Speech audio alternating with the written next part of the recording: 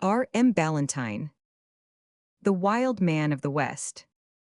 Chapter 1, in which the reader is introduced to a mad hero, a reckless lover, and a runaway husband. Backwoods juvenile training described, the principles of fighting fully discussed, and some valuable hints thrown out. March Marston was mad. The exact state of madness to which March had attained at the age when we take up his personal history, namely 16, is uncertain, for the people of the backwoods settlement in which he dwelt differed in their opinions on that point. The clergyman, who was a Wesleyan, said he was as wild as a young buffalo bull, but the manner in which he said so led his hearers to conclude that he did not think such a state of ungovernable madness to be a hopeless condition, by any means. The doctor said he was as mad as a hatter, but this was an indefinite remark, worthy of a doctor who had never obtained a diploma, and required explanation, inasmuch as it was impossible to know how mad he considered a hatter to be. Some of the trappers who came to the settlement for powder and lead said he was as mad as a grizzly bear with a whooping cough, a remark which, if true, might tend to throw light on the diseases to which the grizzly bear is liable, but which failed to indicate to anyone, except perhaps trappers, the extent of young Marston's madness. The carpenter and the blacksmith of the place, who were fast friends and had a pitched battle only once a month, or twice at most, agreed in saying that he was as mad as a wildcat. In short, everyone asserted stoutly that the boy was mad, with the exception of the women of the settlement, who thought him a fine, bold, handsome fellow, and his own mother, who thought him a paragon of perfection, and who held the opinion, privately, that, in the wide range of the habitable globe, there was not another like him, and she was not far wrong. Now, the whole and sole reason why March Marston was thus deemed a madman was that he displayed an insane tendency, at all times and in all manners, to break his own neck, or to make away with himself in some similarly violent and uncomfortable manner. There was not a fence in the whole countryside that March had not bolted over at full gallop, or ridden crash through if he could not go over it. There was not a tree within a circuit of 4 miles from the top of which he had not fallen. There was not a pond or pool in the neighborhood into which he had not soused at some period of his stormy juvenile career, and there was not a big boy whom he had not fought and thrashed, or been thrashed by scores of times. But for all this March had not a single enemy. He did his companions many a kind turn, never an unkind one. He fought for love, not for hatred. He loved a dog, if anyone kicked it, he fought him. He loved a little boy, if anyone was cruel to that little boy, he fought him. He loved fair play, if anyone was guilty of foul play, he fought him. When he was guilty of foul play himself, as was sometimes the case for who is perfect, he felt inclined to jump out of his own body and turn about and thrash himself, and he would have done so often, had it been practicable.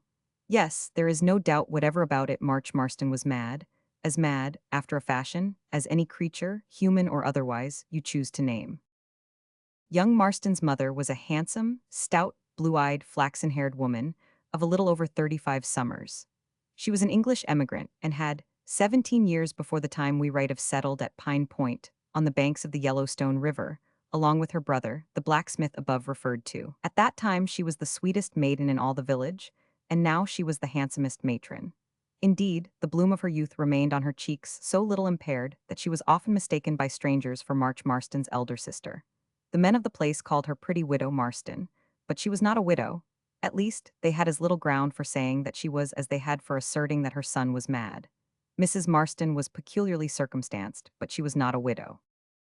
The peculiar circumstances connected with her history are soon told.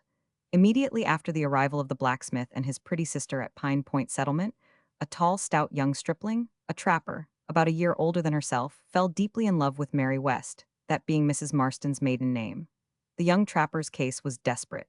He sank at once so deep into the profundities of love that no deep-sea lead, however ingeniously contrived, could reach him.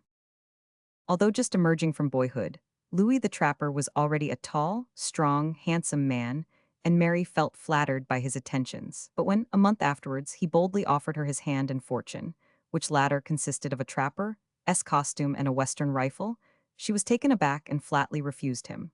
Louis was harebrained and passionate. He told her he would give her one day and a night to think of it. At the end of that time he came back and was again refused, for Mary West had no notion of being taken by storm in that fashion. But she trembled and grew pale on observing the storm of angry passion that gleamed from the young trapper's eyes and caused his broad chest to heave violently. He did not speak. He did not even look at Mary. Had he done so, Years of sorrow and suffering might have been spared them both. He stood for one moment with his eyes fixed upon the ground. Then he turned, sprang through the doorway, vaulted on his horse, and went off from her cottage door as an arrow leaps from a bow. The fences and ditches that lay in his way were no impediment. His powerful steed carried him over all and into the forest beyond, where he was quickly lost to view. Mary tried to resume her household occupations with a sigh. She did not believe he was gone, but he was. At first Mary was nettled. Then she grew sad. As weeks passed away she became nettled again, and at this juncture another suitor appeared in the shape of a young immigrant farmer, whose good looks and insinuating address soothed her irritation at the strange abrupt conduct of her lover. She began to think that she must have been mistaken in supposing that she cared for the wild trapper, and in order to prove the correctness of her supposition, she married Obadiah Marston, the farmer. Alas, poor Mary discovered her error too late. Marston turned out a profligate drunkard. At first he did not come out in his true colors. A son was born, and he insisted on calling him March, for no other reason than that he was born in the month so named. Mary was obliged to consent, and at last came to congratulate herself that the child had been born in March, and not in April or October, or any other month equally unsuitable for a Christian name. After the first year, Obadiah Marston treated his wife badly, then brutally, and at last he received a sound drubbing from his brother-in-law, the blacksmith, for having beaten poor Mary with a stick.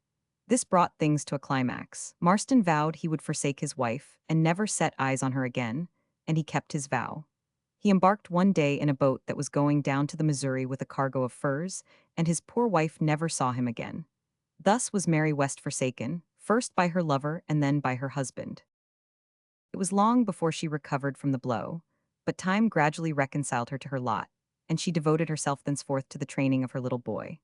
As years rolled on, Mrs. Marston recovered her spirits and her looks, but although many a fine young fellow sought her heart and hand, assuring her that she was a widow, that she must be a widow, that no man in his senses could remain so long away from such a wife unless he were dead, she turned a deaf ear to them all. March Marston's infancy was spent in yelling and kicking, with the exception of those preternaturally calm periods when he was employed in eating and sleeping. As he grew older, the kicking and yelling decreased, the eating increased, and the sleeping continued pretty much the same. Then came a period when he began to learn his A, B, C. Mrs. Marston had been well educated for her station in life. She had read much and had brought a number of books to the backwoods settlement, so she gave her boy a pretty good education, as education went in those days, and certainly a much better one than was given to boys in such out-of-the-way regions. She taught him to read and write, and carried him on an arithmetic as far as compound division, where she stuck, having reached the extreme limits of her own tether. Contemporaneously with the cessation of squalling and kicking, and the acquirement of the A, B, 100, there arose in little March's bosom unutterable love for his mother. Or rather, the love that had always dwelt there began to well up powerfully, and to overflow in copious streams of obedience and considered attention. About the same time, the roving, reckless madness, as it was styled, began to develop itself. And strange to say, Mrs. Marston did not check that. She was a large-minded, a liberal-minded woman, that semi-widow. She watched her son closely, but very few of his deeds were regarded by her in the light of faults. Tumbling off trees was not. Falling into ditches and horse ponds was not. Fighting was, to some extent, and on this point alone did mother and son seem to entertain any difference of opinion, if we may style that difference of opinion, where the son fell into silent and extreme perplexity after a short, and on his part humble, discussion on the subject. "Why, mother," said March in surprise, having attained the mature age of 8 when he said it, "if a grizzly bear was to attack me, you'd let me defend myself, wouldn't you?" Mrs. Marston smiled to see the rotund little object of 2 feet 10, standing before the fire with its legs apart and its arms crossed, putting such a question, and replied, "Certainly, my boy. And when Tom Blake offered to hit Sussy Jefferson, was I right to fight him for that? Yes, my boy, I think it right to fight in defense of the weak and helpless." The object of 2 feet 10 began to swell, and his eyes to brighten at the unexpected success of this catechizing of its mother, and went on to say, "Well, mother, why do you blame me for fightin', then, if it's right?" "Because fighting is not always right, my boy. You had a fight with Bill Summers, hadn't you, yesterday?" "Yes, mother." 2 feet 10 said this in a hesitating tone, and shrank into its ordinary proportions as it continued. "But I didn't lick him, mother, he licked me. But I'll try again, mother. Indeed I will, and I'll be sure to lick him next time. I don't want you to try again, rejoined Mrs. Marston, and you must not try again without a good reason. Why did you fight him yesterday? Because he told a lie, said the object promptly, swelling out again, and looking big under the impression that the goodness of its reason could not be questioned.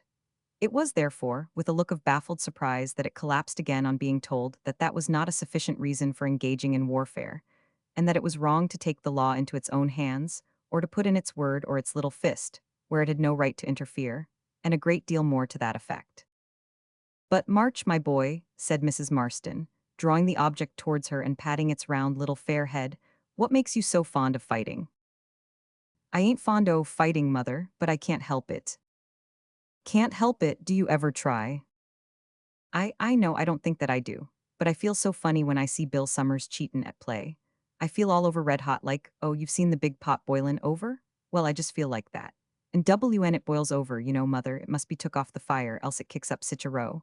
But there's nobody to take me off the fire when I'm boilin' over, and there's no fire to take me off, so you see I can't help it, can I? As the object concluded these precociously philosophical remarks, it looked up in its mother's face with an earnest, inquiring gaze. The mother looked down at it with an equally earnest look, though there was a twinkle in each eye and a small dimple in each cheek that indicated a struggle with gravity, and said, I could stop the big pot from boiling over without taking it off the fire. How? Inquired 2 feet 10 eagerly. By letting it boil over till it put the fire out. The object opened its eyes very wide and pursed its mouth very tight. Then it relaxed, grinned a little with an air of uncertainty, and was about to laugh but checked itself, and with a look of perplexity said, A day? I, my boy, resumed the mother. Just you try the boiling over plan next time. When you feel inclined to fight and know or think that you shouldn't, just stand quite still and look hard at the ground. Mind, don't look at the boy you want to fight with but at the ground, and begin to count 1, 2, 3, 4, and so on, and I'm quite sure that when you've counted 50 the fire will be out. Now, will you try, my son?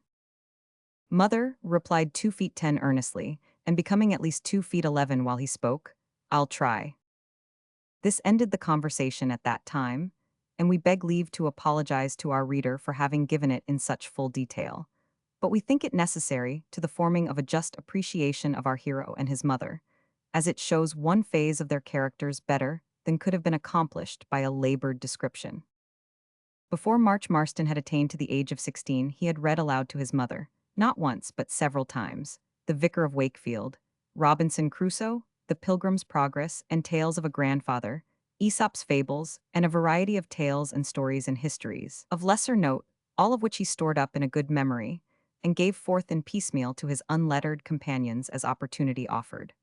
Better than all this, he had many and many a time read his Bible through, and was familiar with all its leading heroes and histories and anecdotes.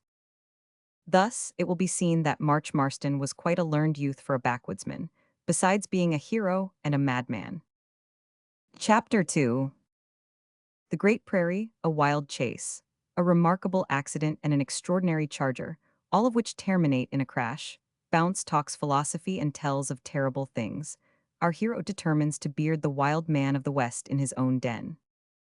The rising sun lifted his head above the horizon of the great western prairie, gilding the upper edges of those swelling undulations that bear so strong a resemblance to solidified billows as to have acquired the name of prairie waves. On the sunny side of these waves, the flowerets of the plains were already basking in full enjoyment of the new day. On the summits, only the tips of their petals were turned to gold. On the other side of those waves, and down in the hollows, everything was clothed in deep shadow, as if the still undissipated shades of night were lingering there, unwilling or unable to depart from so beautiful a scene. This mingling of strong lights and deep shadows had the effect of rendering more apparent the tremendous magnitude of those vast solitudes. There were no trees within the circuit of vision, but there were a few scattered bushes, so low and insignificant in appearance as to be quite unobvious to the eye, except when close to the feet of the spectator. Near to a clump of these bushes there stood 2 horses motionless, as if chiseled in stone, and with their heads drooping low, as if sound asleep. Directly under the noses of these horses lay 2 men, each wrapped in a blanket, with his head pillowed on his saddle and his rifle close at his side. Both were also sound asleep. About a mile distant from the spot on which those sleepers rested, there grew another small bush, and under its sheltering boughs, in the snuggest conceivable hole, nestled a grouse or prairie hen, also sound asleep with its head lost in feathers and its whole, rotund aspect conveying the idea of extreme comfort and good living. Now, we do not draw the reader's attention to that bird because of its rarity, but because of the fact that it was unwittingly instrumental in influencing the fortunes of the two sleepers above referred to. The sun in his upward march overtopped a prairie wave, and his rays, darting onward, struck the bosom of the prairie hen and awoke it.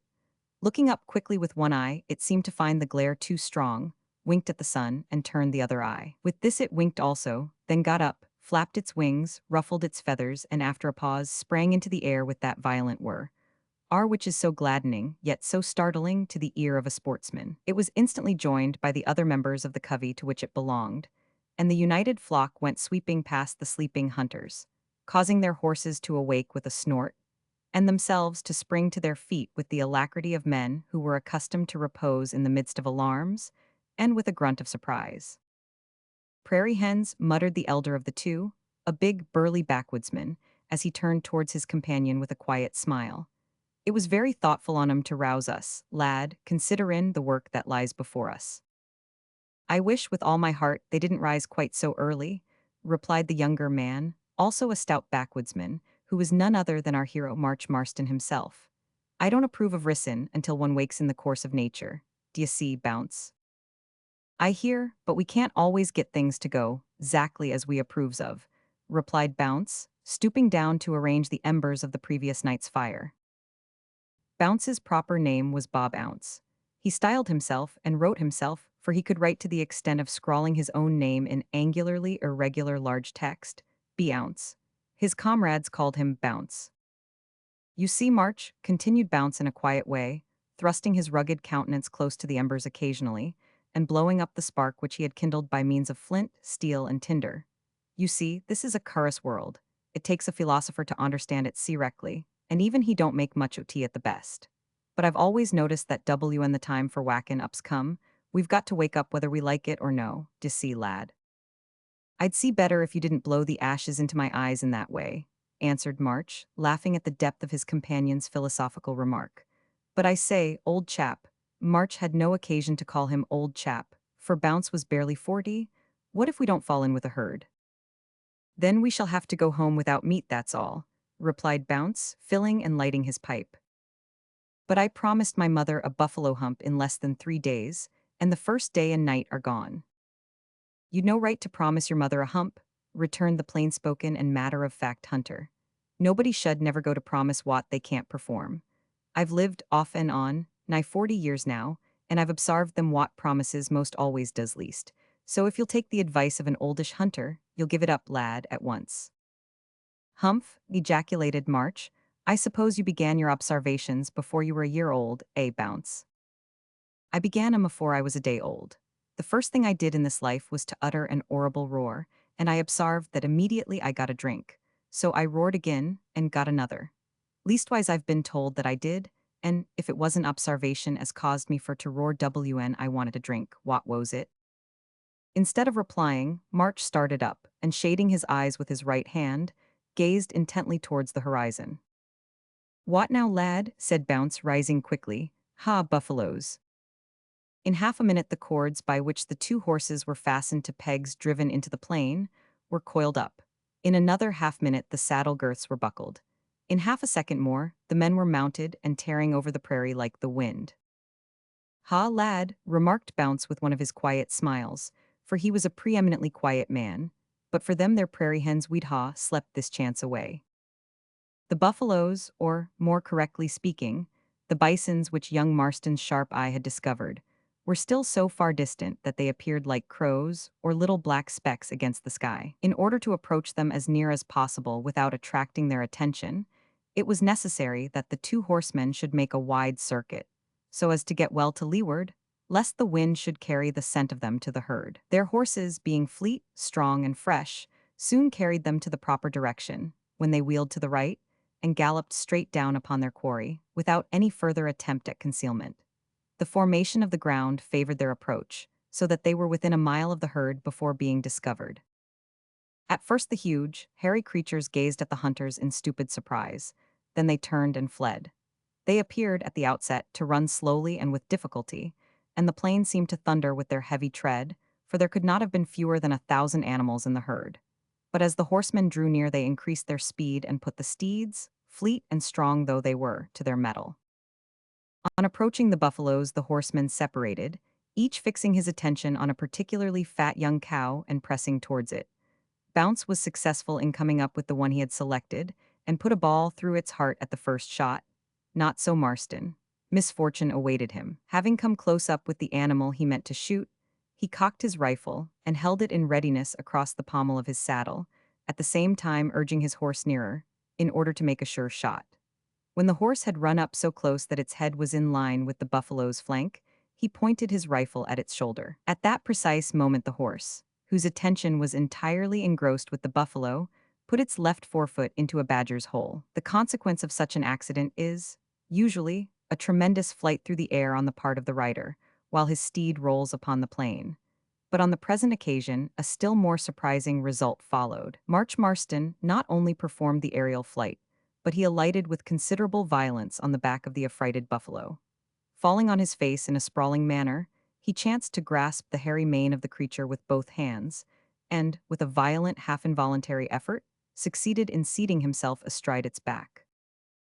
The whole thing was done so instantaneously that he had scarce time to realize what had happened to him ere he felt himself sweeping comfortably over the prairie on this novel and hitherto unridden steed. A spirit of wild, ungovernable glee instantly arose within him. Seizing the handle of the heavy hunting whip, which still hung from his right wrist by a leather thong, he flourished it in the air and brought it down on his charger's flank with a crack like a pistol shot, causing the animal to wriggle its tail, toss its ponderous head, and kick up its heels in a way that well-nigh unseated him. The moment Bounce beheld this curious apparition, he uttered a short laugh or grunt, and turning his horse abruptly, soon ranged up alongside. "Hallo, March," he exclaimed, "are you mad, boy?" "Just about it," cried Marston, giving the buffalo another cut with the whip, as he looked round with sparkling eyes and a broad grin at the hunter. "Come now, that won't do," said Bounce gravely. "I'm 'sponsible to your mother for you. Get off now, or I'll poke ye over." "Get off," shouted the youth, "how can I?" "Well, keep your right leg a bit to one side, and I'll stop your horse for ye," said Bounce, coolly cocking his rifle. "Hold hard, old fellow," cried Marston in some alarm. "You'll smash my thigh bone if you try. Stay, I'll do the thing myself." Saying this, Marston drew his long hunting knife and plunged it into the buffalo's side. "Lower down, lad, lower down. Ye can't reach the life there." March bent forward and plunged his knife into the animal's side again, up to the hilt, but it still kept on its headlong course, although the blood flowed in streams upon the plain. The remainder of the buffaloes had diverged right and left, leaving this singular group alone. "Mind your eye," said Bounce quickly, "she's a-goin' to fall." Unfortunately, Marston had not time given him to mind either his eye or his neck. The wounded buffalo stumbled and fell to the ground with a sudden and heavy plunge, sending its wild rider once again on an aerial journey, which terminated in his coming down on the plain so violently that he was rendered insensible. On recovering consciousness, he found himself lying on his back, in what seemed to be a beautiful forest, through which a stream flowed with a gentle, silvery sound. The bank opposite rose considerably higher than the spot on which he lay, and he could observe, through his half-closed eyelids, that its green slope was gemmed with beautiful flowers and gilded with patches of sunlight that struggled through the branches overhead. Young Marston's first impression was that he must be dreaming, and that he had got into one of the fairy-tale regions about which he had so often read to his mother. A shadow seemed to pass over his eyes as he thought this, and, looking up, he beheld the rugged face of Bounce gazing at him with an expression of considerable interest and anxiety. "I say, Bounce, this is jolly." "Is it?" replied the hunter with a humph. "If ye try to lift your head, I guess you'll change your opinion." Marston did try to raise his head, and did change his opinion. His neck felt as if it were a complication of iron hinges, which had become exceedingly rusty, and stood much in need of oil. "Oh dear," groaned Marston, letting his head fall back on the saddle from which he had raised it. "Ah, I thought so," remarked Bounce. "And is that all the sympathy you have got to give me, you old savage?" said the youth testily. "By no means," replied the other, patting his head. "Here's a drop o' water as'll do ye good, lad, and after you've drunk it, I'll rub ye down." "Thank you for the water," said Marston with a deep sigh as he lay back after drinking with difficulty. "As to the rubbin' down, I'll ask for that when I want it. But tell me, Bounce, what has happened to me? Oh, I remember now, the buffalo cow and that famous gallop. Ha ha ha, ho oh." Marston's laugh terminated in an abrupt groan, as the rusty hinges again clamored for oil. "You'll have to keep quiet, boy, for a few hours, and take a sleep if you can. I'll roast a bit o' meat and rub ye down with fat after you've eat as much of it as ye can. There's nothing like beef for a sick man's inside, and fat for his outside. That's the philosophy o' the whole matter. You've a'most been busted why that there fall, but you'll be all right tomorrow. And you've killed your buffalo, lad, so your mother'll get the hump after all. Only keep your mind easy, and I guess human nature'll do the rest." Having delivered himself of these sentiments in a quietly oracular manner, Bounce again patted March on the head, as if he had been a large baby or a favorite dog, and, rising up, proceeded to kindle a small fire and to light his pipe. Bounce smoked a tomahawk, which is a small iron hatchet used by most of the Indians of North America as a battle axe. There is an iron pipe bowl on the top of the weapon, and the handle, which is hollow, answers the purpose of a pipe stem. The hunter continued to smoke, and Marston continued to gaze at him till he fell asleep. When he awoke, Bounce was still smoking his tomahawk in the self-same attitude. The youth might have concluded that he had been asleep only a few minutes and that his friend had never moved. But he was of an observant nature, and noticed that there was a savory, well-cooked buffalo steak near the fire, and that a strong odor of marrow bones tickled his nostrils. Also, that the sun no longer rested on the green bank opposite. Hence, he concluded that he must have slept a considerable time, and that the tomahawk had been filled and emptied more than once. "Well, lad," said Bounce, looking round, "had a comfortable nap." "How did you know I was awake?" said March. "You weren't looking at me and I didn't move." "P'raps not, lad, but you winked." "And pray, how did you know that?" "'Cause ye couldn't wink if ye was asleep. And I heerd ye breathed different from afore, so I knowed ye was awake. And I knows that a man always winks when he comes awake, d'ye see? That's what I calls the philosophy of obsarvation." "Very good," replied Marston, "and that bane the case, I should like much to try a little of the philosophy of supper." "Right, lad, here you are, there's nothing like it," rejoined Bounce, handing a pewter plate of juicy steak and marrow bones to his young companion. Marston attained a sitting posture with much difficulty and pain, but when he had eaten the steak and the marrow bones he felt much better, and when he had swallowed a cup of hot tea, for they carried a small quantity of tea and sugar with them, by way of luxury, he felt immensely better, and when he finally lay down for the night he felt perfectly well, always excepting a sensation of general batteredness about the back, and a feeling of rusty hinges wanting oiliness in the region of the neck. "Now, Bounce," said he, as he lay down and pulled his blanket over his shoulder, "are the horses hobbled and the rifles loaded, and my mother's hump out the way of wolves?" "It's all right, lad." "Then, Bounce, you go ahead and tell me a story till I'm off asleep. Don't stop tellin' till I'm safe off. Pull my nose to make sure, and if I don't say hallo, to that, I'm all right in the land of Nod." March Marston smiled as he said this, and Bounce grinned by way of reply. "What'll I tell ye about, boy? I don't mind what Indians, grizzlies, buffaloes, trappers, it's all one to me, only begin quick and go ahead strong." "Well, I ain't great at storytellin'. P'raps it would be more to the p'int if I was to tell ye about what I heerd tell of on my last trip to the mountains. Did I ever tell ye about the feller as the trappers that goes to the far north calls the wild man o' the west?" "No, what was he?" said Marston, yawning and closing his eyes. "I dun know 'zactly what he was. I'm not overly sure that I even know what he is, but I know what the trappers says of him, and if only the half o' tea's true, he's a shiner, he is." Having said this much, Bounce filled his tomahawk, lighted it, puffed a large cloud from it, and looked through the smoke at his companion. March, whose curiosity was aroused, partly by the novelty of the wild man's title, and partly by the lugubrious solemnity of Bounce, said, "Go on, old boy." "Ha, it's easy to say, go on, but if you knowed the 'orrible things as is said about the wild man o' the mountains, p'raps you'd say, go off. It'll make your blood froze." "Never mind." And your hair get up on end. Don't care. And your two eyes start out your head. All right. Bounce, who was deeply superstitious, looked at his young friend with severe gravity for at least 2 minutes.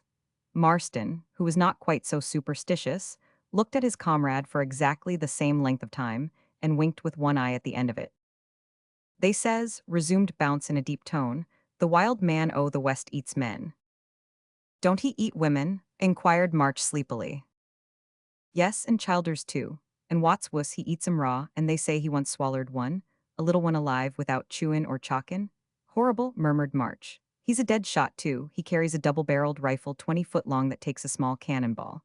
I forgot to tell you he's a giant. Some o' the trappers calls him the giant o' the hills, and they say he's 'bout 30 feet high, some says 40. But there's no gittin' at the truth in this here world. Bounce paused here, but, as his companion made no observation, he went on in a half-soliloquizing fashion, looking earnestly all the time into the heart of the fire, as if he were addressing his remarks to a salamander. Aye, he's a crack shot, as I was sayin'. One day he fell in with a grizzly bar, and the brute rushed at him. So he up rifle and puts a ball up each nose. I didn't know a grizzly had two noses, murmured March, and loaded again, and afore it comed up he put a ball in each eye. Then he drew his knife and split it right down the middle from nose to tail at one stroke and cut it across with another stroke. And, puttin' 1/4 on his head, he took another quarter under each arm, and the fourth quarter in his mouth, and so walked home to his cave in the mountains, 'bout 150 miles off, where he roasted and ate the whole bar at one sittin', bones, hair, and all. This flight was too strong for March. He burst into a fit of laughter, which called the rusty hinges into violent action and produced a groan. The laugh and the groan together banished drowsiness, so he turned on his back and said, Bounce, do you really believe all that? Thus pointedly questioned on what he felt to be a delicate point, Bounce drew a great number of whiffs from the tomahawk ere he ventured to reply. At length he said, Well, to say truth, and talkin' a philosophical view o' the peant, I don't, but I believe some of it.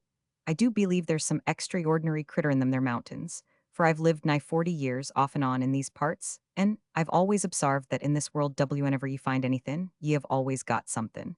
Nobody never got hold o' somethin' and found afterwards that it was nothin'. So I believe there's somethin' in this wild man, how much I done know.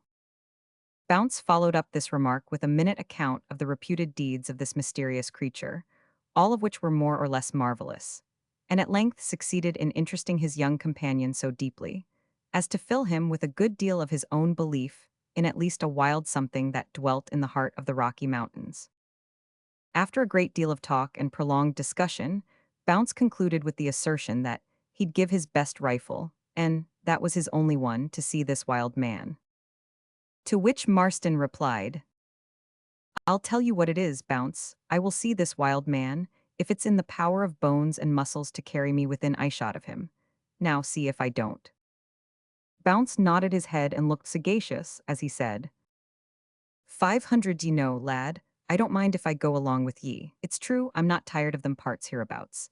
And if I was to live till I couldn't see, I don't think as ever I'd get tired o' the spot where my father larned me to shoot and my mother dandled me on her knee. But I've got a fancy to see a little more o' the world, specially the far-off parts o' the Rocky Mountains, where I've never been yet. So I do believe if ye was to try and persuade me very hard I'd consent to go along with ye. Will you, though? Cried March eagerly, again to his cost, forgetting the rusty hinges. Aye, that will I, boy, replied the hunter. And now I think on it, there's four as jolly trappers in Pine Point settlement at this here moment as ever floored a grizzly or fought an Injun. They're the real sort of metal. None o' your tearin', swearin', murderin' chaps as thinks the more they curse the bolder they are, and the more Injuns they kill the cliverer they are. But steady quiet fellers as don't speak much but does a powerful quantity. Boys that know a deer from a Blackfoot Injun, I guess. That goes to the mountains to trap and comes back to sell their skins, and when they've sold 'em, goes right off again, and never drinks. I know who you mean, I think. At least I know one of them, observed March. No ye don't, do ye, who? Waller the Yankee. That's one, said Bounce, nodding. Big Waller we calls him. I'm not sure that I can guess the others. Surely Tim Slater isn't one. No, said Bounce, with an emphasis of tone and a peculiar twist of the point of his nose that went far to stamp the individual named with a character the reverse of noble. Try again. I can't guess. One's a French Canadian, said Bounce. A little chap with a red nose and a pair o' coal-black eyes, but as bold as a lion. I know him, interrupted March. Gibault Noir, Black Gibault, as they sometimes call him. Am I right? Right, lad, that's two. Then there's Hawkswing, the Injun whose wife and family were all murdered by a man of his own tribe, and who left his people after that in, tucked to trap in with the whites. That's three. And there's Red Hand, the old trapper that's been off and on between this place and the Rocky Mountains for nigh 50 years, I believe. Oh, I know him well. He must be made of iron, I think, to go through what he does at his time of life. I wonder what his right name is. Nobody knows that lad. You know as well as I do that he was called Red Hand by the Injuns in consequence. Oh, the lot o' grizzlies he's killed in his day, but nobody never could get at his real name. P-raps it's not worth gettin' at. Now them four'll be startin' in a week or two for the mountains, and what s to hinder us a jinnin' of them? To his own question Bounce, after a pause, replied with deliberate emphasis, "Nothin' Watsomdiver," and his young companion heartily echoed the sentiment. Exactly 36 hours after the satisfactory formation of the above resolution, March Marston galloped furiously towards the door of his mother's cottage, reined up, leaped to the ground, seized the buffalo hump that hung at his saddlebow, and entered with a good deal of that impetuosity that had gone far to procure for him the title of madman. Flinging the bloody mass of meat on the floor, he sat down on a chair and said, "There, mother." "Well, you are a clever fellow," said Mrs. Marston, drying her hands, for she had been washing dishes, and giving her son a hearty kiss on the forehead. "Clever or not clever, mother, I'm off to the Rocky Mountains in 2 days." Mrs. Marston was neither dismayed nor surprised. She was used to that sort of thing and didn't mind it. "What to do there, my boy?" "To see the wild man o' the West." "The what?" "The wild man o' the West, mother." It is needless to try our readers' patience with the long conversation that followed. March had resolved to preach a discourse with the wild man o' the West for his text, and he preached so eloquently that his mother, who was by no means a timid woman, at length not only agreed to let him go, but commended him for his resolution. The only restraint she laid upon her son had reference to his behavior towards the wild man, if he should happen to meet with him. "You may look at him, March," Mrs. Marston spoke of him as if he were a caged wild beast. "And you may speak to him, but you must not fight with him, except in self-defense. If he lets you alone, you must let him alone. Promise me that, boy." "I promise, mother." Not long after this promise was made, a light bark canoe was launched upon the river, and into it stepped our hero, with his friend Bounce and Big Waller, Black Gibault, Hawkswing, and Red Hand, the trappers. A cheer rang from the end of the little wharf at Pine Point as the frail craft shot out into the stream. The wild woods echoed back the cheer, which mingled with the lusty answering shout of the trappers as they waved their caps to the friends they left behind them. Then, dipping their paddles with strong, rapid strokes, they headed the canoe towards the Rocky Mountains, and soon disappeared up one of those numerous tributary streams that constitute the headwaters of the Missouri River. Chapter 3. The beauties of the wilderness, portages, philosophy of settling down, an enormous footprint, supper procured, and a bear hunt in prospect. After paddling and hauling and lifting and tearing and wading and toiling and struggling, for 3 weeks, our hero and his friends found themselves deep in the heart of the unknown wilderness. Unknown, at least, to the civilized world, though not altogether unknown to the trappers and the Red Indians of the far west. There is something inexpressibly romantic and captivating in the idea of traversing those wild regions of this beautiful world of ours, which have never been visited by human beings, with the exception of a few wandering savages who dwell therein. So thought and felt young Marston one splendid afternoon, as he toiled up to the summit of a grassy mound with a heavy pack on his shoulders. Throwing down the pack, he seated himself upon it, wiped his heated brow with the sleeve of his hunting shirt, and gazed with delight upon the noble landscape that lay spread out before him. "Ha, that's the sort o' thing, that's it," he exclaimed, nodding his head, as if the rich and picturesque arrangement of wood and water had been got up expressly for his benefit, and he were pleased to signify his entire approval of it. "That's just it," he continued after a short contemplative pause, "just what I expected to find. Ain't I glad, eh?" March certainly looked as if he was, but, being at that moment alone, No one replied to his question or shared his enjoyment. After another pause, he resumed his audible meditations. Now, did ever anyone see such a place as this in all the wide earth? That's what I want to know. Never just look at it now. There's miles and miles o' woods and plains and lakes and rivers wherever I choose to look all round me. And there are deer too, lots of 'em, lookin' quite tame, and no wonder, for I suppose the foot of man never rested here before, except, maybe, the foot of a redskin now and again. And there's poplars and oaks and willows as thick as they can grow. March might have added that there were also elm, and sycamore, and ash, and hickory, and walnut, and cottonwood trees in abundance, with numerous aspen groves, in the midst of which were lakelets margined with reeds and harebells, and red willows, and wild roses, and chokeberries, and prickly pears, and red and white currants. He might, we say, have added all this, and a great deal more, with perfect truth, but he didn't, for his knowledge of the names of such things was limited, so he confined himself, like a wise youth, to the enumeration of those things that he happened to be acquainted with. And, continued March, starting up and addressing his remark to a hollow in the ground a few yards off, there's grizzly bars here, too, for there's the footmark of one, as sure as I'm a white man. Most people would have been inclined to differ with March in regard to his being a white man, for he was as brown as constant exposure in hot weather could make him. But he referred to his blood rather than to his skin, which was that of white parents. The footprint which he had discovered was, indeed, that of a grizzly bear, and he examined it with more than usual interest. For, although many of those ferocious denizens of the western woods had been already seen, and a few shot by the trappers on their voyage to this point, none had been seen so large as the monster whose footprint now attracted Marston's attention. The print was 11 inches long, exclusive of the claws, and 7 inches broad. While March was busily engaged in examining it, Black Gibalt came panting up the hill with a huge pack on his back. "Ho, March, me Garkin, vat you be find law?" cried the Canadian, throwing down his pack and advancing. "A bar, Gibalt, Caleb himself, a regular big un too, just look here." "Ah, we, Vriment, dat am be one extinction vopper, sure enough. My's, him's gone past long ago, so you better come ave and finish de portage." "Not I, lad," cried March gaily, as he flung himself upon the grassy mound.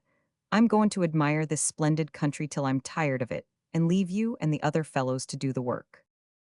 "Oh, Vergoot," cried Gibalt, sitting down beside our hero, and proceeding to fill his pipe, "I will mire de country too. Ha, it be unmarkably beautiful, specially when beholded through one cloud of tobacco smoke." Alas, Gibalt will have to move off sooner than we expected, for there it comes. The two friends leaped up simultaneously, and, seizing their packs, hurried down the mound, entered the thick bushes, and vanished. The object whose sudden appearance had occasioned this abrupt departure would, in truth, have been somewhat singular, not to say alarming, in aspect to those who did not know its nature. At a distance it looked like one of those horrible antediluvian monsters one reads of, with a lank body, about 30 feet long. It was reddish-yellow in color, and came on at a slow, crawling pace, its back appearing occasionally above the underwood. Presently its outline became more defined, and it turned out to be a canoe instead of an antediluvian monster, with Big Waller and Bounce acting the part of legs to it. Old Red Hand the trapper and Hawkswing the Indian walked alongside, ready to relieve their comrades when they should grow tired, for a large canoe is a heavy load for two men, or to assist them in unusually bad places, or to support them and prevent accidents, should they chance to stumble. "Have a care now, lad, at the last step," said Red Hand, who walked a little in advance. "Your help would be better than your advice, old feller," replied Bounce, as he stepped upon the ridge or mound which Marston and his companion had just quitted. "Lend a hand, we'll take a spell here. I do believe my shoulder's out o' joint. There, gently, that's it." "Wall, I guess this is Eden," cried Big Waller, gazing around him with unfeigned delight. "Leastwise, if it ain't, it must be the very next location to them their diggins of old Father Adam. Ain't it splendiferous?" Big Waller was an out-and-out Yankee trapper. It is a mistake to suppose that all Yankees guess and calculate and talk through their nose. There are many who don't, as well as many who do, but certain it is that Big Waller possessed all of these peculiarities in an alarming degree. Moreover, he was characteristically thin and tall and sallow. Nevertheless, he was a hearty, good-natured fellow, not given to boasting so much as most of his class, but much more given to the performance of daring deeds. In addition to his other qualities, the stout Yankee had a loud, thundering, melodious voice, which he was fond of using, and tremendous activity of body, which he was fond of exhibiting.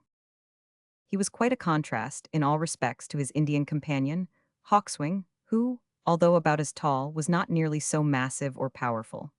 Like most North American Indians, he was grave and taciturn in disposition. In other respects, there was nothing striking about him. He was clad, like his comrades, in a trapper's hunting shirt and leggings, but he scorned to use a cap of any kind, conceiving that his thick, straight, black hair was a sufficient covering, as undoubtedly it was. He was as courageous as most men, a fair average shot, and, when occasion required, as lithe and agile as a panther. But he was not a hero, few savages are. He possessed one good quality, however, beyond his kinsmen. He preferred mercy to revenge, and did not gloat over the idea of tearing the scalps off his enemies and fringing his coat and leggings therewith. "'Tis a sweet spot," said Red Hand to his comrades, who stood or reclined in various attitudes around him. "Such a place as I've often thought of casting anchor in for life." "And why don't ye then?" inquired Waller. "If I was thinkin' o' locating down anywhere, I guess I'd jine ye, old man, but I'm too fond o' rovin' for that yet. I calc'late it'll be some years afore I come to that pint. Why don't ye build a log hut and enjoy yourself?" "'Cause I've not just come to that point either," replied the old man with a smile. Red Hand had passed his best days many years before. His form was spare, and his silvery locks were thin, but his figure was still tall and straight as a poplar, and the fire of youth still lingered in his dark blue eye. The most striking and attractive point about Red Hand was the extreme kindliness that beamed in his countenance. A long life in the wilderness had wrinkled it, but every wrinkle tended somehow to bring out the great characteristic of the man. Even his frown had something kindly in it. The prevailing aspect was that of calm serenity. Red Hand spoke little, but he was an attentive listener, and, although he never laughed loudly, he laughed often and heartily in his own way at the sallies of his younger comrades. In youth he must have been a strikingly handsome man. Even in old age he was a strong one. "I'll tell you what's my opinion now, boys, in regard to settlin' down," said Bounce, who, having filled and lighted his pipe, now found himself in a position to state his views comfortably. "Ye see, settlin' down may, in a general way, be said to be nonsense. In pint o' fact, there ain't no sich a thing as settlin' down. When a feller sits down, why, in a short bit, he's bound to rise up again, and when he goes to bed, he means for to get up next mornin'." Here Bounce paused, drew several whiffs, and rammed down the tobacco in his pipe with the end of his little finger. "Then, when a feller locates in a place, he's sure for to be movin' about, more or less, as long as he's got a leg to stand on. Now, what I say is, that when a man comes to talk o' settlin' down, he's lossin' heart for a wanderin' life among all the beautiful things o' creation. And when a man loses heart for the beautiful things o' creation, he'll soon settle down for good and all. He's in a bad way, he is, and oughtn't to encourage hisself in sich feelin' s. I believe that to be the philosophy o' the whole affair, and I don't believe that nobody o' common edication, I don't mean school education but backwoods education, would go for to think otherwise. What say you, Waller?" "Sartainly not," replied the individual thus appealed to. Big Waller had a deep reverence for the supposed wisdom of his friend Bounce.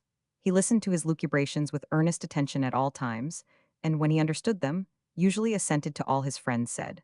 When Bounce became too profound for him, as was not infrequently the case, he contented himself with nodding his head, as though to say, "I'm with you in heart, lad, though not quite clear in my mind, but it's all right, I'm quite sartain." "Well then," resumed Bounce, turning to Red Hand, "what do you think o' them sentiments, old man?"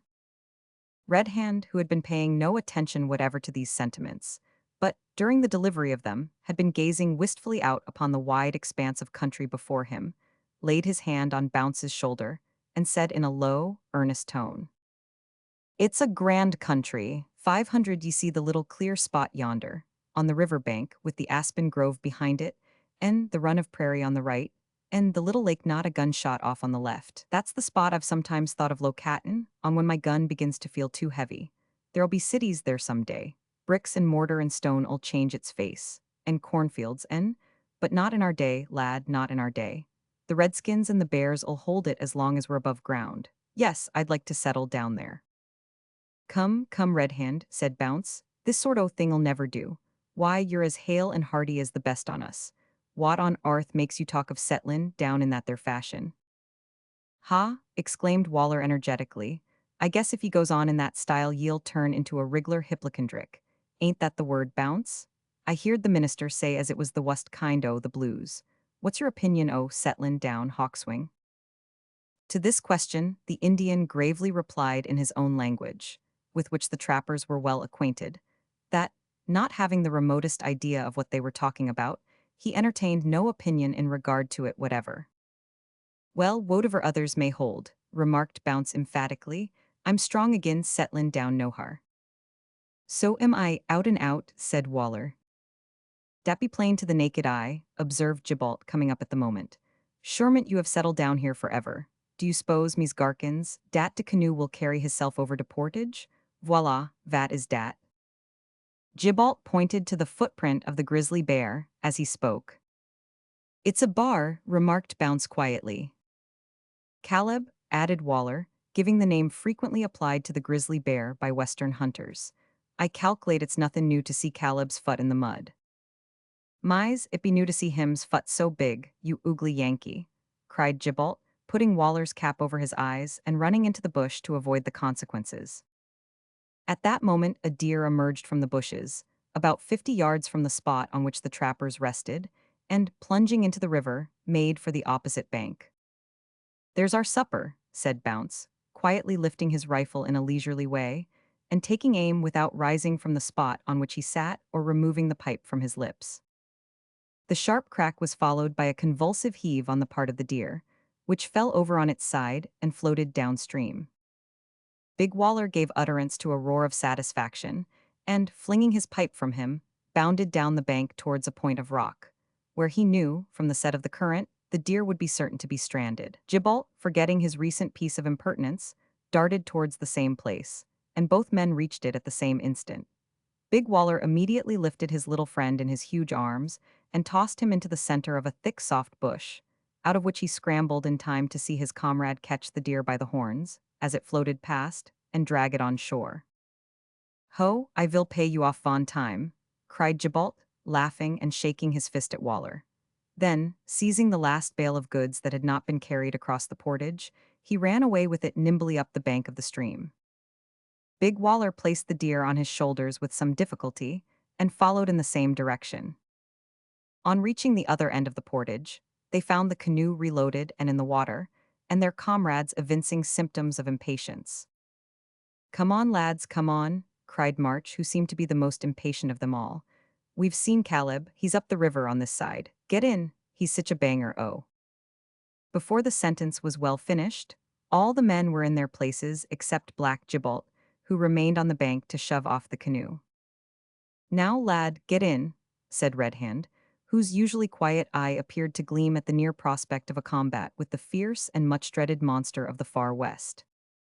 All right, Mies Garkins, replied Gibalt. Hand me mine gun, I will valk on the bank and see which way hims go, so adieu.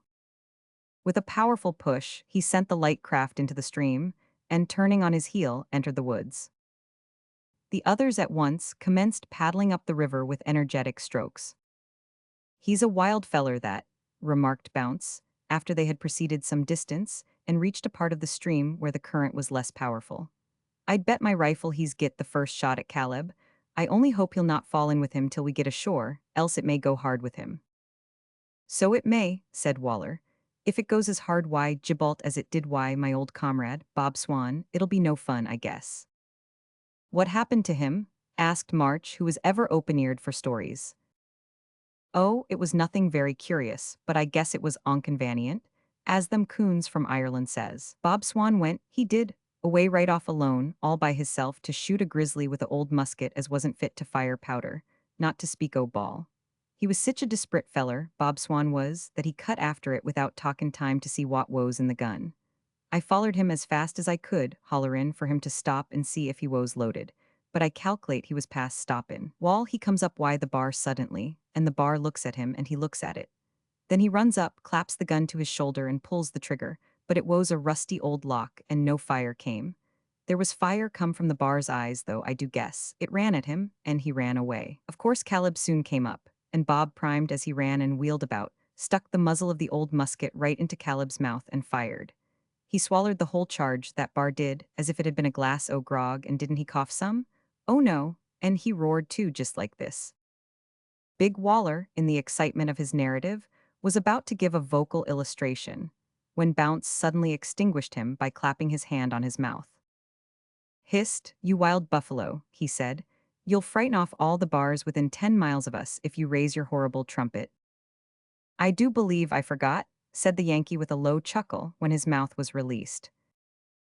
"Well, but what happened to Bob Swan?" inquired March eagerly.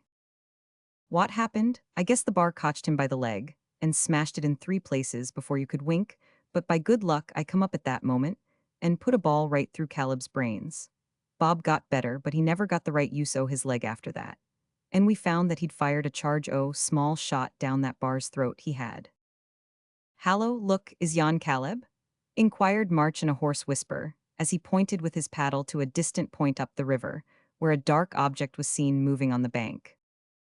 "That's him," said Bounce. "Now then, do your best, and we'll land on the point just below him." "That's sooner said than done," remarked Red Hand quietly, "for there's another portage between us and Caleb." As the old man spoke, the canoe passed round a low point which had hitherto shut out the view of the bed of the river from the travelers, and the vision of a white, though not a high, waterfall burst upon their sight, at the same moment that the gushing sound of water broke upon their ears. At any other time, the beauty of the scene would have drawn forth warm, though perhaps quaint and pithy, remarks of admiration. Wood and water were seen picturesquely mingled and diversified in endless variety.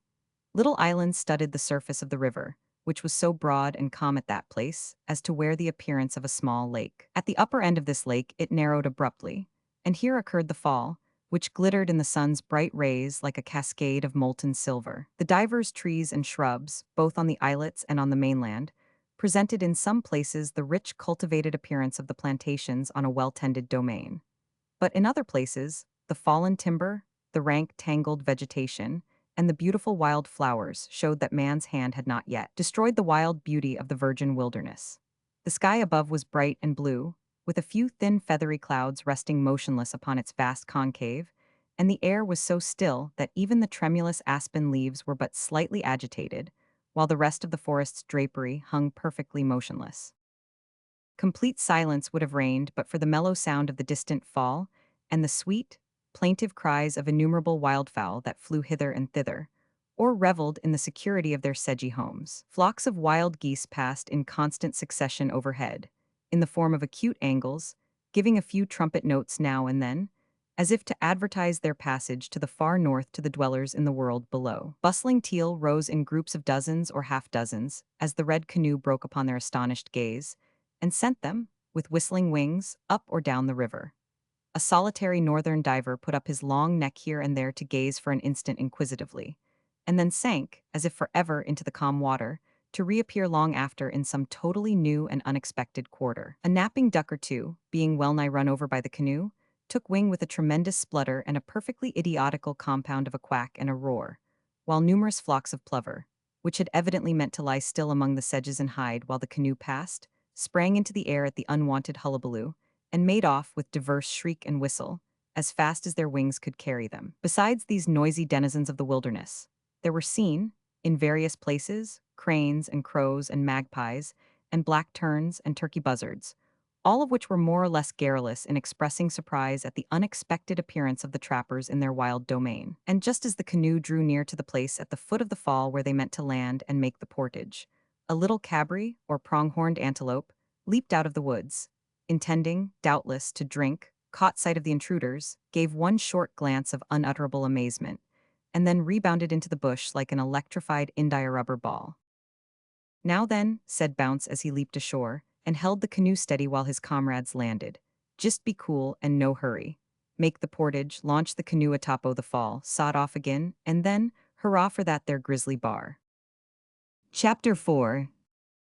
Gibalt has an adventure, and discovers a very strange creature in the woods, a most tremendous bear hunt particularly described. Meanwhile Black Gibalt, having followed the course of the river for some distance on foot, struck into the woods, sought for and found the track of the bear, and, looking carefully to the priming of his gun, and knocking the edge of the flint to sharpen it, pushed forward in pursuit with the ardor of a reckless man. Gibalt Noir was a goose, but he was an amiable goose, therefore men forgave his follies. Had Gibalt not been a goose, he never would have set off alone in pursuit of a grizzly bear when he had comrades who might have accompanied him. Everyone knows, at least, if everyone does not know, Everyone who reads these pages may know henceforth that the grizzly bear of the western prairies and Rocky Mountains is one of the most desperate and most dreaded animals on the face of the earth. Not dreaded merely by the weak and the timorous, but dreaded also by the bravest Indians and the boldest trappers. Of course, we do not mean to say that by these latter the grizzly bear is dreaded with anything like cowardly terror, but it is regarded with that degree of wholesome anxiety and extreme caution with which men usually regard an excessively dangerous and powerful enemy. Unlike other bears, the grizzly bear scorns to fly from before the face of man. His ferocity, when wounded, is terrible, and his tenacity of life is such that, however many mortal wounds one may give him, he will retain life and strength long enough to kill his assailant before he himself dies, unless he is shot dead at once by a ball being planted in his heart or brain, both of which are difficult to reach. He has a grumpy sort of magnanimity of his own, however, and will usually let men alone if men will let him alone. But men are not prone to let anything alone, hence encounters are frequent. Wounds on both sides are numerous, and death on one or other side is almost certain.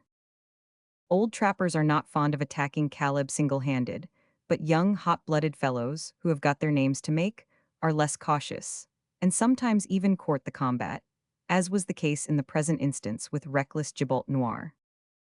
For half an hour, Gibault went over the ground at a sort of half-walk, half-trot, stopping occasionally to examine the prints of the bear more narrowly when they passed across hard ground that did not take a good impression. At length he came to a deep gully or creek, where the bushes were so dense that he could not see far through them in any direction. Here he halted, re-examined his priming, and, peering cautiously through the underwood, advanced with much greater deliberation and care than heretofore. In descending the gully, Gibault stumbled once or twice, and made one or two crashing bursts through bushes that would have proved quite impervious to most men. After much toil he reached the bottom, and standing there, up to the ankles in a small rivulet, gazed upward at the bank he had now to ascend. "Vriment it be uncommonly difficile," said he, addressing himself to the task, while the perspiration began to roll down his forehead. At last he reached the top of the bank on the other side, and, after panting for some time, began to look for the bear's footprints. But these could not now be found. In his scramble through the gully he had lost them, and the ground on the side he had just reached was so hard and rocky that it seemed to him doubtful whether it was capable of receiving any visible impression from a bear's paw. It was just possible, too, that the animal had found the descent of the gully as difficult as he himself had, in which case it was highly probable that it had used the course of the rivulet as a pathway. For a moment, the little Canadian meditated a second descent into the gully for the purpose of settling this point, but having not yet quite ceased to pant from his recent exertions, he thought better of it and determined to make a further examination of the ground where he was. After doing so for a quarter of an hour, his exertions were rewarded by the discovery of what appeared to be a track. It was not very distinct, but it was sufficiently so to induce him to follow it up with renewed ardor. Presently he came upon a spot where the ground was not so thickly covered with underwood, and where, in some places, it was so soft as to show an exact print of the foot of the animal he was following up. Here he received a great disappointment, and an equally great surprise. A disappointment on finding that the track he followed was not that of a bear, and a surprise on discovering that it was that of a man. On first making this discovery, Gibault stopped short, laid his gun on the ground, stooped down, planted a hand on each knee, opened his eyes to their utmost, pursed his lips to the tightest, and stared at the footprint, the very embodiment of astonishment. After a few seconds he gave vent to a low whistle and said, "Ho!" Exactly 10 seconds after that he said, "Ha!" and, raising his right hand, scratched the point of his nose, which, being too red naturally, was not improved by the operation. None of these acts and exclamations, either collectively or singly, seemed to afford him any enlightenment, for he began to shake his head slowly from side to side, as if he had come to the conclusion that the whole affair was utterly beyond his limited comprehension. Then he started up, shouldered his gun, and followed the track of the man with as much ardor as he had formerly pursued that of the bear. Perseverance is almost invariably rewarded. This would seem to be one of those laws of nature which fail to operate only on very rare and peculiar occasions. Gibault had not advanced more than 100 yards when he came suddenly upon the man whose feet had made the tracks he had been following. "The vild man of de vest, certainment," muttered Black Gibault slowly, as he gazed at the creature before him and quietly cocked his rifle to be ready for any emergency. Certainly the man upon whom our trapper had stumbled thus suddenly might have been styled the wild man of any region, west, north, east, or south, with perfect propriety. On his legs were a pair of dark gray fustian trousers, which had seen so much service that, from the knee downwards, they were torn into shreds. His feet were covered by a pair of moccasins. Instead of the usual hunting shirt, he wore one of the yellow deerskin coats of a Blackfoot chief, which was richly embroidered with beads and quilt work, and fringed with scalp locks. On his head he wore a felt hat with a broad rim and a tall conical crown, somewhat resembling a Spanish sombrero, and beside him, on the bough of a tree, hung a long blue Spanish cloak. The countenance of this extraordinary man was handsome and youthful, but wild and somewhat haggard, as if from much recent suffering. His eye was black and piercing, his nose aquiline and his forehead broad, but his mouth was effeminate, his chin small and beardless, his neck long, his shoulders narrow and sloping, and his black hair hung in long straight locks over his shoulders. A short sword, somewhat resembling that of the ancient Roman, lay on the sward beside him, and near to it a huge cavalry pistol of the olden time, with a brass barrel and a bell mouth, a species of miniature blunderbuss. Its fellow was stuck in his belt, beneath the chief's coat, as could be observed from the appearance of the butt protruding from the opening in the breast thereof. This personage was seated on a grassy knoll, so absorbed in some curious kind of occupation that he was totally unobservant of the presence of Gibbalt, until he had approached to within 30 yards of him. Although his occupation was a mystery to the trapper, to one a little more conversant with the usages of civilized life, the open book on the knee, the easy flow of the pencil, and the occasional use of a piece of india rubber would have been sufficient evidence that the young man was sketching the view before him. Ahem, coughed Gibbalt.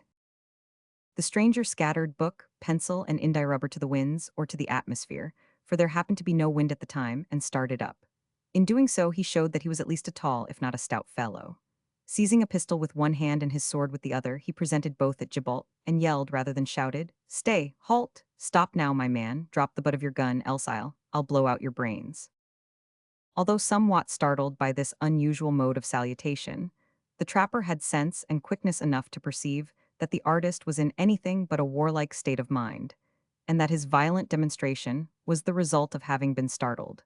So, pulling off his cap with that native politeness which is one of the characteristics of the French Canadian, he advanced and said, "Bonjour, monsieur, I ver mock sorry dat I be give you von fright. Pardon, sir, how you do?"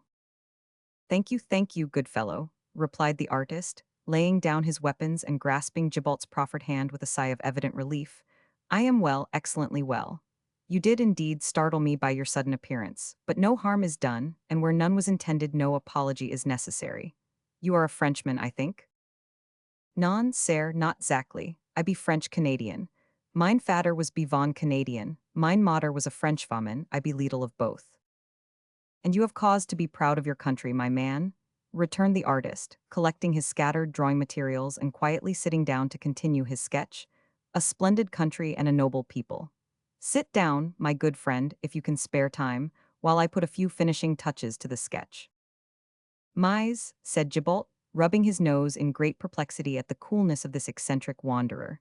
"Mais, monsieur, I have not time.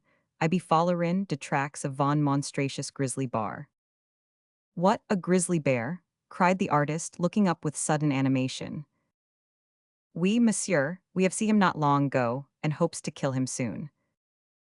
The artist's dark eyes sparkled with animation as he hastily shut up his sketchbook and thrust it, with his drawing materials, into a small pocket inside the breast of his coat.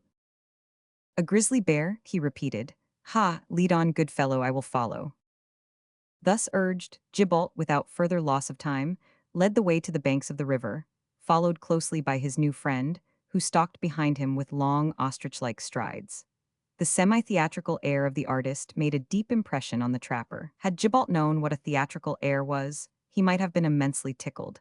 But, being what he was, an unsophisticated son of the wilderness, he knew nothing about such airs, and therefore regarded his companion in the light of a superior order of being, or a madman. He was not quite sure which. In a few minutes they emerged from the bushes and came out upon the bank of the river, which at that part was high and precipitous, with few trees, but a considerable quantity of underwood on the slopes. "Are you sure, friend, that a bear has been seen by you?" inquired the artist.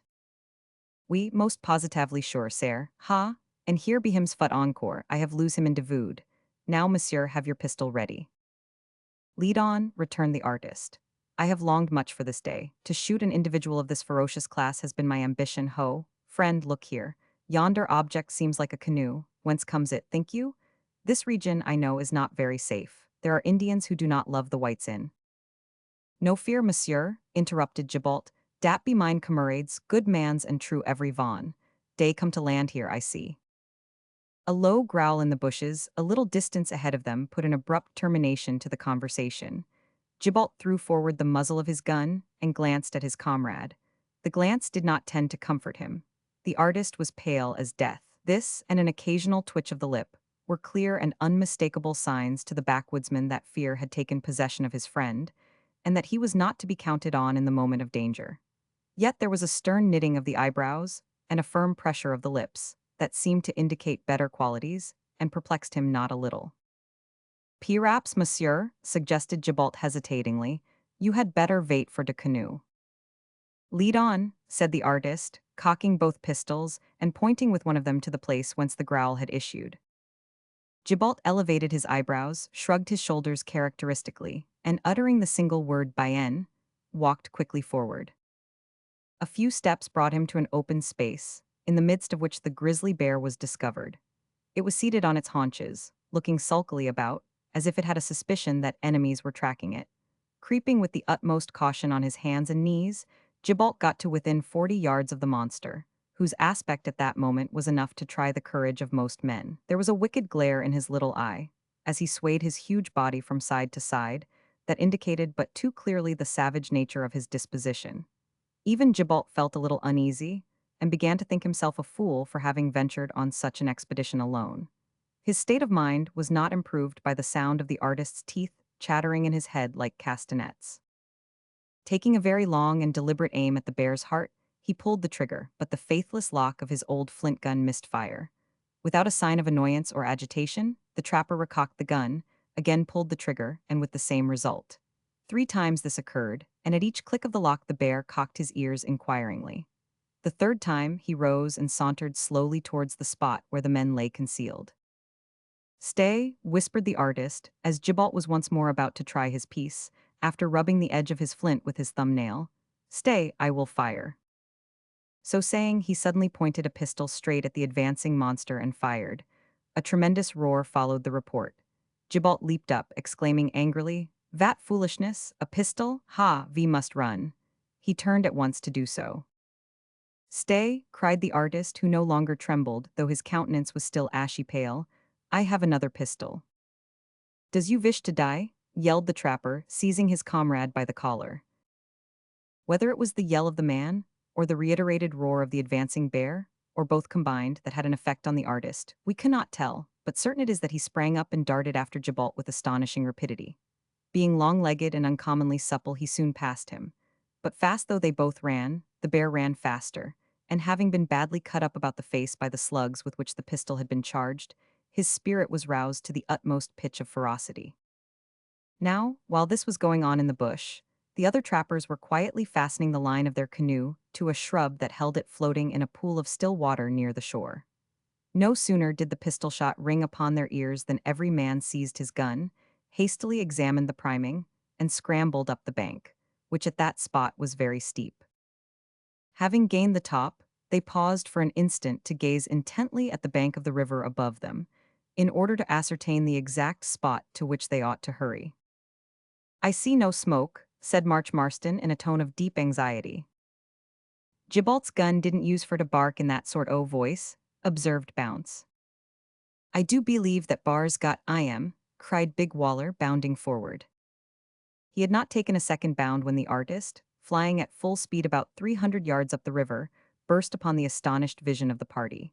His sombrero had blown off, his long hair streamed straight behind him, so did the scalp locks on his coat, and so did his long cloak, which was fastened to his neck by a clasp, and which, in his present panting and rushing condition, well-nigh strangled him. Before the wonder-stricken trappers had time to remark on this singular apparition, or to form any opinion in regard to it, poor Gibault came tearing round the point like a maniac, with the bear close upon his heels. This was enough. The backwoodsmen no longer showed any signs of surprise or hesitancy. A grizzly bear was a familiar object. A comrade in imminent danger was equally so. They sprang forward to meet the fugitives. By this time, the cloak had so retarded and strangled the poor artist that he had fallen a pace or two behind Gibault, and it seemed almost certain that he would fall a victim to the furious bear before the trappers could kill it, for they could not venture to fire at it while the fugitives almost screamed it from their view. As they drew near to each other, the trappers almost instinctively divided into two parties. Red Hand and Hawkswing went a little to the right. Bounce, Waller, and our hero diverged to the left, so as to let the flying men pass between them, and thus attack the bear on both sides at once. Gibault attempted to cheer as he darted through the friendly line, but he could only give forth a gasp. At that moment, an unexpected incident contributed to the deliverance of the artist. The bear was within a yard of him as he came up. Just then the clasp of his cloak gave way, and the huge garment instantly enveloped the head of the bear and a considerable portion of its body. It tripped, rolled over, and, in attempting to free itself, tore the cloak to shreds. At the same instant, a volley was fired by the trappers, and 3 balls pierced its body. None of them, however, seemed to have hit a mortal part, for the infuriated animal instantly rose and glared from side to side in disappointed malice, while the trappers who had fired were reloading, each behind a bush with perfect coolness, but with the utmost celerity. While the bear was on the ground, the fugitives had each sprung into the bush and found a place of concealment. Red Hand on the one side and Bounce on the other had reserved their fire. The wisdom of this was now shown. The bear made a rush at the bushes on one side and instantly received a shot from the other. It turned at once to rush on the concealed enemy there, but before it had made a stride in that direction, another ball was lodged in it from the opposite side. The vacillations thus produced gave the other trappers time to reload, and before it had made up its mind which to attack, another volley was fired, and 3 balls took effect, Red Hand and Bounce still reserving their fire as at the first. The impotent fury of the creature was now awful to behold. It was mortally wounded. There could be no doubt as to that, for the trappers were all pretty good shots and knew where to fire, but they had not succeeded yet in reaching the seat of life.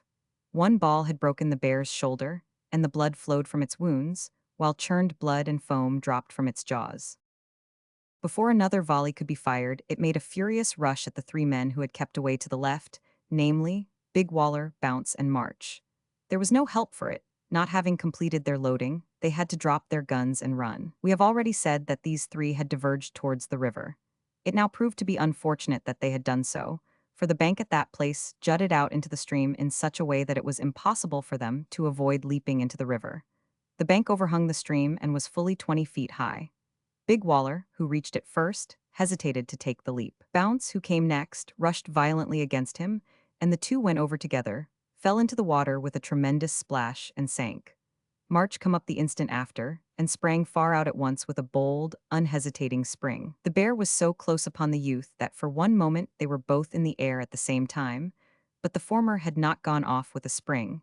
He merely tumbled over half involuntarily, so that when they struck the water there was at least a yard between them. But this was not a long space. The superior swimming powers of the bear over the man would have diminished the distance to nothing in a minute or so.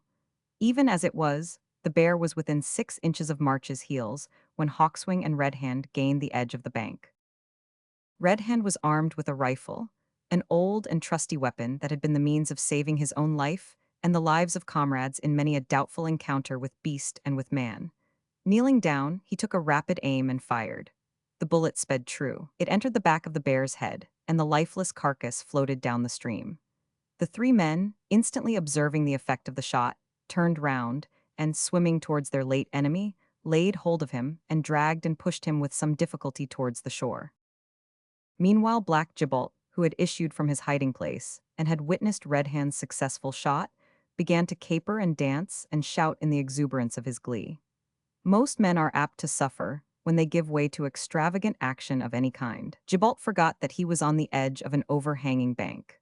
The concussion with which he came to the ground after the performance of a peculiarly complicated pirouette broke off the edge of the bank, and he was precipitated headlong into the river, just a yard or so from the spot where his comrades were engaged in landing the bear. A loud laugh greeted his sudden and unexpected descent. Scrambling on shore and laying hold of the bear's tail, he exclaimed, "Ha, mes garkins, heave ave, I have come down for to give you leetle help, splendorous here, pull ave." The bear was then dragged out of the water and stretched upon the green sward, where for some time the trappers stood round it in a picturesque group, commenting upon its size and appearance, and remarking upon the various incidents of the chase. As the exact dimensions of this particular bear were taken and noted down on the spot, we will give them here for the benefit of inquiring minds.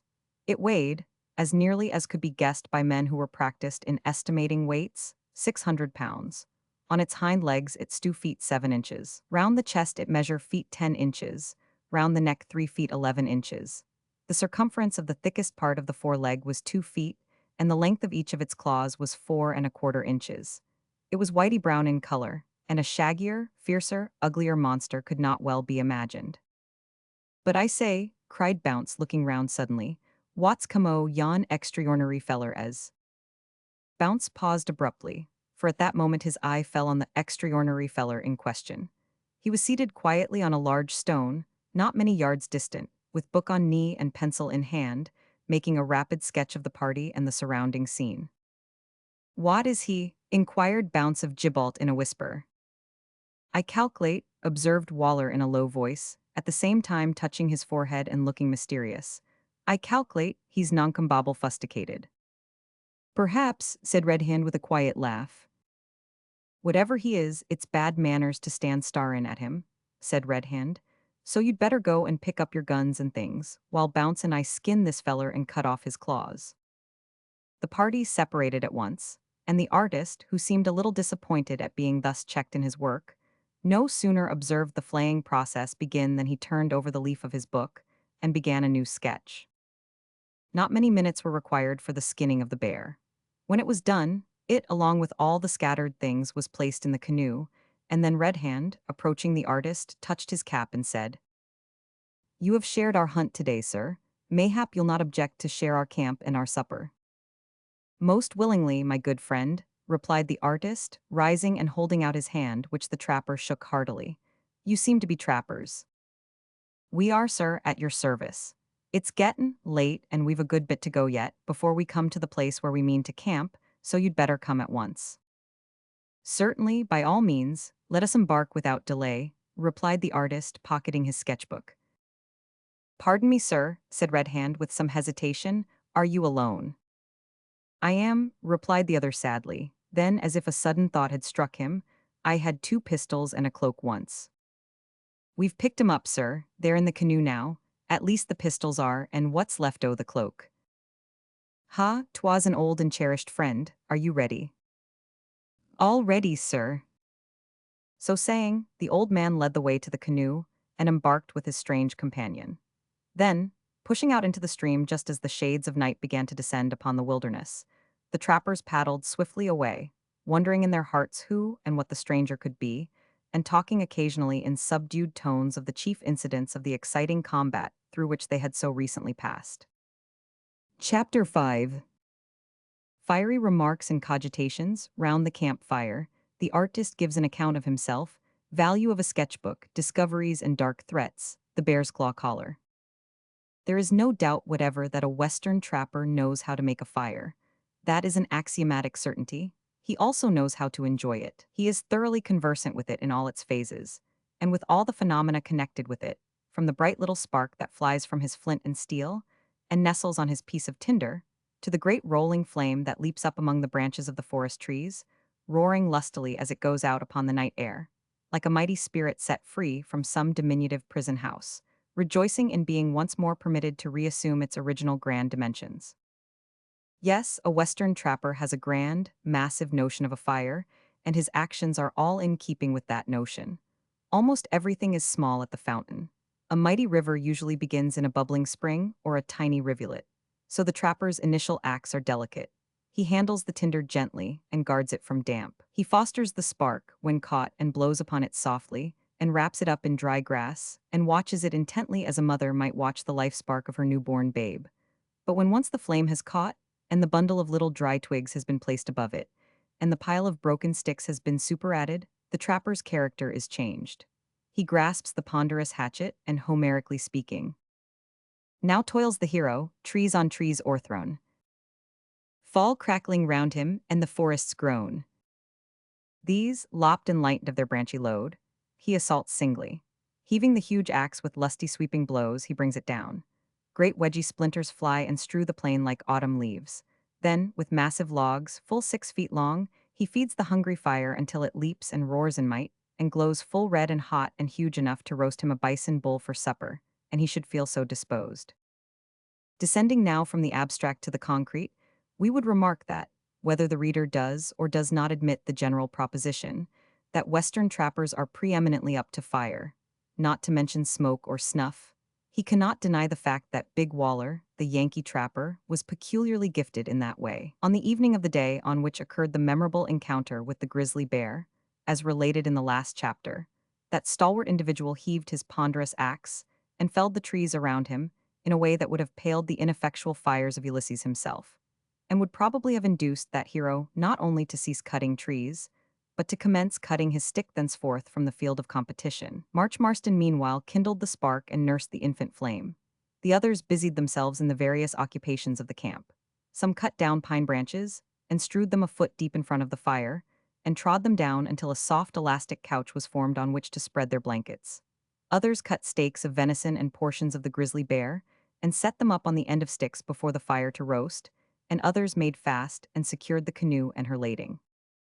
The artist, seating himself beside the fire, just near enough to profit by the light, but far enough away to obtain a general view of everything and everybody, proceeded with enthusiasm to sketch the whole affair, collectively and in detail. He devoted his chief attention, however, to Big Waller. He caught that gigantic Yankee in every conceivable action and attitude. He photographed him, we might almost say, with his legs apart, the hatchet high above his head, and every muscle tense and rigid, preliminary to a sweeping blow. He took him with a monstrous pile of logs on his brawny shoulder. He portrayed him resting for a moment in the midst of his toil. He even attempted to delineate him tumbling over one of the logs and hurling a shoulder load upon the ground. But he failed utterly in the last attempt, being quite destitute of comical perception, and he did not finally conclude until Gibalt went forward and informed him that supper was ready. Then he shut up his book, and, taking his place beside the trappers, began supper.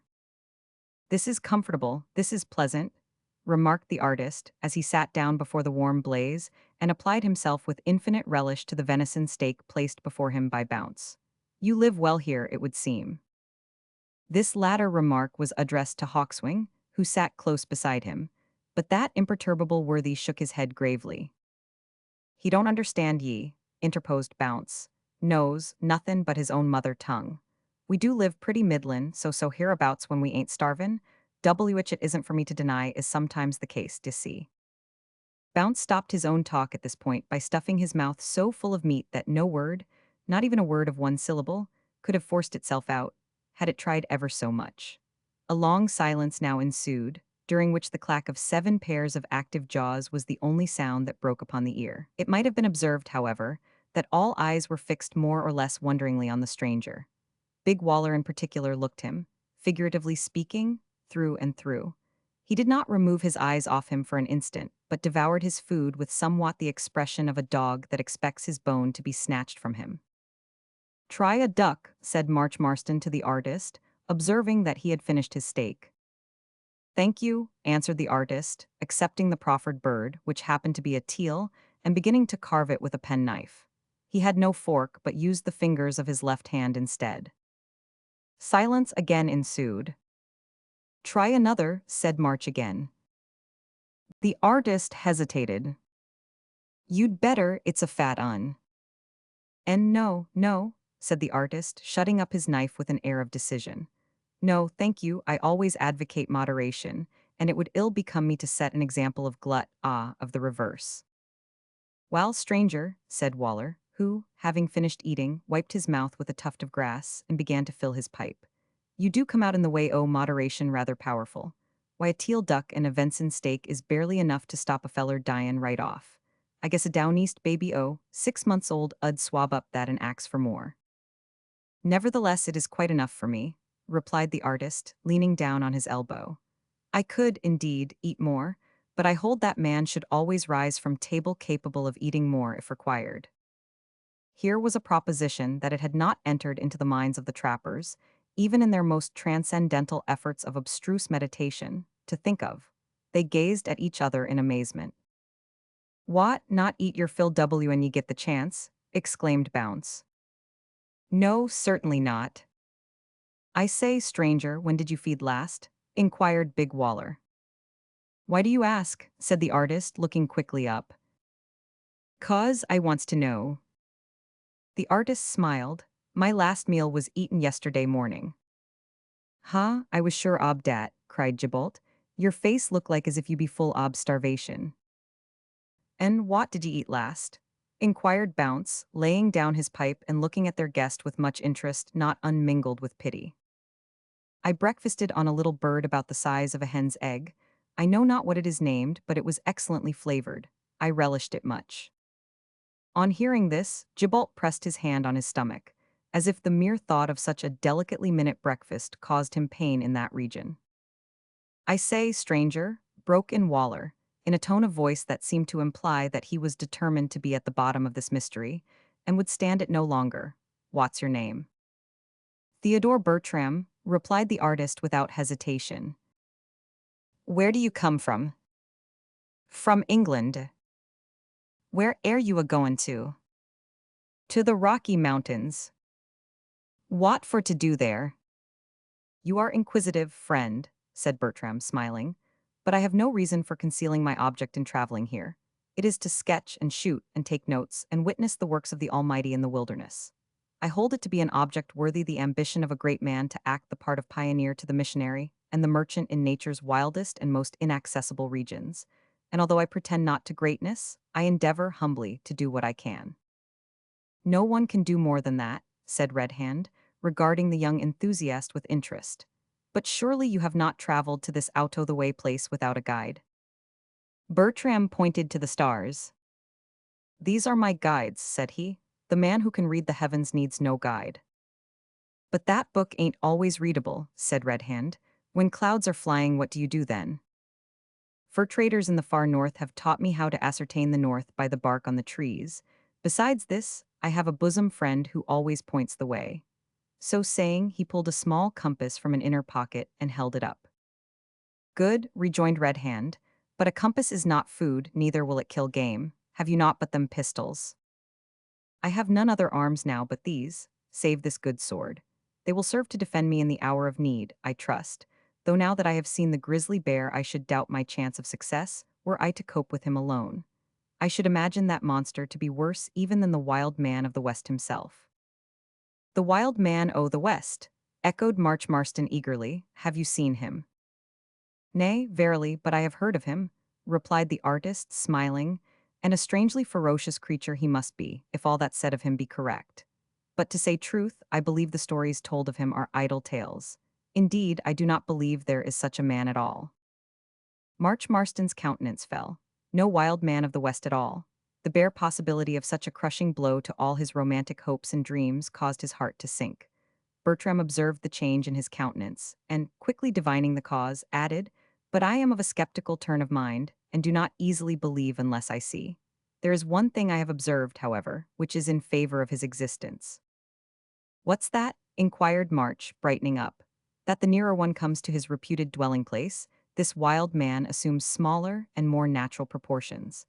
I first heard of him in the Red River prairies, where he is held to be a giant who devours men as well as brutes. As I came nearer to the Missouri, I found that the people there do not believe him to be either a cannibal or a giant, but assert that he is an enormously tall and powerful man, exceedingly fierce, and the sworn enemy of the whole human race. A species of Cain, whose hand is against every man and every man's hand. Against him, the last white man I met, about 2 weeks ago, told me he had been with a tribe of Indians, some of whom had seen him, and they said that he was indeed awfully wild, but that he was not cruel. On the contrary, he had been known to have performed 1 or 2 kind deeds to some who had fallen into his power. Most astonishing, exclaimed Gibolt, who sat open-mouthed and open-eyed listening to this account of the wild man of the West. For some time, the party round the campfire sat smoking in silence, ruminating on what had been said. Then Big Waller broke the silence with one of his abrupt questions. But, I say, stranger, how did you come here? Bertram looked up without speaking. Then, settling himself comfortably in a reclining position, with his back against a tree, he said, I will relieve your curiosity. Listen, I am, as I have said, an Englishman. My father and mother are dead. I have no brothers or sisters and but few relations. Possessing, as I do, a small independence, I am not obliged to work for my living. I have therefore come to the conclusion that it is my duty to work for my fellow men. Of course, I do not mean to deny that every man who works for his living works also for his fellow men. What I mean is that I hold myself bound to apply myself to such works as other men have not leisure to undertake, and the profit of which will go direct to mankind without constituting my livelihood on its passage. To open up the unknown wilderness has ever been my ambition. For that purpose, I have come to these wild regions. My enthusiasm on quitting my native land was unbounded. But here Bertram paused and gazed dreamily at the glowing embers of the campfire, with an expression that led the trappers to infer that experience had somewhat moderated his enthusiasm. After a few minutes, he resumed. I have done wrong to make this venture alone. On reaching Canada, I succeeded, through the kindness of the governor of the Hudson's Bay Company, in obtaining a passage in one of the company's canoes through that series of rivers and lakes by which the fur traders penetrate into the regions of the far north. Arrived at Red River Settlement, I pushed forward on horseback over the plains with a small party of horsemen to the headwaters of the Saskatchewan. Here I succeeded in engaging a party of 12 men, composed of half-breeds and Indians, and set out on a journey of exploration over the prairies towards the Rocky Mountains. Circumstances led me to modify my plans. We diverged towards the south and finally came to within a few days' journey of the region in which we now are. We were suddenly surprised one night by a war party of Blackfoot Indians.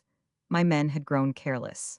They neglected to keep strict watch, and before we were aware that danger threatened us, all our horses were carried off. This was a terrible calamity. My men declared that it was impossible to advance without horses and refused to accompany me any farther. I remonstrated in vain. Then, filled with indignation at their cowardice, I left them and pursued my journey alone. Since then, I have seen only one man, a trapper, who was traveling south to the settlements. He offered to take me with him, but I declined. I felt that no great or good work could ever be accomplished by the man who turns back at the first disaster, so he left me. I have suffered somewhat. I am, unfortunately, a bad shot, and although game is everywhere abundant, I cannot kill it. I have subsisted hitherto on small birds, but my powder and lead are almost expended. Had I not fallen in with you, I know not what I should have done.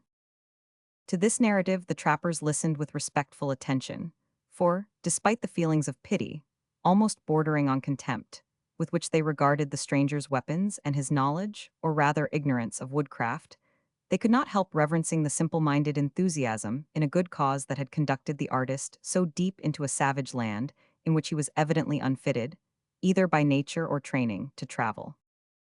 But I say, stranger, said Big Waller, what do you mean by openin' up the country? It ain't a oyster that ye can open it up with a big knife, I guess.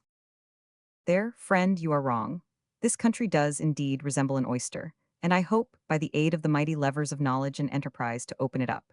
I mean to take notes and sketches, and, if spared, return to my native land and publish the result of my observations. I do not, indeed, expect that the public will buy my work, but I shall publish a large edition at my own cost and present copies to all the influential men in the kingdom. The trappers opened their eyes wider than ever at this. What make a book? Cried Red Hand. Even so. Will it have pictures? Eagerly asked March, who regarded the artist with rapidly increasing veneration. Aye, it will be profusely illustrated. What pictures, oh, grizzly bears? Inquired Bounce. Of course. And men's, cried Big Waller. And men also, if I fall in with them. Then here's one, I guess, cried the bold Yankee, combing out his matted locks hastily with his fingers and sitting up in what he conceived to be a proper position. Here you are, sir. I'm your man. Fix me off slick. Only think, Big Waller in a book, a raw book. He chuckled immensely at the bright prospect of immortality that had suddenly opened up to him. I have drawn you already, friend, said Bertram. Drawed me already? Aye, there you are, he replied, handing his sketchbook to the trapper, who gazed at his own portrait with unmitigated satisfaction. Turning over the leaf, he came unexpectedly on the likeness of Gibault, which, being a truthful representation, was almost a caricature. Big Waller burst into an uncontrollable fit of laughter at this. He rolled over on his back and yelled with delight. His yell being quite in keeping with his body, the din was so tremendous that Bounce roared. Stop your noise, ye buffalo. But Waller didn't hear him. So March Marston effected the desired object by stuffing the corner of a blanket into his mouth and smothering his face in its folds. Bertram's sketchbook was now examined, and for nearly an hour proved a source of the most intense interest and amusement to these unsophisticated trappers. In those days very few men of education had succeeded in penetrating far into the western wilderness, and although the trappers there knew what books and pictures meant, they had seen but few of them in the course of their lives, and none of those few had any reference to the wild country in which their lives were spent. It may be imagined, then, with what delight and excitement they now, for the first time, beheld scenes of their own beloved woods and prairies, as well as their own rough forms, vividly sketched by a master hand. One of the most interesting points in the inspection of the sketchbook was that old Red Hand recognized almost every one of the landscapes as spots with which he was well acquainted. And as Bertram had sketched most diligently as he traveled along, Red Hand told him that by the aid of that book, without compass or anything else, he could trace his route backward, step by step, to the Saskatchewan River. Moreover, he described to the artist accurately many scenes which were near to those he had sketched, and gradually fell to talking about adventures and rencontres he had had in many of them, so that at last it became evident there would be no proposal to go to rest that night at all unless some wise one of the party should remind the others that another day's toil lay before them in the course of a few hours. At length they took up their pipes, which had been forgotten in the excitement, and refilled them with the intention of having a last quiet whiff before lying down. "Ho!" exclaimed Red Hand, who still continued to turn over the pages of the book. "Here's a face I know. Where saw ye that Indian?" "I cannot easily tell where it was we met him, but I remember well that it was just a day's ride from the spot where our horses were stolen." "Were there others with him?" "No, he was alone." "Huh, at least he said so, I fancy." "Yes, he did, and I had no reason to doubt him." "You're not used to the ways o' the redskin, sir," replied Red Hand, looking meditatively at the fire. "Did he chance to mention his name?" "Oh yes, he called himself Big Snake, at least one of my men translated it so." A significant smile overspread the old trapper's face as he replied, "I thought as much. A greater thief and villain does not disgrace the prairies. He's the man that took your horses. Such a fellow as that never goes about alone. He's always got a tail following him as black as himself. But I'll see if we can't pay the rascal off in his own coin." "How so?" inquired Bertram. "He must be far from this spot." "Not so far as you think. I know his haunts and could take you to them in a few days overland, but it'll take longer by the river, and we can't quit our canoe just now." "But, good friend," said Bertram quietly, "I cannot presume on your hospitality so far as to expect you to carry me along with you for the purpose of redressing my wrongs." "Make your mind easy on that pint," returned Red Hand. "We'll talk of it in the mornin'." While the old trapper and the artist were conversing, Bounce had busied himself in stringing the claws of the grizzly bear on a strip of deerskin for the purpose of making a collar. A necklace of this description is very highly prized among Indians, especially when the claws are large. While it was being made, Gibault sighed so deeply once or twice that March suggested he must be in love. "So I is," sighed Gibault. "That's interesting," remarked March. "Who with?" "Aye, that's it," said Bounce. "Out with her name, lad. No one ought never to be ashamed o' bane in love. It's a glorious state o' mind and body as a feller should gratulate hisself on havin'. Who be ye in love, why, lad?" "Vid dat necklace," replied Gibault, sighing again heavily. "Oh, if that's all, ye don't need to look so blue, for it's your own by rights," said Bounce. "I'm just doin' it up for ye." "Non, it cannot be mine," returned Gibault. "How so?" inquired Waller. "Ye arned it, didn't ye? Drew first blood, I calc'late." "Non, I not draw de fuss blood. Mais, I vil hab chance again, no doubt. Monsieur Bertram he drew fuss blood." "Ho he!" cried Waller in surprise. "You didn't tell us that before. Come, I'm glad on't." "What?" exclaimed Bertram. "The necklace mine? There must be some mistake. I certainly fired my pistol at the bear, but it seemed to have had no effect whatever." "Gibault," said Bounce emphatically, "did you fire at all?" "Non, poor certain, cause de gun he not go off."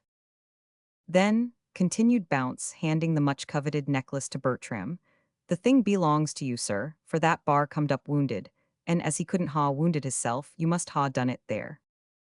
The young man positively refused for some time to accept of the necklace, saying that as Gibalt had tracked and discovered the bear, it certainly belonged to him. But Gibalt as positively affirmed that he would not disgrace himself by wearing what belonged rightfully to another man. And as the other trappers confirmed what their comrade said, Bertram was at last fain to accept of a trophy which, to say truth, he was in his heart most anxious to possess. At the close of this amicable dispute, each man rolled himself in his blanket and lay down to sleep with his feet to the fire. Being in a part of the country where there were very few Indians, and these few on pretty good terms with the white trappers, no watch was set. Bertram lay down with his tattered cloak around him, and taking a little book from his pocket, read it or appeared to read it, till he fell asleep, on observing which, March Marston crept noiselessly to his side, and lying gently down beside him, covered him with a portion of his own blanket. Ere long the camp was buried in repose. In Chapter 6, The Dangers of the Wilderness, an unexpected catastrophe, which necessitates a change of plans, a descent upon robbers proposed and agreed to. There are few passages in Holy Writ more frequently brought to remembrance by the incidents of everyday life than this. Ye know not what a day or an hour may bring forth. The uncertainty of sublunary things is proverbial, whether in the city or in the wilderness, whether among the luxuriously nurtured sons and daughters of civilization, or among the toil-worn wanderers in the midst of savage life. To each and all there is, or may be, sunshine today and cloud tomorrow, gladness today, sadness tomorrow. There is no such thing as perpetual felicity in the world of matter. A nearer approach to it may perhaps be made in the world of mind, but like perpetual motion, it is not to be absolutely attained to in this world of ours. Those who fancy that it is to be found in the wilderness are hereby warned, by one who has dwelt in savage lands, that its habitation is not there. March Marston thought it was. On the morning after the night whose close we have described, he awoke refreshed, invigorated, and buoyant with a feeling of youthful strength and health. Starting up, he met the glorious sun face to face, as it rose above the edge of a distant blue hill, and the meeting almost blinded him. There was a saffron hue over the eastern landscape that caused it to appear like the plains of paradise. Lakelets in the prairies glittered in the midst of verdant foliage. Ponds in the hollows lay, as yet unillumined, like blots of ink. Streams and rivulets gleamed as they flowed round wooded knolls, or sparkled silvery white as they leaped over rocky obstructions. The noble river, on the banks of which the camp had been made, flowed with a calm sweep through the richly varied country, refreshing to look upon and pleasant to hear, as it murmured on its way to join the Father of Waters. The soft roar of a far distant cataract was heard mingling with the cries of innumerable waterfowl that had risen an hour before to enjoy the first breathings of the young day. To March Marston's ear it seemed as though all nature, animate and inanimate, were rejoicing in the beneficence of its creator. The youth's reverie was suddenly broken by the approach of Theodore Bertram. "Good morrow, friend," said the latter, grasping March's hand and shaking it heartily. "You are early astir. Oh, what a scene, what heavenly colors, what a glorious expanse of beauty." The artist's hand moved involuntarily to the pouch in which he was wont to carry his sketchbook, but he did not draw it forth. His soul was too deeply absorbed in admiration to permit of his doing aught but gaze in silence. "This repays my toils," he resumed, soliloquizing rather than speaking to March. "'Twere worth a journey such as I have taken, twice repeated, to witness such a scene as this." Ain't it grand?" said March, delighted to find such congenial enthusiasm in the young painter. Bertram turned his eyes on his companion, and, in doing so, observed the wild rose at his side. "Ah, sweet rose," he said, stooping eagerly down to smell it. "Full many a flower is born to blush unseen, and waste its sweetness on the desert air." "He was no poet who wrote that, anyhow," observed March with a look of disdain. "You are wrong, friend, he was a good poet and true. Do you mean to tell me that the sweetness that rose is wasted here?" "Nay, I do not say that. The poet did not mean to imply that its sweetness is utterly wasted, but to assert the fact that, as far as civilized man is concerned, it is so." "Civilized man," echoed March, turning up his nose, a difficult feat, by the way, for his nose by nature turned down. "And pray what civilized man that he should think everything wasted that don't go in at his own eyes or up his own nose or down his own throat? Eh?" Bertram laughed slightly, he never laughed heartily. "You are a severe critic, friend." I don't know and I don't care what sort o' cricket I am, but this I do know, that roses are as little wasted here as in your country, mayhap not so much. Why, I tell ye I've seen the bars smell 'em. Indeed. Eyes and eat 'em too. That was not taking a poetical view of them, suggested Bertram.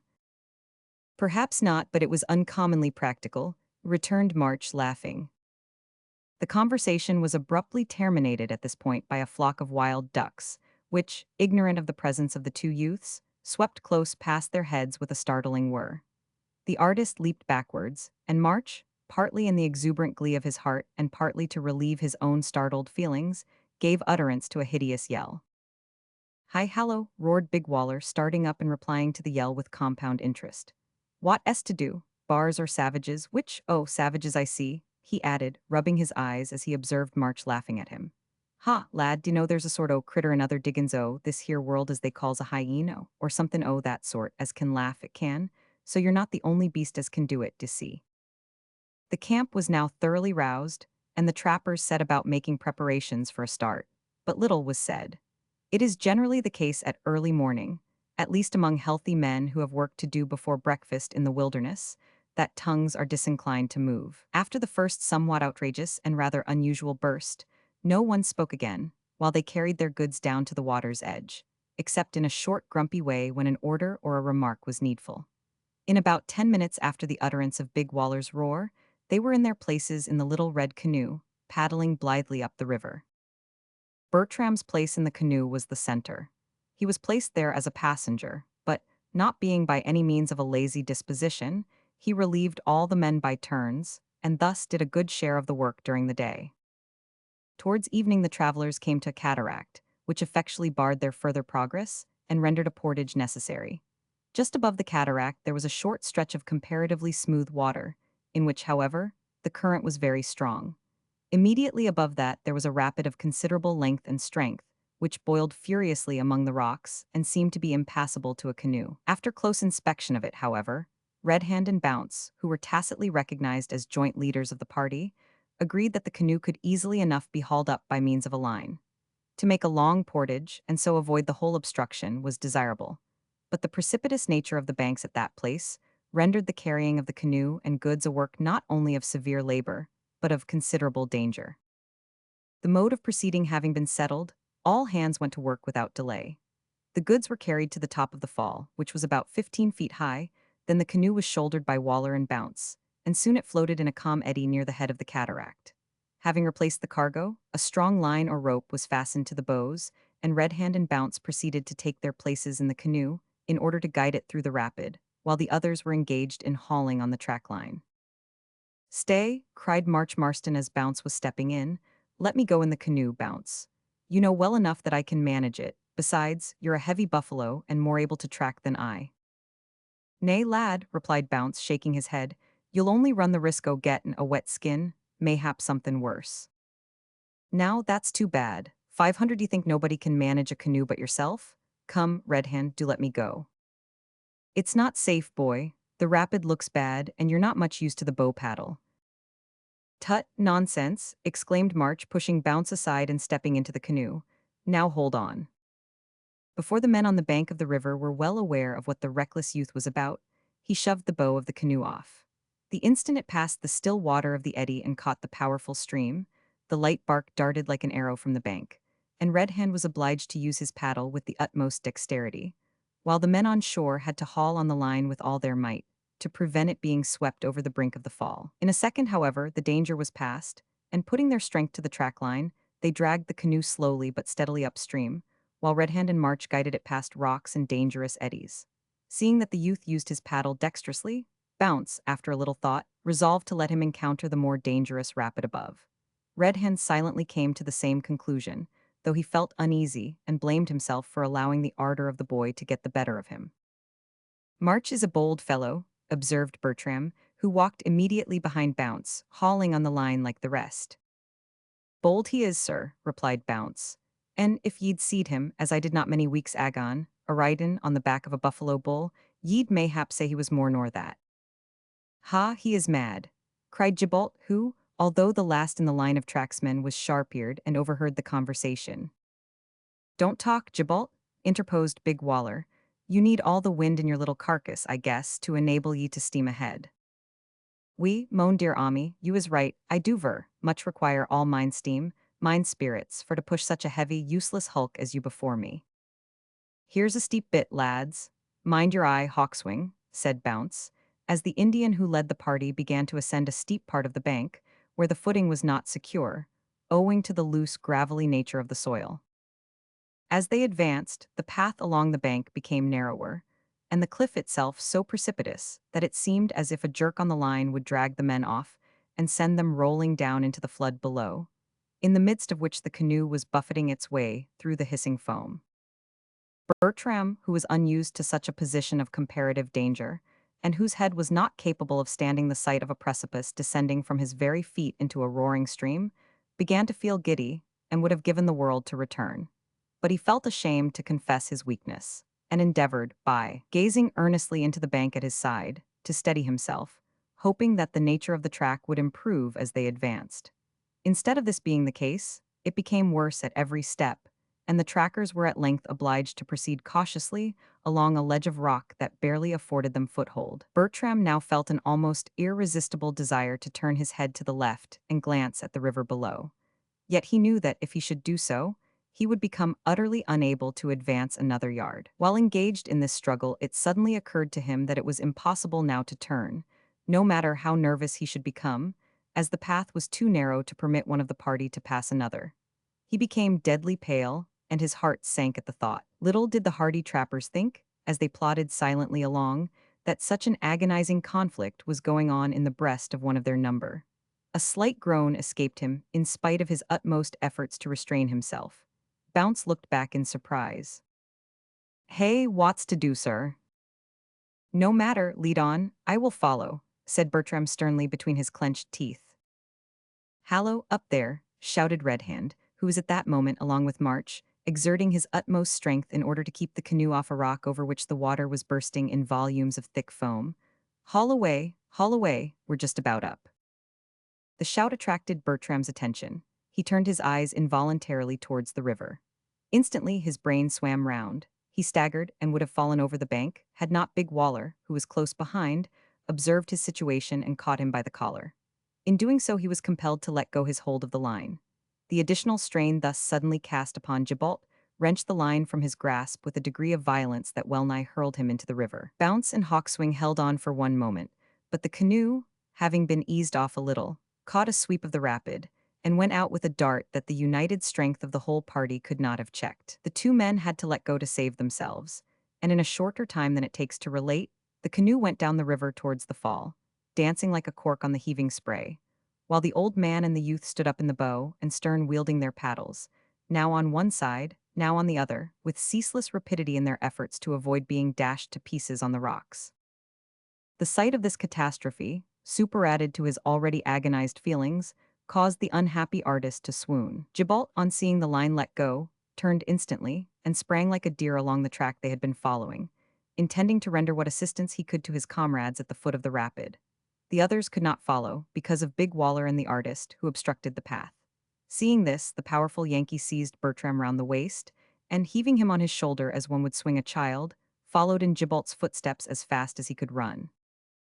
The distance to the spot whence they had commenced to track the canoe was not great, but before they reached it, the frail craft had been shattered against a rock, and was now hurrying, along with the scattered cargo and the two men, towards the fall, to pass over which involved certain destruction. There is nothing more uncertain, however, than the action of the whirling eddies of a great rapid. True, the general flow of its body of water is almost always the same, but its superficial billows are more variable, now tossing a drifting log to the right, anon to the left, and casting it ashore, or dragging it with fearful violence into the raging current. Although there was only the canoe's length between the old trapper and the youth when they were left struggling in the water, they were swept in totally different directions. Red Hand was hurled violently into the eddy, where the canoe had lain before the ascent was commenced, and was dragged safe to land by his comrades. March Marston, on the other hand, was swept out near to the main current, and would, in a few seconds more, have been carried over the fall, had he not, with wonderful presence of mind and an almost superhuman exertion of muscle, dashed into an eddy which was formed by a rock about 50 yards from the top of the fall. The rock was completely covered with the bursting spray, so that it formed no resting place. And it, with the partial eddy that tailed away from it, was about 20 yards from the shore, where the trappers stood gazing in horror at their companion as he struggled bravely to maintain his position by swimming. But to cross those 20 yards of gushing water, so as to afford him aid, seemed beyond the power of man. Men bred in the wilderness are not usually slow to act in cases of danger where action is possible. Each man was revolving in fervid haste every plan that seemed likely to afford succor. Red Hand's quick eye observed that the rocks at the edge of the fall, on the side of the river on which they stood, projected out so far that a straight line drawn from the eddy to the fall would pass within a yard of them, and that, consequently, if March would push straight across the stream and make vigorously for the bank, he might hit the point of rocks referred to before being carried over. "Down, some of you," he cried, "to the point and be ready to catch him. I'll shout to him what to do." Big Waller and Gibault darted away. Poor Bertram, having recovered, remained gazing in speechless agony at March, who, having made several fruitless efforts to seize hold of the sunken rock, was evidently growing weaker. Bounce also remained to gaze, as if he had lost all his wonted self-command. "Ho, March!" shouted Red Hand. "Dash into the stream, straight for me with all your might. Don't be afraid, lad, do it boldly." But March heard not. The rush of water about him deadened all other sounds. In an instant Bounce started at full speed up the river, plunged into it, and, descending with fearful rapidity, swung round into the eddy behind the stone, almost before his companions could divine what he meant to do. Even in that moment of terrible suspense, March Marston looked with an expression of surprise at his friend as he swam up beside him. Bounce did not waste time or words. He merely raised one hand for a second and, pointing to the bank of the river, cried, "Push for it, 'tis your only chance." March Marston made no reply, but at once obeyed, yet so exhausted was he that, in the effort, he lost strength and sank. Bounce was prepared for this. He seized him by the hair and struck out with the energy of despair.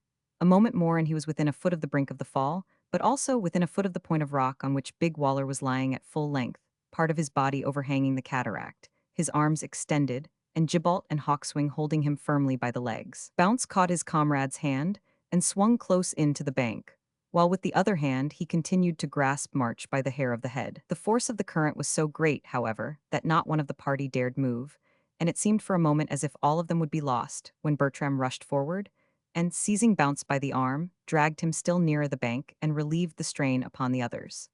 Just then, Red Hand came to the rescue, and in another moment the two men were safe upon the land. Poor Bertram fell upon his knees, and while he thanked God for the deliverance of his companions, sobbed like a little child. For some time the trappers spoke little. Accustomed though they were to danger, they were solemnized by the recent narrow escape from sudden death. Perhaps, too, their minds were more deeply affected than usual with a sense of their dependence upon the living God, by the example and the heartfelt, unrestrained thanksgiving of Bertram. But men whose lives are spent in the midst of alarms are not long seriously affected, even by the most solemn events. The trappers quickly recurred to their present circumstances, which were, in truth, of a nature calculated to fill them with anxiety, and caused them to bend the powers of their quick wits and iron energies to the simple consideration of how they were to subsist and how proceed on their journey. "First of all," said Red Hand quickly, "we must try what we can recover of our odds and ends."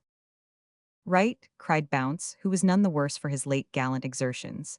"The current won't stop for no man, and the bales ain't likely to stem it their own accord till we're ready to look for 'em." Saying this, he set off down the river at a run, followed by all the others, including March, who, after wringing the water from his garments and resting a few minutes, felt as well and strong as ever. But alas, their losses were grievous and irreparable. Their little bundles of spare clothing and trinkets for trading with, or conciliating, the Indians, were indeed saved, but their guns and all their ammunition were gone. All that remained to them of the latter were the few charges of powder in the horns suspended round their necks, and a few slugs and bullets in their pouches. The only firearms left were Bertram's cavalry pistols. As for the canoe, it was smashed so thoroughly that only a very few shreds of bark were cast up on the shore. But entangled with these shreds, they were happy to find several of their steel traps, a most fortunate circumstance, as it held out hopes that they might still be enabled to prosecute to some extent the main object of their expedition. As each man had been in the habit of carrying his axe and knife in his belt, those indispensable implements of the backwoodsman were saved. But the loss of guns and ammunition was a very severe misfortune, and one which, for at least half an hour after every attempt to recover them had failed, cast a damp over the spirits of the whole party. But these men had neither time nor inclination to hang down their heads and sigh. Big Waller, being a careless individual by nature, was the first to regain somewhat of his wonted tone and manner. Sitting on a grassy knoll, on which all the party had been resting for some time after their fruitless exertions, in moody silence, Waller looked up suddenly and said, "Who's afraid?" As no one happened at that moment to be exhibiting symptoms of terror, and there was no apparent cause for fear, the question seemed irrelevant. We therefore conclude that the bold Yankee meant by it to imply that he, at least, was not afraid of circumstances, no matter how disastrous or heartrending they might be. Having said this, he looked at the faces of his companions one by one. The last face he looked at was that of Gibault Noir, and it wore such a lugubrious aspect of hopeless melancholy that Big Waller burst into an uncontrollable fit of laughter, and Bounce, without knowing why, joined him. "Well, it's of no use looking blue about it," said March Marston, making an effort to cheer up. "The question to be settled now is what's to be done." "Aye, that is the question," observed Bertram gravely. "Wall, now that bane the key question," said Waller. "Who's goin' to answer it? There's a chance now, lads, but don't all speak at once." "Right, that's what it is," observed Bounce, nodding. "That's the philosophy on it. When a feller's turned upside down, what's he goin' to do next? You can't put no other construction on it in this here world." Red Hand, who had been ruminating abstractedly for some minutes, now looked round on his comrades and said, "Here's a plan for you lads. That outrageous villain the Big Snake lives, for the most part, in a pretty little spot just 3 days' march from this place. He stole, as ye all know, the horses belongin' to Mr. Bertram's party. Well, I propose that we should go and call on him, and make him stand and redeliver. What say you?" "Agreed," cried Waller, tossing his cap into the air. "Hurrah!" shouted March Marston. In one way or another, each gave his consent to the plan of making a descent upon the robbers and causing them to make restitution. The plans of backwoodsmen, once formed, are always quickly put in execution. They had no arrangements to make, no portmanteaus to pack, no difficulties in the way to overcome. Each man strapped a portion of the remaining property on his broad shoulders, and pushing into the forest with vigorous strides, they were soon far from the spot where their late disaster had occurred, and gradually drew near to the wild glens and gorges of the Rocky Mountains. Chapter 7. A wolfish way of killing buffaloes described, Bounce becomes metaphysical on the fine arts, butchering enlarged on, a glorious feast and sketching under difficulties. One of the ancient poets has said that wandering through the wild woods is a pleasant thing. At least, if one of them has not said that, he ought to have said it, and certainly, many of them must have thought it, whether they said it or not. Undoubtedly, if future historians record faithfully all that has been said and written from the commencement of time to the period in which they flourish, they will embalm the fact that at least one prose writer of the present day has enunciated that incontrovertible proposition. But we go a step further. We assert positively that wandering through the wild woods is a healthy as well as a pleasant sort of thing. The free air of the mountains and prairies is renovating, the perfumes of the forests are salubrious, while the constantly recurring necessity for leaping and scrambling is good for the muscles, and the occasional tripping over roots, tumbling into holes, scratching one's face and banging one's shins and toes against stumps are good for, though somewhat trying to, the temper. Further still, we affirm that wandering through the wild woods is a funny thing.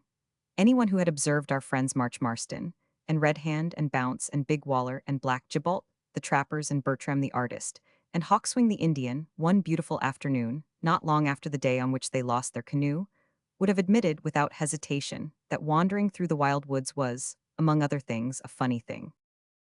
On the beautiful afternoon referred to, the first 6 individuals above named were huddled together in a promiscuous heap, behind a small bush, in such a confused way that an ignorant spectator might have supposed that Bounce's head belonged to Big Waller's body, and the artist's shoulders to Red Hand's head, and their respective legs and arms to no one individually, but to all collectively, in a miscellaneous sort of way. The fact was that the bush behind which they were huddled was almost too small to conceal them all, and, being a solitary bush in the midst of a little plain of about a half a mile in extent, they had to make the most of it and the least of themselves.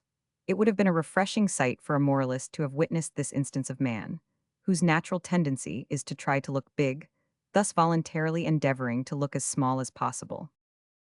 This bundle of humanity was staring through the bush, with, as the saying is, all its eyes, that is, with 6 pairs of or 12 individual eyes, and they were staring at a wolf, an enormous wolf, that was slowly walking away from the bush behind which they were ensconced.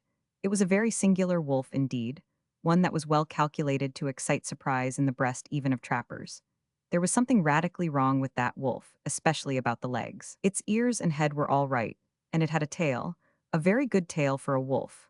But there was a strange, unaccountable lump under its neck, and its 4 legs bent the wrong way at the knees, and it seemed to have long feet trailing behind its hind legs, besides being otherwise misshapen. The mystery is explained when we state that this wolf was none other than Hawkswing, down on his hands and knees, with a wolf skin over his back, and Bertram's blunderbuss pistol in his hand. He was creeping cautiously towards a herd of 6 or 7 buffaloes that chanced to be feeding quietly there, quite unconscious of the near proximity of so dangerous an enemy. "I hope the old pistol won't misfire," whispered Red Hand, as he observed that the wolf paused, evidently for the purpose of examining the priming. "I hope," added Bounce, "that the Injun won't miss his aim. He ben't used to pistols." "Never fear," said March with a quiet grin.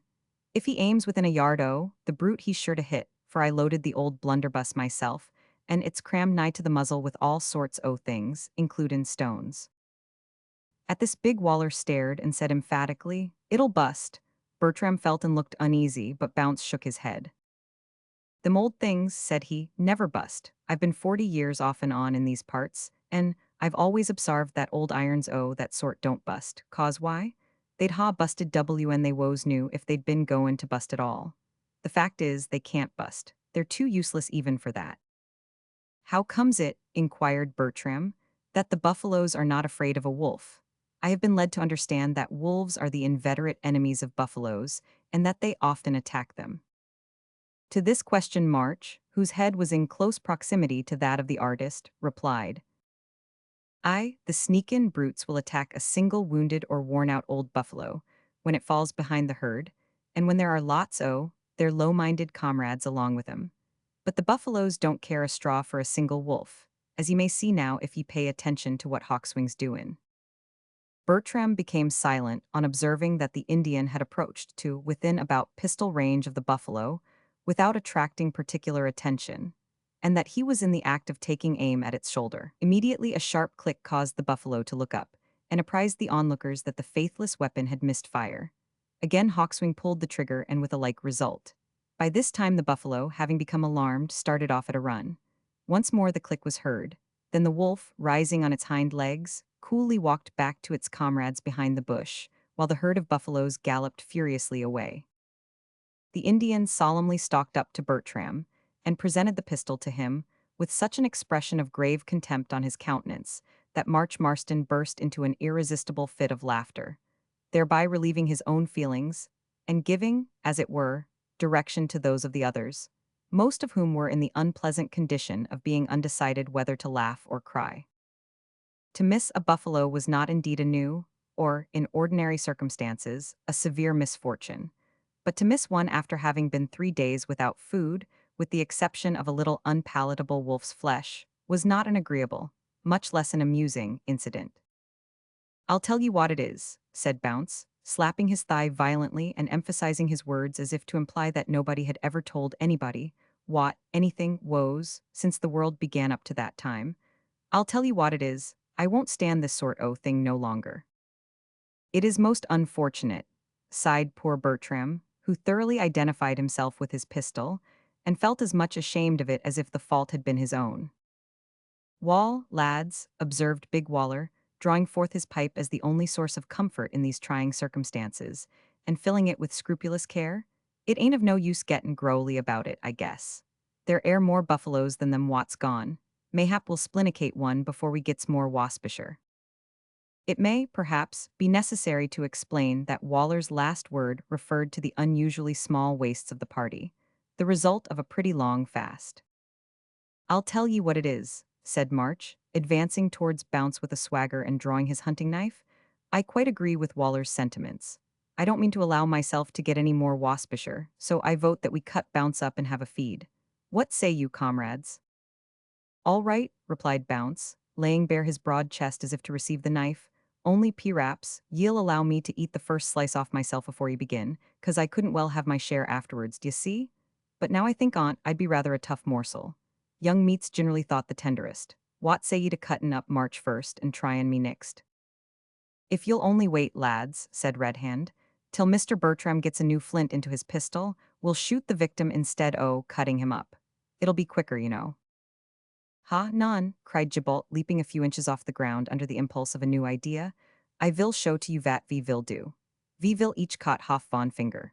Red Hand he vil begin vid to thumb, et so on till it come to me, and I vil caught half mine little finger.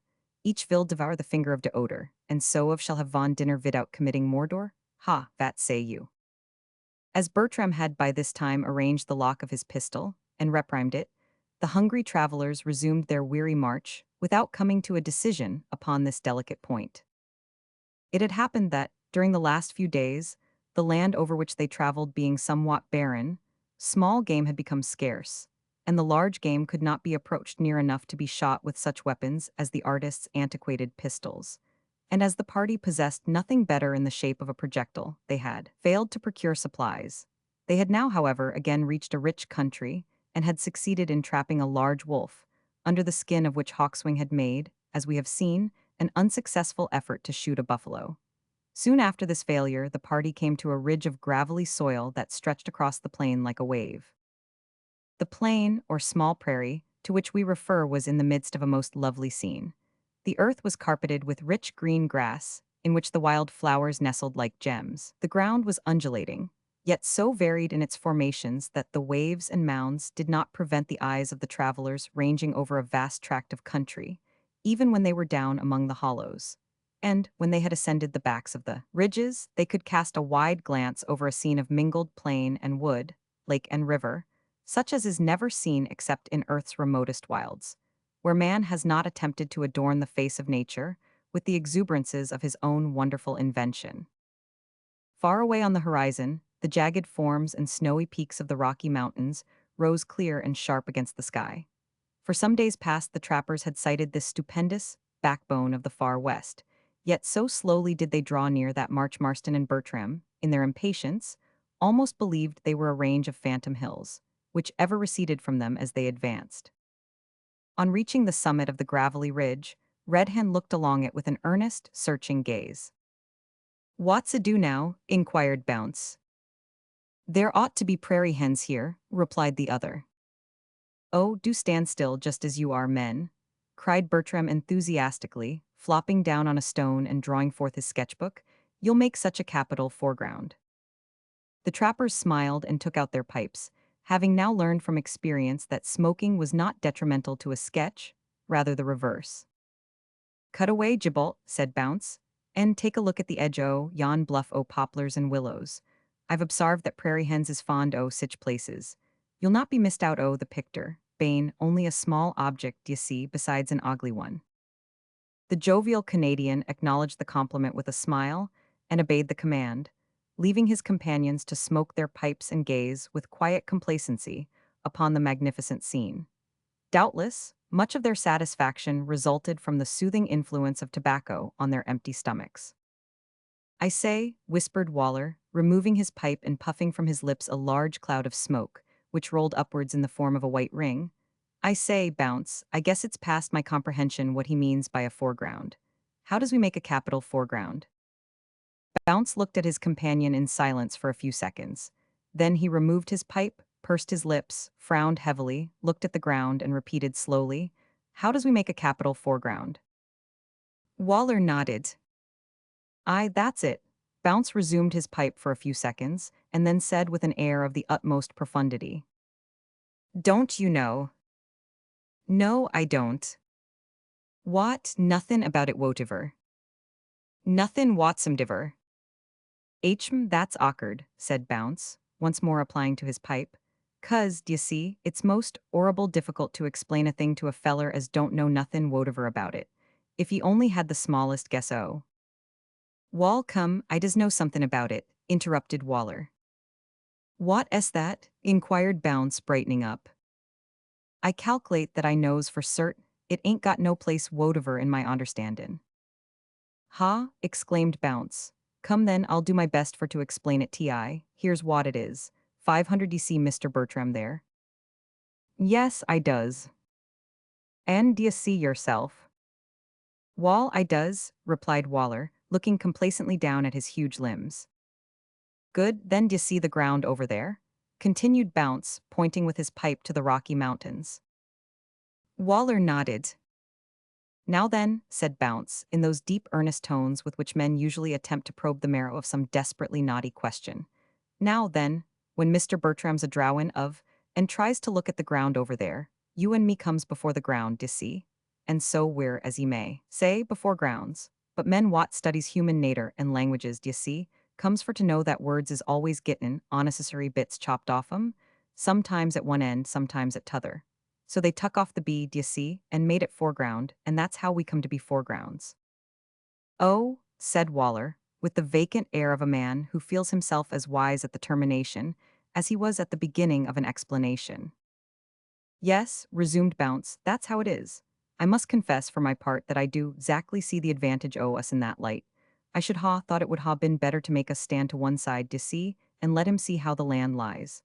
But there's no accountin' for taste in this world. I've obsarved that, ever since I was 3 foot 2.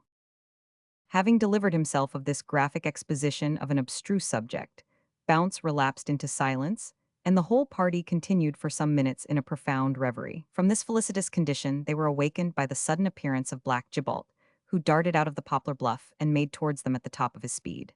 He uttered no cry, but on coming near enough to permit of his features being clearly seen, it was observed that his eyes were eagerly wide open, and that his mouth was engaged in the formation of words. A second or two more, and he was near enough to be heard uttering the word buffaloes in a hoarse whisper. Ho, boy, what is't? Cried Bounce in an equally hoarse whisper. Ba buffaloes, ha, buffaloes, cried Gibalt, panting violently as he came up. Where be de leetle gun, he, Monsieur Bertram outvid it. Where saw ye them? Asked Red Hand, seizing the 2 pistols and examining the priming. Just oder side of de bluff, ver close to de bushes, queek vite mon garkin, you is so drefful slow. The latter part of this sentence was addressed to Hawkswing, who was quietly putting on his wolf skin. Although too slow for the hasty spirit of Gibalt, the Indian was quick enough for all useful purposes. In 3 minutes he was in the clump of poplar trees, behind which the buffaloes were reported to be feeding. And in another minute he was out upon the plain creeping towards his victims, while the rest of the party were again huddled together behind a bush, looking on with deep interest and breathless attention. Gradually and slowly, the Indian crept towards the buffaloes, pausing and snuffing about from time to time, as if he were a veritable wolf in search of something to eat. At last he had approached near enough to the herd to attract their attention, but scarcely near enough to make sure of bringing one down.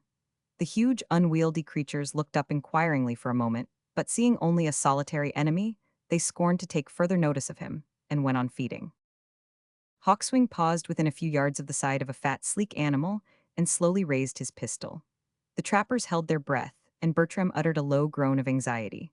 One moment more and a white puff was followed by a loud crack, and a bellow, as the horror-stricken buffaloes tossed up their heels and fled wildly from the spot, leaving one of their number in the agonies of death upon the plain.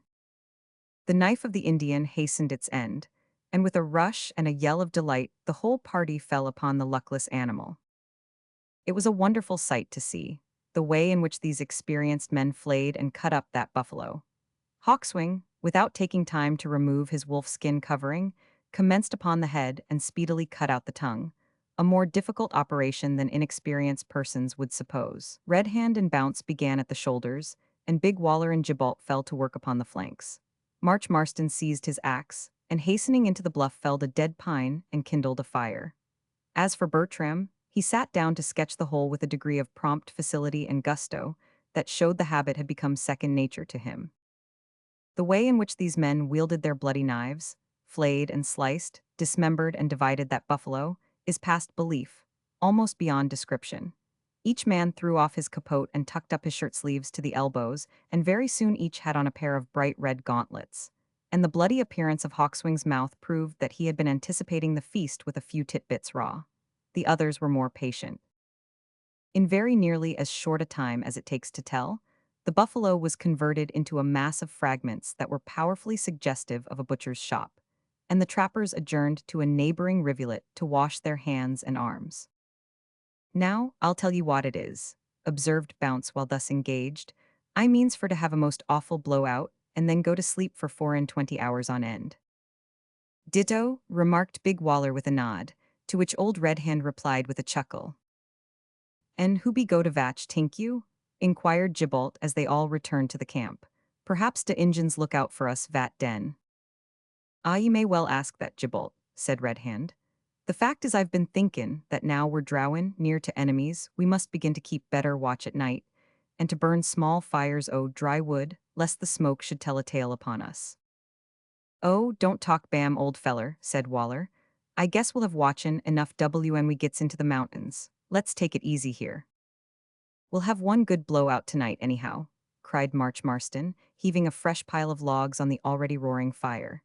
Now, Mr. Bertram, do give up your scratchin' tonight, and let's see what you can do in the Eton way.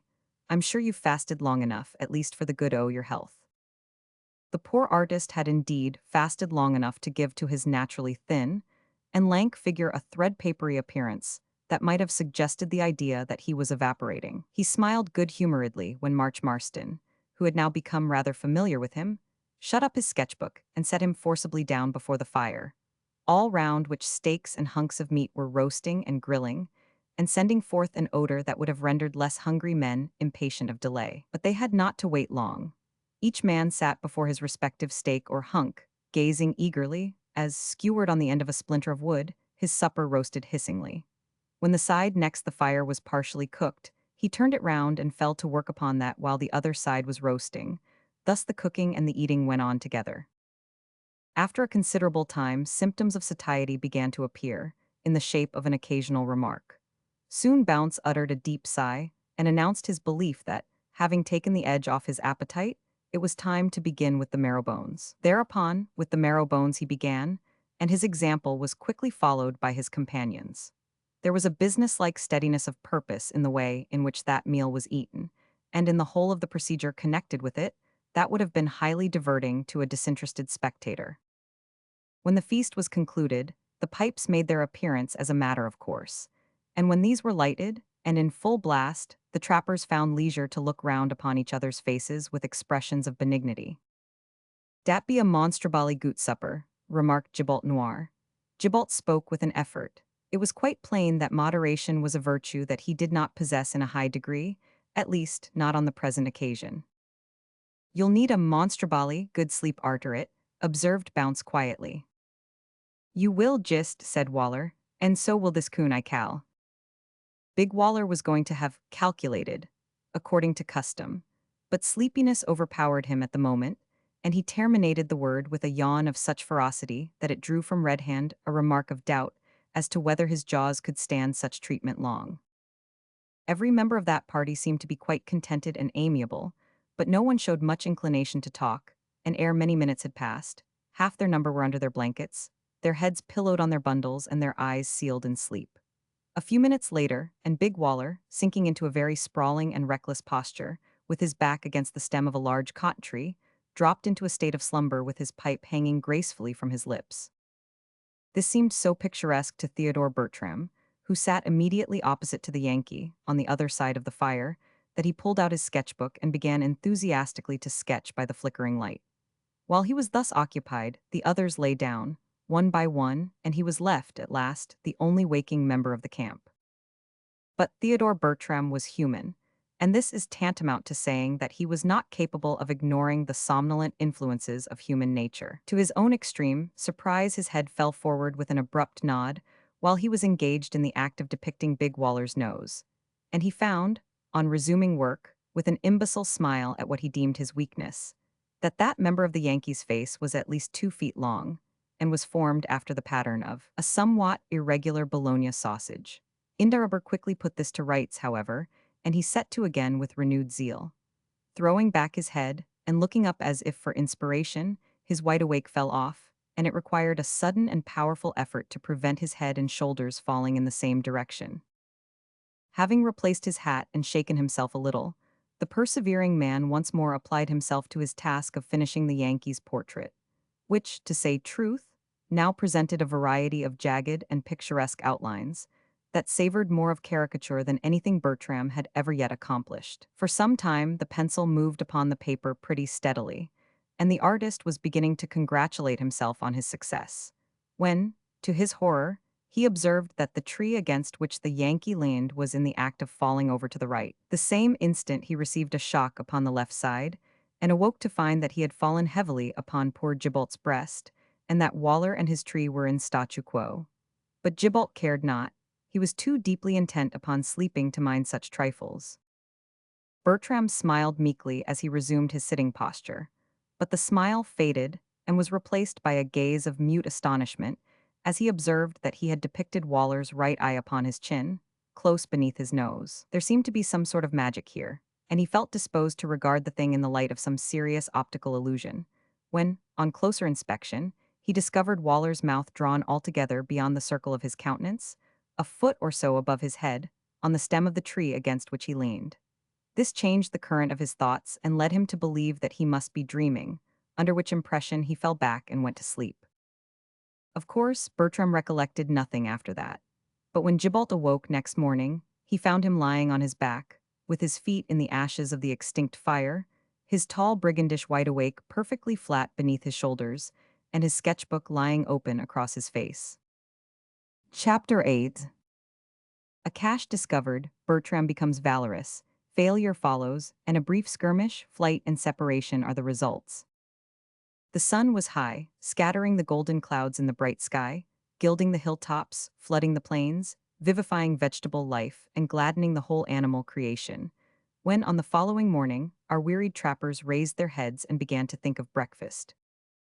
To do these trappers justice, however, we must add that their looks, when they became wide enough awake to take full cognizance of the scenery, indicated the presence of thoughts and emotions of a more elevated character, though, from the nature of their training from infancy, they wanted words to express their feelings.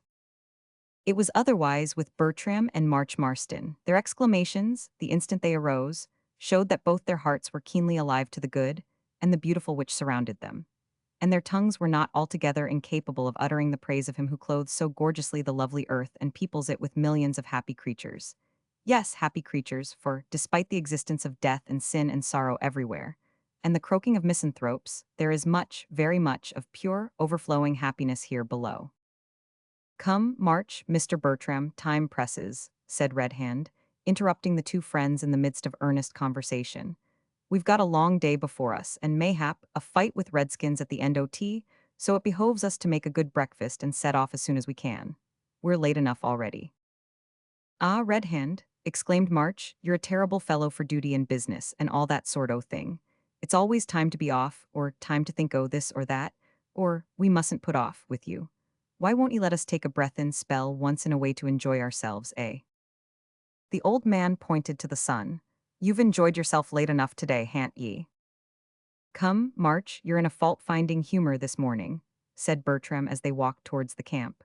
"Let's enjoy ourselves in spite of circumstances. Do you know, I hold it to be exceedingly wise as well as philosophical to make the best of things at all times." "Do you?" exclaimed March in a tone of affected surprise. "Now that's odd. You must be a real clever fellow to have made up your mind on that point. But somehow or other I'm inclined to think that the trappers hereabouts are as wise as yourself on it, though mayhap they don't say it just in the same words. There's Waller now, as'll tell you that when he can't help it he guesses he'll just grin and bear it.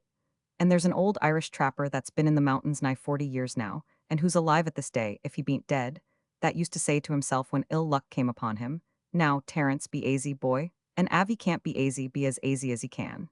So you see, Mr. Bertram, we have got a few sparks of wisdom in these diggins."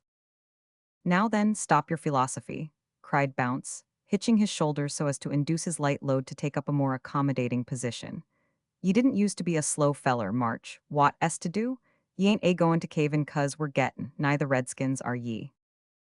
To this March deigned no reply, but, swinging his bundle over his shoulder, set off at a pace that speedily left his laughing comrades far behind. When, in the course of an hour after they overtook him, he was discovered lying flat on his back, with his head resting on his bundle, and smoking his pipe with an air of perfect satisfaction. During the course of that day, the trappers walked about 30 miles. Towards the afternoon, they came to a large river, along the banks of which they pursued their way, led by Red Hand, who seemed as familiar with the country as if he had dwelt there from infancy. The old trapper's kindly visage was lighted up with a smile of recognition. Ever and anon, when some new and striking feature of the landscape opened up to view, as if he had met with and were greeting some personal friend. He spoke occasionally in a low tone to March, who usually kept close to his side, and pointed to spots which were associated in his memory with adventures of various kinds. But Red Hand's observations were few. He preferred to listen to the conversations of his comrades, as they plodded steadily along, enlivening their march with many an anecdote and legend. At last Red Hand called a halt and gazed inquiringly around him, as if in search of some object. "What's up?" inquired Bounce earnestly. "It was hereabouts somewhere," muttered Red Hand to himself rather than to his friend, then added quickly as he threw down his pack, "Aye, there it is, never touched, now that's what I call luck." "What's luck?" inquired Waller. "Ah, dat is de question," added Gibault with a look of surprise. "You must know, lads," said Red Hand, turning to his comrades, who observed his movements with considerable astonishment. "You must know, lads, there was an old chap who once trapped beavers up in them parts." "Oh, it's a hanecdot," interrupted Big Waller. "Then I guess we'd as well sot down." So saying, he seated himself on his bundle and, as a matter of course, proceeded to fill his pipe. The others followed his example, with the exception of Red Hand, who remained standing, and of Bertram, who quickly opened his sketchbook, that being the first opportunity he had enjoyed during the day of making an entry therein. "Right," exclaimed Bounce. "It's allers more philosophical to sot than to stand, also more economical, 'cause it saves your moccasins. Go on with your story, old man." "It ain't a story," said Red Hand, "nor I don't think it can even be called an anecdote. Well, this old chap that once trapped beaver in them parts came down to Pine Point settlement one year with a load o' furs, sold 'em all off, took a ragin' fever and died." Red Hand paused and gazed dreamily at the ground. "I say," observed Bounce seriously, "ain't that what you may call rather a short hanecdot? Not much in it, eh?" "But before he died," resumed Red Hand without noticing the interruption, "he sent for me and said, 'Red Hand, I'm goin' onder and I've got some property as I don't want lost. You know Beaver Creek?' 'Yes,' says I, 'every foot of it.' 'Well then,' says he, 'there's a spot there with 3 mounds on the right side o' the creek and a tall poplar in front of 'em.' 'I know it,' says I. 'Well, W and I last come from that part,' says he. 'I made a cache at the foot o' that poplar, and put 1 or 2 things in which it 'ud be a pity to lose, so I give 'em to you, Red Hand. I was chased by Injuns at the place, so I couldn't stop to bring 'em away, d'ye see?' 'And what were the things he put there?' said I, but he gave me no answer. His mind began to wander, and he never spoke sense again. Now, lads, this is Beaver Creek, and there stands the poplar in front o' the 3 mounds." Red Hand pointed to the tree as he spoke, and the others started up with alacrity, for the little touch of romance connected with the incident, combined with their comparatively destitute condition, and their ignorance of what the concealed treasure might be, powerfully stirred their curiosity. Arming themselves with strong staves, they began to dig away the earth at the roots of the poplar. After a few minutes' hard work, Bounce rose to wipe the perspiration from his brow and said, "What for didn't ye tell us this before, Red Hand?" "Because I wasn't sure the cache might not have been discovered long ago, and I didn't want to risk disappointin' ye." "Hallo, here's somethin'," exclaimed Big Waller, as the point of the stake with which he tore up the earth struck against some hard substance. "Have a care, boy," cried Bounce, stooping down and clearing away the earth with his hands. "P-raps it's easy broken. No, why it's a keg." "So it am," cried Gibault, "P-raps it am powder." At this moment Big Waller and Bounce gave the keg a violent tug and disentombed it, an operation which proved Gibault's surmise to be wrong, for the shake showed that the contents were liquid. In a moment the plug was driven in, and Bounce, putting his nose to the hole, inhaled the result. He drew back with a look of surprise and said, "Brandy." "Ha, here is one odor ting," cried Gibault, laying hold of a bundle and dragging it to light. "Vat can dis be?" The question was soon answered. The string was cut, the leathern cover unrolled, and a considerable quantity of tobacco was disclosed to the view of the trappers, whose looks showed pretty clearly that this latter discovery was much more agreeable than the former. After digging deep all round the tree, they came to the conclusion that this was all that the cache contained. Now, said Bounce after some talk in reference to their newly found treasure, what is to be done with dis here keg o' brandy? As for the baccy, we'll carry that along with us, of course, and if Master Red Hand's a liberal feller, we'll help him to smoke it. But the brandy keg's heavy, and to say truth, I'm not much inclined for it. I never was fond o' fire water. If you'd allow me, friends, to suggest, said Bertram, whose experience among trappers in other regions had convinced him that spirits was a most undesirable commodity, I would recommend that you should throw this brandy away. I never saw good come of it. We do not require it for health, neither do we for sickness. Let us throw it away, my friends. It is a dangerous and deceitful foe. Mais, monsieur, interposed Gibalt with a rueful countenance. You speak de truth, but though hymns be dangerou and ver bad for drink often, yet ven it be cold vetter, it do varm de cockles of de heart. Big Waller laughed vociferously at this. I guess Gibalt's right, said he. It 'ud be a powerful shame to fling it away. Well, lads, said Red Hand, it's evident that we can't drink it just now, for it would unsteady our hands for the work we have to do this night. It's also clear we can't carry it with us on a war expedition, so I propose that we should put it where we found it and come back for it when we've done the Redskins. This plan was finally agreed to. The keg was reburied at the foot of the poplar, and the party continued their journey, carrying the much-prized tobacco along with them. The sun was still blazing above the mountains in the west, tinging their snowy spires with rosy red, when the trappers came upon the first indication of the neighborhood of Indians in the shape of recent footprints and cuttings in the woods. A large canoe was also found lying bottom up on the bank of the creek. This Red Hand examined and found it to be in good condition, although, from the marks in the vicinity, it was evident that it had not been recently used. Men who spend their lives in the backwoods of America are celebrated for the closeness with which they observe every object and circumstance which happens to pass within the range of their perceptions. This habit and acuteness of observation is the result of necessity. The trapper and the Red Indian are alike dependent very much on this faculty for their sustenance and for their safety. Surrounded as they are by perils of every kind, their eyes and ears are constantly on the alert, as they pass through the pathless wilderness on the hunt or on the war trail. No object within the range of vision is passed with indifference. Everything is carefully yet quickly noted. The breaking of a twig, the crushing of a blade of grass, or the footprint of man or beast. Hence the backwoodsman acquires the habit of turning all things in his path to account, or notes them in case they should, by any possibility, be required by him at a future time. Red Hand had no definite object in view when, with the assistance of March Marston, he lifted the canoe and placed it in the stream to ascertain that it was watertight, and then replaced it on the bank with the paddles close beside it. But he had a general idea, founded on experience, that a good canoe was a useful thing in many supposable circumstances, and that it was as well to know where such an article was to be found. We shall have to go cautiously now, said he before resuming the march. The Injuns are not far off, as ye may see by yonder thin line o' smoke that rises above the trees on the mountain side. If they are the men we seek, they're sharp as foxes, so we'll have to step like the painter. Bertram looked up quickly at the last word. Then he smiled the next moment, as he remembered that the panther was thus styled by trappers. Proceeding cautiously forward in single file, they at length gained a spot beyond which they could not advance without running the risk of being discovered. Here another halt was made, and here it was agreed that Red Hand should advance alone, near enough to ascertain whether the Indians, whose camp they were approaching, were actually the scamps who had robbed Bertram of his horses. The old trapper was about to set forward when Bertram stopped him. Methinks, old man, said he, it were well that I should accompany you on this expedition, which I foresee is one of no little danger. And as the danger is encountered chiefly on my account, it seems to me right and fitting that I should share it along with you. Besides, two are better than one in a struggle, whether mental or physical.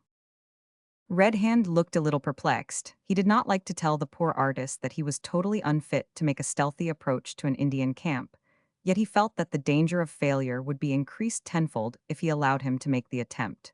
But Bertram pleaded so earnestly, and withal so resolutely, that he at length consented on condition of his doing nothing but what he was desired to do, and keeping as quiet as a mouse.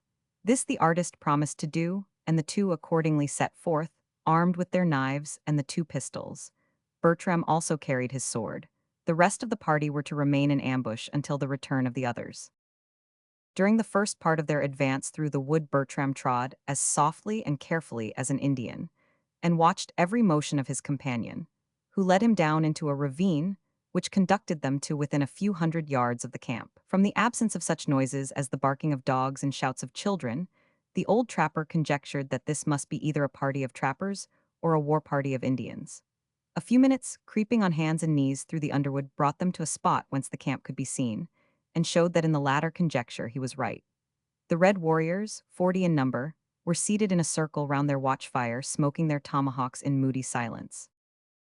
To the eye of Bertram, they all seemed to be lost in dreamy reverie, but Red Hand observed, with a feeling of anxiety, that he who seemed to be their chief sat in that peculiar attitude which indicates intense attention. Laying his hand on Bertram's shoulder, the old man said in the faintest possible whisper, "Yonder sits the thief, ain't he?" Bertram at once recognized in the chief of the band before him Big Snake, the Indian who had stolen his horses and property. So he nodded his head violently and looked excited, but wisely refrained from speech, lest his voice should be overheard. Red Hand shook his head. "The thief," said he in a tone that was scarcely audible, "has heard us. I see by his face that he suspects he has heard something, and he knows that it was not the falling of a leaf. If we break a twig now, we're done for." Red Hand meant this to be a salutary caution to his companion, which would ensure a noiseless retreat. To men of his own stamp it would have been useful, but he little knew the peculiar temperament of his friend. The mere idea of the success of the whole expedition depending upon his extreme care unhinged the nerves of the poor artist, who, although absolutely a brave man, in the true sense of the term, could no more control his nervous system than he could perform an Indian war dance. He could have rushed single-handed on the whole body of warriors with ease, but he could not creep among the dry twigs that strewed the ground without trembling like an aspen leaf, lest he should break one. It is wonderful, however, what necessity will enable men to do. Bertram did creep after his friend, back towards the spot where the rest of his party lay, as softly and noiselessly as if he had been bred to the work from infancy. On regaining the edge of the ravine, they rose and advanced in a crouching posture. Then Bertram sighed and felt that imminent danger was over. Alas, that feeling of partial security cost him dear. The step that succeeded the sigh was a careless one. His foot caught in a projecting root, and next moment he went headforemost into the center of a decayed bush with a crackling crash that was absolutely appalling in the circumstances. Red Hand cast upon the luckless man one glance of horror, and uttering the words, "Run for your life," dashed down the bank and coursed along the bottom like a hare. At the same moment that terrific yell, which has so often chilled the heart's blood of men and women in those western wilds, rang through the forest, telling that they were discovered and that the Indians were in pursuit. Bertram kept close to the heels of the old trapper at first, but before he had run 50 yards he tripped and fell again. On attempting to rise, he was seized and thrown violently to the ground by an Indian warrior. Looking back and observing this, Red Hand turned at once, like a hare doubling on its course, and rushed to the rescue. But before he reached his friend, he was surrounded by a dozen yelling Indians. At the foremost of these he leveled his pistol, but the faithless weapon missed fire, and he was in the act of hurling it at his adversary, when a blow from behind felled him to the ground. While this was going on, the trappers were bounding to the succor of their comrades. When they came to the field of action and saw neither of their friends, for they had been borne swiftly away, and beheld an overwhelming band of armed savages rushing towards them, they at once perceived that strength or courage could avail them nothing in such an unequal conflict. So they turned and fled, scattering themselves among the bushes so as to divert pursuit as much as possible. Bounce and Gibalt were the only two who kept together. These made for the spot where the canoe had been left, but the latter outran the former so quickly that he was soon lost to view ahead of him. In a few minutes Bounce gained the bank of the stream and seized the end of the canoe. To his amazement, Gibalt was nowhere to be seen. But he had no time for thought, for at that moment he was discovered by two Indians who ran towards him. The canoe was launched, and a paddle seized in an instant, but the trusty trapper was loath, even in his extremity, to push off while his comrade might be in danger. "Ho, Gibalt, Gibalt Noir," he shouted. "Quick, lad, you're too late a'most, ho." Grinding his teeth in an agony of anxiety, he made a sudden dart at the foremost Indian, who little dreamed of such an attack, and hit him with the paddle with all his force. The savage dropped like a stone, and the paddle flew into a dozen splinters. This was a foolish act on the part of Bounce, for the second Indian was now close upon him, and seeing the fate of his companion, he stopped short and hastily fitted an arrow to his bow. Just then several of the savages burst from the wood with fierce cries. There was no time to lose. Bounce turned, pushed off the canoe, and leaped in as an arrow grazed his neck. The bold trapper's condition seemed hopeless, for, having broken the paddle to pieces, he could not propel his little bark out of danger. The stream was broad and rapid at that place, and swept him away swiftly. Immediately a shower of arrows fell around him, some grazing his person and piercing his clothes and the canoe, but fortunately not wounding him.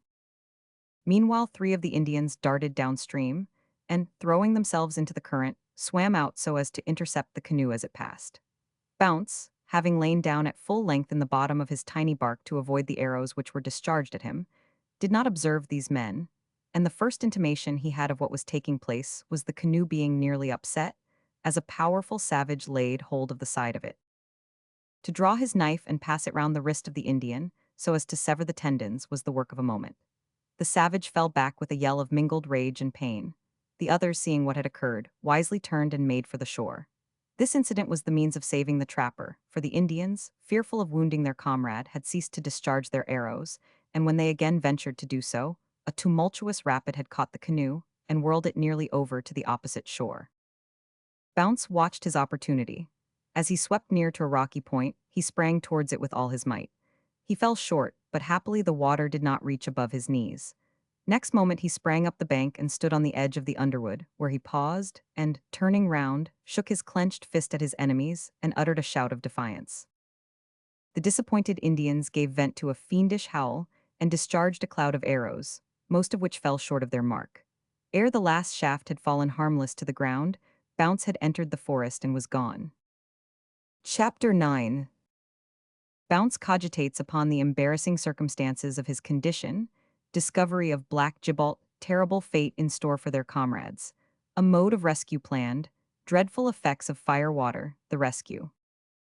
About 10 minutes after making his escape from his Indian foes, Bounce seated himself on the trunk of a fallen tree and began to think upon number 1.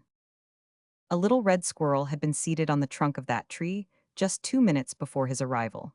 It was now seated on the topmost branch of a neighboring pine, looking with a pair of brilliant black eyes indignantly at the unceremonious intruder.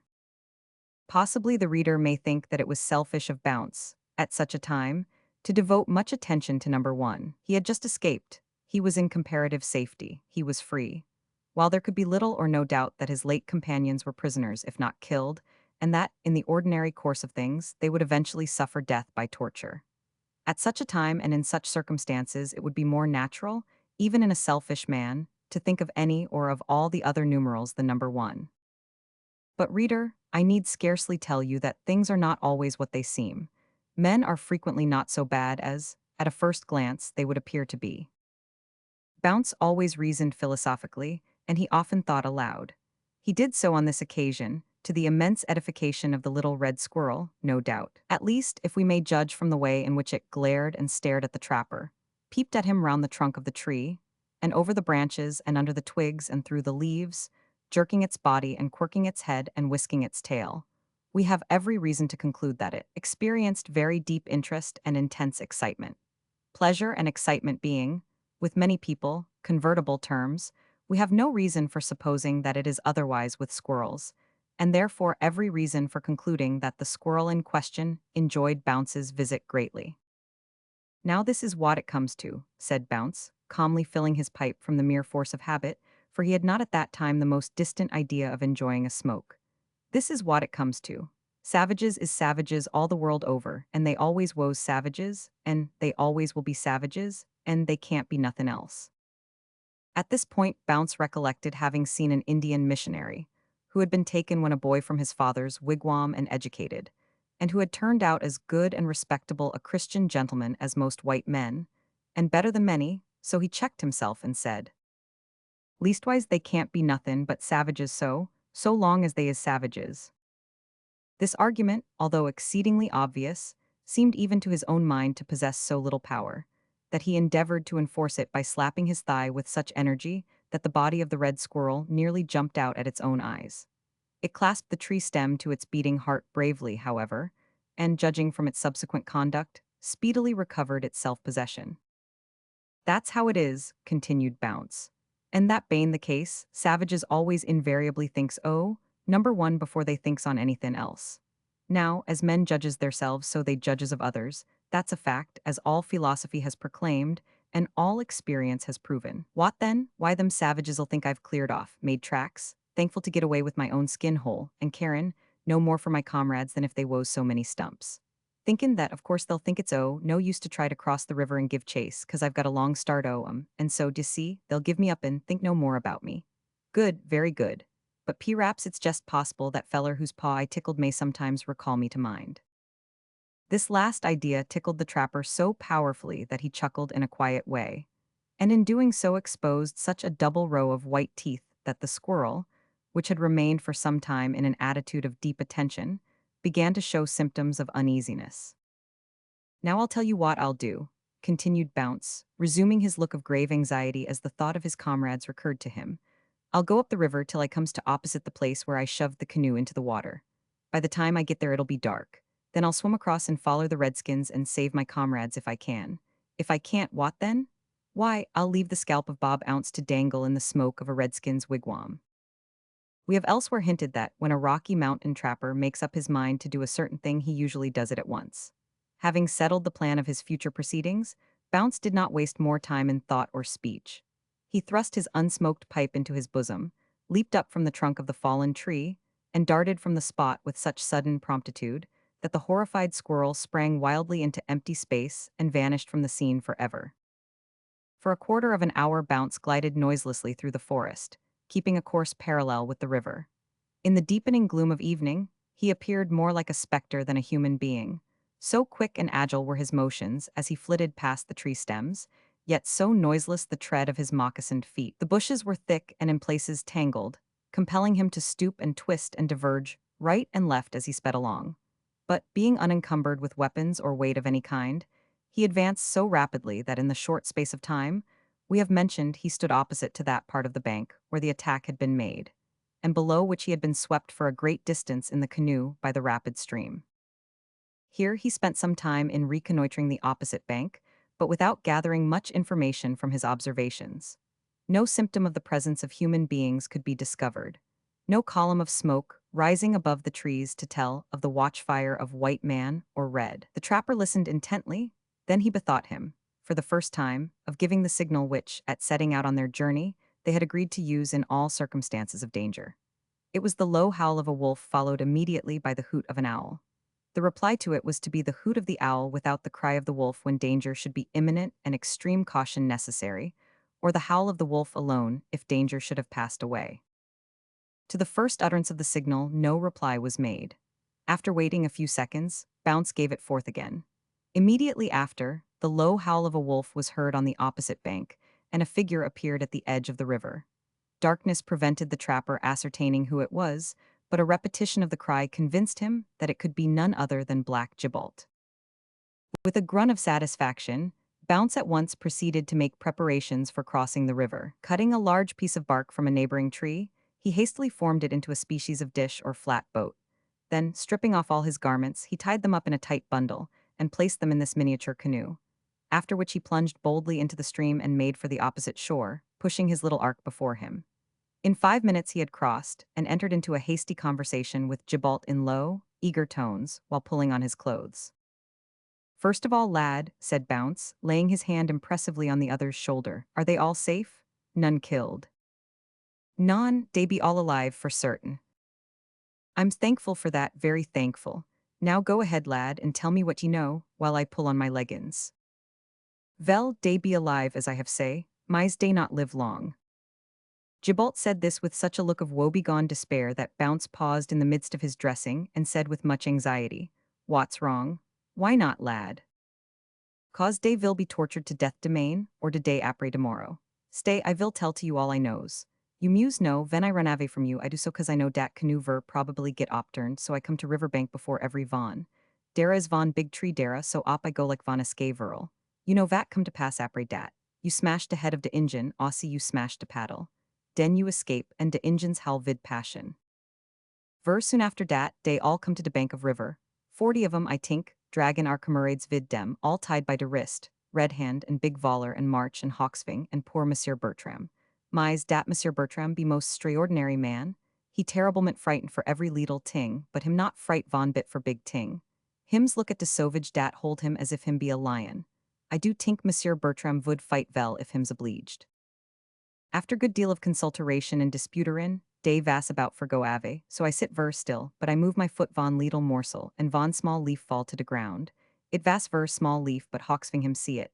Ah, he be von cliver Injin. Sharp in sight too, I tink him should be named Hawkseye. No von else notice it, but I see Hawksving whisper to Big Voller. Dat man be sharp feller too. He turns him's back to de tree, never vonce looked up, but him burst into loud laugh like von Tonderclap and cry out, Vel done, Gibolt. Keep close, old feller, their village is one day off towards the sun. And den he laugh again. Ah ho, how my heart him jump when he speak my name. But de Injuns tink hims yell out to some von cross de river for him looks dat vay. Vel off dey go and I begin to breathe more easy, but ven dey get far off, I hear the voice of Big Voller come back like far ave tonder, cryin', dey are goin' to roast us alive tomorrow, look sharp. Dat vast last I hear. Den de darkness come and den you come, and now vat is to come next. Poor Gibault spoke fast, and perspired very much, and looked wild and haggard, for his nature was sensitive and sympathetic, and the idea of his comrades meeting with such a horrible fate was almost too much for him. Bounce's honest face assumed an expression of deep anxiety, for fertile though his resources usually were, he could not at that moment conceive how it was possible for two unarmed men, either by force or by stratagem, to rescue 5 comrades who were securely bound, and guarded by 40 armed warriors, all of whom were trained from infancy in the midst of alarms that made caution and intense watchfulness second nature to them. It looks bad, said Bounce, sitting down on a stone, clasping his hard hands together and resting an elbow on each knee. Sit ye down, Gibault, we'll think a bit and then go to work. That's what we'll do, d'ye see? Non, I don't see, groaned Gibault. Vat can we do, 2 to 40, if it was only swords we had to fight vid, ha, but alas, we have noting they have everything. True, lad, force won't do, returned Bounce. And yit, he added, knitting his brows, if nothin' else'll do, we'll try at least how much force'll do. After a short pause Bounce resumed, woes they tied very tight, Gibault. I see de cords deep into wrists, and poor Red Hand seemed to be mock stunned, he valk as if hims be dronk. Drunk, exclaimed Bounce, suddenly springing up as if he had received an electric shock, and seizing his companion by both shoulders, while for a moment he gazed eagerly into his eyes. Then, pushing him violently away, he turned round and darted along the bank of the river, crying, as he went, Come along, Gibault. I'll tell you what's up as we go. The astonished Canadian followed as fast as he could, and, in an exclamatory interjectional sort of way, his friend explained the plan of rescue which he had suddenly conceived, and which was as follows. First, he proposed to go back to the cache at the foot of the tall tree and dig up the keg of brandy, with which he resolved to proceed to the camp of the Indians, and, by some means or other, get the whole clan to drink until they should become intoxicated. Once in this condition, he felt assured they could be easily circumvented. Gibault grasped at this wild plan, as a drowning man is said to grasp at a straw, and lent his aid right willingly to disentomb and carry the brandy keg. Neither he nor Bounce knew whether there was enough brandy to intoxicate the whole tribe, but they had no time to inquire minutely into probabilities. Vigorously, perseveringly, without rest or halt, did these 2 trappers pursue their way that night, with the keg slung on a pole between them. The stars glimmered down through the trees upon their path, as if they wished them success in their enterprise. It was all important that they should reach the Indian camp before daybreak. So, although footsore and weary from their late exertions after a long day's march, they nevertheless ran steadily on at a long swinging trot, which brought them, to their inexpressible joy, much sooner than they had anticipated, to their journey's end. It was 2 hours before dawn when they came suddenly upon the camp, so suddenly that they had to crouch the instant they saw the watchfires, in order to avoid being discovered. Now, Gibault, whispered Bounce, you'll have to remain here. Get into a hiding place as fast as you can, and keep close. You're clever enough to know what to do and when to do it. Only, lad, come near and have your knife handy when the row is at the loudest, and see that you don't let the squaws cut out our livers when we're tied up. Gibault nodded significantly.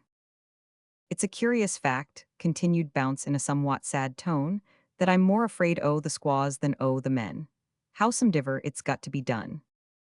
So saying, Bounce shouldered the keg, and shaking his comrade by the hand, as if he felt that he might be parting with him forever, he glided into the darkness of the forest, leaving Gibbalt to secrete himself on the side of a mound, from which he could witness all that went on in the camp. From this point of observation, the poor Canadian beheld what was not calculated to allay his fears. The camp lay in a hollow, surrounded by trees. On an open space were erected several leathern huts or tents, in the midst of which blazed a large campfire. Round this the 40 warriors were seated, eating their supper, while a number of squaws were sitting in the entrances to their tents variously engaged. Horses hobbled, that is, with the forefeet tied together to prevent their running away, were cropping the grass close to the tents. Not far from them, and within the circle of light cast around by the fire, stood a group of small trees. To each of these was tied a man, and Gibbalt had no difficulty in making them out to be his unfortunate comrades. Occasionally, as he gazed, one or two of the old Indian women went up to these helpless men, with a yell of execration, and, brandishing scalping knives before their faces, appeared as if about to plunge them into their hearts. But their time had not yet come. The hags were only anticipating the feast of butchery that awaited them on the morrow. While Gibbalt was gazing at this scene with mingled feelings of anxiety, rage, and horror, the whole band of Indians suddenly sprang to their feet and seized their weapons. Almost at the same moment, Bounce strode into the circle of light and deposited his cask on the ground. Then, making signs of peace, he advanced towards one of the Indians, who, from his dress and appearance, seemed to be the chief, and presented him with a piece of tobacco. The chief accepted the gift in silence. Bounce, who was well acquainted with many of the dialects of that region, had no difficulty in making himself understood. He stated that he was a trapper, that he had come to that country to trade, and asked whether his Indian friends had furs to dispose of. As he had anticipated, the savages were in no mood to treat with a solitary man who was entirely in their power. The chief, who evidently suspected that he was a friend of the prisoners, instead of replying, asked him sarcastically what he had in the keg. "Fire water," replied Bounce unhesitatingly. At this the eyes of the savages sparkled with delight. Not deigning to waste more time with him, they seized the unfortunate trapper and confronted him with his companions, gazing earnestly in their faces the while to observe whether they betrayed any sign of recognition. It said much for the self-control of these hardy men that, although their comrade was thus suddenly and unexpectedly placed before them, they did not permit a muscle of their countenances to change, but gazed on him and on his captors with that expression of defiant contempt with which Indians usually meet their fate, and in which they are equaled, sometimes even outdone, by the unfortunate white trappers who chance to fall into their cruel hands. And well was it, for the success of the scheme, that Theodore Bertram's nerves had received such repeated and awful shocks that day, that they were now incapable of feeling. He had been so terribly and repeatedly struck with amazement that his features had assumed a settled expression of surprise that could not be increased, so that when he beheld Bounce a prisoner before him, although he certainly felt astonishment, he could by no means increase the expression of that sensation. The Indians, therefore, passed away from him with a howl of derision and tied Bounce to a tree beside his comrades, concluding that, instead of a plotter, they had, in him, made another lucky capture. Anxiety to taste their beloved beverage had something to do with their haste in this matter, no doubt. No one who has not seen it can conceive of the intense passion the North American Indian has for ardent spirits. He seems to have no power of restraint whatever when the opportunity of indulging that passion presents itself. The head of the keg was quickly knocked in, and the eyes of the savages seemed positively to flash as they gazed upon the precious fluid. The chief advanced first with a little tin mug, such as was sold to them by traders, and drank a deep draught. He then handed the cup to another, but the impatience of the others could not be restrained. They crowded round with their mugs, and dipping them into the keg drank eagerly, while the squaws, who loved the fire-water as much as did their masters, formed an outer circle, and as patiently as they could, awaited their turn. They knew full well that it would soon come. The Indians, being unaccustomed to frequent potations, were quickly maddened by the spirit, which mounted to their brains and rushed through their veins like wildfire, causing every nerve in their strong frames to tingle. Their characteristic gravity and decorum vanished. They laughed, they danced, they sang, they yelled like a troop of incarnate fiends. Then they rushed in a body towards their prisoners, and began a species of war dance round them, flourishing their tomahawks and knives close to their faces as if they were about to slay them, shrieking and howling in the most unearthly manner, and using all those cruel devices that are practiced by Red Indians to terrify those unfortunates whom they intend ultimately to kill. Suddenly, one of the warriors observed that the squaws were stealthily approaching the spirit keg and rushed towards them with a howl of fury, followed by his comrades, who drove the women away and recommenced drinking. And now a fiercer spirit seemed to seize upon the savages. Old feuds and jealousies, that had long been cherished in silence, broke irresistibly forth. Angry words and fierce looks were followed by the drawing of knives. Suddenly, a young man rushed upon a comrade and buried his knife in his heart. The piercing death cry was followed by the vengeful yell of the relatives of the murdered man as they sprang upon the murderer. Others flew to the rescue, and the drunken melee became general. Blood began to flow freely, and there is no doubt that many lives would have been sacrificed had not the combatants been too much intoxicated to fight with vigor. Many of them fell prostrate and helpless on attempting to rise. Others dealt their blows at random, staggering and falling one upon another, until they lay in a heap, shrieking, biting, tearing, and stabbing. A bloody struggling mass, which told more eloquently than tongue can tell, that, deep and low though savage human nature has fallen in sin and misery, there is a depth profounder still, to which even those who seem to be the lowest may be precipitated by the fatal power of strong drink. And now Gibault Noir felt that it was time for him to draw near to the horrible scene, in order to be ready, when the moment should arrive, to release the prisoners, or to protect them in the event of any of the drunken crew being tempted to a premature slaughter. The women were now actively interfering to prevent further bloodshed. Most of the Indians were already dead drunk. Only a few, whose powers of endurance were greater than those of their comrades, continued to shout their war songs. When these were down, the women rushed at the spirits like wolves. Even the little children came out from the tents and got their share. It was a terrible scene, such as has, alas, been often enacted before in the wilds of the far west, and doubtless shall be enacted again, unless so-called Christian traders give up firewater as an article of traffic.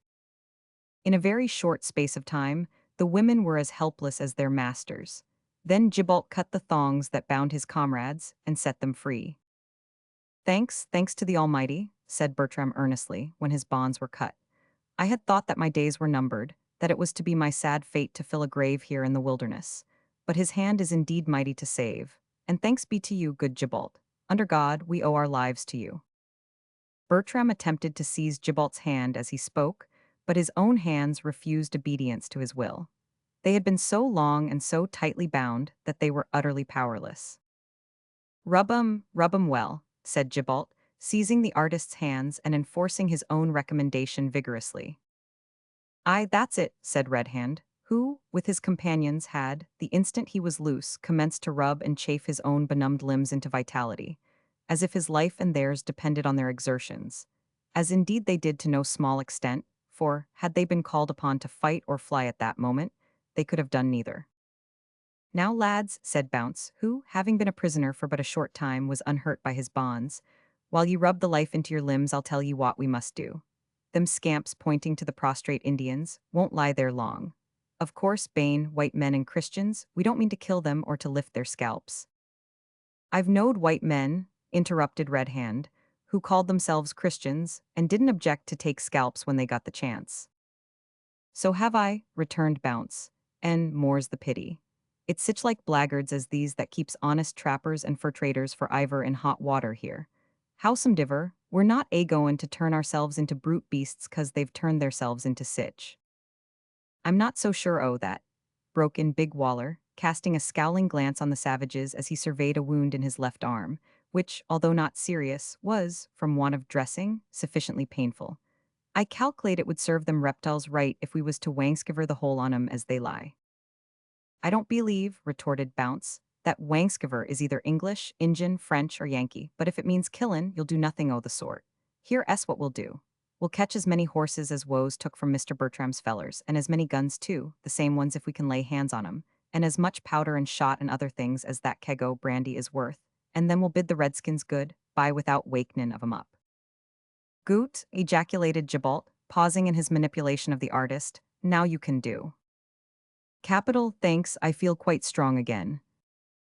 "I say, Gibault," observed March ruefully, "they've almost sawed through the skin o' my ankle. I've no left foot at all as far as feelin' goes. Ha, me boy, tease well you have foot left, though you not feel left foot, let me see. That's it, Gibalt, rub away. If your jokes were as good as your surgery, you'd be too good, a long way for the backwoods. By dint of chafing and rubbing and leaping and stamping, the whole party were soon restored to a serviceable condition, after which they set about active preparations for departure. First, they ransacked the tents, where they discovered all the guns that had been taken from Bertram's party. These they tied up in a bundle, after each had secured one for his own use. Among them the artist found, to his intense delight, his own double-barreled gun, the loss of which he had mourned most sincerely. Next, they secured the horses, which, being hobbled, as we have said elsewhere, were easily caught. Then the powder horns and shot belts of Bertram's party were found, and, being full of ammunition, were slung across their shoulders forthwith. Among other things belonging to the same party were discovered a number of blankets, some tea and sugar, and a variety of other useful articles, besides several packs of furs, all of which were made up into portable bundles that could be easily carried at their saddlebows. The supply of everything was so ample that it was not necessary to touch a single article belonging to the Indians. This was a matter of much satisfaction to Red Hand, who wished to show these unfortunate children of the wilderness that there were at least some white trappers who were actuated by different and kindlier feelings than many who sought their livelihood in those regions. "Hullo, what have we here?"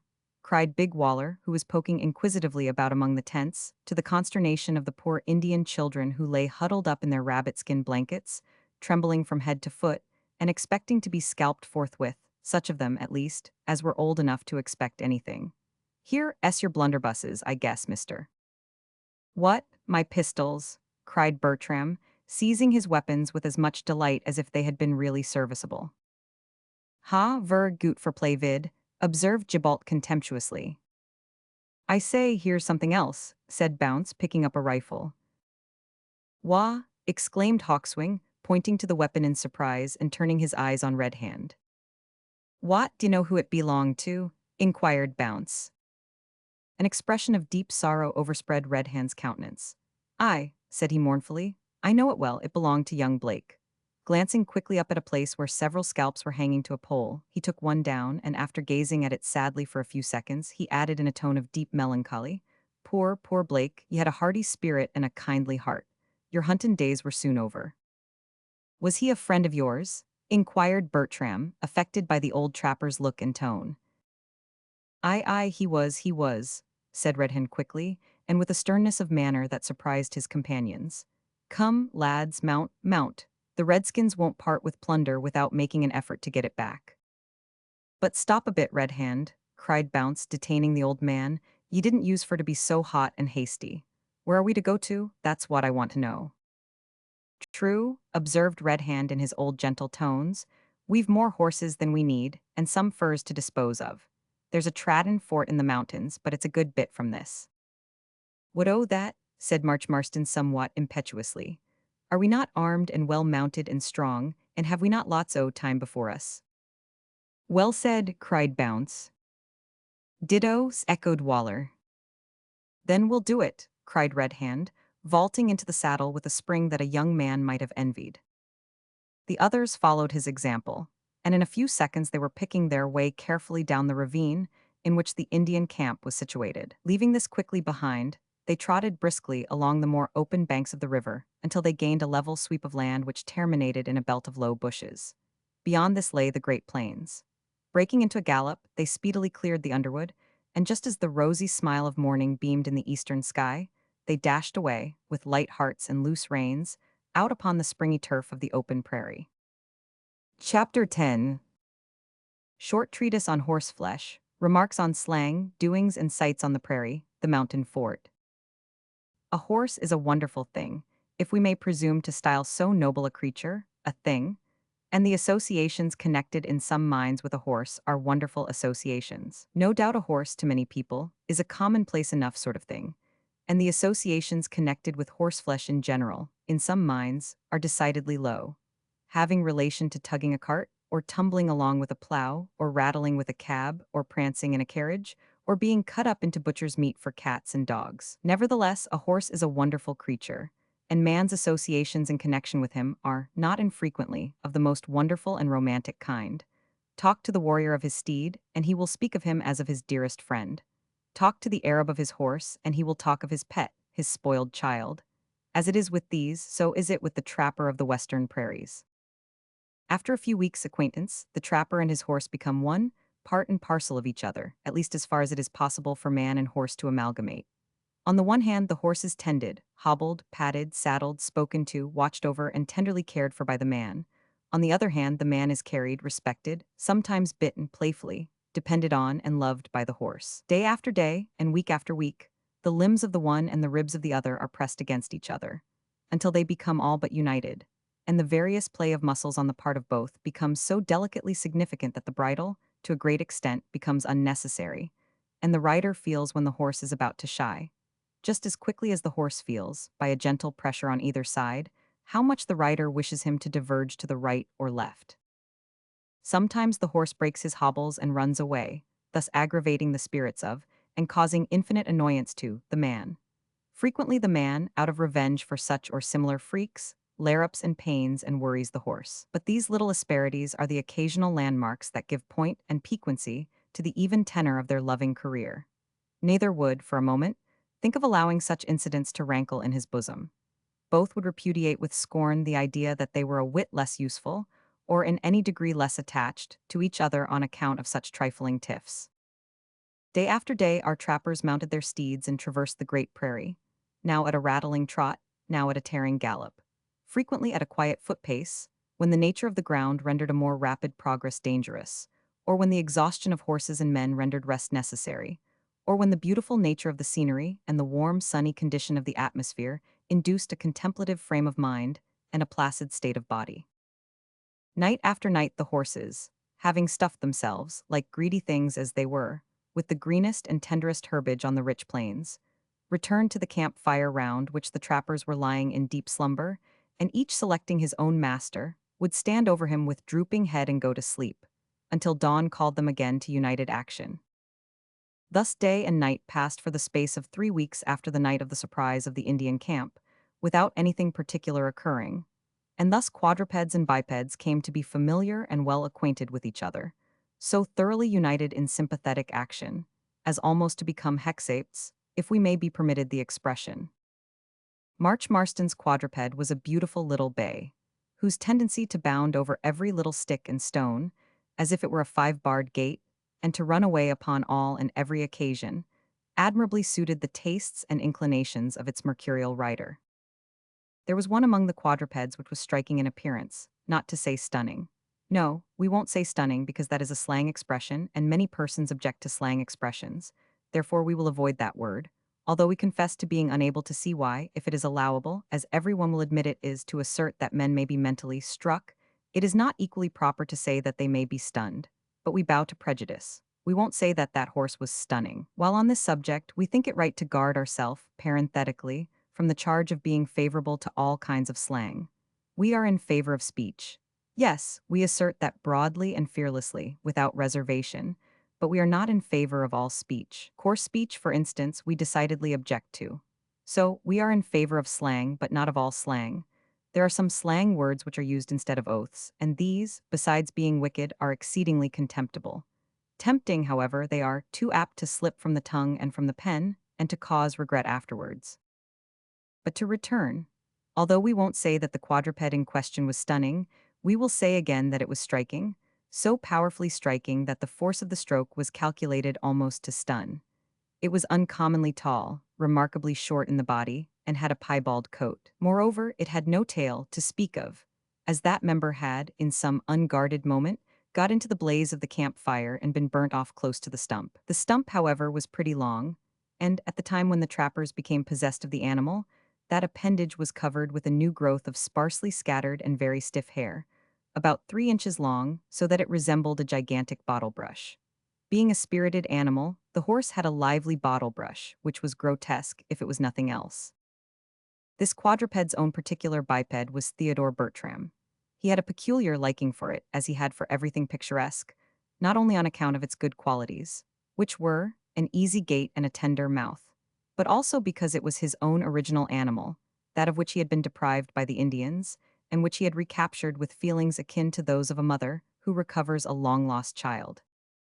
We have said that the space of 3 weeks passed without anything particular occurring to our trappers.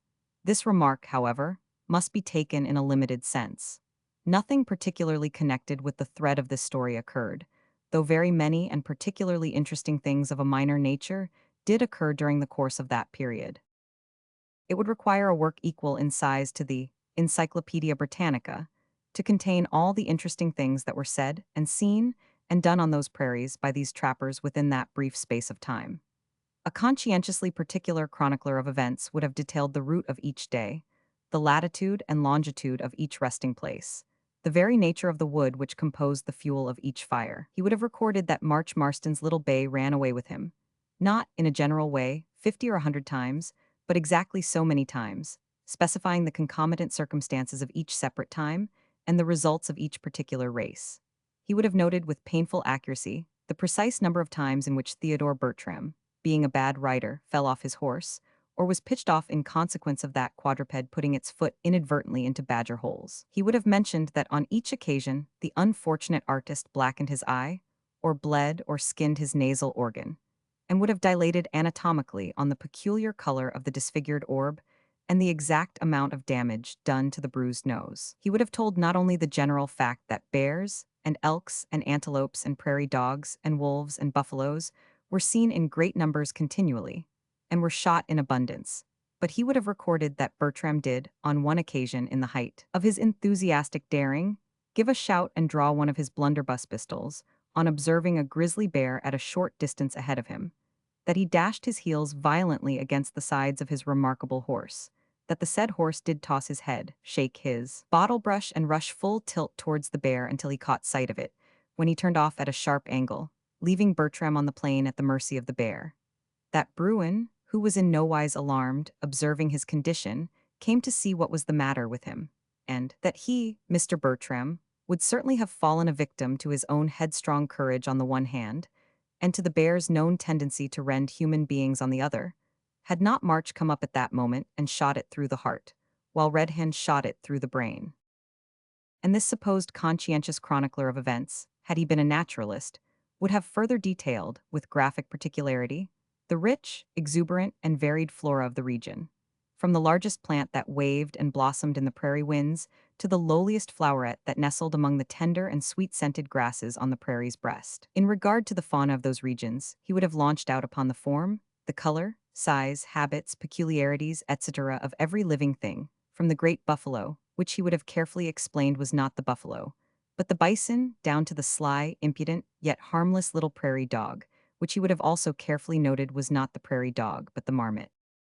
Had this supposed recorder of facts been of an erratic nature, given to wander from anecdote to description, and vice versa, he would perhaps have told, in a parenthetical sort of way, how that, during these 3 weeks, the trappers enjoyed uninterrupted fine weather. How the artist sketched so indefatigably that he at last filled his book to overflowing and had to turn it upside down, begin at the end, and sketch on the backs of his previous drawings. How Big Waller and Black Gibault became inseparable friends and sang duets together when at full gallop, the latter shrieking like a wild cat, the former roaring like a buffalo bull. How March Marston became madder than ever, and infected his little steed with the same disease, so that the two together formed a species of insane compound that caused Red Hand and Bounce to give vent to many a low chuckle and many a deep sagacious remark, and induced Hawkswing to gaze at it, the compound, in grave astonishment. All this and a great deal more might be told, and, no doubt, might prove deeply interesting. But as no man can do everything, so no man can record everything. Therefore we won't attempt it, but shall at once, and without further delay, proceed to that part of our tale which bears more directly on the Rocky Mountains and the wild man of the West himself. "It's a strong place," said Red Hand, checking the pace of his horse and pointing to a small edifice or fort which stood on the summit of a little mound or hill about a quarter of a mile in advance of them. "A very strong place, such as would puzzle the redskins to break into if defended by men of ordinary pluck." "Men of pluck sometimes get careless and go to sleep, though," said March Marston, riding up to the old trapper. "I've heard o' such forts bane taken by redskins before now." "So have I, lad, so have I," returned Red Hand. "I've heard o' a Fort Bane attacked by Injuns when the men were away huntin'. and Bane burnt down. But it generally turns out that the whites have had themselves to thank for it. Aye, that's true, observed Bounce. Some the whites in them parts is no better nor they should be. They treats the poor Injuns as if they was dogs or varmints, and then they're astonished if the Redskins murder them out revenge. I knowed one feller as told me that when he lived on the west side the mountains, where some of the Injuns are a murderin', said thieves, he never lost a chance killin' a Redskin. Of course the Redskins never lost a chance killin' the whites. And so they come to such a state war that they had to make peace by givin' them no end presents guns and cloth and beads, enough to buy up the furs a whole tribe. I guess they was powerful green to do anything the sort, said Big Waller. I knowed a feller as was in command of a party whites, who got into much the same sort of fix with the Injuns, always fightin' and murderin', so what does he do, think ye? Shooted de chief and all him's people, suggested Gibalt. Nothin' the sort, replied Waller. He sends for the chief and gives him a grand present and says he wants to marry his darter.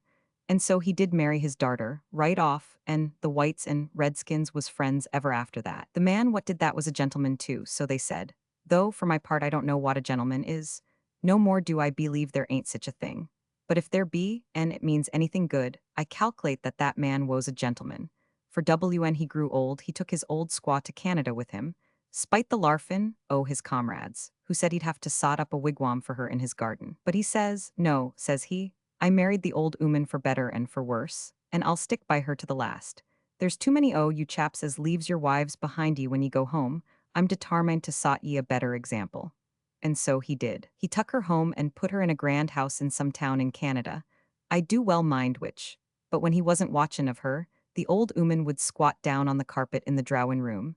For, d'ye see, she hadn't been used to chairs. His friends used to advise him to put her away, and the kindlier sort said he should give her a room to herself, and not bring her into company where she warn't at ease. But no, the old man said always, she's my lawful wedded wife, and if she was a buffalo cow I'd stick by her to the last, and so he did. Vriment he was von Curris Creter, observed Gibalt. See, they have disgraced us, exclaimed Bertram, pointing to the fort, which they were now approaching, and where a bustle among the inhabitants showed that their visitors were not always peacefully disposed, and that it behoved them to regard strangers with suspicion. Would it not be well to send one of our party on in advance with a white flag? Observed Bertram. No need for that, replied Red Hand. They're used to all kinds visitors, friends as well as foes. I fear, however, from the haste they show in closing their gate, that they ain't on good terms with the Injuns. The red men and the pale faces are at war, said Hawkswing. Aye, you're used to the signs, no doubt, returned Red Hand, for you've lived here once upon a time, I believe. The Indian made no reply, but a dark frown overspread his countenance for a few minutes. When it passed, his features settled down into their usual state of quiet gravity. Have ye ever seed that fort before? Inquired Bounce in the Indian tongue. I have, answered Hawkswing. Many moons have passed since I was in this spot. My nation was strong then. It is weak now. Few braves are left. We sometimes carried our furs to that fort to trade with the palefaces. It is called the Mountain Fort. The chief of the palefaces was a bad man then. He loved firewater too much. If he is there still, I do not wonder that there is war between him and the red men. That's bad, said Bounce, shaking his head slowly. Very bad, for the redskins'll kill us if they can on account them rascally fur traders. Howsomedever we can't mend it, so we must bear it. As Bounce uttered this consolatory remark, the party cantered up to the open space in front of the gate of the fort, just above which a man was seen leaning quietly over the wooden walls of the place, with a gun resting on his arm. Hallo, shouted this individual when they came within hail. Hallo, responded Bounce. Friends or foes, and where from? Inquired the laconic guardian of the fort. Friends, replied Red Hand riding forward. We come from the Yellowstone, have lost some of our property but got some of it back and want to trade furs with you. To this the sentinel made no reply, but looking straight at Big Waller inquired abruptly, Are you the wild man? What wild man? Said Waller gruffly. Why, the wild man o' the West. No, I hain't, said Waller still more gruffly, for he did not feel flattered by the question. Have you seen him? No, I hain't, and guess I shouldn't know him if I had. "Why do you ask?" inquired March Marston, whose curiosity had been roused by these unexpected questions. "'Cause I want to know," replied the man, quitting his post and disappearing. In a few minutes he opened the gate, and the trappers trotted into the square of the fort. The mountain fort, in which they now dismounted, was one of those little wooden erections in which the hardy pioneers of the fur trade were wont in days of old to establish themselves in the very heart of the Indian country. Such forts may still be seen in precisely similar circumstances, and built in the same manner at the present day in the Hudson's Bay territories. With this difference that the Indians, having had long experience of the good intentions and the kindness of the palefaces, no longer regard them with suspicion. The walls were made of strong, tall palisades, with bastions built of logs at the corners, and a gallery running all round inside close to the top of the walls, so that the defenders of the place could fire over the palisades, if need be, at their assailants. There was a small iron cannon in each bastion. One large gate formed the entrance, but this was only open to admit horsemen or carts. A small wicket in one leaf of the gate formed the usual entrance. The buildings within the fort consisted of three little houses, one being a store, the others dwelling houses, about which several men and women and Indian children, besides a number of dogs, were grouped. These immediately surrounded the trappers as they dismounted. "Who commands here?" inquired Red Hand. "I do," said the sentinel before referred to, pushing aside the others and stepping forward. "At least I do at present. My name's MacLeod. He who ought to command is drunk. He's always drunk." There was a savage gruffness in the way in which MacLeod said this that surprised the visitors, for his sturdy-looking and honest countenance seemed to accord ill with such tones. "And may I ask who he is?" said Red Hand. "Oh yes, his name's MacGregor. You can't see him tonight, though. There'll be bloody work here before long if he don't turn over a new leaf." MacLeod checked himself as if he felt that he had gone too far. Then he added, in a tone that seemed much more natural to him, "Now, sirs, come this way. Here," turning to the men who stood by, "look to these horses and see them fed. Come into the hall, friends, and the squaws will prepare something for you to eat while we have a smoke and a talk together." So saying, this changeable man, who was a strange compound of a trapper and a gentleman, led the way to the principal dwelling house, and, throwing open the door, ushered his guests into the reception hall of the mountain fort. Chapter 11. Original efforts in the art of painting, fur trading, hospitality, wonderful accounts of the wild man of the West from an eyewitness, buffalo hunting, scalping, murdering, and a summary method of inflicting punishment.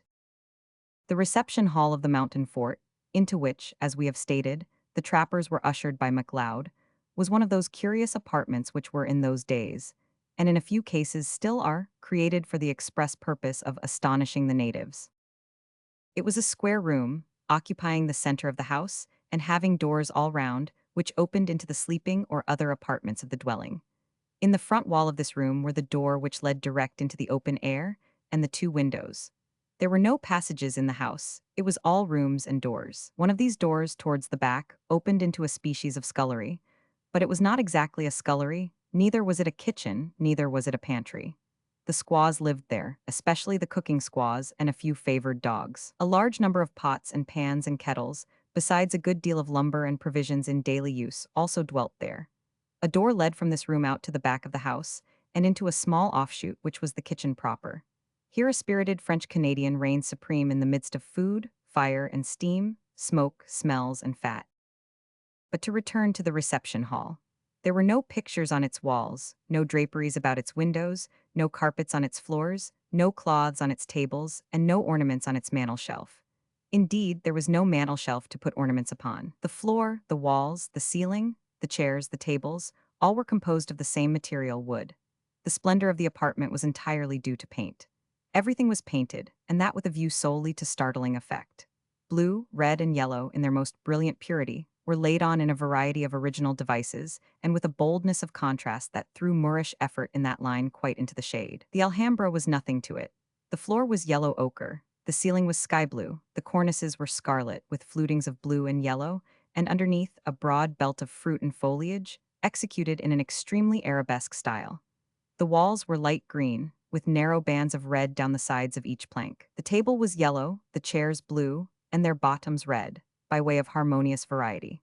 But the grand point, the great masterpiece in the ornamentation of this apartment, was the centerpiece in the ceiling, in the execution of which there was an extraordinary display of what can be accomplished by the daring flight of an original genius, reveling in the conscious possession of illimitable power, without the paralyzing influence of conventional education.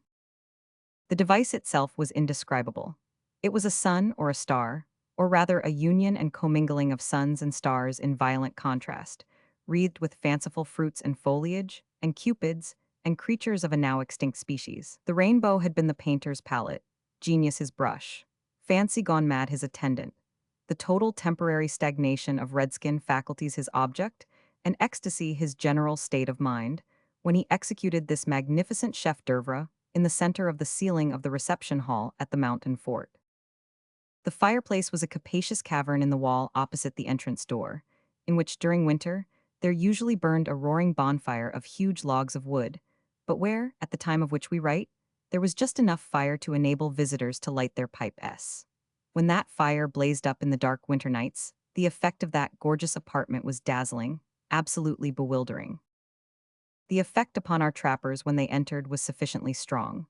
They gazed round in amazement, each giving vent to his feelings in his own peculiar exclamatory grunt, or gasp, or cough. In addition to this, Bounce smote his thigh with unwonted vigor. Gibalt, after gazing for a few minutes, sighed out something that sounded like magnifique, and Bertram grinned from ear to ear. He went further, he laughed aloud. An impolite thing to do in the circumstances, and, for a grave man like him, an unusual ebullition of feeling. But it was observed and noted that on this occasion the artist did not draw forth his sketchbook.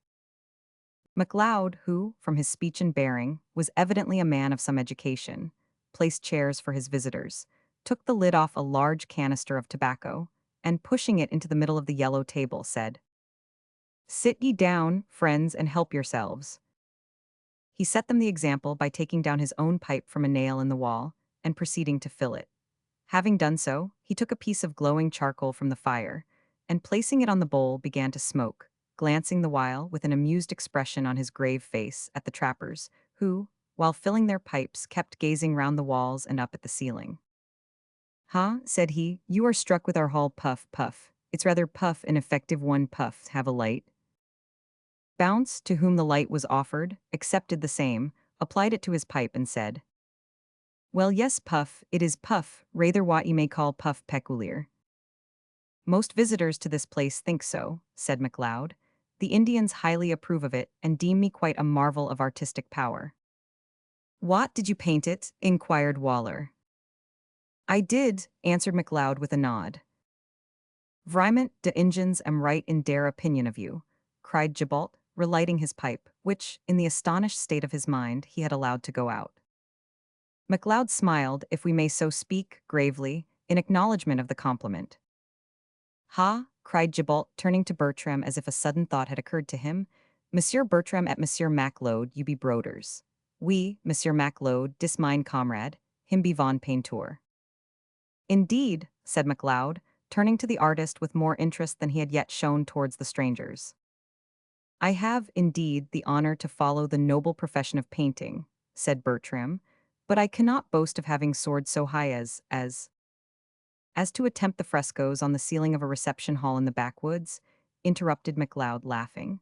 "No, I believe you, sir, but, although I cannot presume to call you brother professionally, still I trust that I may do so as an amateur. I am delighted to see you here. It is not often we are refreshed with the sight of the face of a civilized man in these wild regions." "Upon my word, sir, you are plain-spoken," said March Marston with a look of affected indignation.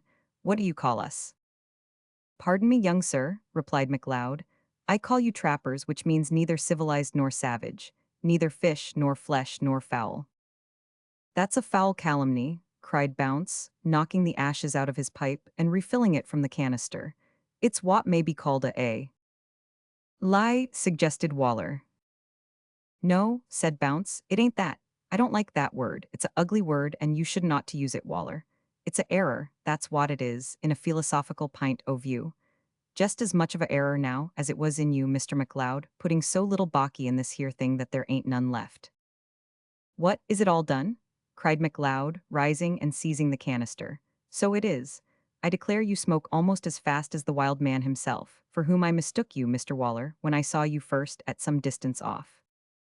Saying this, he left the room to fetch a further supply of the soothing weed, and at the same moment two squaws appeared, bearing smoking dishes of whitefish and venison. "That fellow knows something about the wild man o' the West," said March Marston in a low, eager tone to his comrades. "Twice has he mentioned his name since we arrived." "So he has," observed Red Hand, "but there may be other wild men besides our one." "Unpossible," said Bounce emphatically. "Ditto," cried Waller still more emphatically. "What say you, Hawkswing?"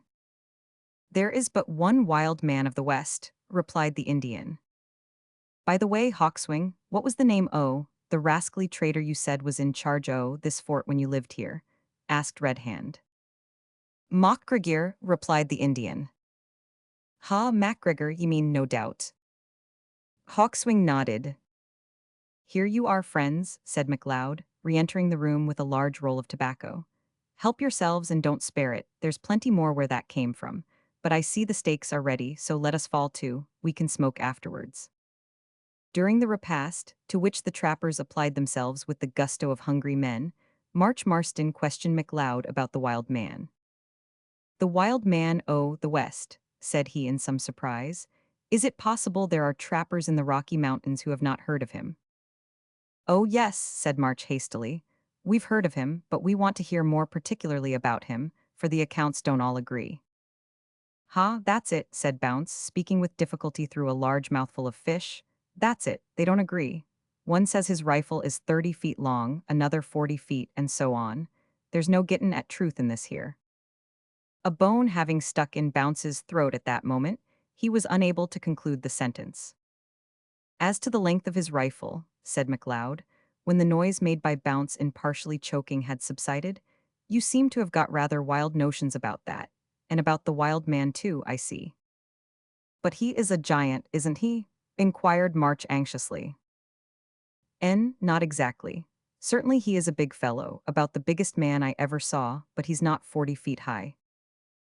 March Marston's romantic hopes began to sink. "Then he's an ordinary man just like one o' us," he said almost gloomily. "Nay, that he is not," returned MacLeod, laughing. "Your comrade Waller does indeed approach to him somewhat in height, but he's nothing to him in breadth. And as for ferocity, strength, and activity, I never saw anything like him in my life. He comes sometimes here to exchange his furs for powder and lead, but he'll speak to no one, except in the sharpest, gruffest way. I think he's mad myself, but he seems to lead a charmed life here, for although he has had fights with many of the tribes in these parts, he always puts them to flight, although he fights single-handed." "Single-handed?" exclaimed Bounce in surprise.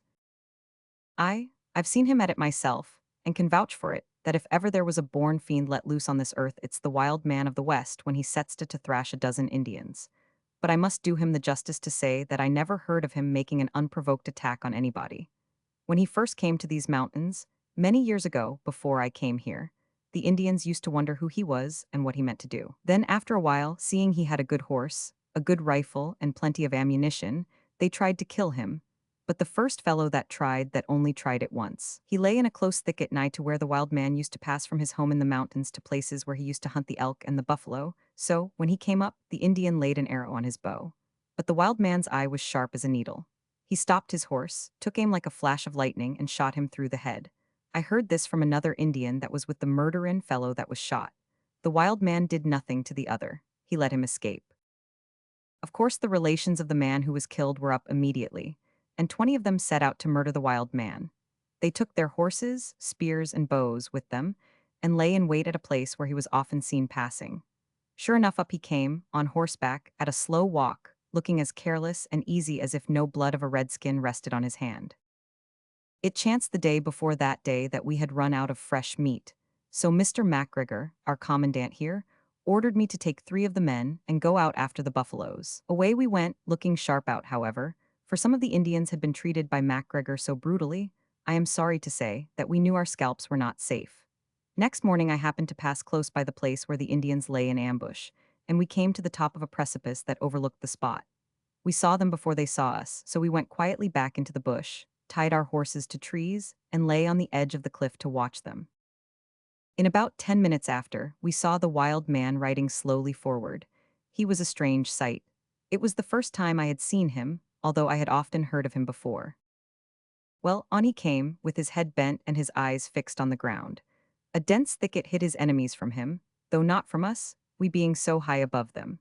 The wild man was armed with his long rifle slung at his back, a hunting knife, and a small shield, such as the Blackfoot Indians used to protect themselves from arrows. The only unusual sort of weapon he carried was a long sword. Not knowing at the time that the Indians were waiting for him, of course I gave no alarm to warn him of his danger. When he came within 100 yards of the thicket, I saw him push his arm a little further into the handle of the shield. It was but a slight action such as one might perform to ease the arm by change of position, but the redskins are quick-witted. They knew that he suspected they were there, so, giving one tremendous yell, they sent a cloud of arrows at him and sprang out upon the plain at full gallop with their spears lowered. Instead of turning to fly from such an unequal combat, the wild man drew his sword and rushed at them like a thunderbolt. His onset was the most awful thing I ever saw in my life.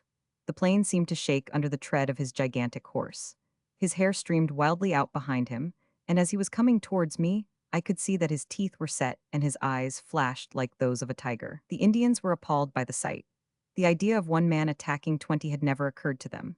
They drew up, but it was too late to prevent a shock. There was a yell from the savages, a shout like the roar of a lion from the wild man, and two horses and their riders lay on the plain. I saw the long sword gleam for one moment, just as the shock took place, and the head of a savage rolled immediately after along the ground. The Indians, though overawed, were brave men. They turned to pursue the flying horsemen, but they needed not. The wild man was not flying, he was only unable at first to check the headlong pace of his charger. In a few seconds he wheeled about and charged again. The Indians, however, did not await the issue.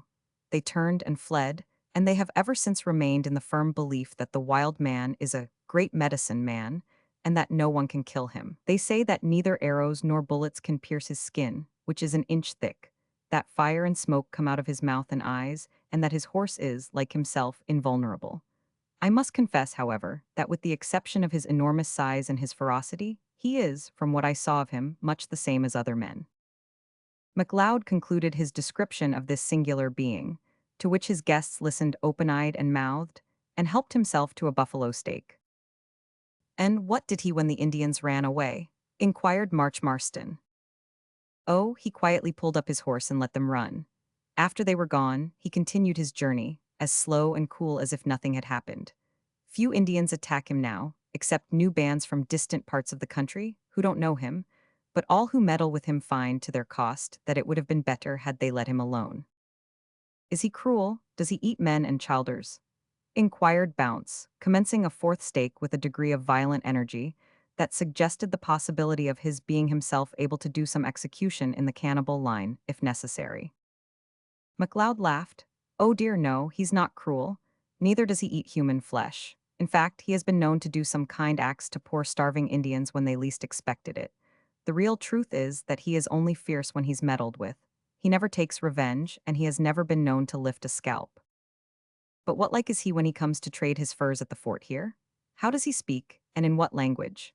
inquired Marston, who, although delighted with the account given of the strength and valor of the wild man of the West, was by no means pleased to learn that he was not an absolute giant, something like the giant despair of whom he had read in the Pilgrim's Progress. "He's just like a trapper, only he's a tremendous big one, 6 feet 6 if he's an inch, and would make two of the biggest of the present company round the shoulders. But he's very silent and won't let anyone question him. The long and the short of it is that I believe he is a madman. Luckily he's a well-disposed madman, and I can vouch for it he is a crack hunter, though he don't bring many furs to trade. I think he spends most of his idle time in moping among the caves of the mountains." "Does anyone know where he lives?" asked Bertram, who was gradually becoming interested in this strange being. "No, we have sometimes tried to track him, but at a certain place, we have invariably lost all traces of him." "But what is his face like, and how does he dress?" inquired March eagerly. "You have not yet said anything about that." MacLeod was about to reply, when he was interrupted by a loud shouting in the yard of the fort. Leaping from their seats, the whole party ran to the windows. "I thought so," cried MacLeod, seizing his cap and hurrying out. "These are 6 of my men who have been out after the buffalo, and I see they have been successful." The fort gate had been swung open, and just as the guests issued from the reception hall, 6 hunters galloped into the square with all the reckless noise and dash peculiar to that class of men. Leaping from their foaming steeds, they were quickly surrounded by their comrades and by the women and children of the place, who congratulated them on their success in the chase and plied them with eager questions. That they had indeed been successful was evident from the masses of fresh meat with which the horses were laden. "Well done, Davis," said MacLeod, stepping up to one of the men, who, from his age and intelligence, had been put in command of the hunting party. "You are back sooner than I anticipated. Surely your good genius sent the buffalo across your path." "We have been in luck, sir," replied the hunter, touching his cap. "We've killed more than we could carry, and, what's worse, we've killed more than we wanted." "How so?" "We've had a brush wi' the redskins, sir, and we had to kill one or two in self-defense." MacLeod's brow darkened. He clenched his teeth, and the large veins swelled in his neck and forehead. With a powerful effort, he repressed his anger and said, "Did I not warn you to avoid that if you could?" "True, sir," replied Davis humbly, "but we could not help it, for, in the first heat of passion, one o' them was shot, and after that, of course, we had to fight to save our own scalps." "Who fired that first shot?" inquired MacLeod sternly. Davis made no reply, but all eyes were at once turned upon a tall slouching man, with a forbidding cast of countenance, who had hitherto kept in the background. So, Larrock," said MacLeod, stepping up to the man, "you've been at your bloody work again, you scoundrel. Ha! You not only bring the enmity of the whole Indian race down on your own worthless head, and on the heads of your innocent companions, but you have the effrontery to bring the evidence of your guilt into this fort along with you." As MacLeod spoke, he laid hold of a scalp which still dropped fresh blood as it hung at the hunter's saddlebow. "If I'm to answer to you for every scalp I choose to lift in self-defense, the sooner I quit you the better," answered Larrock sulkily. "Was there any occasion to lift this scalp at all?" demanded MacLeod as he seized the man by the collar. "Who talks of lifting scalps?" growled a loud, deep-toned voice. All eyes were instantly turned on the speaker, and the crowd fell back to permit Mr. MacGregor, the person in command of the mountain fort, to approach the scene of action. The man who now appeared on the scene was a sad and a terrible sight to behold. He was one of that wretched class of human beings who, having run a long course of unbridled wickedness, become total wrecks in body and mind long before the prime of manhood has been passed. MacGregor had been a confirmed drunkard for many years. He had long lost all power of self-control, and had now reached that last fearful stage when occasional fits of delirium tremens rendered him more like a wild beast than a man. Being a large and powerful man, and naturally passionate, he was at these times a terror to all who came near him. He had been many years in charge of the fur trading establishment, and having on many occasions maltreated the Indians, he was hated by them most cordially. One of his mad fits had been on him for some days before the arrival of March Marston and his friends. He had recovered sufficiently to be able to stagger out of his room just at the time the buffalo hunters, as above described, entered the square of the fort. As he strode forward with nothing on but his shirt and trousers, his eyes bloodshot, his hair matted and disheveled, and his countenance haggard in the extreme, he was the most pitiable, and, at the same time, most terrible specimen of human degradation that the mind of man could conceive of. "What now? Who has been lifting scalps?" he growled between his set teeth, striding up to Larrock and glaring in his face with his bloodshot eyes like a tiger. MacLeod held up the bloody scalp. "Who did it?" roared MacGregor. "I did," said Larrock with an attempt at a defiant air. The words had barely passed his lips when he received a blow between the eyes that felled him to the earth. He attempted to rise, but, with a yell that sounded more like the war cry of a savage than the wrathful shout of a civilized man, MacGregor knocked him down again, and, springing at his throat, began to strangle him. Up to this point, MacLeod refrained from interfering, for he was not sorry to see the murderer receive such severe punishment. But having no desire to witness a second murder, he now seized his master, and, with the assistance of two of the men, succeeded in tearing him off from Larrock, and in conveying him, as respectfully as possible in the circumstances, to his private chamber. Chapter 12. An argument on argumentation, also on religion, bounce, philosophical again, a race cut short by a bullet, flight and pursuit of the redskins. When MacLeod returned to the square, He found that the trappers had adjourned with the men of the establishment to enjoy a social pipe together, and that Theodore Bertram was taking a solitary, meditative promenade in front of the gate of the fort. "You seem in a pensive mood, Mr. Bertram," said the fur trader on coming up. "Will you not try the soothing effects of a pipe? Our tobacco is good, I can recommend it." He offered a plug of tobacco to the artist as he spoke. "Thank you, I do not smoke," said Bertram, declining the proffered luxury. "Tobacco may be good, though I know it not from experience. Yet methinks the man is wiser who does not create an unnatural taste than he who does so for the purpose of gratifying it." "Ah, you are a philosopher." If judging of things and questions simply on their own merit, and with the single object of ascertaining what is truth in regard to them, constitutes a philosopher, I am. Don't you find that men who philosophize in that way are usually deemed an obstinate generation by their fellow men? Inquired the trader, smiling as he puffed a voluminous cloud from his lips. "I do," replied Bertram. "And don't you think the charge is just?" continued the other in a jocular tone. "I do not," replied the artist. "I think those who call them obstinate are often much more truly deserving of the epithet. Philosophers, in the popular sense of the word, are men who not only acquire knowledge and make themselves acquainted with the opinions of others, but who make independent use of acquired knowledge, and thus originate new ideas and frequently arrive at new conclusions. They thus often come to differ from the rest of mankind on many points, and, having good reasons for this difference of opinion, they are ever ready to explain and expound their opinions and to prove their correctness, or to receive proof of their incorrectness, if that can be given. Hence they are called argumentative. Being unwilling to give up what appears to them to be truth, unless it can be shown to be falsehood, their opinions are not easily overturned. Hence they are called obstinate. Thinking out a subject in a calm, dispassionate, logical manner, from its first proposition to its legitimate conclusion, is laborious to all. A very large class of men and women have no patience for such a process of investigation. Hence argumentation, that most noble of all mental exercises, is deemed a nuisance. Certainly argumentation with unphilosophical persons is a nuisance, but I know of few earthly enjoyments more gratifying than an argument with a true philosopher. "That's what I says, so I do, out and out," observed Bounce, who had come up unperceived, and had overheard the greater part of the above remarks. "Just what I thinks myself, Mr. Bertram, only I couldn't zactly put it in the same way, d'see? That's what I calls out and out philosophy." "Glad to hear you're such a wise fellow," said MacLeod patronizingly. "So you agree, of course, with Mr. Bertram in condemning the use of the pipe." "Condemn the pipe," said Bounce, pulling out his own special favorite and beginning to fill it. "What, condemn smockin'? No, by no means whatsomdiver. That's quite another key question what we hain't been a disputin' about. I only heerd Mr. Bertram a-talkin' about obstiniteness and argumentation." "Well, in regard to that," said Bertram, "I firmly believe that men and women are all alike equally obstinate."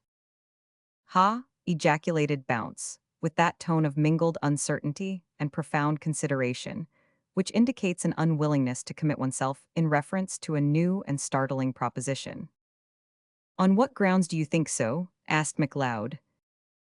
"Why, on the simple ground that a man cannot change any opinion until he is convinced that it is wrong, and that he inevitably must, and actually does, change his opinion on the instant that he is so convinced, and that in virtue, not of his will, but of the constitution of his mind. Some men's minds are of such a nature, they take such a limited and weak grasp of things, that they cannot be easily convinced. Others are so powerful that they readily seize upon truth when it is presented to them, but in either case, the instant the point of conviction is reached the mind is changed.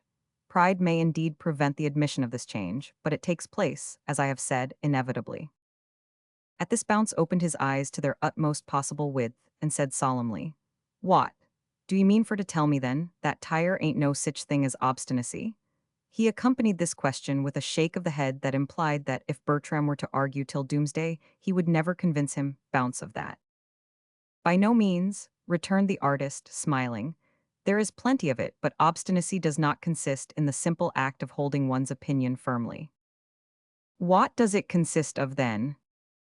"In this, in holding firmly to opinions that have been taken hastily up, without the grounds on which they are founded having been duly weighed, and in refusing to consider these grounds in a philosophical, which means a rational, way, because the process would prove tiresome. The man who has comfortably settled all his opinions in this way very much resembles that fool of whom it is written that he is wiser in his own conceit than 7 men who can render a reason. Well, but to come back to the starting point, said MacLeod, many wise men smoke. If you say that in the way of argument, I meet it with the counter proposition that many wise men don't smoke. Ha! Ejaculated Bounce. But whether Bounce's ejaculation was one of approval or disapproval we cannot tell. Neither can we tell what conclusion these philosophers came to in regard to smoking, because, just then, 2 horsemen were seen approaching the fort at full speed. Seeing that they were alone, MacLeod took no precautions to prevent surprise. He knew well enough that Indians frequently approach in this manner, so waited in front of the gate, coolly smoking his pipe, until the savages were within a few yards of him. It seemed as if they purposed running him down, but just as they came to within a couple of bounds of him, they drew up so violently as to throw their foaming steeds on their haunches. Leaping to the ground, the Indians, who were a couple of strong, fine-looking savages, dressed in leathern costume, with the usual ornaments of bead and quill work, tags, and scalp locks, came forward and spoke a few words to MacLeod in the Cree language, and immediately after, delivering their horses to the care of one of the men of the establishment, accompanied him to the store. In less than half an hour they returned to the gate, when the Indians remounted and, starting away at their favorite pace, full gallop, were soon out of sight. "Them fellows seem to be in a hurry," remarked Bounce as they disappeared. "Aye, they're after mischief too," replied MacLeod in a sad tone of voice. "They are 2 Cree chiefs who have come here for a supply of ammunition to hunt the buffalo, but I know they mean to hunt different game, for I heard them talking to each other about a war party of blood Indians being in this part of the country. Depend upon it, scalps will be taken ere long. 'Tis a sad, sad state of things. Blood, blood, blood seems to be the universal cry here, and now that we've had so many quarrels with the Redskins, I fear that the day is not far distant when blood will flow even in the mountain fort. I see no prospect of a better state of things, for savage nature cannot be changed. It seems a hopeless case." There was a touch of pathos in the tone in which this was said that was very different from MacLeod's usual bold and reckless manner.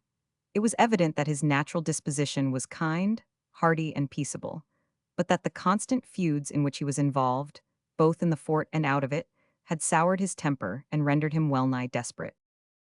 "You are wrong, sir, in saying that their case is hopeless," said Bertram earnestly. "There is a remedy." "I wish you could show it me," replied the trader.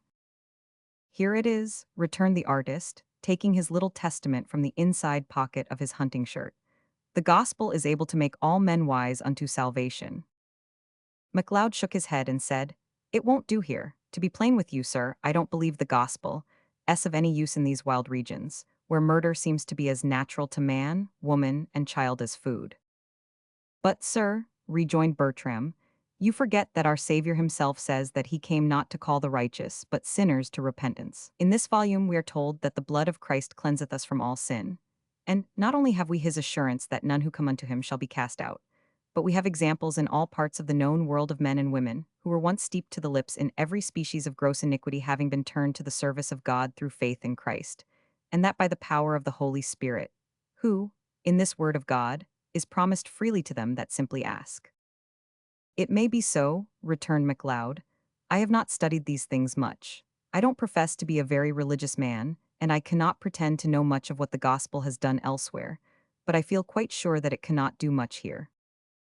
"Then you do not believe the Bible, which says distinctly that this gospel is the power of God unto salvation to everyone that believeth." "Aye, but these wretched Indians won't believe," objected the trader. "True," answered Bertram. "They have not faith by nature, and they won't because they can't believe. But faith is the gift of God, and it is to be had for the asking." "To that I answer that they'll never ask."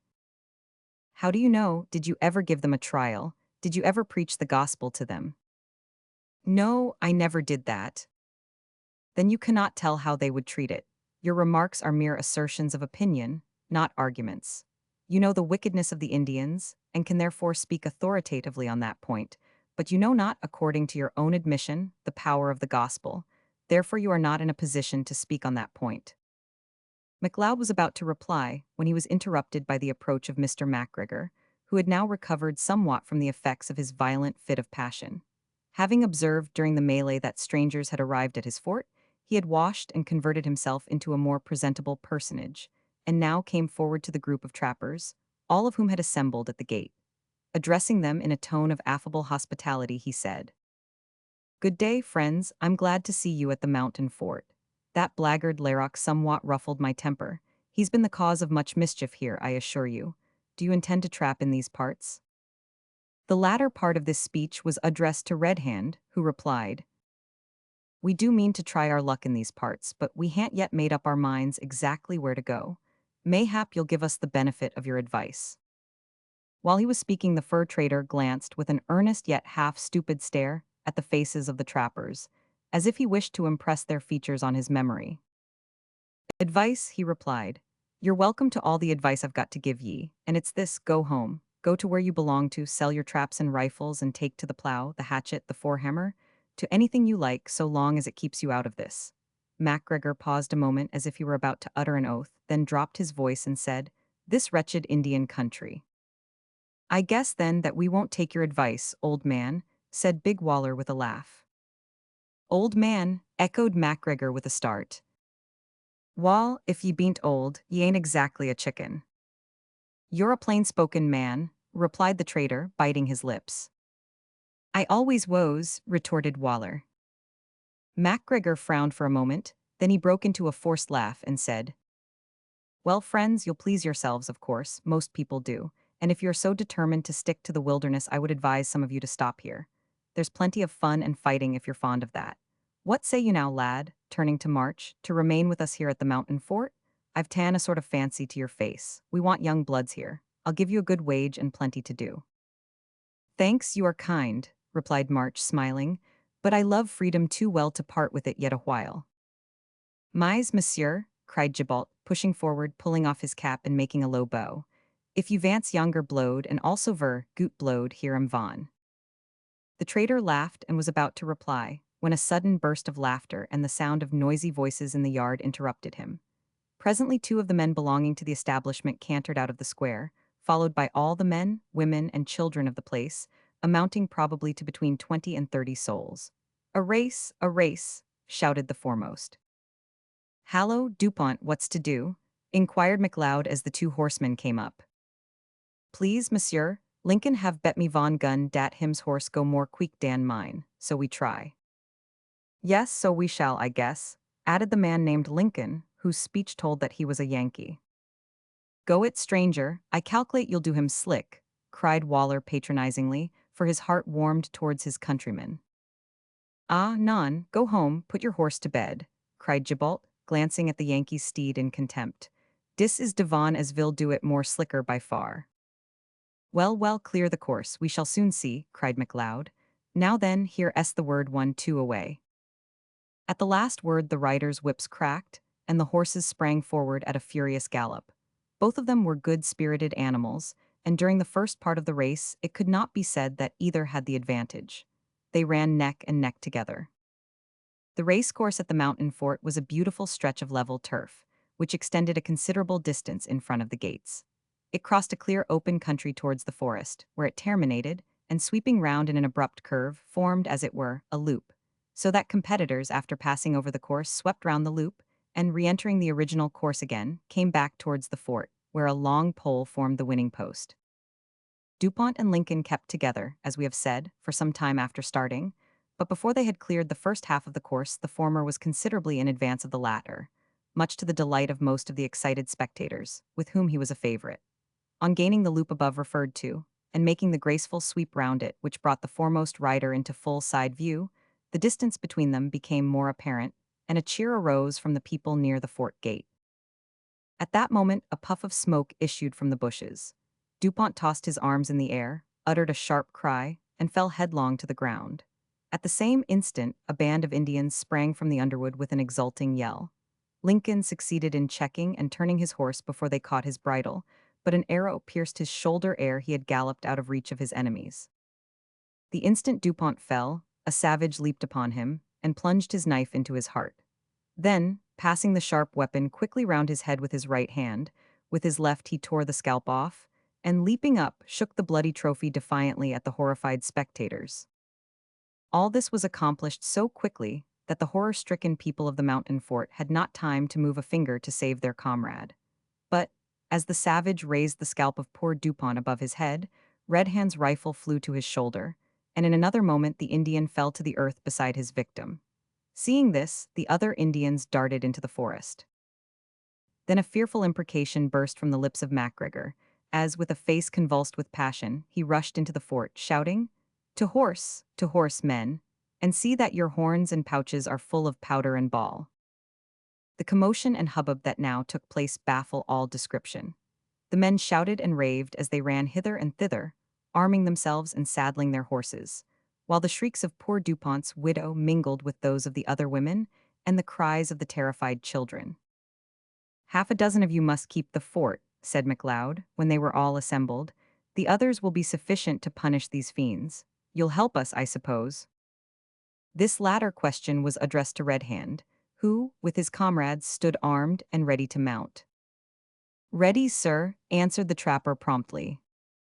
MacLeod looked round with a gleam of satisfaction on the stalwart forms of his guests, as they stood each at his horse's head, examining the state of his weapons, or securing more firmly some portion of his costume. "Mount, mount!" shouted MacGregor, galloping at that moment through the gateway and dashing away in the direction of the forest. "Stay, my sketchbook!" cried Bertram in an agony, at the same time dropping his reins and his gun, and darting back towards the hall of the fort. "Get on, lads, I'll look arter him," said Bounce with a grin, catching up the bridle of the artist's horse. Without a moment's hesitation, the remainder of the party turned and galloped after MacGregor, who, with the most of his own men, had already well-nigh gained the edge of the forest. In a few seconds Bertram rushed wildly out of the fort, with the sketchbook in one hand and the two blunderbuss pistols in the other.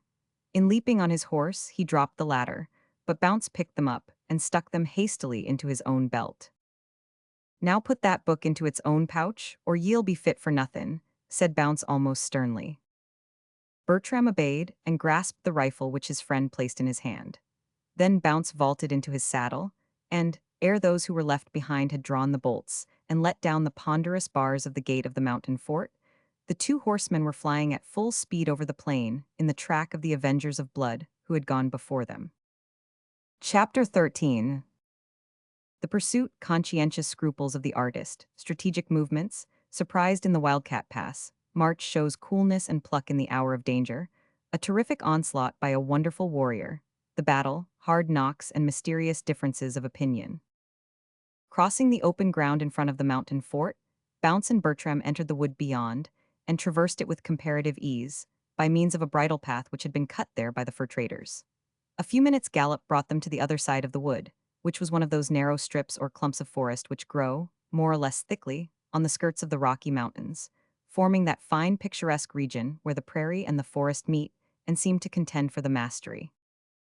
The plain beyond this belt of wood was open and level, at least, sufficiently so to enable the two horsemen to see for a considerable distance around them. Here, in the far distance, they descried their companions, sweeping over the turf at their utmost speed, and making towards a low hill or ridge that intercepted the view of the more distant country. "They'll have to draw in a bit," said Bounce, turning to his comrade. "Horses no more nor men can't go helter-skelter up a hill without talkin' breath, so rouse up your beast, Mr. Bertram, and we'll overtake 'em afore they gits to the t'other side." Bertram obeyed his friend's command, but made no rejoinder, his thoughts being too deeply engaged at that moment in a controversy with his conscience, as to the propriety of the business he had then in hand. The young artist had a deep veneration for abstract truth, truth pure and simple, not only in reference to morals, but to all things terrestrial and celestial, and he was deeply impressed with the belief that what was right, and what was wrong, and could not, by any possibility, be otherwise. He felt also that the man who recognized truth and acted upon it must go right, and he who saw and did otherwise must go wrong. Holding this simple creed very tenaciously, and, as we think, very properly, Bertram nevertheless found that his attempts to act up to it frequently involved him in a maze of perplexities. On the present occasion, as he and Bounce thundered over the green turf of the flowering plains, scattering the terrified grasshoppers right and left, and causing the beautifully striped ground squirrels to plunge with astonishing precipitancy into their holes, he argued with himself that the mere fact of a murderous deed having been done was not a sufficient reason, perhaps, to justify his sallying forth with a reckless band of desperate fur traders, bent on indiscriminate revenge. It was quite true, in his opinion, that a murderer should be punished with death, and that the pursuit and capture of a murderer was not only a legitimate act in itself, but, in the circumstances, a bounden duty on his part. Yet it was equally true that most of the men with whom he was associated were thirsting for vengeance, and from past experience, he knew full well that there would be no attempt to find out the murderer, but a simple and general massacre of all the Indians whom they could overtake. Then it suddenly occurred to him that the murderer had already been shot by Red Hand, so that his mission was one of simple revenge. But a moment after, it flashed across his troubled mind that Lincoln had been left in the fort wounded, might possibly be dead by that time, so that there were probably among the flying savages other murderers to be dealt with. This idea was strengthened by another thought, namely, that the savage who stabbed and scalped Dupont might not have been the savage who shot him. The complication and aggregate of improbability amounted, in Bertram's mind, so nearly to a certainty, that he dismissed the digressive question as to whether there might or might not be a murderer among the Indians, and returned to the original proposition, as to whether it was right in him to take part in a pursuit of vengeance that would very likely terminate murderously. But before he could come to any satisfactory conclusion on that point, he and Bounce found themselves suddenly in the midst of the cavalcade, which had halted on the summit of the ridge, in order to allow them to come up. "Here we are, lads," cried MacGregor, his flushed face still blazing with wrath, which he made no effort to subdue, and his eyes red with prolonged debauchery, flashing like the eyes of a tiger. "Here we are, too late to cut off the retreat these detestable reptiles from the woods, but not too late to circumvent them." The fur trader spoke rapidly, almost breathlessly, and pointed to the band of Indians they were in pursuit of, who, observing that their pursuers had halted, also drew rein on the edge of a belt of thick forest that extended for miles into the mountains. They appeared to wait, in order to ascertain what their enemies meant to do. "The villains," continued MacGregor, "think we've given up pursuit as hopeless, but they're mistaken as they'll find to their cost. Now, mark me, men, we shall turn back as if we had really given in, but the moment we get down into the hollow, out of sight, we'll go as hard as we can bolt up that valley there, and round by the place we call the Wildcat Pass. It's a difficult pass, but who cares for that? Once through it we can get by a short cut to the other side of that wood, and meet the redskins right in the teeth. They're Blackfoot Indians, I know by their dress, and, as they don't belong to this part o' the country, they can't be aware of the pass. But some of us must go back a good way towards the fort, so as to deceive the blackguards, who'll be sure to get on the first hill they can to see where we've gone to. Now away, stay," he added in a less commanding tone. "I don't know that my guests are willing to go with us through thick and thin in this fashion. I've no desire to have unwilling warriors." "Had we not been willing," replied Red Hand dryly, "we wouldn't have come even thus far." "Very good," rejoined MacGregor with a grim smile. "Then, perhaps, since you're so good as to go along with us, you'll make for the head of that valley, and when you come to the Wildcat Pass I've spoken of, you'll wait there till the rest of us, who are to sham going back to the fort, come up with ye. Then we'll go through the pass together and polish off the redskins." To this plan Red Hand assented, so he and his comrades prepared to take the way to the pass, while the men of the fort turned homewards. A triumphant shout from the Indians showed that they imagined the pursuit was given up, but MacGregor knew their cunning too well to fall into the mistake of at once concluding that they were thoroughly deceived. He knew that they would send out scouts to dog them, and felt that if his plan was to succeed, he must put it into execution promptly. "I've scarce had time to ask your names or where you've come from," he said on parting from the trappers, "but there'll be plenty of time for that when we meet again. Keep close in the bottom and ride fast till the shadow of yonder crag conceals you from view. If the Indians get sight of you, they'll smell the dodge at once and escape us. Perhaps, young man, you'd like to come with my party." The latter part of this speech was made rather abruptly to March Marston, who received it with some surprise and with a distinct refusal. "I'll stick by my comrades," said he, "till I see good reason." "Well, well, boy, please yourself," muttered the trader angrily as he broke away at full speed followed by his men. Our trappers instantly turned their horses, heads towards the mountains, and made for the Wildcat Pass. MacGregor's estimate of the cunning of the Indians was but too correct. The instant the fur traders disappeared behind the ridge, as if on their return homewards, several of their fastest riders were dispatched to the nearest hill to watch the movements of the enemy. They ascended one which commanded a wide view of the surrounding country, and thence beheld the fur traders proceeding swiftly back in the direction of the fort. Unfortunately, they also perceived the bottle brush of Bertram's steed, as it disappeared behind the crag which already concealed the rest of his comrades from view. 1 instant later, and the Indians would have failed to make this discovery, for a deep impassable gorge lay between them and the ravine which conducted to the pass. It was but the barest possible glimpse they got of that shabby tale, but it told a tale which they perfectly understood, for they flew back in the utmost haste to warn their comrades, who, knowing the smallness of the party thus sent against them, from the largeness of the party that had shammed returning to the fort, resolved upon executing a counter-movement. They had a shrewd suspicion, from the nature of the country, that the intention of the whites was to get through a pass of some sort and intercept them, and concluding that this pass must lie at the head of the valley, up which the bottle brush had vanished, they resolved to proceed to the same spot through the gorge that separated the hill from the crag or rocky ridge before referred to. Promptitude they knew to be everything, so they swept up the gorge like a whirlwind. Thus both parties drew nearer to the chaotic opening styled the Wildcat Pass, the trappers, all ignorant of what awaited them there, the savages bent on giving their enemies an unpleasant surprise. But unknown to either, there was a pair of eyes high on a rock above the Wildcat Pass that overlooked the two valleys or ravines and gazed with considerable interest and curiosity on the two advancing parties. Those eyes belonged to a solitary horseman who stood on the edge of the wild precipice that overhung the pass. The hunter, for such his leathern dress bespoke him, stood beside his horse, his right arm over its arched neck and his right hand patting its sleek shoulder. From the position which he occupied he could see without being seen. His magnificent steed seemed to be aware that danger was at hand, for it stood like a statue, absolutely motionless, with the exception of its fine fiery eyes. Whatever this solitary hunter's thoughts regarding the two approaching parties might be, it was evident that he meant to remain an invisible spectator of their doings, for he stood in the same attitude of statue-like attention until they reached the heads of the two ravines, where they were separated from each other only by the pass. Here, on the one side, the Indians, about 40 in number, lay in ambush among the rocks, prepared to surprise and attack the trappers when they should pass. On the other side, the trappers halted, and dismounting, allowed their horses to graze while they awaited the arrival of MacGregor and his party. "They won't be long, O Common," remarked Red Hand, seating himself on a stone and proceeding to strike a light. "That fellow MacGregor ain't the man to waste time when he's out after the Redskins. I only hope he won't waste life when he gets up to them."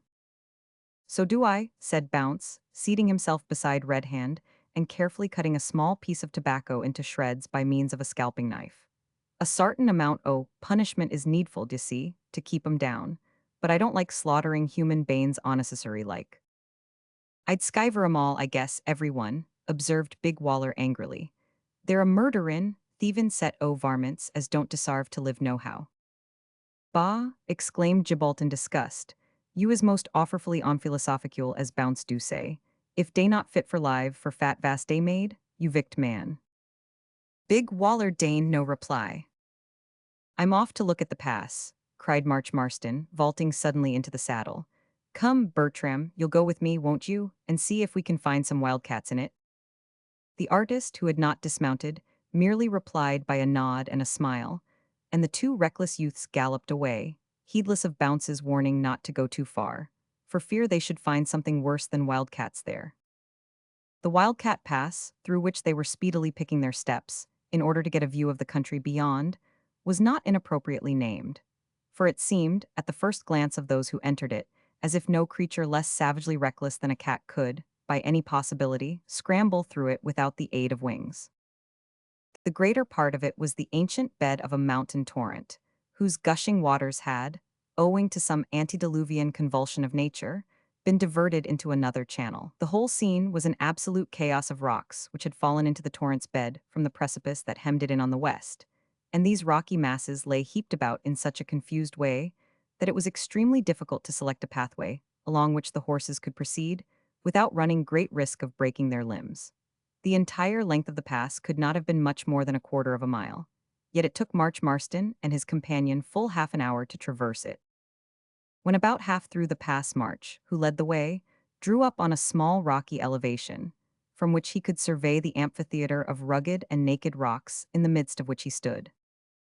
"Upon my word, Bertram," he said, gazing round, "if Bunyan had ever been in the Rocky Mountains, I think he would have chosen such a spot as this for the castle o' Giant Despair."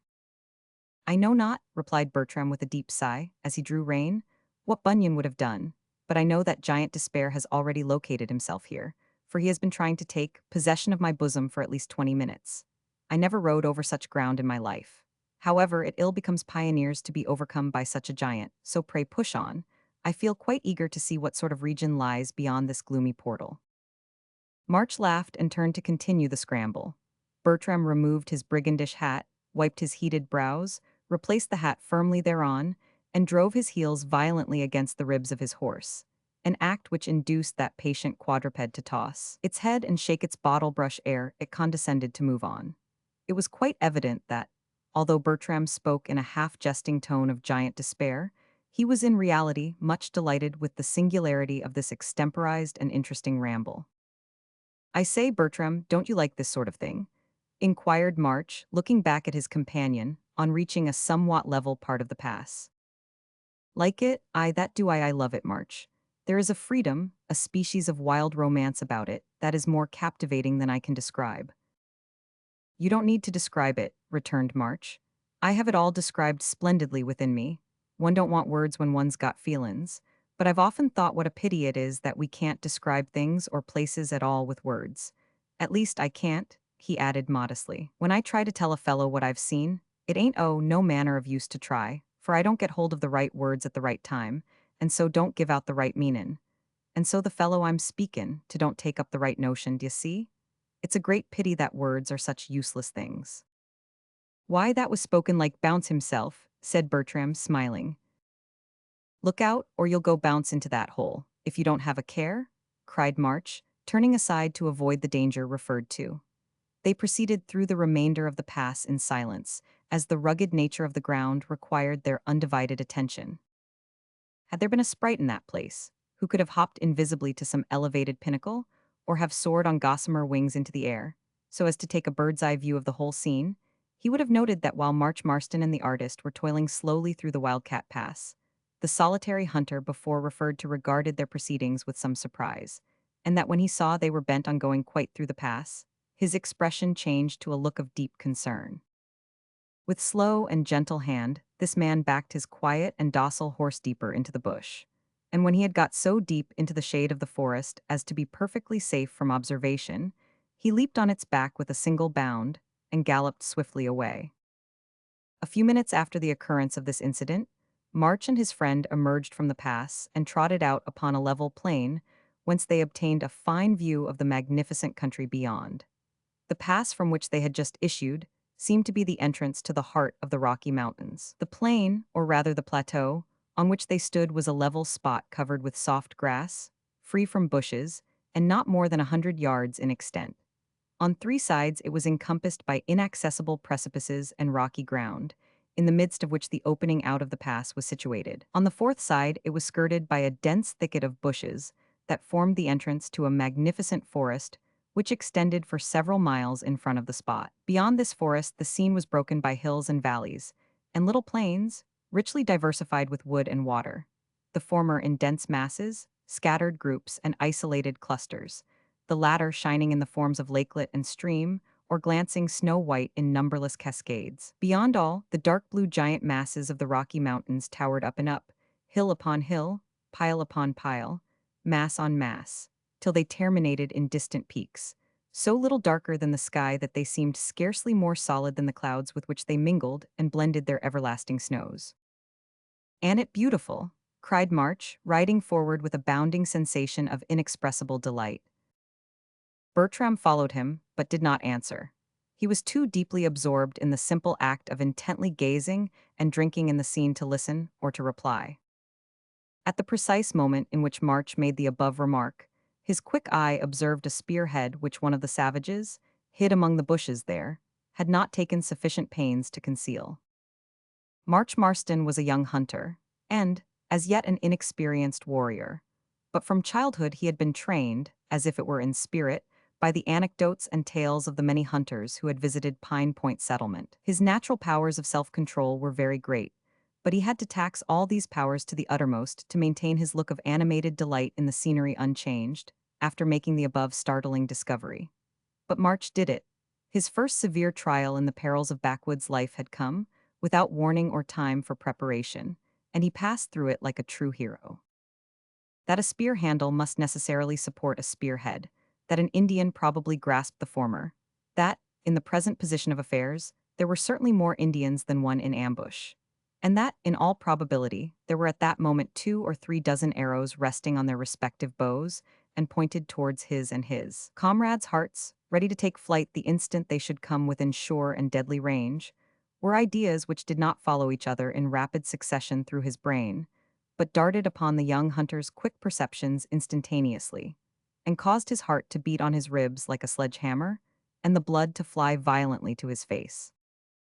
Luckily, March's face was deeply browned and did not show the crimson tide. With a sudden, mighty effort, he checked the natural look and exclamation of surprise. That was the moment of danger past. To continue his praise of the lovely scene in gay, delighted tones was comparatively easy. "Isn't it beautiful?" he said, turning his face full towards the ambushed savages, gazing over their place of concealment with an unconscious, joyous air, and sweeping his hand towards the mountains, as if to draw the attention of his companion to them. March's only weapon at that moment was the small hatchet he was wont to carry in his girdle. This implement chanced to be in his hand. Placing it carelessly in his belt, as though nothing was further from his mind than the idea of requiring to use it at that time, he cried, "See, yonder is a mound from which we may get a better view," and trotted to the summit of the spot alluded to. In doing so, he placed himself still nearer to the Indians. This was a bold stroke, though a dangerous one, meant to deceive the enemy. After gazing a few seconds from this spot, he wheeled round and walked his horse quietly towards the entrance to the pass. Arrived there, he turned, and pretending that he saw something in the far distance, he shaded his eyes with his hand and gazed for a short time intently. Then calling to Bertram, who still remained in his original position, all unconscious of his danger, said, "I say, come here, look at yonder splendid lake. It's worth seeing, well worth seeing, and if you don't see it with that curious light on it, you'll not care to see it at all." March did not dare, by energy of voice, to force his friend's attention, therefore the first part of this speech was unheeded, but the reference to a curious light had the desired effect. Bertram turned and rode to join his companion. Getting Bertram into such a position that his own person partially screened him from the Indians, he made the following remarkable speech, from beginning to end, in the gay tones of one who discourses eloquently on the beauties of nature, pointing here and there as he rattled on. "Ain't it beautiful? Eh, I say, just look at it now. Listen to me, Bertram, attentively, but gaze admiringly at the scene. Oh, man, do what I bid ye, your life hangs on it. Pretend to admire it, we're in great danger, but—" "Eh, what, where?" exclaimed the artist in a tone of intense excitement, at the same time laying his hand on one of his pistols and gazing anxiously all round him. Alas, poor Bertram! It needed not the acute apprehension of a redskin to understand that you had been told of present danger. Neither did it require much acuteness on the part of March to divine what was to follow.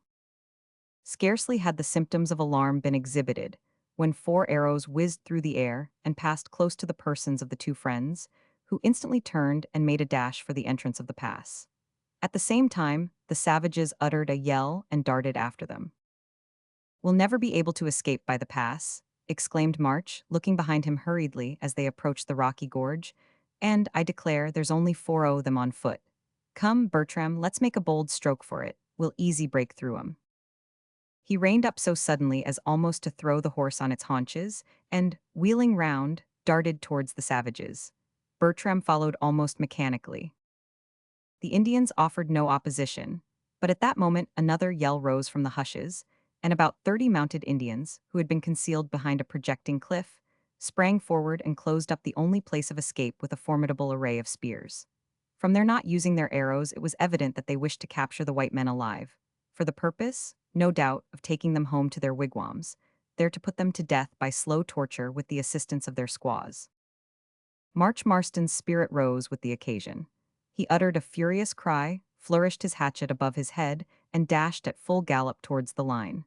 Seeing this, one of the Indians leveled his spear and rode out to meet him. Bertram's nerves recovered at that moment. He fired both pistols at the advancing savage, but without effect. In despair, he hurled one of them violently at the head of the Indian. The missile went true to the mark and felled him. On beholding this, the whole body of savages rushed upon the two white men. One powerful Indian seized March by the throat. Before either could use his weapon, the horses separated, and both fell violently to the ground. Bertram leaped off his horse and sprang to the rescue, but he was instantly surrounded, and for a few seconds defended himself with the butt of his large cavalry pistol, with an amount of energy and activity that would have filled those who knew him best with amazement. At that moment, there was a clatter of hoofs in the gorge, and a roar or bellow was heard above the din of the fight. All eyes were turned towards the pass, and next moment, a solitary horseman leaped over the broken rocks and bounded over the turf towards the combatants. The aspect of this newcomer was something terrible to behold. Both he and his horse were gigantic in size. The man was dressed in the costume of an Indian, but his hair and beard were those of a white man. The mane and tail of his huge horse were of enormous length, and as he swept over the little plain, which seemed to tremble beneath his heavy tread, the wind blew out these, and the tags and scalp locks of his coat and leggings, as well as his own beard and hair, in such a confused and commingled way as to make the man and horse appear like one monstrous creature. The Indians turned to flee, but, seeing only one enemy, they hesitated. In another moment the wild horseman was upon them. He carried a round shield on his left arm and a long double-edged sword in his right hand. Two Indians lowered their spears to receive him. The point of one he turned aside with his shield, and the shock of his heavy war horse hurled horse and man upon the plain. The other he cut the iron head off with a sweep of his sword, and, with a continuation of the same cut, he cleft his opponent to the chin. Turning rapidly, he bounded into the very midst of the savages, uttering another of his tremendous roars of indignation. The suddenness of this act prevented the Indians from using their bows and arrows effectively. Before they could fit an arrow to the string, two more of their number lay in the agonies of death on the ground. Several arrows were discharged, but the perturbation of those who discharged them, and their close proximity to their mark, caused them to shoot wide. Most of the shafts missed him. Two quivered in his shield, and one pierced the sleeve of his coat. Turning again to renew his rapid attacks, he observed one of the Indians, probably a chief, leap to one side, and turning round, fit an arrow with calm deliberation to his bow. The furious horseman, although delivering his sweeping blows right and left with indiscriminate recklessness, seemed during the melee to have an intuitive perception of where the greatest danger lay. The savages at that moment were whirling round him and darting at him in all directions, but he singled out this chief at once and bore down upon him like a thunderbolt. The chief was a brave man. He did not wince, but, drawing the arrow to its head as the other approached, let it fly full at his breast. The white man dropped on the neck of his steed as if he had been struck with lightning. The arrow passed close over his back and found its mark in the breast of one of the savages, whose death yell mingled with that of the chief, as, a moment later, the gigantic warrior ran him with a straight point through the body. The Indians were scattered now. The rapid dash of that tumultuous fight, although of but a few seconds' duration, had swept the combatants to the extreme edge of the woods, leaving Bertram standing in the midst of dead and dying men gazing with a bewildered, helpless look at the terrible scene. March Marston lay close by his side, apparently dead, in the grip of the savage who had first attacked him, and whose throat his own hand grasped with the tenacity and force of a vice. Most of the Indians leaped over the bushes and sought the shelter of the thick underwood, as the tremendous horseman, whom doubtless they now deemed invulnerable, came thundering down upon them again. But about 20 of the bravest stood their ground. At that moment a loud shout and a fierce hurrah rang out and echoed hither and thither among the rocks. And next instant, Big Waller, followed by Bounce and his friends, as well as by MacGregor and his whole party, sprang from the Wildcat Pass and rushed furiously upon the savages, who had already turned and fled towards the wood for shelter. The whole band crossed the battlefield like a whirlwind, leaped over or burst through the bushes, and were gone, the crashing tread of their footsteps and an occasional shout alone remaining to assure the bewildered artist, who was still transfixed immovable to the ground, that the whole scene was not a dream. But Bertram was not left alone on that bloody field. On the first sound of the approach of the white men to the rescue, the strange horseman, who, from the moment of his bursting so opportunely on the scene, had seemed the very impersonation of activity and colossal might, pulled up his fiery steed, and he now sat, gazing calmly into the forest in the direction in which the Indians and traders had disappeared. Stupefied though he was, Bertram could not avoid being impressed and surprised by the sudden and total change which had come over this remarkable hunter. After gazing into the woods, as we have said, for some minutes, he quietly dismounted, and plucking a tuft of grass from the plain, wiped his bloody sword and sheathed it.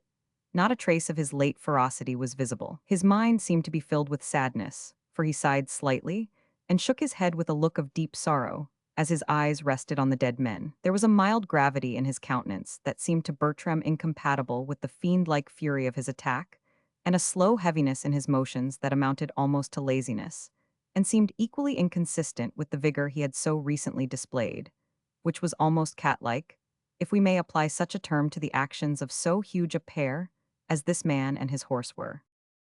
A profusion of light brown hair hung in heavy masses over his Herculean shoulders, and a bushy mustache and beard of the same color covered the lower part of his deeply brown face, which was handsome and mild, but eminently masculine in expression.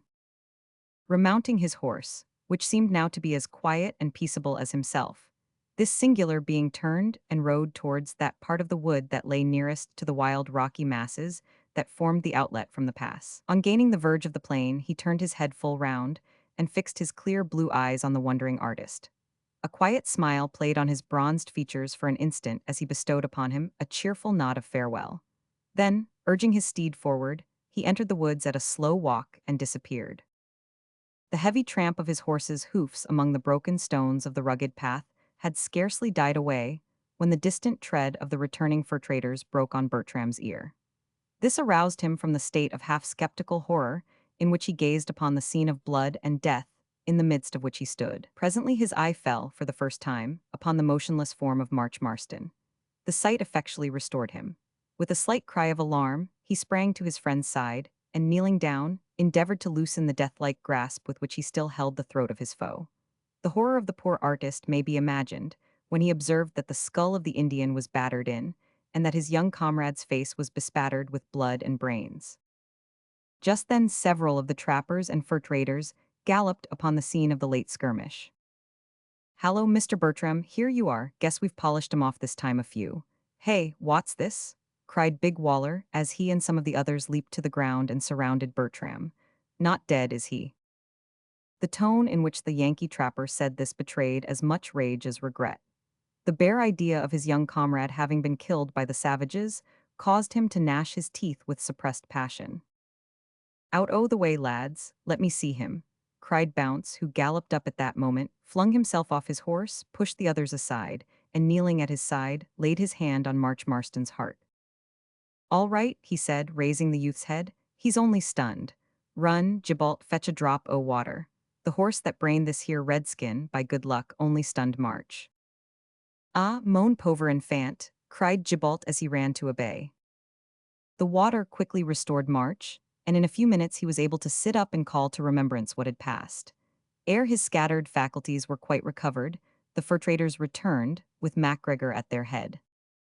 "Well done, the wild man of the West," cried MacLeod as he dismounted. "Not badly hurt, young man, I trust." "Oh, nothing to speak of. Only a thump on the head from a horse's hoof," said March. "I'll be all right in a little time. Did you say anything about the wild man of the West?" he added earnestly. "To be sure I did, but for him, you and Mr. Bertram would have been dead men, I fear. Did you not see him?" "See him? No," replied March, much excited. "I heard a tremendous roar, but just then I fell to the ground and remember nothing more that happened." "Was that quiet, grave-looking man the wild man of the West?" inquired Bertram, with a mingled feeling of interest and surprise. This speech was received with a loud burst of laughter from all who heard it. "Well, I've never seed the wild man till today," said one, "though I've often heard of him, but I must say the little glimpse I got didn't show much that was mild or grave." "I guess your head's been in a swum, stranger," said another. "I've only seed him this once, but I don't hope to see him again. He ain't to be trusted, he ain't, that feller." "And I've seen him 5 or 6 times," added MacLeod, "and all I can say is that twice out o' the 5 he was like an incarnate fiend, and the other 3 times, when he came to the mountain fort for ammunition, he was as gruff and sulky as a bear with the measles." "Well, gentlemen," said Bertram with more emphasis in his tone than he was wont to employ, I have seen this man only once, but I've seen him under two aspects today, and all that I can say is that if that was really the wild man of the West, he's not quite so wild as he gets credit for. On hearing this, March Marston rose and shook himself. He felt ill at ease in body and mind. The idea of the wild man of the West having actually saved his life, and he had not seen him, was a heavy disappointment, and the confused and conflicting accounts of those who had seen him, combined with the racking pains that shot through his own brain, rendered him incapable of forming or expressing any opinion on the subject whatever. So he said abruptly, "It's of no use talking here all night, friends. My head's splittin', so I think we'd better encamp." March's suggestion was adopted at once. Provisions had been carried with them from the fort. The dead bodies of the Indians were buried. A spot at some distance from the scene of the fight was chosen. The fires were lighted, supper was devoured, and a watch set, and soon March Marston was dreaming wildly in that savage place about the wild man of the West. Chapter 14. The hunting ground, how they spent the Sabbath day among the mountains, threatening clouds on the horizon. Next day, the fur traders prepared to return to the mountain fort, and the trappers to continue their journey into the Rocky Mountains. At the period of which we write, the fur of the beaver was much in demand in the European markets, and trappers devoted much of their time to the capture of that sagacious animal. From MacLeod, Redhand learned that a journey of 8 or 10 days to the southeastward would bring them to a country that was reported to be much frequented not only by the beaver, but by many other fur-bearing and wild animals. So it was resolved that, having brought their traps and supplies with them, the trappers, instead of returning to the fort, should part with their entertainers at the spot where the skirmish had occurred, and make for that hunting ground as quickly as possible. "I suppose you don't want to part company with us yet, Mr. Bertram," said old Red Hand as they were about to start. "By no means," replied the artist quickly. "I have no intention of quitting you, that is, if you do not find me a burden on your hands," he added with a sad smile. "A burden?" cried Bounce in surprise. "I tell you what, sir, I consider your company a honor." "So you won't return with us, young man?" said MacGregor to March Marston as he mounted his horse. "I'm in want of a stout young fellow, and you'll like the life." "I thank ye, sir, for your good opinion," returned March. "But my mind 's made up. I'll stick by my comrades. I like trappin', but I don't like traddin', though I'm obliged to you for bane, so pressin' all the same." The two parties bade each other adieu and separated, the one retracing its way through the Wildcat Pass, the other, with Old Red Hand at its head, descending into the beautiful country that has been briefly described in the last chapter. 6 quiet and peaceful weeks now succeeded to the stormy period that had just passed. During this time they wandered pleasantly about in as beautiful a region of the world as the heart of man could wish to dwell in. They reached this country after several days' travel. After arriving, they moved about from one beautiful spot to another, setting their beaver traps in the streams, and remaining a longer or shorter time at each place, according to their success in trapping and hunting. The country was of so peculiarly diversified a formation that, within the compass of 10 miles, every possible variety of scenery existed, from the level stretch of prairie to the towering snow peaks of the mountains, from the break-encompassed swamp in which frogs, ducks, geese, plover, and other denizens of the marshes maintained perpetual jubilee, to the dry bush-dotted mounds and undulating lands, where the badger delighted to burrow in the sandy soil, while in other places, the wolf, the fox, and the grizzly bear prowled amid the dark recesses of the forest. It was a truly beautiful and a preeminently enjoyable region, and, in the midst of it, under the spreading branches of a magnificent pine, which grew on the top of a little mound that commanded an extensive prospect on every side, the trappers pitched their camp and began their campaign against the fur-bearing animals that dwelt there. It was a quiet, sunny Sabbath morning when our trappers arrived at the tree above referred to. They had encamped the previous night on a swampy piece of ground, having traveled too late to afford time to search for a better spot, so that they were glad to rise and push forward at the peep of day on Sabbath. But when, in the course of a couple of hours, they reached the dry country, they at once proceeded to encamp. During their journeying, the trappers had mutually agreed to rest from all labor on the Sabbath day. Some of them did so from no higher motive than the feeling that it was good for themselves, and for their beasts to rest one day in 7 from bodily labor. Although not absolutely regardless of religion, they nevertheless failed to connect this necessity of theirs with the appointment of a day of rest by that kind and gracious Father, who has told us that the Sabbath was made for man. made for him not only, and chiefly, for the benefit of his soul, but also and secondarily for the good of his body. Others of the party there were, however, who regarded the Sabbath rest in a somewhat higher light than did their comrades, though none of them were fully alive to the blessings and privileges attaching to the faithful keeping of the Lord's day, independently altogether of the delight connected with the contemplation of the wonderful works of God in the wilderness, especially of that beautiful portion of the wilderness. The trappers experienced a sensation of intense pleasure in the simple act of physical repose after their long, restless, and somewhat exciting journey. They wandered about from spot to spot, from hill to hill, in a species of charming indolence of body that seemed to increase rather than to diminish the activity of their minds. Sometimes they rambled or rested on the sunny slopes in groups, sometimes in couples and sometimes singly. March Marston and the artist sauntered about together and conversed with animated fluency and wandering volubility, as young minds are wont to do on things past, present, and to come, things terrestrial and celestial. In short, there was no subject, almost, that did not get a share of their attention, as they sauntered by the rippling brook or over the flowering plain, or stood upon the mountain side. They tried everything by turns and nothing long, and, among other mental occupations, they read portions of the Bible together. For Bertram found that March carried his mother's testament in an inner breast pocket of his hunting shirt, and March discovered that his friend had a small copy of the Bible, also a mother's gift, which shared the pouch of his leather coat with the well-known sketchbook. They conversed freely and somewhat boldly on what they read, and we doubt not that our learned divines, had they listened to the talk of the youthful pioneer and the young hunter, would have been surprised, perhaps edified, by the simple, practical, common-sense views promulgated by those raw theologians. Certainly, anyone listening to the grave, kindly, philosophical commentaries of March Marston would never have believed in the truth of that statement at the commencement of this story, wherein it is asserted somewhat positively that March Marston was mad. Bounce and Big Waller and Black Gibault drew naturally together and speculated, after their own peculiar fashion, on every subject of thought within the reach of their capacities.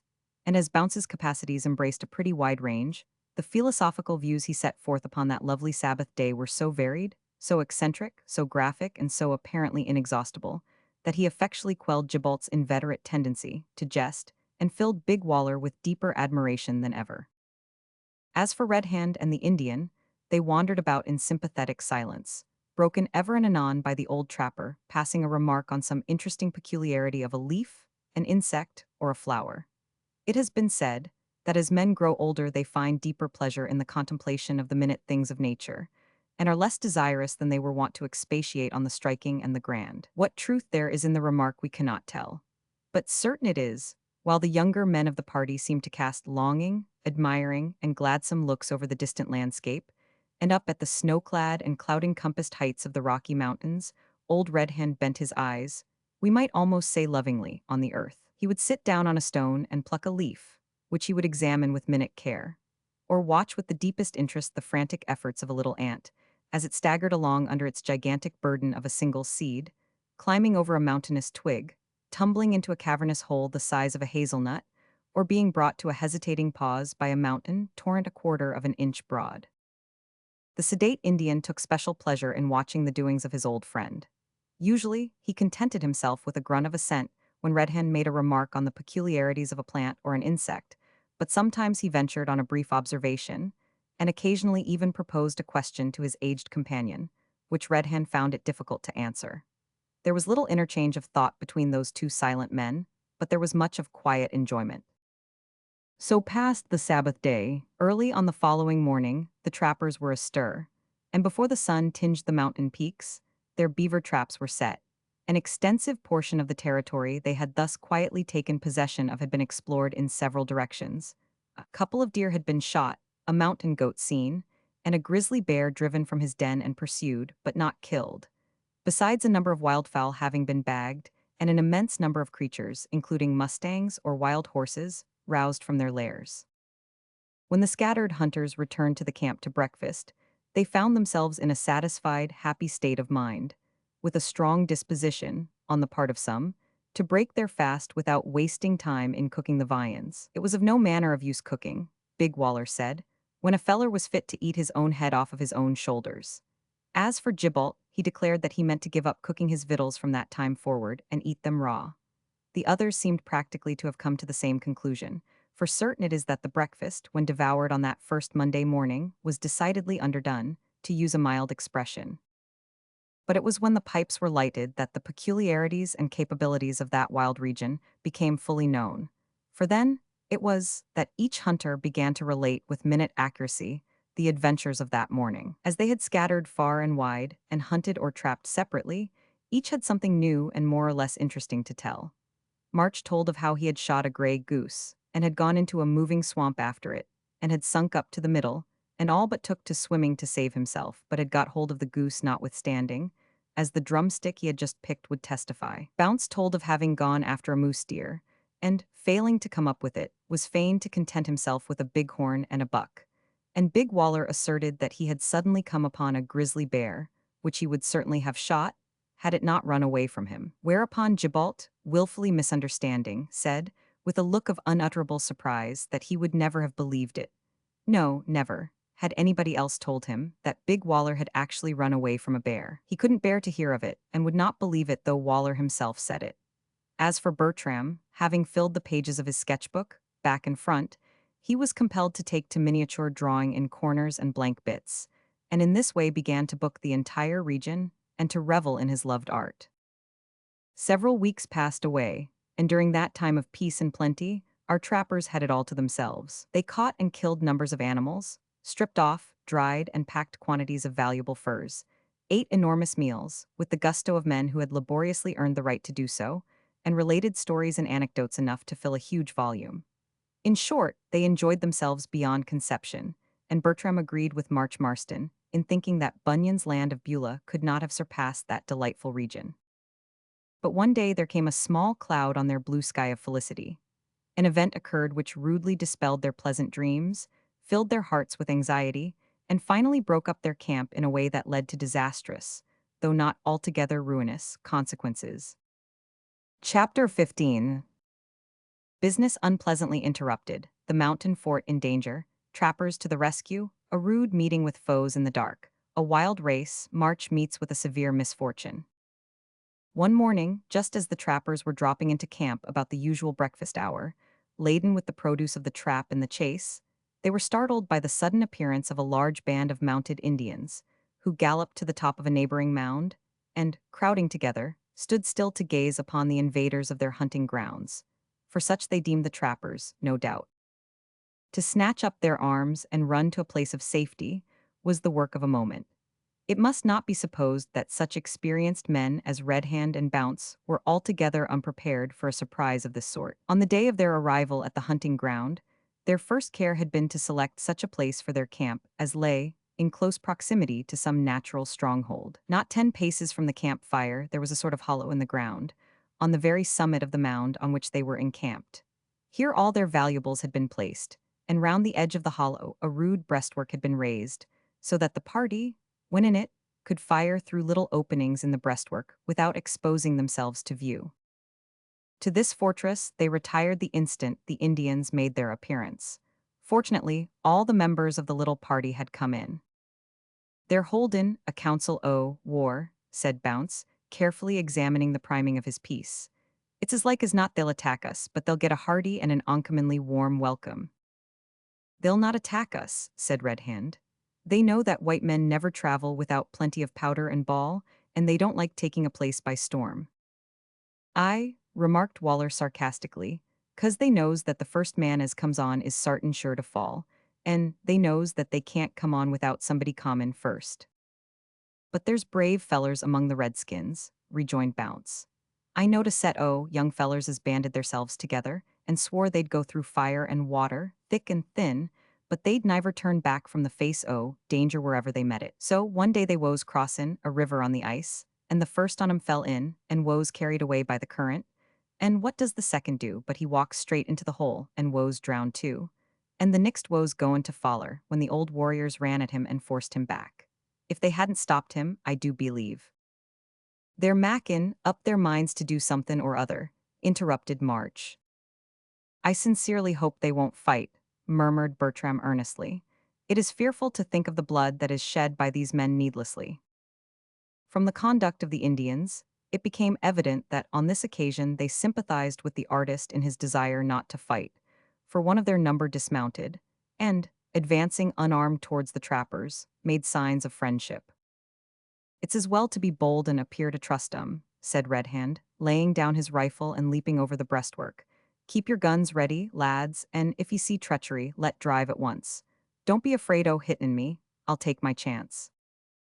After a few minutes' conversation with the Indian, Red Hand returned to his party.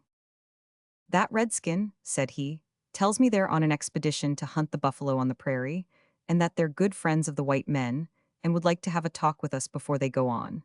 But I don't believe 'em. From what I heard Mr. McLeod say at the mountain fort, I think it not unlikely they are bound on an expedition against the whites. The very fact of their wishin' to keep friends with us instead of tryin' to lift our scalps and carry off our furs and horses shows me they've some more pressin' business on hand. Mr. McLeod described to me the appearance of one or two the Injuns that hates the fur traders most, so that I might be on my guard, and I'm quite sure that some of them are with that band. Now, what say ye? Shall I tell 'em we don't want their acquaintance?"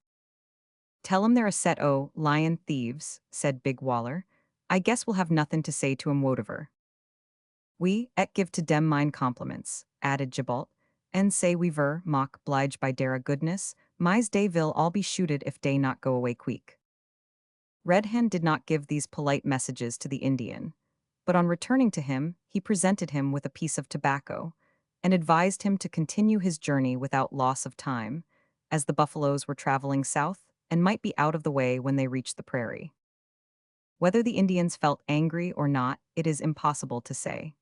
They seemed indifferent to their cool reception by the trappers, and soon after rode off at full speed, in a direction that led away from the mountain fort, a circumstance which still further confirmed Red Hand in his suspicions.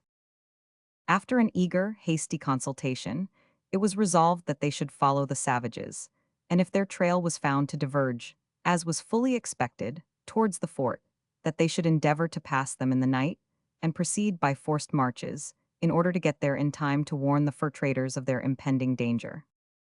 In less than an hour after the Indians left them, the trappers were galloping after them in hot haste. During the course of the day, they found that the trail doubled back, as they had anticipated, so, making a wide detour, they headed the Indians, and during the afternoon got a little in advance of them on their way to the mountain fort.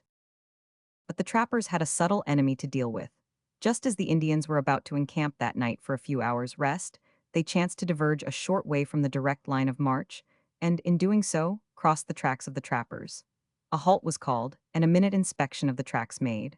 One of the savages galloped back on them a considerable distance, and soon returned with the information that they led towards the camp of the palefaces. From the appearance of the hoofprints, they knew that they were fresh, and thus at once guessed that their true intentions had been suspected, and might yet be frustrated by the trappers.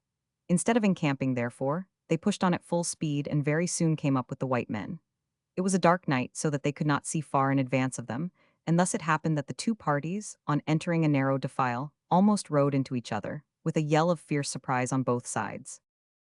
As there were at least 50 Indians, Red Hand thought it better to avoid a doubtful combat by scattering his men through the woods, and letting each make the best of his way to the fort singly. "Run, boys, scatter to the fort." This was all that he deemed needful in the way of command or explanation. Firing a single volley at the enemy, they turned and fled. "Foller me," shouted Waller to the bewildered Bertram, as a shower of arrows whistled past their ears. The artist obeyed mechanically, and in another moment they were flying through the wood at a pace that seemed, and actually was, reckless under the circumstances. But the Indians did not attempt to pursue. They knew that their intention had been discovered, and that their only chance of success now lay in outriding the palefaces. The ride, in fact, became a long race, neither party making the slightest attempt to hunt up the other, but each straining every nerve and muscle to get first to the doomed fort. The scattered trappers rode for a long time singly, but as they neared the fort, one or two of them met, and when they came first in sight of the tall flagstaff, Bounce, Red Hand, and Gibalt rode abreast. McLeod was standing in front of the fort when the three horsemen came dashing over the plain. He hastily summoned his men and closed the gate, but as the foremost rider came near, he was recognized. The gate was thrown open, and they galloped into the square. In a few hasty words, their errand was explained. arms and ammunition were served out, and 6 men were stationed at the gate to be in readiness to open it to approaching friends or to shut it in the face of foes. But the others of the party were not so fortunate as these 3. The Indians reached the fort before they did, and one of their number was left, unknown to them, in a state of insensibility near the spot where the first rencontre had taken place. When the Indians and trappers met in the narrow defile, as before related, one of the arrows, which had been discharged very much at random, entered the shoulder of March Marston's horse and wounded it mortally. At first March thought the wound was slight, and hearing the shouts of some of the savages not far behind him, he urged his horse forward as rapidly as the nature of the ground would admit of. Before he had gone a quarter of a mile, however, the poor steed fell, throwing March over its head. In his flight, the youth's forehead came into violent contact with a branch, and he fell to the ground insensible. His comrades, ignorant of his fate, continued their wild flight. Thus, our hero was forsaken and left bruised and bleeding in the dark forest. Chapter 16. March gets a surprise. More than that, he gets a variety of surprises, meets with a strange hunter, goes in a strange fashion to a strange cavern, and beholds strange sights, besides other matters of interest.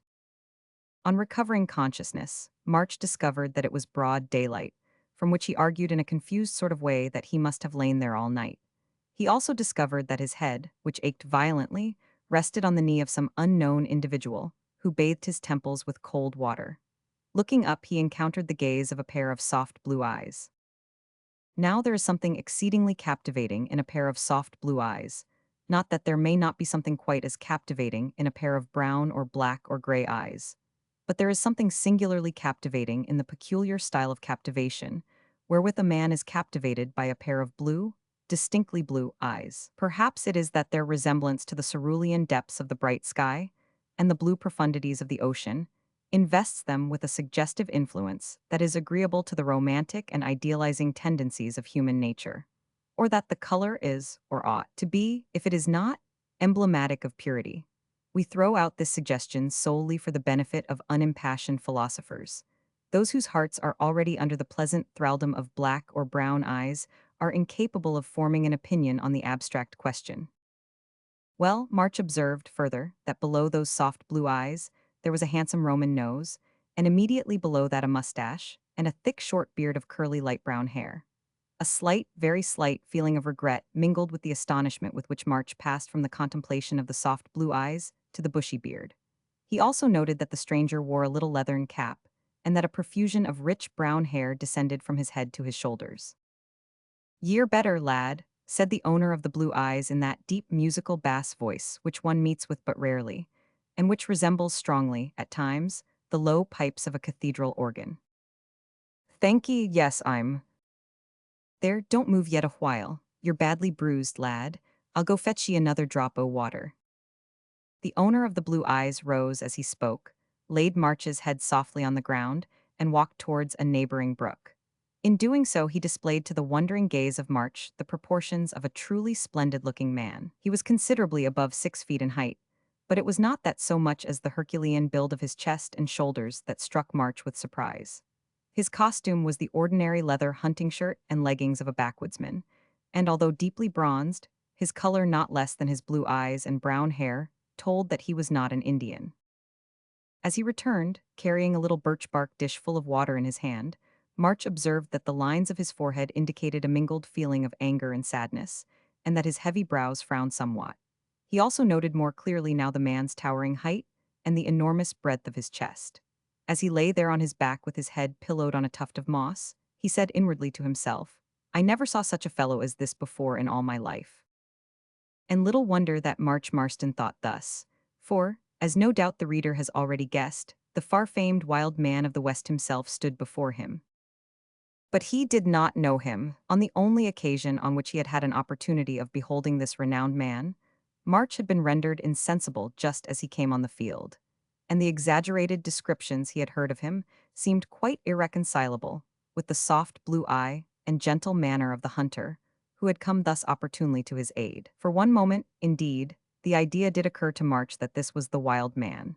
It was natural that, having had his thoughts for so long a period filled with conjectures in reference to this wonderful creature, he should suppose the first tall, mysterious man he met must be he.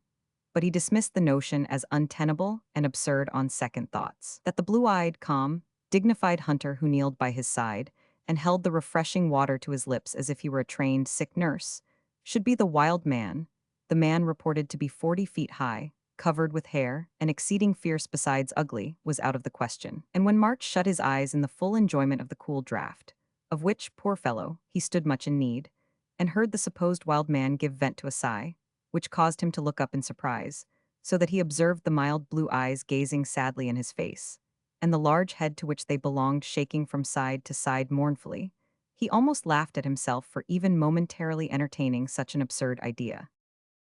March Marston had much to learn, we mean in the way of reading human character and in judging from appearances. He had not yet observed, in the course of his short life, that if a blue eye is capable of expressing soft pity, it is also preeminently capable of indicating tiger-like ferocity. He did not consider that the gentlest natures are, when roused to fury, the most terrible in their outward aspect. He did not reflect that if this giant, for he almost deserved thus to be styled, instead of being engaged in an office of kindness, that naturally induced gentleness of action, and that called for no other feelings than those of tenderness and pity, were placed on a war horse, armed with sword and shield, and roused to fury by some such sight as that of a large band of savage Indians attacking a small and innocent group of white trappers. He might then amply fulfill all the conditions that would entitle him to the wildest possible name that could be invented.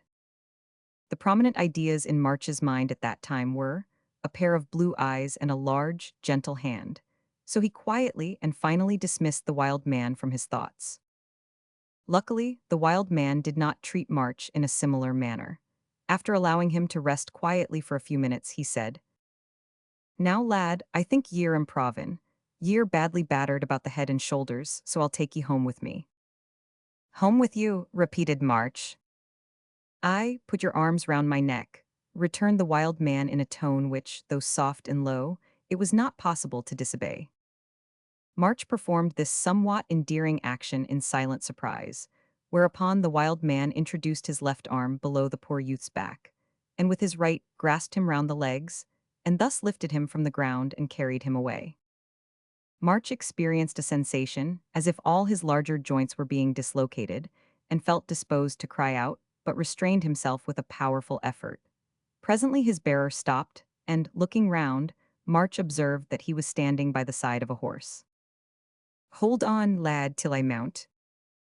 "You'd better let me down till you get up," suggested March. "No," replied the singularly laconic individual. Standing as he was, the wild man managed by raising March a little to lay his left hand on the pommel of his saddle. Next moment his foot was in the stirrup, the moment after he himself was in the saddle, and a touch of his heel sent his horse cantering away towards the mountains. Had March Marston seen his deliverer at that moment, with his long hair waving freely in the breeze, in emulation of the voluminous mane and tail of his splendid horse, his thoughts regarding the wild man of the West would have certainly returned more powerfully than ever. But March did not see him, his eyes being shut, his lips pursed, and his teeth set in a heroic attempt to endure the agonies to which he was subjected by the motion of the horse. In half an hour they reached a rocky defile that led up into one of those wild, gloomy glens that are so characteristic of the Rocky Mountains. Here the wild man had to check his pace and proceed at a walk, thereby affording much relief to his wounded companion. "Art sore i' the bones, lad?" inquired the stout horseman, looking down at his charge as if he were a small infant in arms.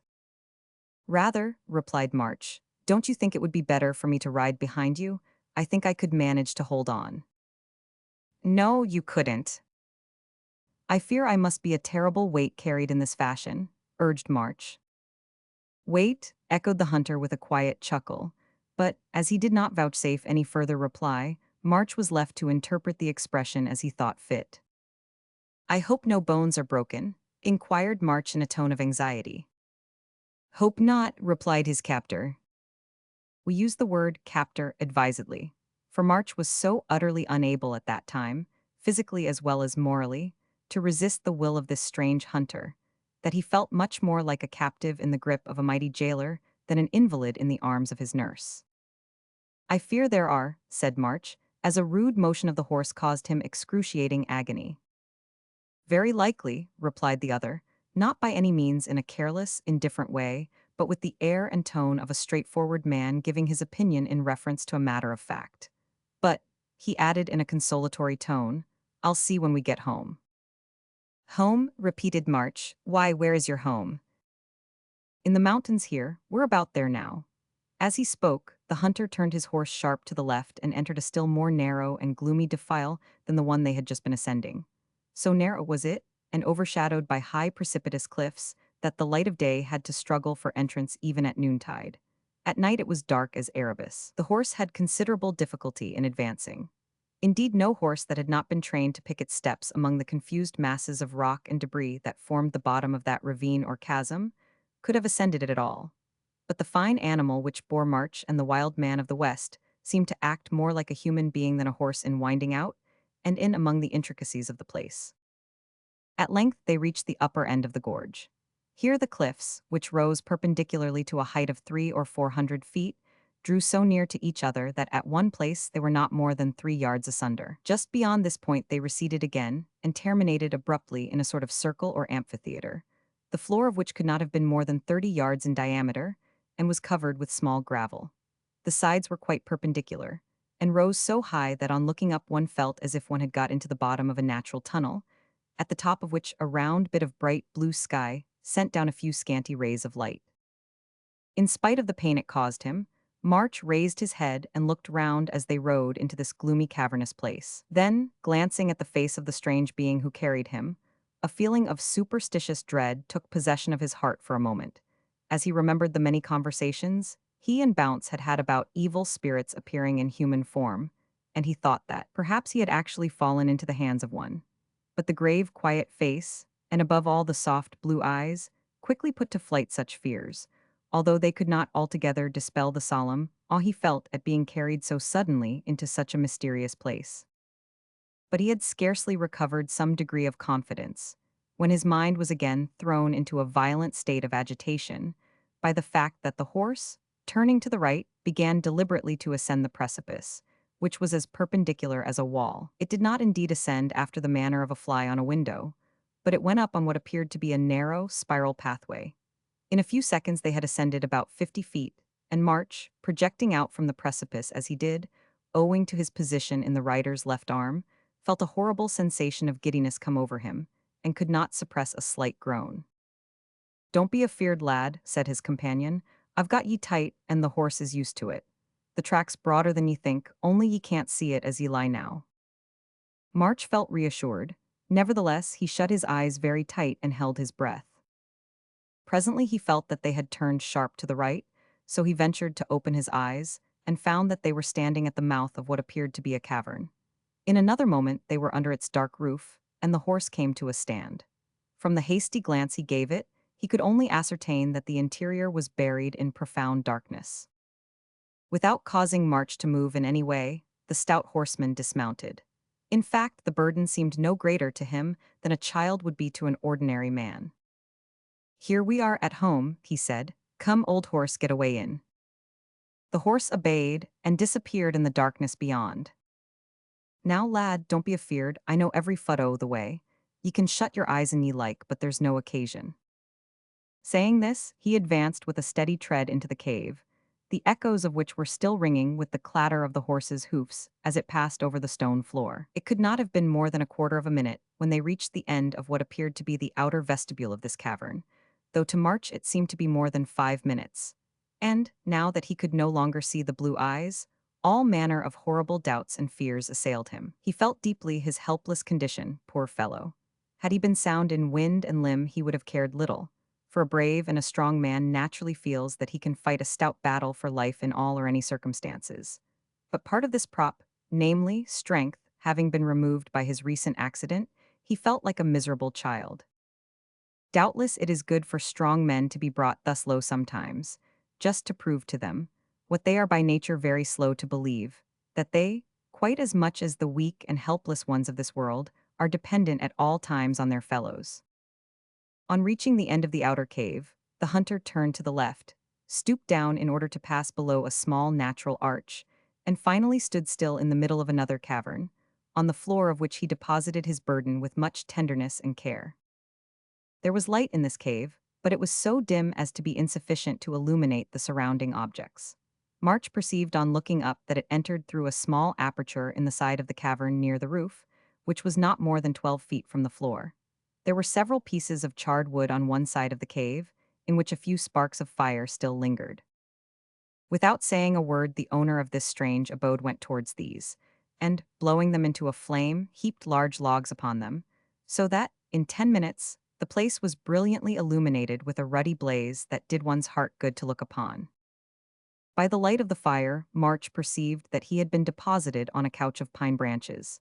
He was about to make other observations, when his captor turned to him and said, "I'll go and see to the horse and be back in a minute, so keep your mind easy." "And pray, what name am I to call my host by?" said March, unable to restrain his curiosity any longer. A dark, almost fierce frown covered the man's face as he said angrily, "Boy, curiosity is a bad thing, anywise it's bad here. I've brought you to this cave 'cause you'd died the woods if I hadn't. Don't ask questions about what don't consarn ye." "Nay, friend, I meant no offense," replied March. "I've no desire to pry into any man's secrets. Nevertheless, it's but natural to want to know how to address a man when ye converse with him." "True, true," replied the other, somewhat mollified. "Call me Dick, it's as good a name as any and better than my own." There was a slight touch of bitterness in the tone in which this was said, as the man turned on his heel to quit the cave. "Stay," cried March, "you only give me one name, friend, so I'll do the same by you. My name's March, there, now you may march about your business." Dick smiled and said, "Well, March, I'll be with ye again, and have a look at your sore bones in 2 minutes." When he was gone, March, for the first time since his accident, bethought him of his comrades. Since recovering from the state of insensibility into which his fall had thrown him, his mind had been so absorbed by the strange events that had been presented to him in such rapid succession, as well as with the pain that racked his head and limbs, that he had had no time to think about them. But now that he was left in that quiet place alone, the whole circumstances of the recent pursuit and flight rushed suddenly upon him, and his mind was filled with anxious forebodings as to the fate of his comrades. "Oh, I'm glad you've come back," he cried, as Dick re-entered the cave. "I quite forgot my comrades, shame on me, but my miserable head has got such a smash that a'most everything's been drove out of it." "Time enough to speak o' them after we've seen to your bones," said Dick. "Nay, but—" "After," said Dick in a tone that was not to be gainsaid. March submitted with a sigh, and his eccentric host proceeded to manipulate and punch him in a way that might perhaps have been highly necessary, but was by no means agreeable. After a few minutes he pronounced his patient all right, only a little bruised. Having said which, he proceeded to prepare some food, and said to March that he might now speak about his comrades. At first he seemed to pay little attention to the youth's hasty narrative, but on hearing that the Indians were hastening to attack the mountain fort, he sprang up and asked a few questions eagerly. It was evident that the news troubled him deeply. Taking one or two hasty strides up and down the cavern, and paying no attention to the roasting meat, which he seemed to have utterly forgotten, the wild man of the West muttered angrily to himself, and a slight dash of that tiger-like flash, which had gone so far to earn him his title, lighted up his blue eyes, insomuch that March Marston looked at him in amazement not unmingled with awe. Thoughts of the wild man of the West once more occurred to him, but in his former cogitations on that subject, he had so thoroughly discarded the idea of this kind, blue-eyed hunter being that far-famed and ferocious individual, that his thoughts only took the form of the mental question, "I wonder if the wild man the West could beat such a fellow as that at a fair stand-up fight?" So powerfully did this thought affect him, that he could not refrain from exclaiming, "I say, Dick, did you ever hear of the wild man of the West?" Dick was so much tickled by the question that his angry mood vanished, and turning towards his guest with a smile, while his blue eyes seemed milder than they ever had appeared before, he said, "Yes, lad, I've heard of him." "Have you seen him?" continued March eagerly. "I have many a time." "What is he like?" "He's like me," replied Dick with another smile, the softness of which would have driven March to an immeasurable distance from the truth, had he ever been near it. "Like you? Oh, I suppose you mean he's something about your size. Well, I don't wonder at that, for you're an uncommonly big fellow, Dick, but I fancy his appearance is very different." Well, no, he's got light hair and blue eyes like me. This was a poser to March. It was so totally subversive of all his preconceived ideas that it reduced him for some moments to silence. Isn't he hairy all over like a fox and very ugly? Inquired March, recovering from his surprise. This was a poser, in turn, to the wild man. To be called upon suddenly to pronounce an opinion on his own looks was embarrassing, to say the least of it. He's not exactly hairy all over, said Dick after a moment's thought, though it can't be denied he's got plenty of hair on his head and chin, like me. As for his looks, lad, it ain't easy to say whether he's ugly or pretty, for men don't agree on sich pints to see. Do sit down beside me, Dick, and tell me about this wild man, said March earnestly. You can't fancy how anxious I am to see him. I've come here for that very purpose. No doubt I've come to shoot and trap too, but chiefly to see the wild man o' the West. And isn't it provokin'? I might have seen him some weeks agon if I hadn't been stunned with a fall just as he came jumpin' into the middle o' us like a clap o' thunder. What lad, interrupted Dick, was it you that I? Just at this moment Dick was seized with a very violent fit of coughing, which, coming as it did from such a capacious chest and so powerful a pair of lungs, caused the roof of the cavern to reverberate with what might have been mistaken, outside, for a species of miniature artillery. You've caught cold, suggested March, who gazed in unspeakable admiration at the magnificent locks and beard of this remarkable man, as they shook with the violence of his exertion. I never had a cold, replied Dick, becoming quiet again. There's other things as cause a man for to cough, now and again, besides colds. True, rejoined March, but you were sayin' somethin'. Do you know of the fight I was speakin' of? Know of it, I that do I. Why, how did you happen to hear of it? It's wonderful, lad, how I comes to know about things in this part o' the country. I know everything the wild man does. He can't move without my bane on his track directly. In fact, I follers him like his shadow, leastwise, his shadow follers me. Indeed, exclaimed March, whose interest in Dick became suddenly tenfold more deep on learning this. But why do you follow him about in this fashion? Does he like your company, or do you only follow him on the sly and keep out of sight? Explain yourself, Dick, you puzzle me. I can't explain just now, lad, said Dick, rising abruptly. You forget that your comrades may be in a fix before now. Why, them blackguard redskins. I must go and help them. It's but right that white men should lend one another a helpin' hand in these regions, where the Injuns have it almost all their own way. But the mountain fort is far away from this, and I'm afraid you'll never be able to get there in time, said March with an anxious expression of countenance. I'll try, returned Dick. Anyhow, I'll send the wild man o' the West to help them, he added with a peculiar smile. Now, boy, listen, I must not waste more time in idle talk. I shall leave you here under the charge of my little girl. Your little girl, echoed March in surprise. She ought to have been in before now, continued Dick, without noticing the interruption, and I would like to ha told her who ye are, and how I come by ye, and what to do till I come back. But I can't wait, time's precious as gold just now, so I'll tell ye what to say to her when she. At that moment, a light footstep was heard in the outer cavern. The wild man sprang up on hearing it, and strode hastily through the natural doorway, leaving March to listen, in a state of the utmost bewilderment, to a silvery musical voice, which held rapid converse with his strange host. Presently Dick returned, followed by a vision in leather, the sight of which struck March Marston dumb, and rendered him for a few moments as totally incapable of moving hand, tongue, or foot, as if he had been bewitched, which, in a sense, he was. This is the little girl I spoke of, T.I., said Dick, looking at March, and patting the girl on her soft cheek with a hand that might have passed for a small shoulder of mutton. She'll take good care of ye, March. I've told her what to do, but she don't need to be told.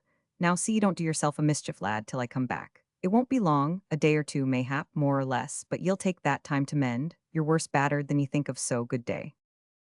While the wild man was ejaculating these sentences abruptly, he was striding about the cave with what may be styled enormous vigor, picking up and buckling on his weapons of war. He seized a double-edged sword of gigantic proportions, and buckled it to his waist, but March saw it not. He pulled on the scalp-fringed coat of a Blackfoot chief, with leggings to match, but March knew it not. He slung a powder horn and bullet pouch round his shoulders, stuck a knife and tomahawk into his belt, and grasped a long rifle which stood in a corner. And in doing all this he made such a tremendous clatter, and displayed such wonderful activity, and grew so much fiercer to look at in every stage of the process that March would certainly have recurred to the idea of the wild man had he been in his ordinary state of mind. But he was not in that happy condition. March knew nothing about it whatever. Before going, Dick stooped and kissed the vision on the cheek. March saw that. It recalled him for a moment and made him aware of the disappearance of his host and of the loud clattering sounds of his charger's hoofs as he led him at a rapid walk across the outer cave. March even heard the general clatter of all his accoutrements as he vaulted into the saddle at one bound and went down that terrible rocky way at a breakneck gallop that would have caused him, March, in other circumstances, to shudder. But he did not shudder. He was but faintly aware of these things. His intellect was overturned, his whole soul was captivated. His imagination, his perceptions, his conceptions, all his faculties and capacities were utterly overwhelmed and absorbed by that wonderful vision in leather. Chapter 17. The Vision in Leather. It is all very well for men of the world, men of fashion, men who pride themselves on being highly civilized and peculiarly refined, to fancy that there are no other visions in this world than visions in silk, visions in white, and the like. Those who think thus labor under an egregious, though a civilized, mistake. Happily there are kind, loving, pretty faces in this world, the possessors of which know nothing about pink gauze or white muslin, faces that have never felt the hot air of a drawing-room, but are much used to present themselves, unveiled, to the fresh breezes of the prairie and the mountain. Faces that possess the rare quality of universal attraction, and that cause men to fancy, when they see them for the first time, that they have beheld a vision. The fact is that some faces are visions, whether the forms that support them appear to us in muslin or in deerskin.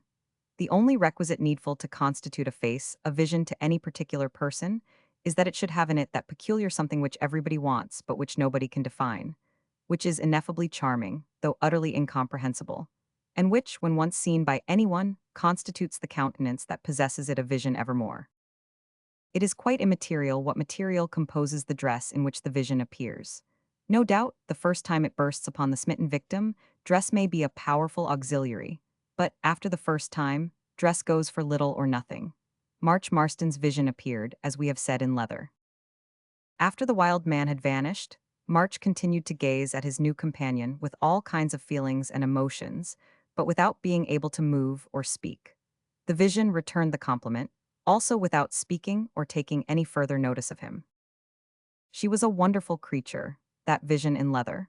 That she was of Indian extraction was evident from the hue of her skin, yet she was not nearly so dark as the lightest complexioned Indian. In fact, her clear, soft forehead was whiter than those of many so-called pale faces, but her ruddy cheeks, her light brown hair, and above all her bright brown eyes showed that white blood ran in her veins. She was what men term a half-caste.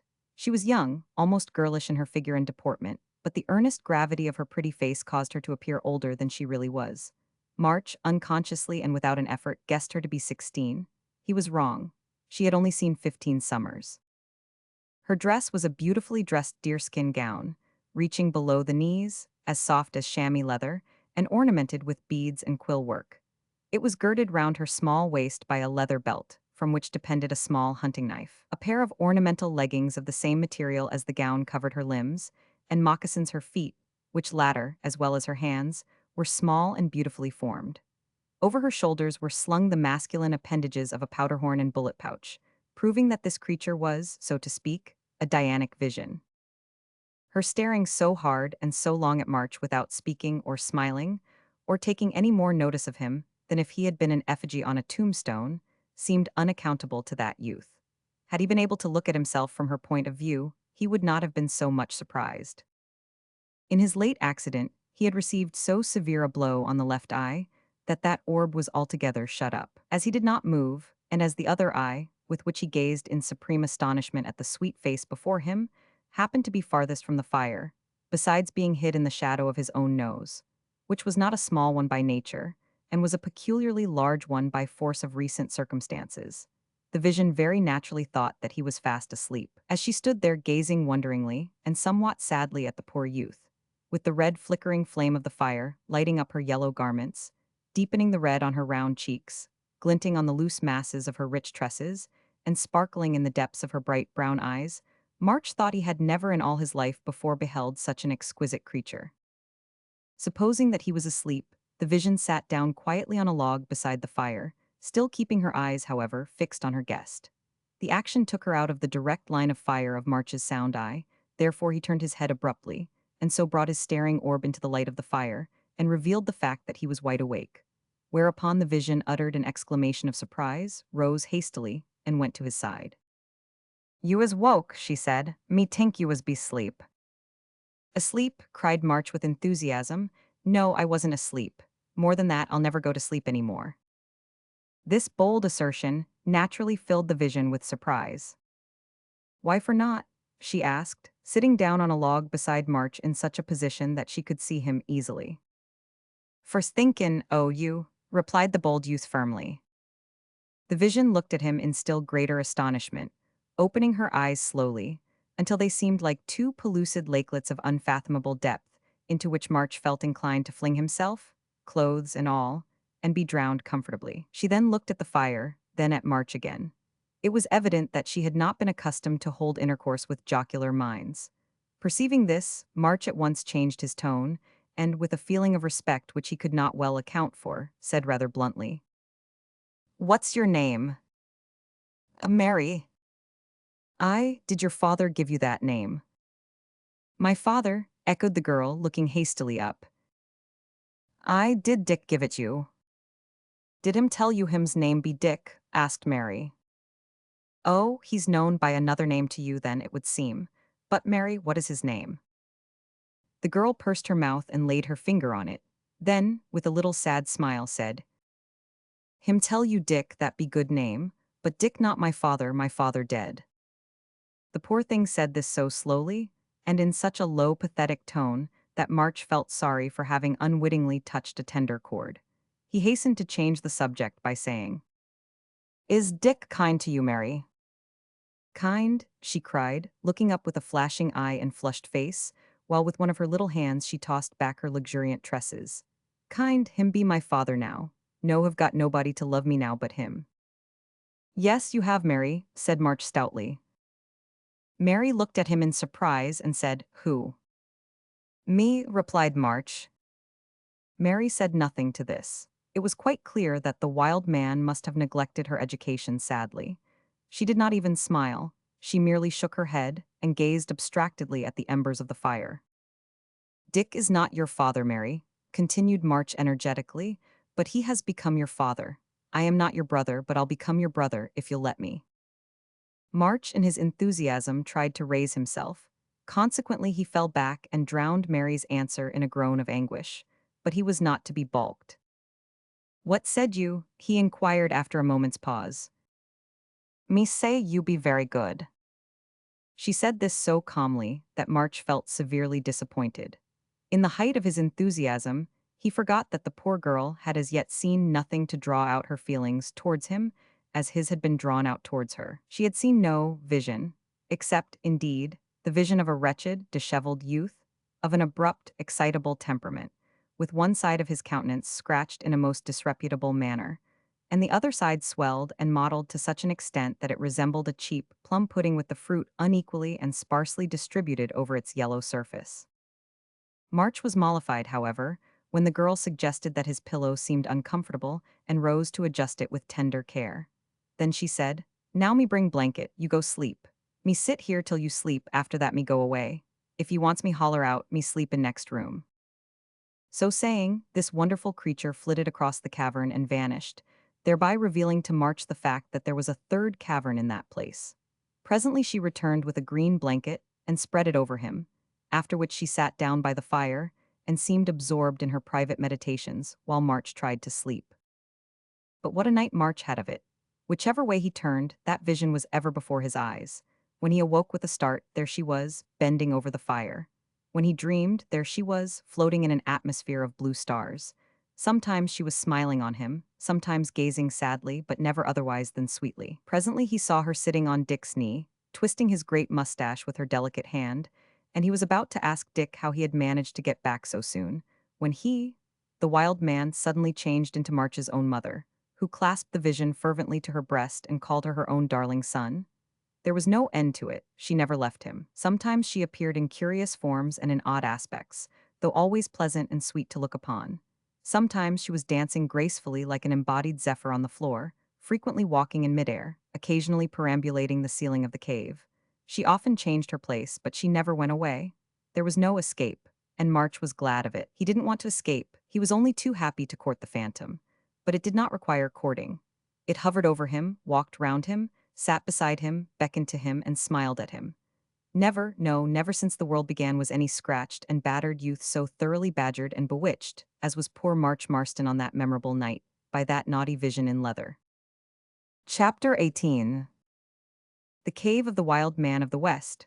March and Mary hold pleasant intercourse. Dick's good qualities enlarged on.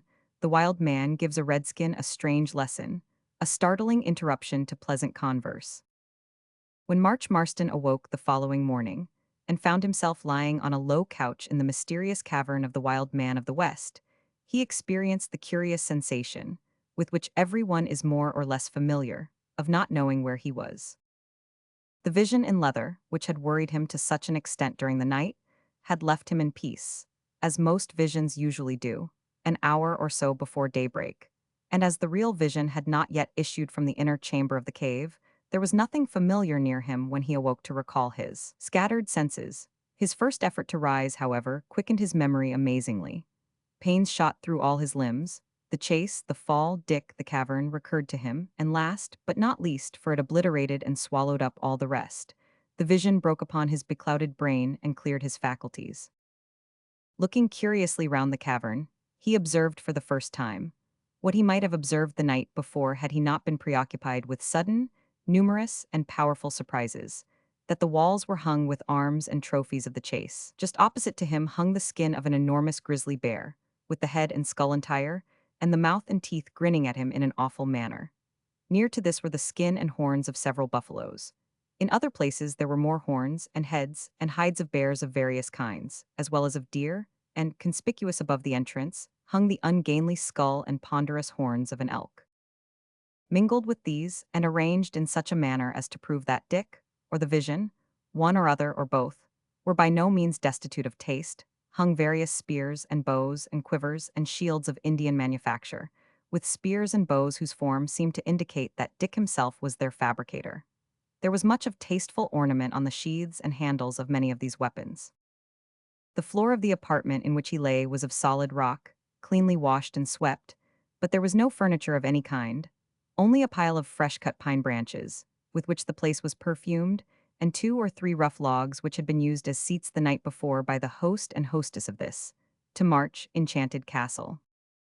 March was staring earnestly at one of these logs which lay close to the ashes of the fire, trying to recall the form that had last occupied it, when a rustle at the inner passage attracted his attention, and next moment the vision again stood before him.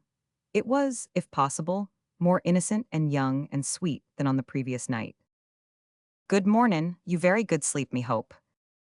"Aye, that had I a capital sleep," cried March heartily, holding out his hand, which the vision grasped unhesitatingly and shook with manly vigor. "Bees you hongray?" "No, not a bit," said March. The girl looked sad at this. "You must heat," she said quickly, at the same time raking together the embers of the fire and blowing them up into a flame, over which she placed a large iron pot. "Dick hims always heat well and keep well. Once me was be sick. Dick him say to me heat, me say no want heat. Him say you must heat. So me try, and sure enough get well tomorrow." March laughed at this prompt and effectual remedy for disease and said, "Well, I'll try. Perhaps it will cure me, especially if you feed me." Poor March saw, by the simplicity of his companion's looks, that gallantry and compliments were alike thrown away on her, so he resolved to try them no more. Having come to this conclusion, he said, "I say, Mary, come and sit by me while I talk with you. I want to know how you came to be in this wild, out-o'-the-way place, and who Dick is, and what brought him here, and, in short, all about it." The girl drew her log near as he desired, but said, "What Dick no tell me no tell." "But surely," urged March in a somewhat testy tone, "you may tell me something about ye." Mary shook her head. "Why not?" "Dick say no tell." "Oh, Dick's an ass." Had Mary known the meaning of her companion's rude speech, she might possibly have surprised him with a decided opinion in regard to himself. But never having heard of nor seen such a creature in all her life, she only looked up with a quiet expression of curiosity and said, "What bees an ass?" "Ha ha ho he, roared our hero with a mingled feeling of exasperation and savage glee. "An ass? Why, it's a lovely slender creature with short pretty ears and taper limbs and a sleek glossy coat like me, Mary, dear. Why, I'm an ass myself. Pray, do get me something to eat. I really believe my appetite's come and back again." Mary looked at March in much concern. She had once nursed the wild man through a severe illness and knew what delirium was, and she began to suspect that her guest was beginning to give way. "Now lie down," she said with an air of decision that was almost ludicrous in one so youthful. Yet March felt that he must obey. "Me will get meat ready, you sleep little bit." March shut his eyes at once, but the instant that Mary turned to attend to the iron kettle, he opened them and continued to gaze at the busy little housewife until she chanced to look in his direction, when he shut them again quickly and very tight. This was done twice, but the third time Mary caught him in the act and broke into a merry laugh. It was the first time she had laughed aloud since March met her, so he laughed too, out of sheer delight and sympathy. When March had finished breakfast, he tried to get up, and found, to his great relief and satisfaction, that no bones were broken, a fact of which he had stood in considerable doubt, and that his muscles were less acutely pained than they had been. Still, he was very stiff, and quite unable, with any degree of comfort, to walk across the cave, so he made up his mind to lie there till he got well, a resolution which, in the pride of his heart, he deemed exceedingly virtuous and praiseworthy, forgetting, either deliberately or stupidly, that the presence of Mary rendered that otherwise dull cavern the most delightful of sick chambers, and that her attendance was ample compensation and reward for any amount of pain or self-denial. "Mary," he said, when she had cleared away the debris of the morning meal, "sit down here and tell me a few things.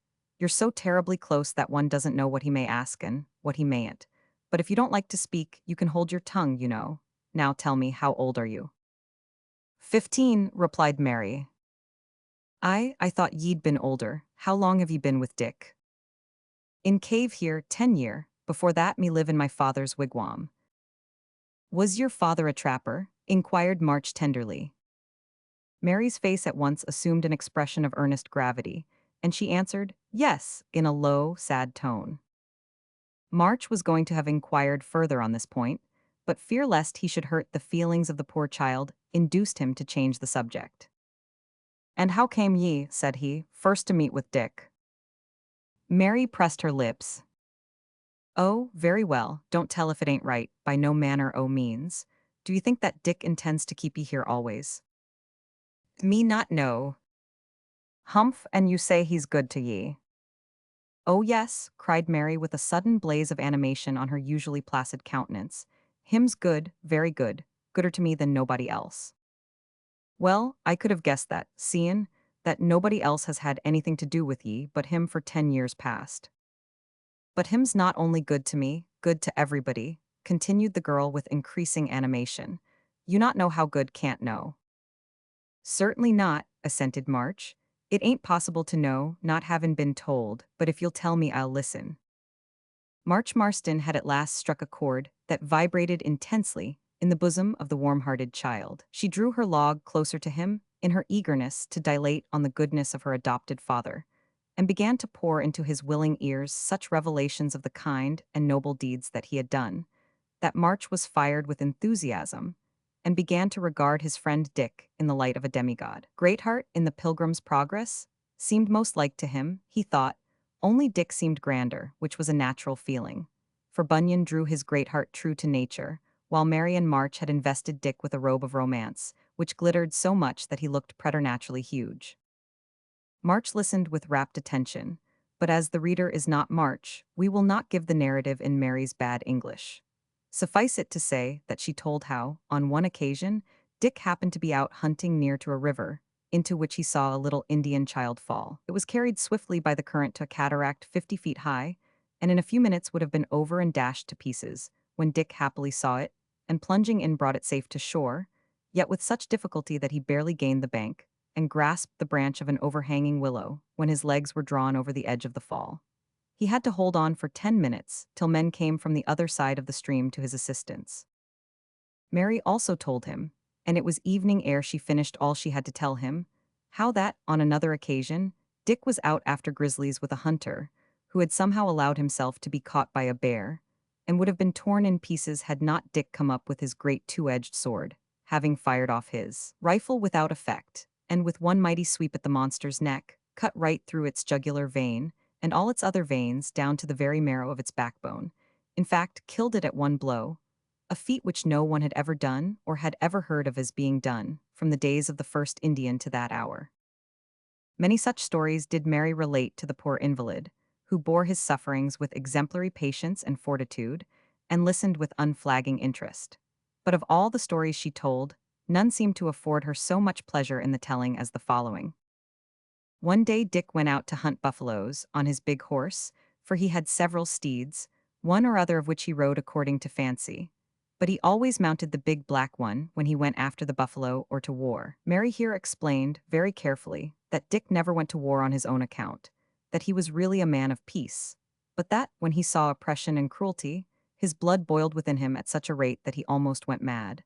And often, under the excitement of hot indignation, would he dash into the midst of a band of savages and scatter them right and left like autumn leaves.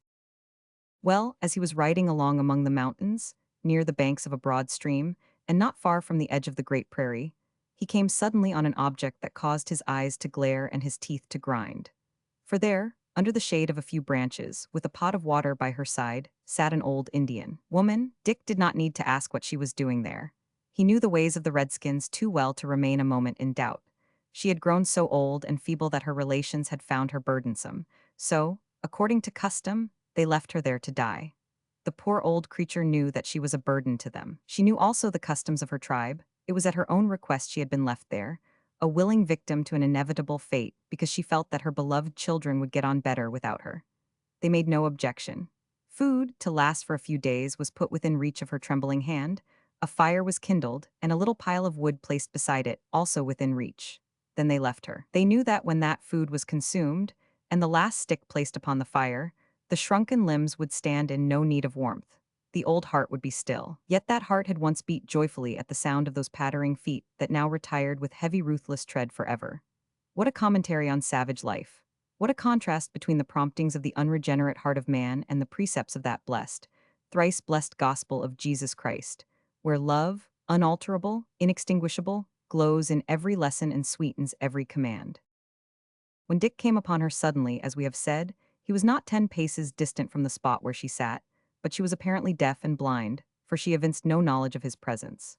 She was reaching out her skinny arm to place another stick upon the sinking fire at the time, for it was a sharp and cold, though a bright and sunny autumn day. Dick stopped his horse, crushed his teeth together, and sat for a few moments regarding her intently. Either the firewood had originally been placed too far away from the old woman's hand, or she had shifted her position, for she could not reach it. Once and again she made the effort. She stretched out her withered arm and succeeded in just touching the end of one of the pieces of wood, but could not grasp it. She pawed it once or twice, and then gave up the attempt with a little sigh. Drawing herself slowly together, she gathered up the rabbit-skin blanket which rested on her shoulders and attempted feebly to fold it across her chest. Then she slowly drooped her white head, with an expression of calm resignation on her old wrinkled visage. Dick's great heart almost burst with conflicting emotions. The wrath that welled up as he thought of the deserters was met by a gush of tender pity as he gazed through blinding tears on the deserted. With a fling that caused his stout warhorse to stagger, he leaped to the ground, tore open the breast of his hunting shirt, and, sitting down beside the old woman, placed her cold hand in his bosom. She uttered a feeble cry and made a slight momentary effort to resist, but Dick's act, though promptly, was nevertheless tenderly done, and the big hand that stroked her white head was so evidently that of a friend, that the poor creature resigned herself to the enjoyment of that warmth of which she stood so much in need. Meanwhile Dick, without shifting his position, stretched forth his long arm, collected all the wood within reach, and placed it on the fire. After a few minutes the old woman raised her head, and looking earnestly in Dick's face with her bleared and almost sightless eyes, said in the Indian language, with which her companion was well acquainted, "My son, have you come back to me?" A gush of indignant feeling had again to be violently stifled ere Dick could answer in moderate tones. "No, mother, he's not come back, but I'll be a son to ye. See, sit up and warm yourself at the blaze. I'll get ye some meat and sticks." In hot haste and with desperate activity, for he had no other way of relieving his feelings, Dick cut down a quantity of firewood and placed it close to the hand of the old woman. Then he untied the tin kettle which he always carried at his saddlebow, and with a piece of dried venison, concocted a quantity of hot soup in a marvelously short space of time. This done, he sat down beside the old woman and made her partake of it. "Is it long since they left ye, mother?" he said, after she had swallowed a little. The old woman pondered for a few seconds. "No," she said, "not long. Only one son has gone down since my son left me." Then she added in a sad tone, "I loved him. He is a great warrior, a brave chief, and he loved me too. But he had to leave me. I am old and useless. It is my fate." "Describe your son to me," said Dick abruptly. "He is tall and straight as the poplar," began the old creature, while a look of pride played for a moment on her withered countenance. "His shoulders are broad and his limbs are supple. He can run and leap like the deer, but not so well as he once could. Gray hairs are now mingling with the black." "Has he any mark by which I could find him out?" interrupted Dick impatiently. "He has a deep cut over the right eye," returned the woman. "But stay," she added in some alarm, "you would not harm my son. You are not an enemy." "No, I would not. I would do him good." "Which way did they go?" "To the prairie, to the rising sun." Dick at once arose, placed the kettle of soup close to the old woman's side, and unbuckling his saddle girth, removed the blanket that covered his saddle and transferred it to her shoulders. This done, without uttering another word, he vaulted into his saddle and dashed away as if he were flying for his life. The old woman listened until the clatter of his horse's hoofs ceased to beat upon her deadened ear, and then bent her head, as at the first, in calm resignation. Doubtless she fancied that another fellow creature had forsaken her, and that the end would soon come. But Dick had not forsaken her. He bounded along over the rugged ground on the mettlesome steed, striking fire from the flinty rocks, leaping creeks and rivulets, bursting through bush and brake, mile after mile, until he gained the open prairie, while the black coat of his charger was speckled with foam. Here he drew rein and trotted hither and thither in search of the tracks of the Indians. He found them at last and dismounted to examine them, for, save to the eye of a trapper or a redman, there were no visible tracks on that hard turf. Remounting, he resumed his headlong course, sweeping over the springy turf of the plains as if his horse were a winged Pegasus, whose energies could not know exhaustion. All day he rode, and as evening drew on he came in sight of the tribe of Indians. They had encamped for the night, and were preparing their evening meal. But when they saw the solitary horseman on the far-off horizon, the braves and old men went to the verge of the camp to watch him. On he came, bounding over the turf like the pronghorned antelope, turning neither to the right hand nor to the left, but taking everything that intercepted him in a flying leap, and bearing down on the camp as an arrow flies from the bow. Although a single horseman is not usually an object of terror to a band of Indians, these braves soon began to evince by their looks that they did not feel easy in regard to this one. As he drew near they recognized him, for Dick had on a former occasion given this particular tribe a taste of his prowess. Each man instantly rushed to his weapons and horse, but the horses had been turned out to graze, and could not be easily caught. Before they secured their weapons, Dick was in the midst of them. With an eagle glance, he singled out the chief with the cut over his right eye, and rode between him and his tent. The Indian, seeing that he was cut off from his weapons, darted swiftly out upon the plain, and made for a clump of stunted trees, hoping to find shelter until his comrades could come to his rescue. But Dick was there before him, and rode down upon him in such a way that he was compelled to take to the open plain and run for his life. His pursuer allowed him to run, keeping just close enough to him to force him into the particular course he desired him to take.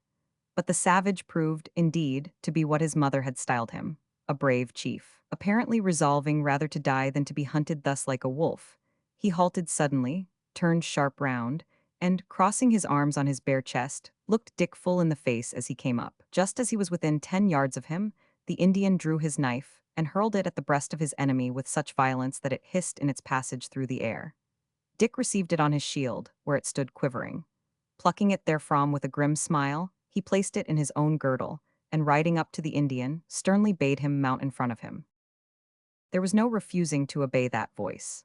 The Indian cast one uneasy glance towards his camp, which was now far away on the plain, but there was no sign of anyone coming to the rescue. His captor had got the credit of being an evil spirit, and he felt that he was left to his fate.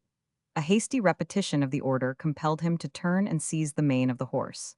Dick held out his toe for him to step on, The next moment he was seated in front of the paleface, galloping towards the mountains. Whatever astonishment the Indian felt at this singular treatment, or whatever his curiosity as to the result of it all, his countenance expressed nothing but calm scorn and defiance. He was evidently working himself into that state of mind which these redskin warriors endeavor to assume when they are captured and taken to the stake and the torture. They're to prove their title to the name of brave by enduring the most inconceivable agonies with stoical indifference, or they're to bring discredit on their tribe, infamy on their name, and joy to their enemies by breaking down under the infliction of tortures at the bare mention of which humanity shudders. For some time they maintained the same headlong speed. When, however, all danger of pursuit was over, Dick drew rein and proceeded more leisurely, in order to relieve his now jaded steed. But that was a steed of the true metal. It possessed that generous spirit which would have induced it willingly to exert itself even to the death. Its owner might have ridden it till it fell prostrate and dying on the plain, but he could not have ridden it to the point of refusing to advance because of exhaustion. He was merciful to it, and went slowly during the night, but he did not come to a final halt until the rising sun found him close to the camp of the dying woman. The Indian now, for the first time, began partly to guess the object of his having been brought there, and steeled his heart to bear whatever might await him. Dick dismounted, and grasping the Indian with a force that showed him how helpless he would be in a personal struggle should he venture to attempt it, led him forward, and placed him a few paces in front of his dying mother. She was sitting just as she had been left, but the fire had gone out, and she trembled violently beneath the blanket which she had sought to pull closer around her wasted form. Dick blamed himself mentally for having put so little wood on the fire, and proceeded to rekindle it. But before doing so, he took a chain from his saddlebow, with which he fastened the Indian to a tree that stood exactly opposite the spot on which the old woman sat, and not 10 paces distant. He bound him in such a way that he could sit on the ground and lean his back against the tree, but he could neither stand up nor lie down. For the first time the countenance of the savage betrayed uneasiness. He believed, no doubt, that he was to be left to witness the dying agonies of his mother, and the thought filled him with horror. To leave her, as he did, to perish, had not been difficult, because he knew that he should not see the act of perishing. But to be brought there, and compelled to witness this terrible doom, acted out in all its minute and horrible details on the mother whom he had once loved so tenderly, was maddening to think of. All the dread tortures that had yet been invented and practiced on warriors must have seemed to him as nothing compared with this awful device of the pale-face, on whom he now glared with the eyes of implacable hate and ferocity. "Will the pale-face," he said fiercely, "cast me loose and meet me hand to hand in a fair fight? Surely," he added, changing his tone to one of ineffable scorn, "the pale-face is not weak, he is not a small man, that he should fear a chief like Bighorn." "Harkee, Bighorn," said Dick, striding up to him and laying the cold edge of his hatchet on the Indian's forehead. "If you speak another word above your breath, the pale-face will cleave ye to the chin." There was something so thoroughly resolute in Dick's voice that the Indian was cowed effectually. The fire was soon lighted, and Dick chafed and warmed the limbs of the old woman until he brought back the vital spark. Then he set on the kettle to boil. While a new mess was preparing, he went into the wood, and, with lusty blows, brought down the trees and cut them into huge billets, which he piled upon the fire until it roared again, and the heart of the feeble creature began to beat once more with somewhat of its wonted vigor. This done, he arranged a couch in such a way that she might get the full benefit of the heat without being scorched, after which he rubbed down his good steed and cast it loose to feed. Then he cooked and ate some food, but offered never a bit to the Indian, who gazed at him as he performed these various actions with ever-increasing amazement and anxiety. Then Dick sat down beside the old woman, to feed and tend her till she should die, and he knew the signs of death too well to suppose that his care would long be required. All that day, and all that night, and all the next day, did the trapper, the old woman, and the Indian remain in much the same position.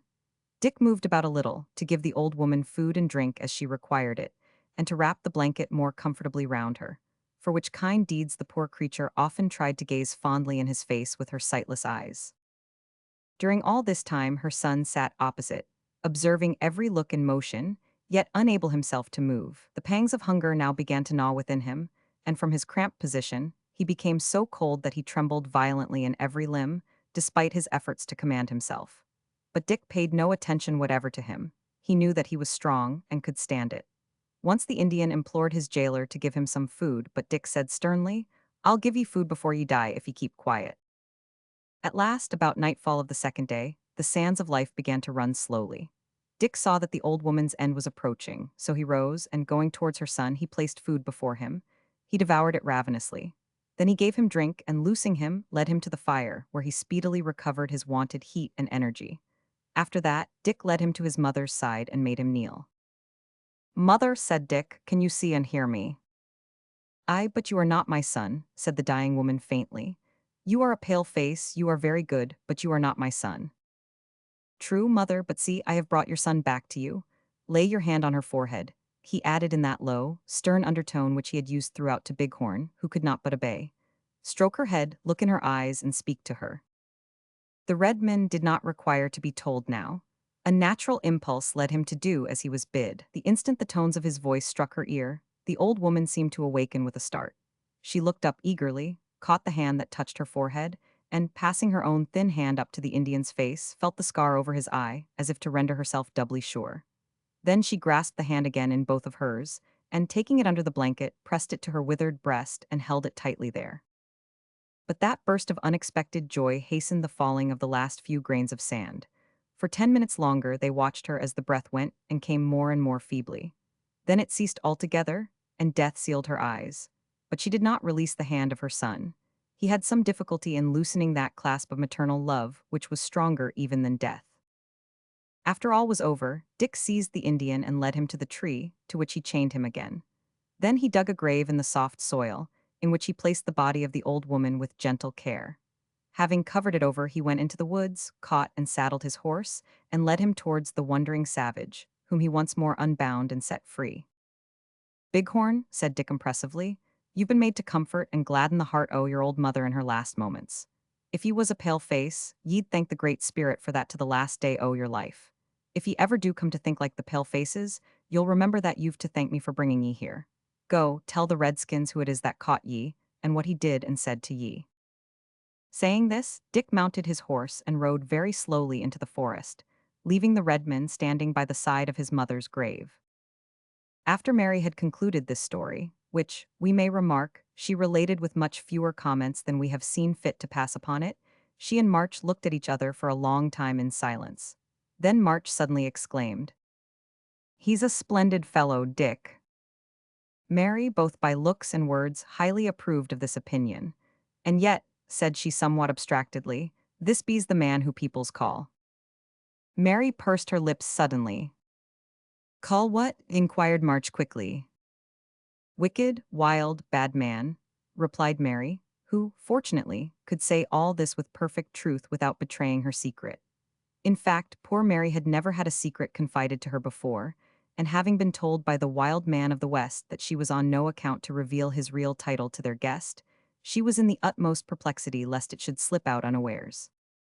"Mary," said March, who was always stumbling upon the verge of the truth in a most unaccountable way, without actually getting hold of it, "have you ever seen the wild man of the West?" "Yes," replied the girl with a gay smile. "Have you? Well now that's odd, how much I should like to see him.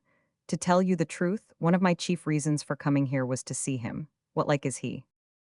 "Like Dick," replied the girl quietly. "Like Dick," echoed March in surprise. "Why, that's what Dick said himself, and yet, by all accounts, his character must be very different from that of Dick, who seems to be the kindest, tenderest-hearted man that ever came to trap in the Rocky Mountains." "What does people say 'bout this wild man's of the West?" inquired Mary.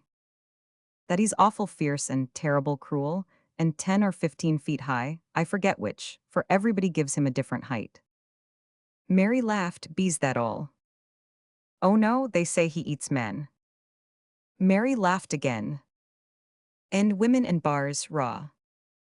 Mary laughed louder and longer than ever, and when she laughed, she looked so ineffably sweet that March resolved to go on with the catalogue of the wild man's virtues piecemeal, waiting for the laugh between each statement, until there was not another idea left in his brain for his tongue to utter. But this amiable intention was frustrated by the report of a gun outside, which echoed and re-echoed among these savage cliffs like muttering thunder.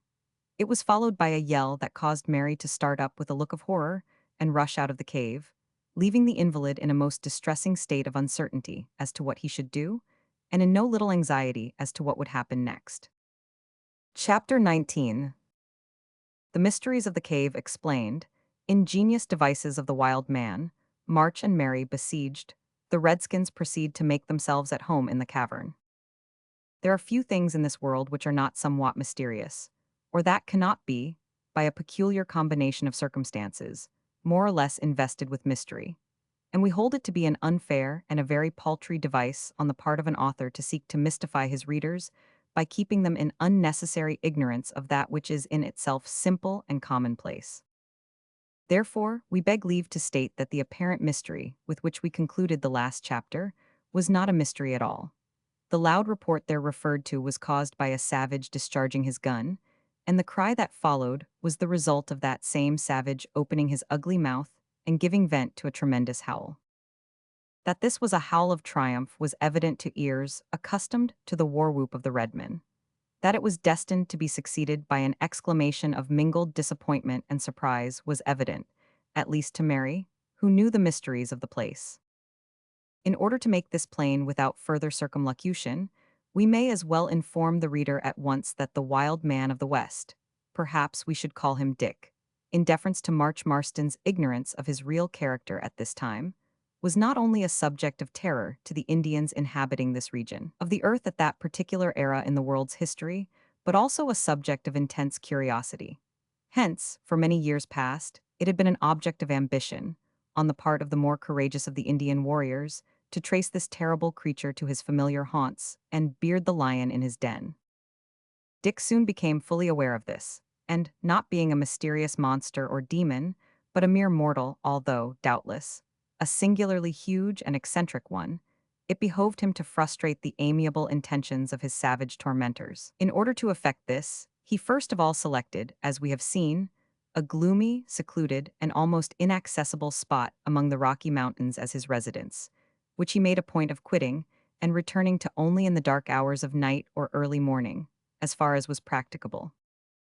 Still further to bewilder the savages, against whom he bore no grudge, and to avoid encountering whom was his chief desire, Dick varied his costume, appearing sometimes in the dress of a Blackfoot chief or a Cree warrior, at other times in the hunting shirt and cap of a trapper. But despite his utmost efforts, he occasionally had to face and fight the redskins, a necessity which so exasperated his naturally fiery temper that, on such occasions, he became utterly regardless of his life, and rushing upon any odds with a terrific roar of his deep bass voice, so different from the shrill yell of the Indians, would cleave his way right through their ranks with his long double-edged sword. Then, returning to the charge with increased fury, would so appall and horrify them that the usual result was a general and precipitate flight. Perhaps some readers may wonder how it was possible that he could escape being killed in these encounters, but it must be remembered that in those days guns were by no means so plentiful among the Indians as they now are, and arrows are comparatively harmless missiles. Dick always wore under his leather coat a vest of thick buffalo leather, which rendered him arrow-proof in the vital regions of his body, unless shot at with a strong bow by a powerful arm from a short distance. This undercoat or piece of armor added a little to his naturally gigantic proportions, which were still further enhanced by the flying tags and scalp-locks and fringes of his dress and the wild masses of his long hair. He rode, as we have elsewhere mentioned, a magnificent charger, which he had purchased in Mexico, and whose sire, no doubt, had been one of those noble barbs which bore the cavaliers of Spain to the conquest of the New World.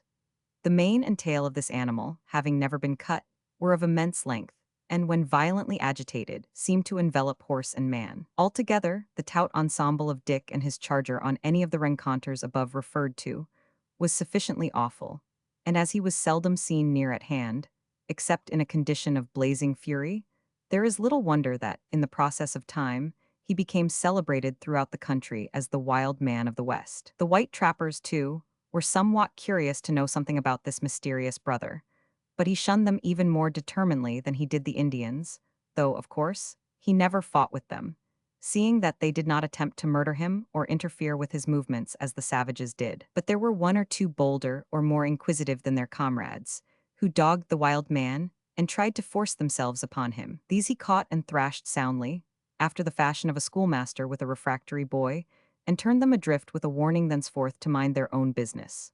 At last the Indians set him down as a great medicine man, or a demon, whom it was impossible to slay, and the trappers shook their heads and touched their foreheads significantly, as if to indicate that they thought him mad.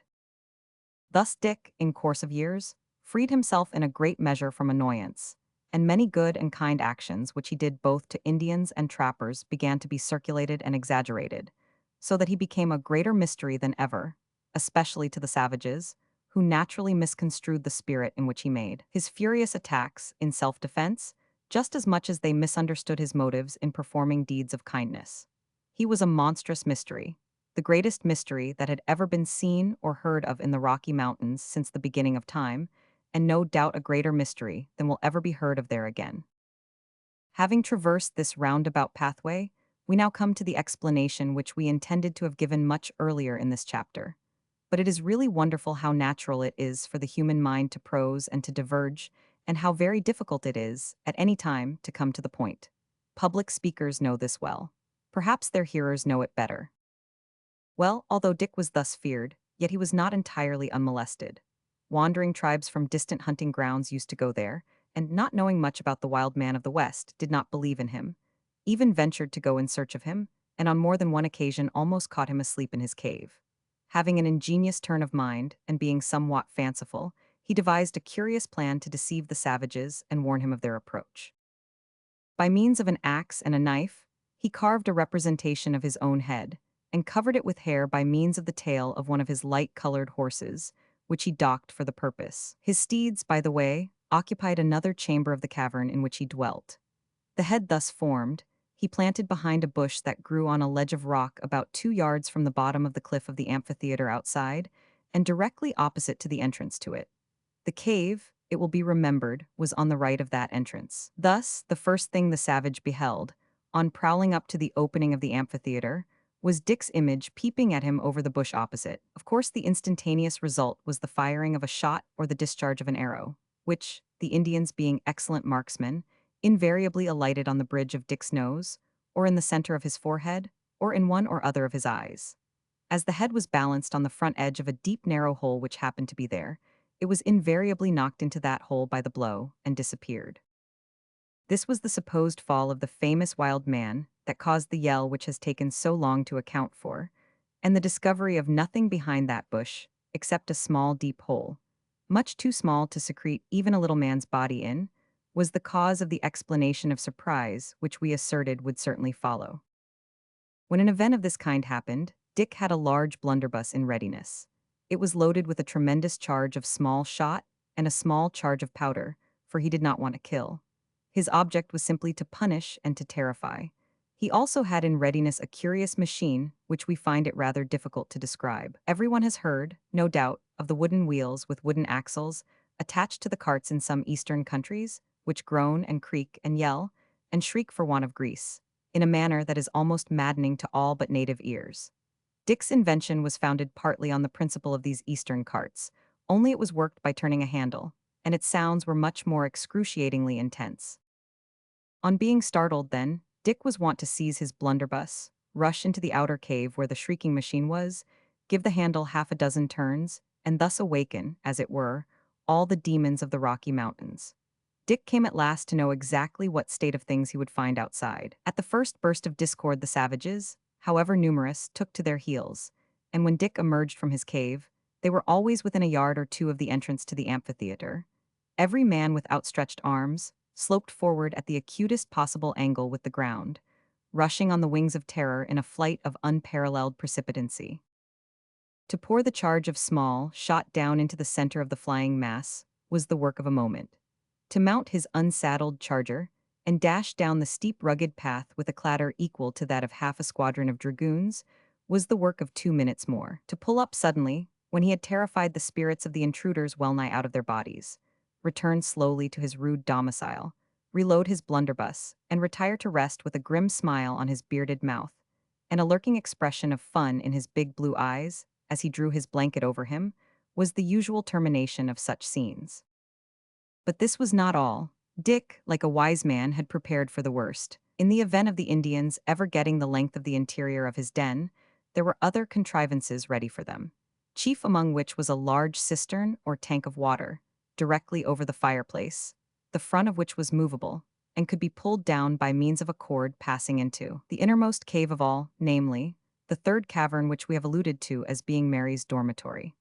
By pulling this cord, the result, instantaneous and hideous, would be that a deluge of water would drown the fire black out, fill the cavern with hot suffocating steam and ashes, and flood the floor. How the cavern was to be defended when he himself was not there was a problem which Dick, being a mere man and not a demon, had utterly failed to solve. Of course, he could easily have set all manner of man-traps and spring-guns, but as these might have taken effect upon some poor wretch who had no design upon his life, he could not venture to run the risk.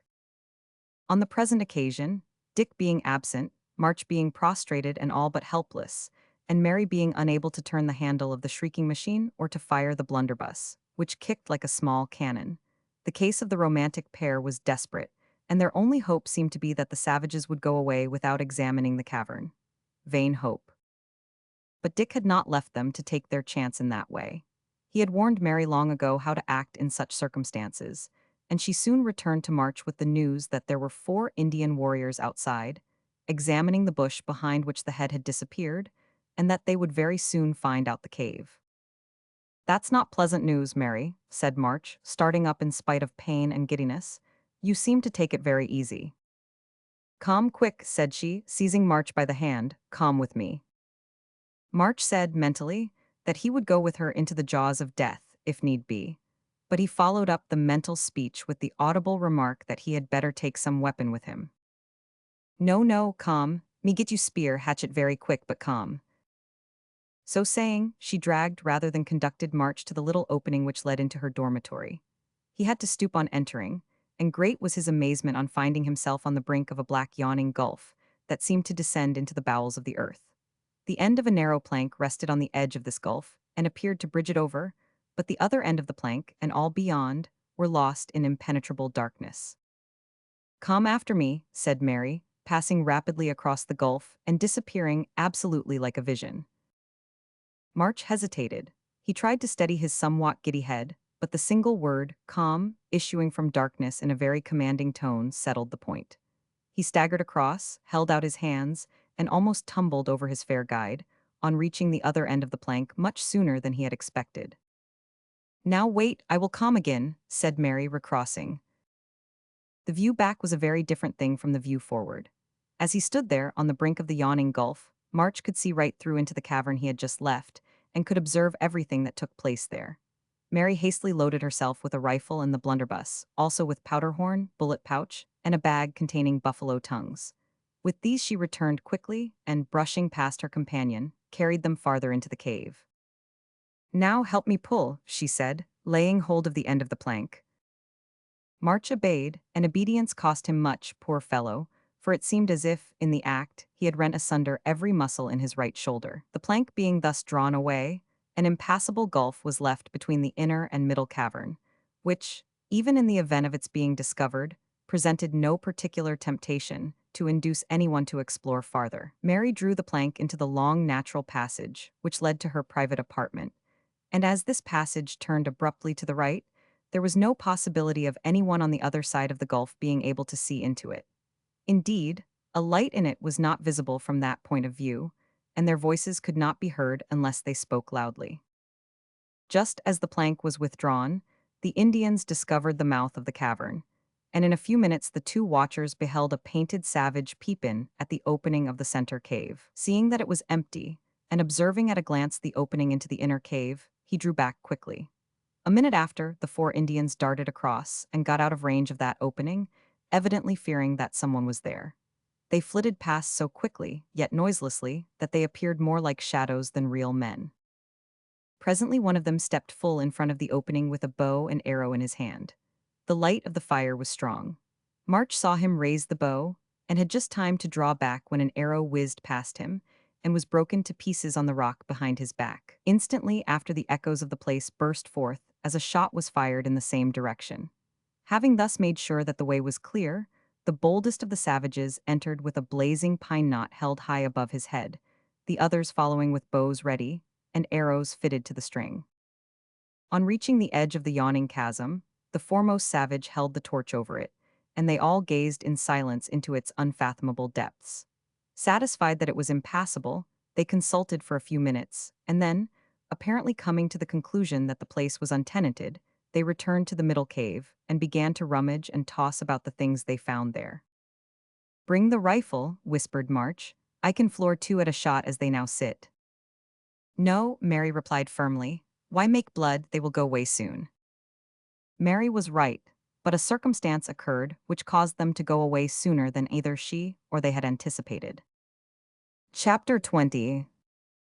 A gallop to the rescue, a discovery, right about face, a disagreeable surprise and a sudden ejection, a calm after the storm, Mary a huntress, Dick's story of the murdered trapper.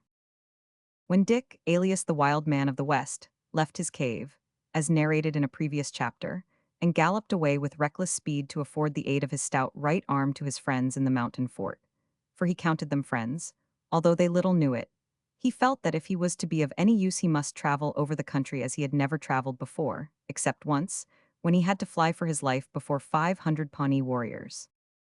It was a grand sight to behold that Herculean backwoodsman on his noble steed, which seemed so well proportioned to its rider, that it carried him, as if he were but a boy, flying over the country on this brotherly errand. Mile after mile was passed, not indeed at full speed, for that would have broken the good horse down long before the goal was reached, but at a bowling gallop, taking bogs and rocks and fallen trees and watercourses, with an elastic bound that told of bone and muscle overflowing with surplus energy. Dick patted the horse's arching neck with a look of pride and affection, and the animal tossed its head with a slight neigh of pleasure, and a playful snap towards its rider's right foot, for it loved its master, as the lower animals do always love those who treat them well, and it loved a wild, long, careering gallop, for that was the only means by which it could relieve its feelings. There was something unusually wildlike about this horse, besides its great size and extraordinarily long mane and tail.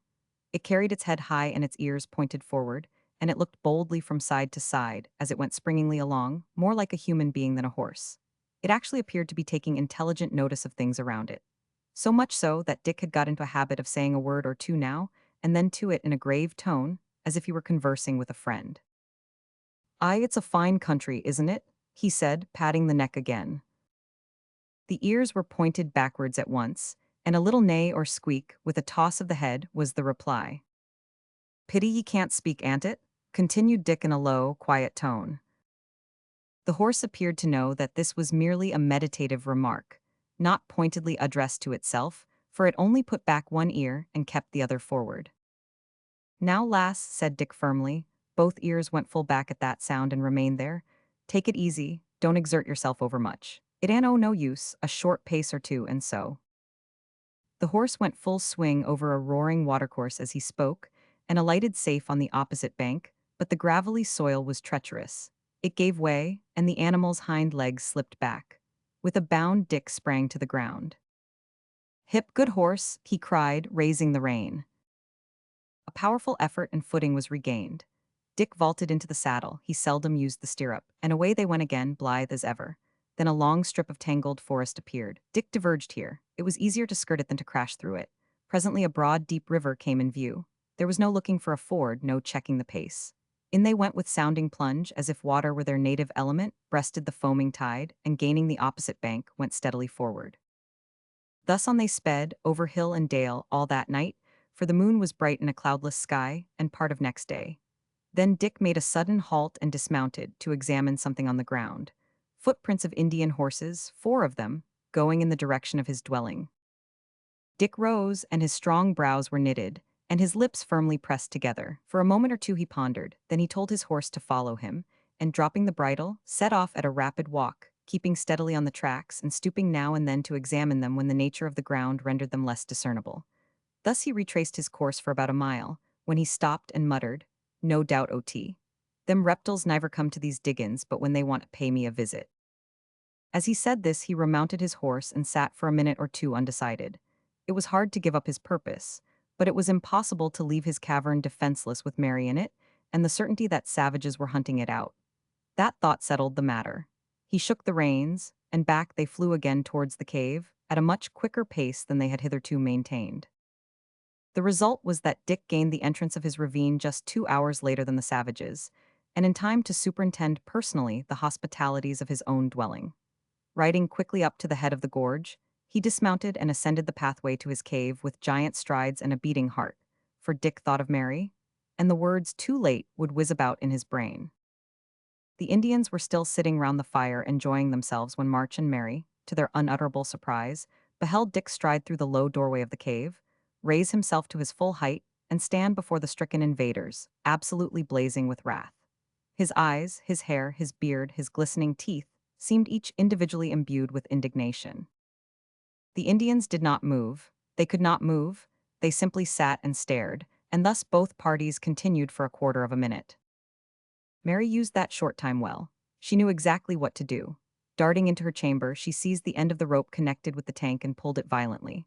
March saw the rock above the fireplace drop. A clear, sparkling cataract sprang as if by magic from the wall. Next instant there was black darkness and yells, steam, shrieks, and howls. A hissing, hurling hubbub, such as no man can possibly conceive of unless he has seen and heard it. We will not, therefore, even attempt a description. The Indians rushed en masse to the doorway. Death in the jaws of the wild man of the West was infinitely preferable to being parboiled and suffocated, but the wild man had judiciously made way for them. They gained the outer cave and sprang down the pathway. Dick plied the handle of the shrieking machine with the secondary object in view of relieving his own feelings. The din was indescribable. If those Indians are not lunatics at this moment, they must be dead, for there could be no alternative in the circumstances. Certain it is they vanished like smoke, and they have never been heard of since, from that day to this. Really, dear reader, if it were not that we are recounting the doings of a wild man, a notoriously eccentric creature, we would feel it necessary to impress upon you that such scenes as we have been describing are not characteristic of life in the Rocky Mountains. Nay, more, we question whether such scenes as these have ever been witnessed or enacted in those regions at any time, with the exception, of course, of the present occasion. But it must be carefully borne in mind that we are recounting the deeds of a wild man, and, although the aspect of outward things, the general tone and current of manners and customs and natural phenomena, may remain exactly the same as heretofore, and be faithfully described without exaggeration, as we maintain they are, yet the acts, devices, and vagaries of such a creature as a wild man may, indeed must necessarily, be altogether eccentric and unparalleled. We therefore pause here to express a hope that, whatever credit you may be able to give to the reported deeds of this hero, you will not withhold your belief in the fidelity of the other portions of this narrative. No sooner, then, were those unwelcome visitors ejected than Dick returned to the scene of devastation and shouted, "Hullo, Mary!" "Safe, all safe," she replied, as with the assistance of March Marston, she pushed the plank across the chasm and returned to the center cave. "Is the lad March safe too?" inquired Dick as he busied himself in striking a light with flint and steel. "All right," answered the youth for himself, "but horribly battered, and fit to yell with pain, not to mention surprise. Do look sharp and get the fire up. Sich doin's as this I never did see nor hear of since I left the frontier. I do declare it's worthy o' the wild man o' the West himself. What do you find to laugh at, Dick? I'm sure if ye had my miserable bones in your body at this moment, ye'd laugh why your mouth screwed the wrong way. Look alive, man. Patience, lad, patience. That's one o' the vartues, I believe, leastwise so I'm told. Ah, it's caught at last. Hand me that dry stuff on the south shelf, Mary. Ye can find it the dark, I doubt not. Yes, it's a vartue, but I can't boast o' having much ot myself. I don't know much about it from experience, d'ye see? There, now we'll get things put to rights," he added, applying the kindled spark to some dry chips and producing a flame, with which he ignited a pine knot and stuck it blazing in a cleft in the rock. "Just see what them reptiles ha' done to me. If it wasn't that I'm a good-tempered feller, I believe I'd get angry. See, March, boy, there's a shelf in the corner that's escaped the flood. Lie ye down there while Mary and me puts the place in order." "I'd rather help you," said March dismally. "I don't believe it can make me worse, and perhaps it'll make me better. I wonder what in the world pain was made for." "Ye'll only be in our way, lad." "Lie down," said Dick, seizing a large broom and beginning to sweep away the water and ashes and pieces of charcoal with which the floor was plentifully covered, while Mary picked up the scattered skins and furniture of the cave, and placed them on the ledge of rock, about 4 feet from the ground, which Dick termed a shelf. This ledge ran all round the apartment, so March selected a corner, and, throwing a dry skin upon it, stretched himself thereon, and soon found his sufferings relieved to such an extent that he began to question his host as to his sudden and unlooked-for return. "How came ye to drop in upon us in the very nick o' time like that?" he said, gazing languidly at Mary, who bustled about with the activity of a kitten, or, to use an expression more in keeping with the surrounding circumstances, a wild kitten. Dick, without checking his broom, told how he had discovered the tracks of the Indians and returned at once, as has been related. "Then," said March, looking anxiously at his host, "you'll not be able to help my poor comrades and the people at the mountain fort." "It ain't possible to be in two places at once. Know how ye can fix it," returned Dick. "Else I'd ha' been there as well as here in the course of a few hours more." "But should we not start off at once, now?" cried March eagerly, throwing his legs off the ledge and coming to a sitting position. "You ain't able," replied Dick quietly, "and I won't move till I have put things to rights here and had a feed and a night's rest. If it would do any good, I'd start this minute. But the fight's over by this time. Leastwise, it'll be over long afore we could get there. And if it's not to be a fight at all, why nobody's none the worse, to see." "But maybe they may hold the place for a long time," argued March, "and the sudden appearance of you and me might turn the scale in their favor." "So it might, so it might. I've thought o' that, and we'll start tomorrow if you're able. But it would be no use tonight. My good horse can't run for ever right on end without meat and rest." "Then we'll start tomorrow," cried March eagerly. "Aye, if ye can mount and ride." "That I have no fear of, but," at that moment March's eye encountered Mary's. "But what about Mary?" "Oh, she'll stop here till we come back. No fear o' redskins troublin' her agin for some time," replied Dick, throwing down the broom and patting the girl's head. "Come, lass, let's have some supper. Show March what a capital cook ye are. I'll kindle a rousin' fire and spread some pine branches round it to sit on, for the floor won't be quite dry for some time. What red reptiles, to be sure, and they was actually devourin' my poor old bay horse. What cannibals." In the course of an hour, the cavern had resumed its former appearance of comfort. The ruddy glare of the fire fell warmly on the rocky walls and on the curling smoke, which found egress through the hole near the roof that let in light during the day. Branches were spread on the floor, so as to form a thick pile near the fire, and on the top of this sat the wild man of the West with the most amiable of smiles on his large, handsome countenance, and most benignant of expressions beaming in his clear blue eyes, as he gazed first at Mary, who sat on his right hand, then at March, who sat on his left, and then at the iron pot which sat or stood between his knees, and into which he was about to plunge a large wooden ladle. "There's worse things than buffalo beef burgoo, March, ain't there? Ha ha, my lad, tuck that under your belt. It'll put the sore bones right faster than physic. Mary, my little pet lamb, here's a marrow bone. Come, you're growin', and ye can't grow right if you don't eat plenty o' meat and marrow bones. There," he said, placing the bone in question on her pewter plate. "Ah, Mary, lass, ye have been mixin' the victuals. Why, what have we here?" "Moose nose," replied the girl with a look of pleasure. "I do believe so it is. Why, where got ye it? I han't killed a moose for 3 weeks and more." "Me kill him myself," said Mary. "You?" "I me, with me own gun too." "Capital," cried Dick, tossing back his heavy locks and gazing at the child with proud delight. "You're a most fit and proper darter for the wild. Aho!" sneezed Dick with sudden violence, while Mary glanced quickly up and opened her eyes very wide. "Whist, too? Ha, Hugh, what a tickler. I rawly think the mountain air's goin' to make me subject to catchin' colds." March took no notice of the remark. His attention was at that moment divided between Mary's eyes and a marrowbone. There is no accounting for the besotted stupidity at this time of March Marston, who was naturally quick-witted, unless upon the principle that prejudice renders a man utterly blind.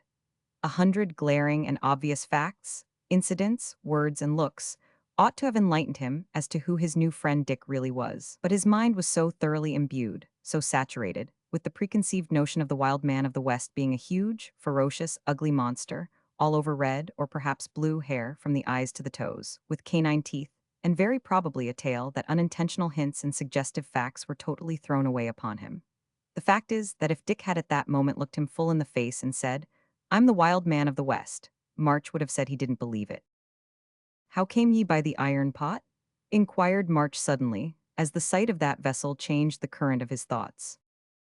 Dick's countenance became grave, and Mary's eyes dropped. "I'll tell ye some other time," said the former quietly. "Not now, not now. Come, lad, if ye mean to mount and ride wi' me tomorrow, you'll ha' to eat heartier than that." I'm doing my best. Did you say it was you that shot the moose deer, Mary? Yes, it was me. Me go out to kill bird for make dinner 2 days back and see the moose in one place where hims no can escape, but by one way, narrow way, 3 feet's not more wide. Hims look to me, me's look to him. Then me climb up side of rock so hims no touch me but must pass below me quite near. Then me yell horrible yell. Ha, thought march, music, sweetest music that yell. And hims run round in great fright. Oh, the blockhead, thought march. But see hims no can get away so hims rush past me shoot in back of him's head and him drop. Huzzah! Shouted Dick, in such a bass roar that March involuntarily started. Well done, lass, ye'll make a splendid wife to a bold mountaineer. March could not believe his eyes, while he looked at the modest little creature who thus coolly related the way in which she slaughtered the moose. But he was bound to believe his ears, for Mary said she did the deed, and to suppose it possible that Mary could tell a falsehood was, in March's opinion, more absurd than to suppose that the bright sun could change itself into melted butter. But Dick's enthusiastic reference to Mary one day becoming the wife of a mountaineer startled him. He felt that, in the event of such a calamitous circumstance happening, she could no longer be his sister, and the thought made him first fierce, and then sulky. 500 ye kill many mountain sheep here, Dick? Inquired March, when his ruffled temper had been smoothed down with another marrowbone. Eyes, lots of 'em. What like are they close? I've never been nearer to 'em yet than 1,000 yards or so, never within range. They're about the size of a settlement sheep, and skin something like the red deer. Ye have seen the red deer, of course, March. Yes, often shot 'em too. Well, like them, but they've got most tremendous horns. I shot one last week with horns 3 foot 6 inches long. There they lie now in that corner. Are ye a good shot, March? Midland. 500 ye smoke. Yes, a little, but I ain't a slave to it like some. Humph, ejaculated Dick sarcastically. If ye smoke a little, how d'ye know but ye may come to smoke much, and be a slave to it like other men? Ye may run down a steep hill, and say, when you're near the top, I can stop when I like. But ye'll come to a pint, lad, when ye'll try to stop and find ye can't, when ye'd give all ye own to leave off runnin'. But ye'll have to go on faster and faster, till you're carried off your legs and, mayhap, dashed to bits at the bottom. Smockin' and drinkin' are both alike. Ye can begin when you please, and, up to a certain pint, ye can stop when ye please, but after that pint ye can't stop o' your own free will, ye'd die first. Many and many a poor fellow has died first, as I know. And pray, Mr. Solomon, do you smoke? Inquired March testily, thinking that this question would reduce his companion to silence. No, never. Not smoke, cried March in amazement. The idea of a trapper not smoking was to him a thorough and novel incomprehensibility. No, nor drink neither, said Dick. I once did both, before I came to this part o' the country, and I thank the Almighty for bringing me to a place where it warn't easy to get either drink or baccy, specially drink, which I believe would have laid me under the sod long ago, if I had been left in a place where I could ha got it. And now, as Mary has just left us, poor thing, I'll tell ye how I came by the big iron pot. There's no mystery about it, but as it belonged to the poor child's father, I didn't want to speak about it before her. Dick placed an elbow on each knee, and, resting his forehead upon his hands, stared for some moments into the fire ere he again spoke. It's many years now, said he in a low, sad tone, since I left home, and but that's nothing to do why the pint, he added quickly. You see, March, when I first came to this part o' the world I fell in with a comrade, a trapper much to my lickin'. This trapper had been jilted by some girl, and came away in a passion, detarminin' never more to return to his native place. I never knowed where he come from, nor the particulars of his story, for that was a pint he'd never speak on. I don't believe I ever knowed his right name. He called himself Adam, that was the only name I ever knowed him by. Well, him and me became great friends. He lived by a band of Pawnee Injuns and had married a wife among them, not that she was a pure Injun neither, she was a half-breed. My Mary was their only child, she was a suckin' babe at that time. Adam had gin her no name when we first met, and I remember him askin' me one day what he should call her, so I advised Mary, and that's how she come to get the name. Adam and me was always together, we suited each other. For myself, I had ta'en a scunner at mankind, and womankind too, so we lived wy the Pawnees and hunted together, and slept together when out on the tramp. But one o' them reptiles took a spite at him, and tried by every way he could to raise the Injuns agin him, but couldn't, so he detarmined to murder him. One day we was out hunting together, and, being too far from the Pawnee lodges to return that night, we encamped in the wood and biled our kettle, this iron one ye see here. Adam had a kind lickin' fort and always carried it at his saddlebow when he went out horseback. We'd just begun supper when up comes the wildcat, as he was called, Adam's enemy, and sits down beside us. Of course, we could not say we thought he was up to mischief, though we suspected it, so we gave him his supper, and he spent the night with us. Next morning he bade us good day and went off. Then Adam said he would go and set beaver traps in a creek about a mile off. Bane lazy that day, I said I'd lie a bit in the camp, so away he went. The camp was on a hill. I could see him all the way and soon saw him in the water settin' his traps. Suddenly I seed the wildcat step out the bushes with a bow and arrow. I knew what was up. I gave a roar that he might have heard 10 miles off and ran towards them. But an arrow was in Adam's back before he could get to the shore. In a moment more he had the Injun by the throat, and the two struggled for life. Adam could ha choked him easy, but the arrow in his back let out the blood fast, and he could barely hold his own. Yet he strove like a true man. I was soon there, for I nearly burst my heart in that race. They were on the edge of the water. The wildcat had him down and was tryin' to force him over the bank. I had my big sword me, and hewed the reptile's head off with it at one blow, sendin' it into the river and tossin' the body in after it. It's too late, says Adam, as I laid him softly on the bank. I could see that the head of the shaft was nearly in his heart. He tried to speak, but could only say, "Take care, my wife and Mary." Then he died, and I buried him there. Dick paused and clenched both hands convulsively as the thought of that black day came back upon him. But the glare in his eyes soon melted into a look of sadness. Well, well, he continued, it's long past now. Why should I be angry with the dead? Adam's wife never got the better that. She dropped her head like a prairie flower in the first blast of winter, and was soon beside her husband. I waited till the little child could stump about on its own legs, and then I mounted my horse and rode away with it in my arms. The only things belongin' to poor Adam I brought with me was the iron pot and his long rifle. There the rifle stands in the corner. I've used it ever since. And have you and Mary lived here all alone since that day? I came straight here, not carin' where I went, only anxious to get out the sight men, and live alone the child. I sought out a dwellin' in the wildest part these mountains, and fell upon this cave where we've lived happy enough together. Do you mean to say the child has never played with other children? Inquired March, amazed at this discovery. Not much. I give her a run for a month or two at a time, now and again, when I fall on a friendly set well-disposed redskins, just to keep the right sort spirit in her and comfort her a bit. But she's always willin' to live alone me. Then she's never learned to read, said March sadly. That has she. She's got one book. It's a story about a giant and a fairy, and a prince and princess. Most extraordinary stuff.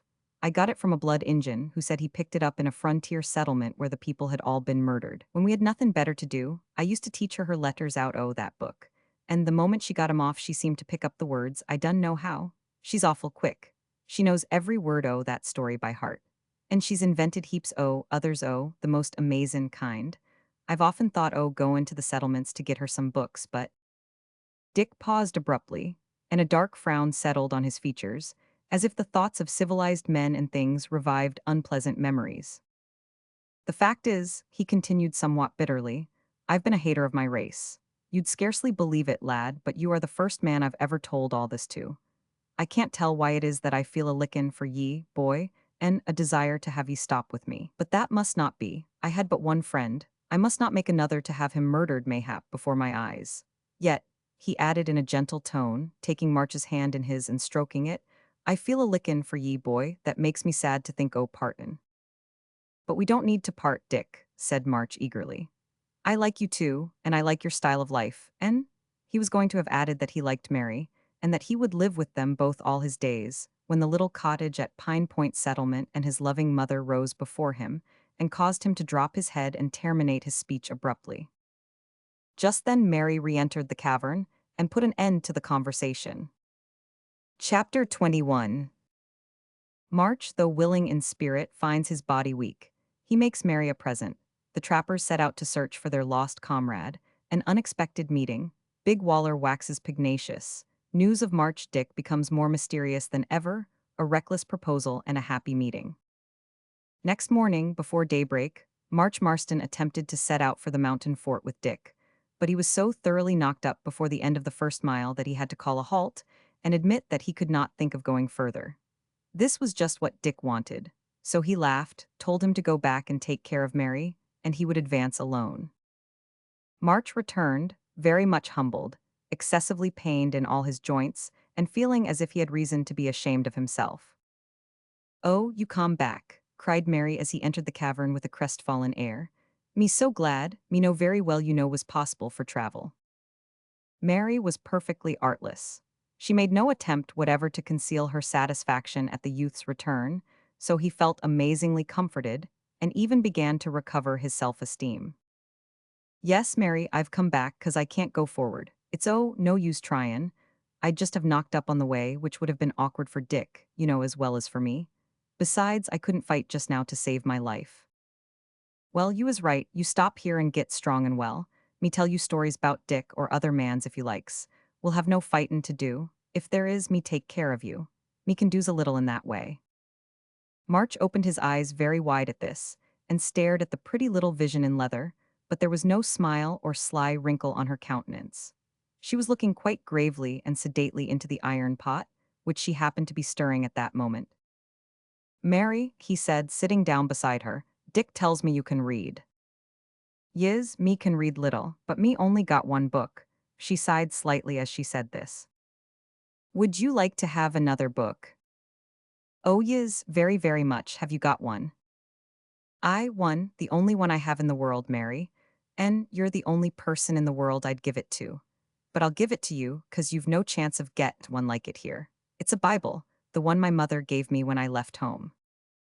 March pulled the little volume out of the breast of his coat as he spoke, and handed it to the girl, who received it eagerly, and looked at it with mingled feelings of awe and curiosity for some time before she ventured to open it.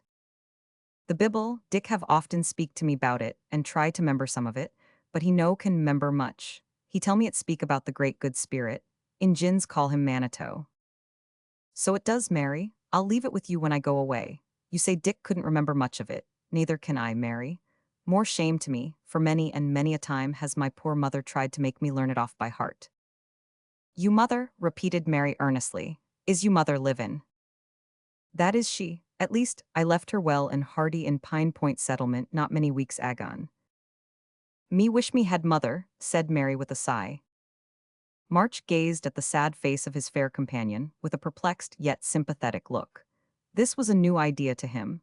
Never having been without a mother, it had never entered into his head to think of such a thing as wishing for one. "What you mother called?" said the girl, looking up quickly.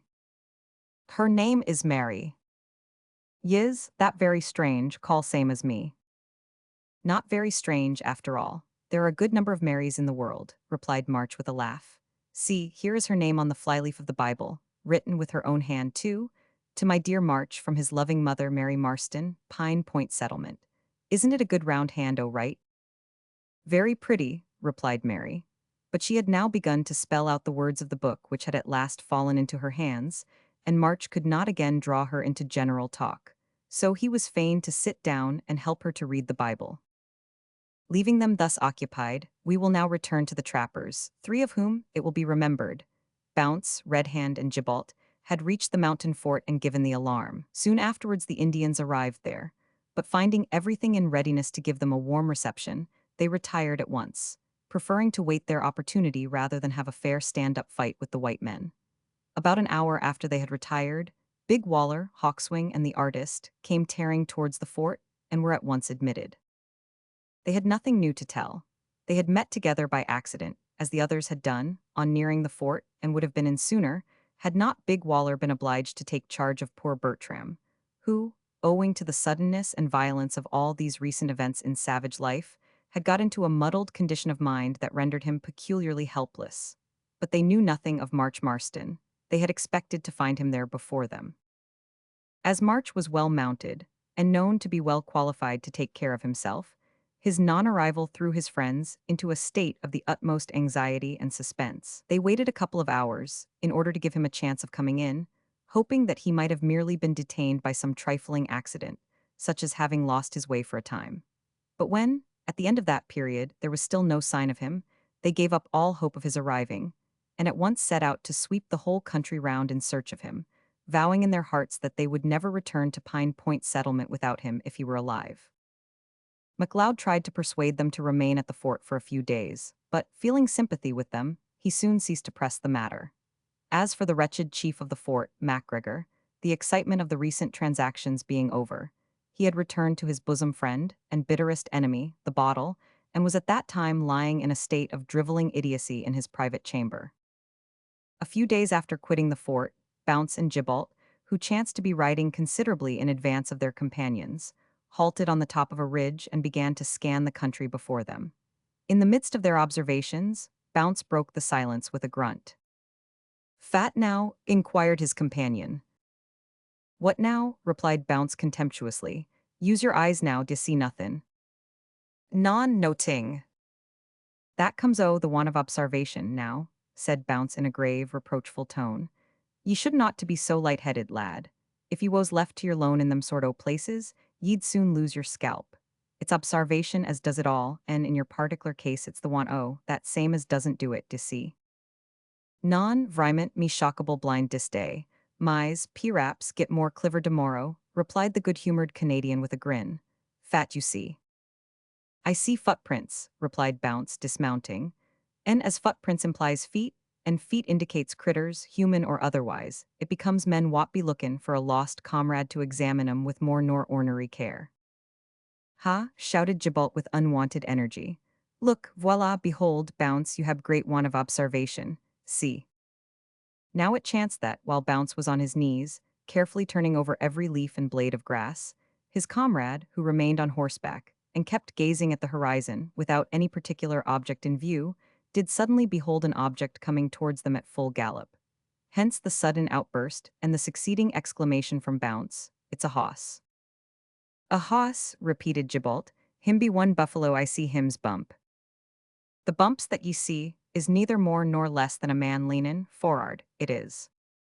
At this moment the rest of the party rode up, and Red Hand confirmed Bounce's opinion.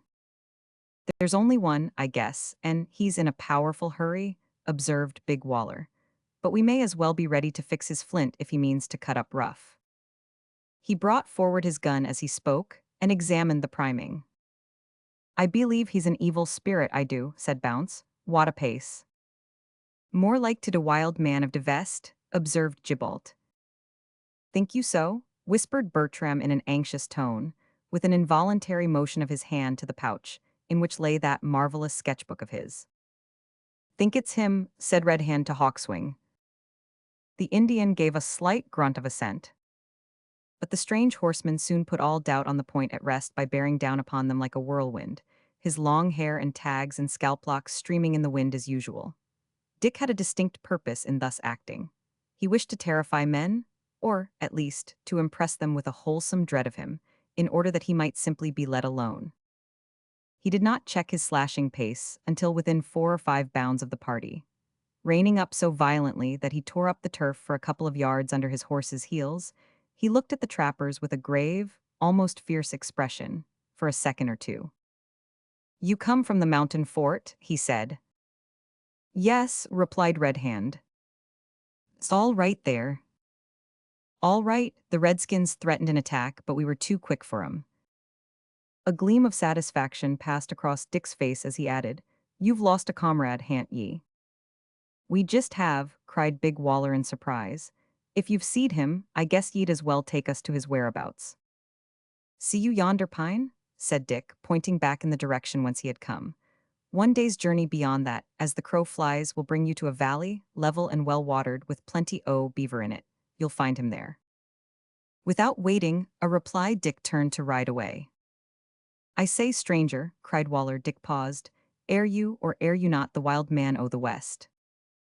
"Wild fools of the West call me so," replied Dick with a ferocious frown that went far to corroborate the propriety of the cognomen in the opinion of the trappers. "Wall, I tell 'ee what it is, stranger, wild man or not, I guess you'll ha to take us to our comrade yourself, for I'm inclined to opine that you know more about him than's good for ye. So if ye try to ride off, I'll see whether a ball, 16 to the pound, LL not stop ye for all your bigness." A grim smile curled Dick's mustache as he replied, "If you think that a trapper, S-word ain't to be trusted, or that committin' murder'll do your comrade a service, here's your chance. Fire away." Dick wheeled about and cantered coolly away into the thickest part of the forest, leaving the trappers gazing at each other in amazement. Bertram was the first to speak. "Oh, why did you not delay him a few seconds longer? See, I have him here, all but the legs of his splendid charger." The others burst into a laugh. "If ye have got the body all erect, it's easy to calculate the legs by the rules o' proportion, d'ye see?" observed Bounce. "Come, lads, that's good news about March, anyhow," cried Red Hand. "And I'm of opinion that the wild man the West ain't just so wild as people think. I, for one, will trust him. There's something about the corner of a man's eye that tells pretty plain whether he's false or true. Depend on we shall find March where he told us, so the sooner we set off the better." Without waiting for a reply, Red Hand urged his horse into a gallop, and, followed by his comrades, made for the valley indicated by the wild man. Meanwhile, the wild man himself was already far ahead of them, keeping out of sight among the woods, and galloping nearly in the same direction, for his cave lay not more than 4 miles from the valley in question. Being much better mounted than they, he soon left the trappers far behind him, and when night closed in he continued his journey, instead of halting to eat and take a few hours' rest as they did. The consequence was that he reached his cave several hours before the trappers arrived at the valley, where they expected to find their missing comrade. Of course, March was filled with surprise at this second unexpected return of Dick, but the latter relieved his mind by explaining, in an offhand way, that he had met a man who had told him the mountain fort was all safe, and that his comrades also were safe, and wandering about in that part of the country in search of him. After a good deal of desultory conversation, Dick turned to his guest with a sad, serious air, and, fixing his large blue eyes on him, said, "March, lad, you and me must part soon." "Part?" exclaimed the youth in surprise, glancing at Mary, who sat opposite to him, embroidering a pair of moccasins. "Aye, we must part. You'll be well enough in a day or two to travel about with your comrades. Now, lad, I want you to understand me. I've lived here off and on for the last 14 or 15 years. It may be more, it may be less, I do well remember, and I've never suffered men to interfere wi' me. I don't want them, and they don't want me." He paused. There was a slight dash of bitterness in the tone in which the last words were uttered, but it was gone when he resumed, in his usual low and musical voice. "Now, although I chose to bring you to my cave, because I found ye a'most in a dyin' state, and have let ye into one or two o' my secrets, because I couldn't help it, seein' that I couldn't stop up your eyes, and your ears, yet I don't choose to let your comrades know anything about me. They've no right to, and you have no right to tell 'em. So, when ye meet 'em again, ye mustn't talk about me or my cave, d'ye see?"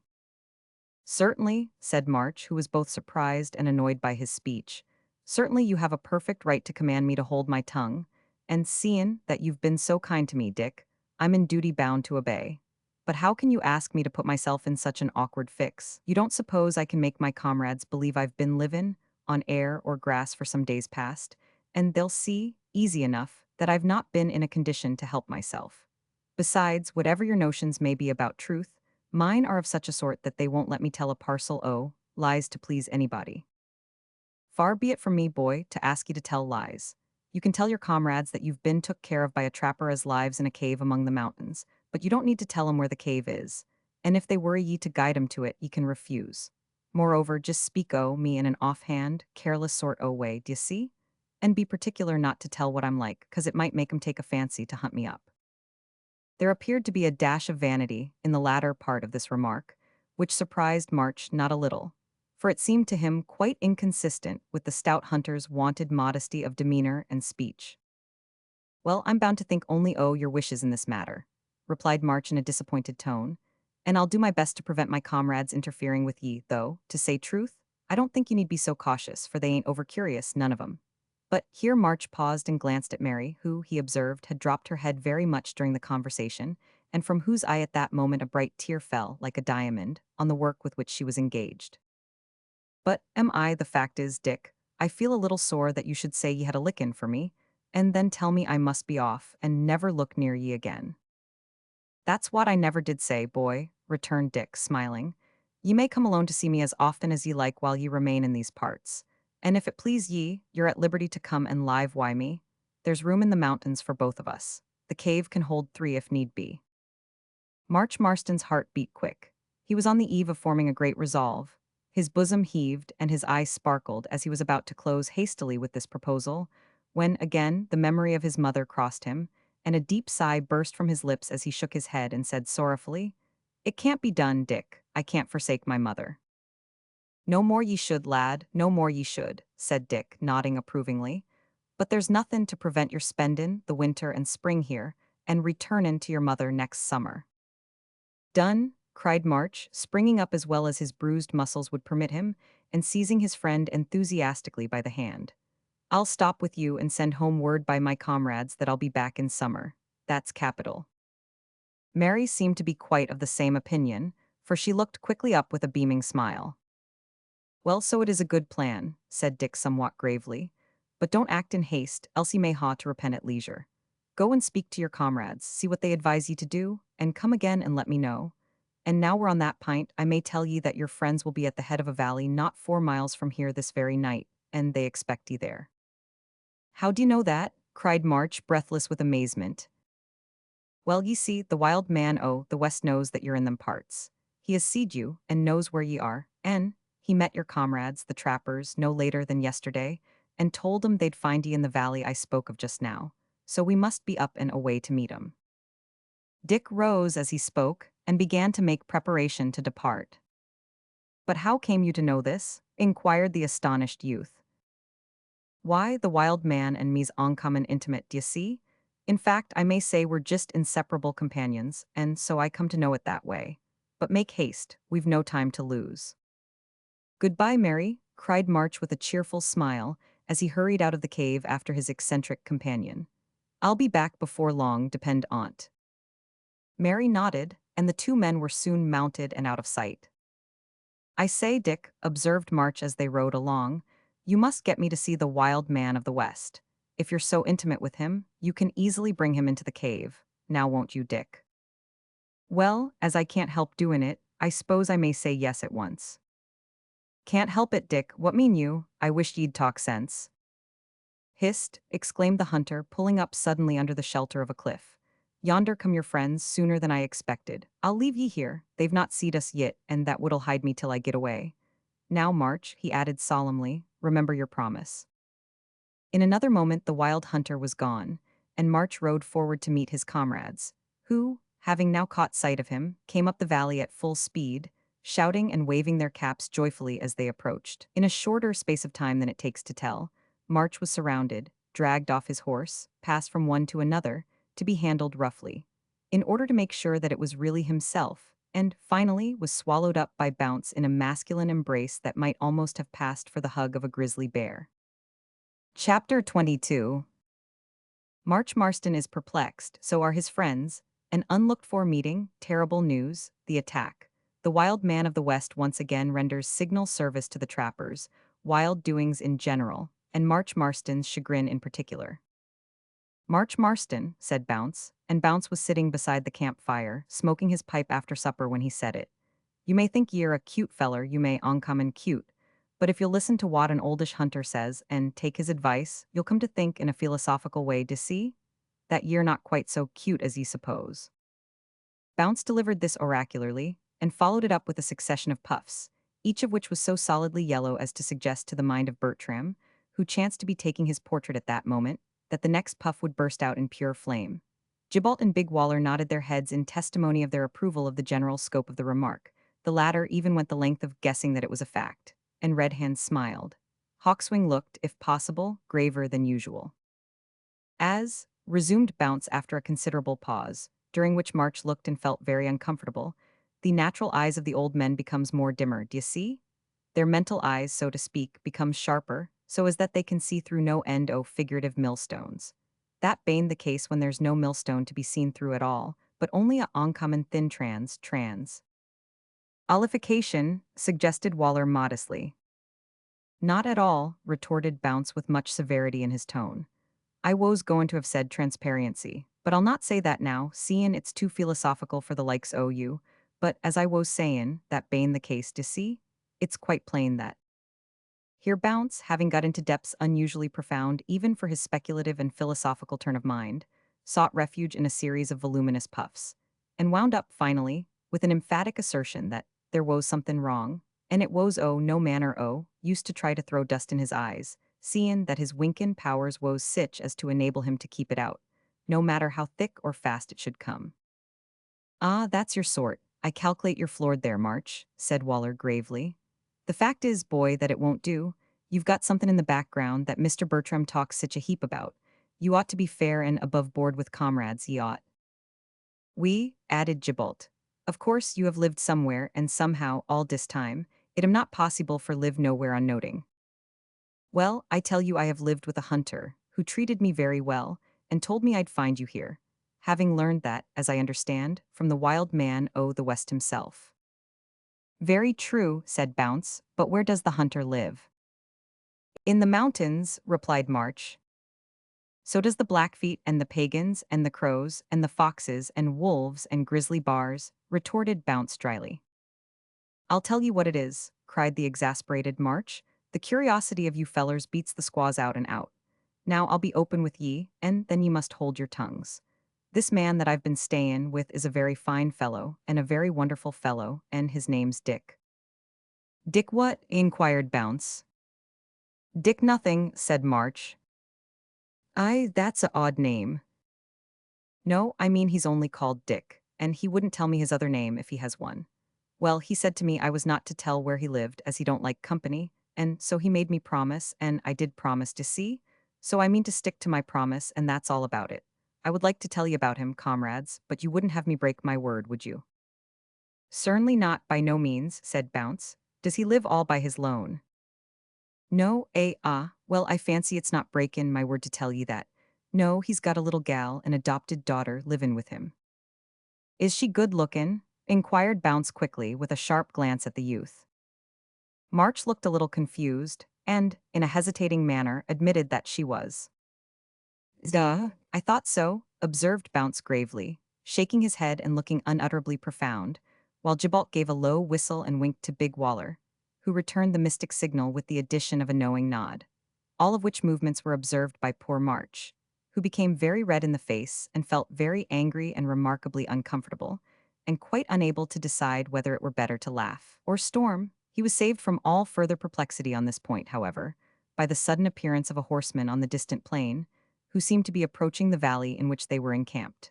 At first he looked like a black speck or a crow on the horizon, and, in the uncertain light of the rapidly closing day, it would have been difficult for any unaccustomed eye to make out what the object was. In a short time he drew near enough to be distinguished clearly, and the rapid patter of the horse's hoofs on the turf told that the rider was flying over the ground at an unusual speed. Passing round a clump of low trees that stretched out from the mouth of the valley into the plain, he came dashing towards the camp, a wild-looking, disheveled creature, seemingly in a state of reckless insanity.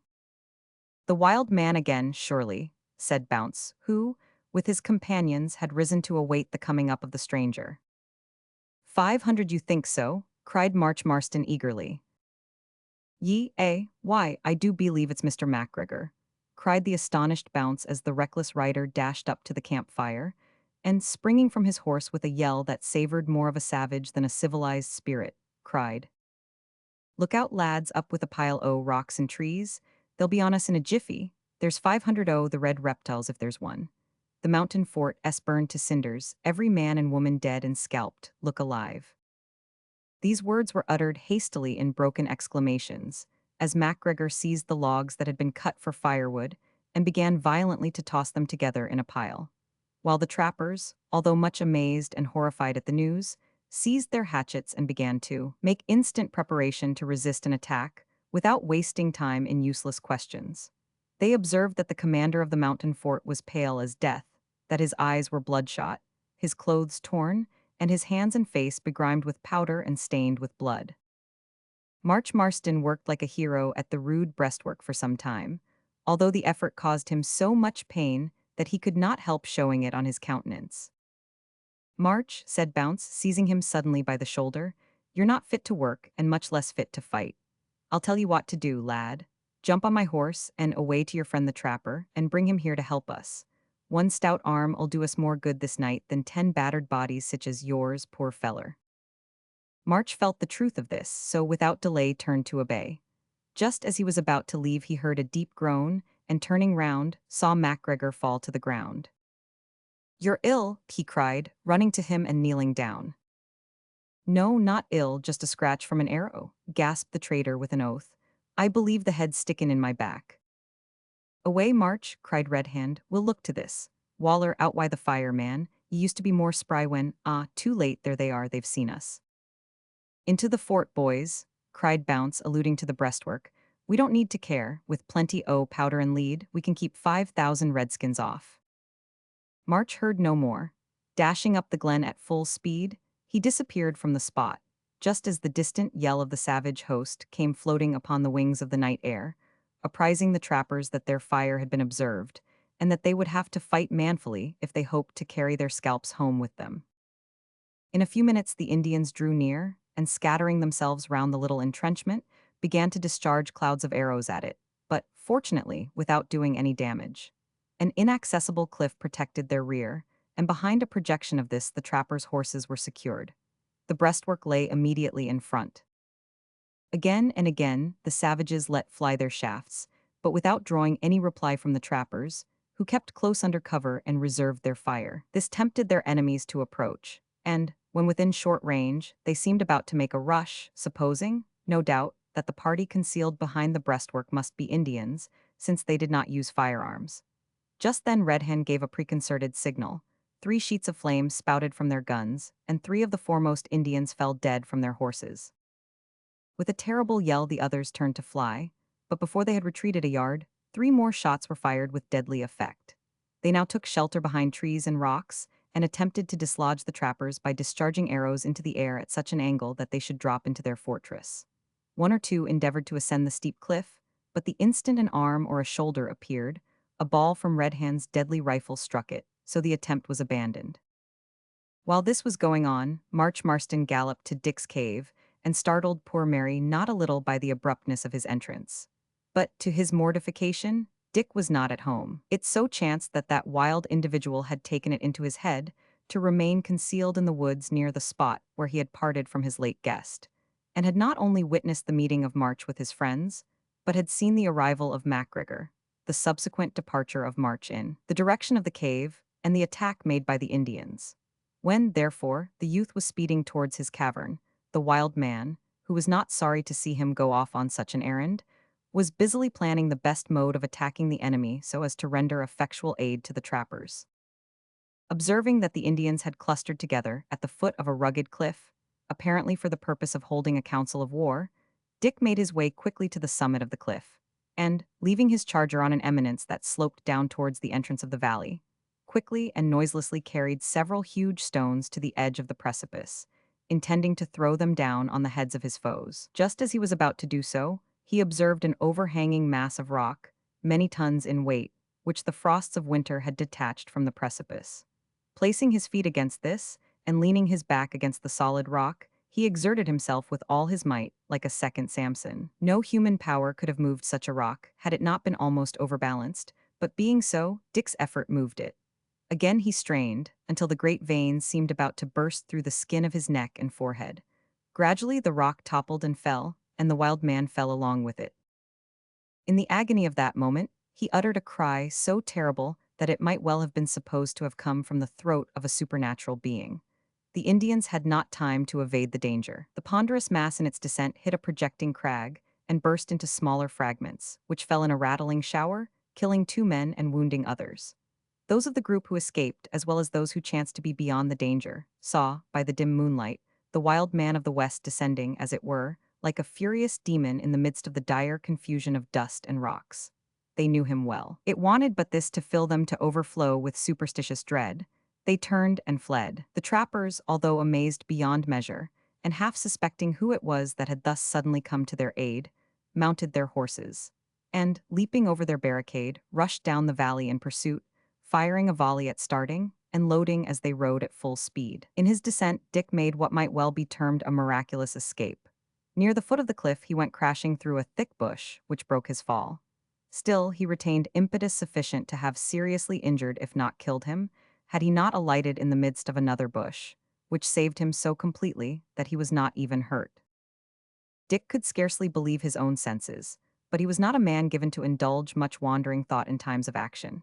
Giving himself one shake, to make sure of his being actually sound in wind and limb, he bounded away up the precipice by a path with which he was well acquainted, reached his horse, flew by a short cut to the mouth of the valley, and, wheeling suddenly round, met the horrified Indians in the very teeth.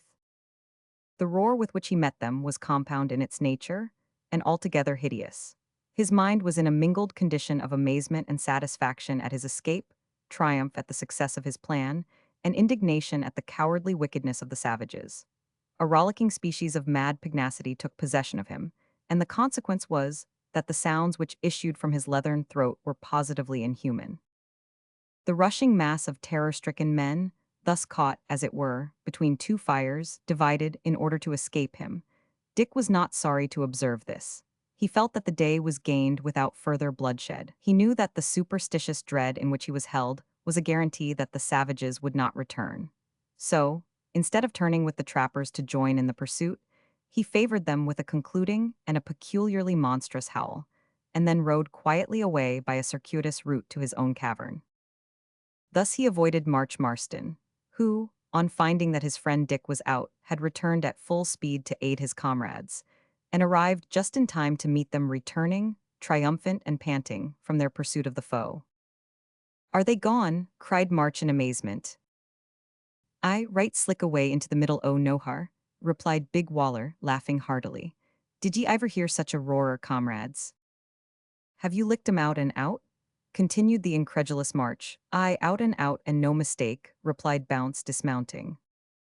"Well, that is lucky," said March, "for my friend Dick I found was not." "Ah, we not have need him," interrupted Gibault, wiping the perspiration from his forehead. "De wild man of de West hymns come, and oh, you should see what hymns have been do."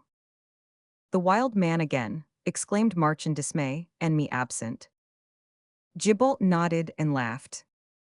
At that moment, an exclamation from Red Hand attracted the attention of the whole party. He was kneeling beside MacGregor, who had dismounted and lain down. "I believe they've done for me," said the fur trader faintly. "That arrow must have gone deeper than I thought." "You'd better let me see the wound, sir," said Red Hand. "Your shirt is covered with blood." "No, no," said the wounded man savagely. "Let me rest, see I'm better now. You will find a flask in the bag at my saddlebow, bring it here." "I know that Dick, the hunter, is a good hand at doctoring," said March. "What a pity he is not here, we might carry you there, sir." "Carry me?" laughed the fur trader fiercely. "No, I'll never be carried till I'm carried to my grave. How far off is his place? Where stays he?" "4 miles from this. I'll take you if you can ride," said March. "I that I can, bravely," cried the trader, who, having taken a deep draught of spirits, seemed to be imbued with new life. "Come, young Sir Mount." The trappers endeavored to dissuade the violent man from the attempt, but he could not be controlled. So March, hastily observing that he would see him safe to the hunter's abode and return without delay, mounted his horse and rode away, followed by the wounded man.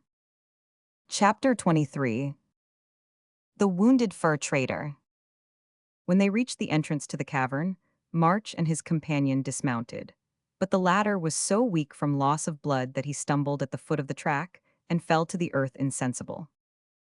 March ran hastily in for assistance, and was not a little surprised to find Dick sitting alone by the side of the fire, and so absorbed in the perusal of a little book that he had not noticed his entrance. A very singular and unaccountable piece of absence of mind in one so well trained in the watchful ways of the backwoods. "Ho, Dick!" cried the youth. "What, March Marston?" exclaimed the wild man, springing up, seizing him by the shoulders, and gazing intently into his face, as if to assure himself that he was not dreaming.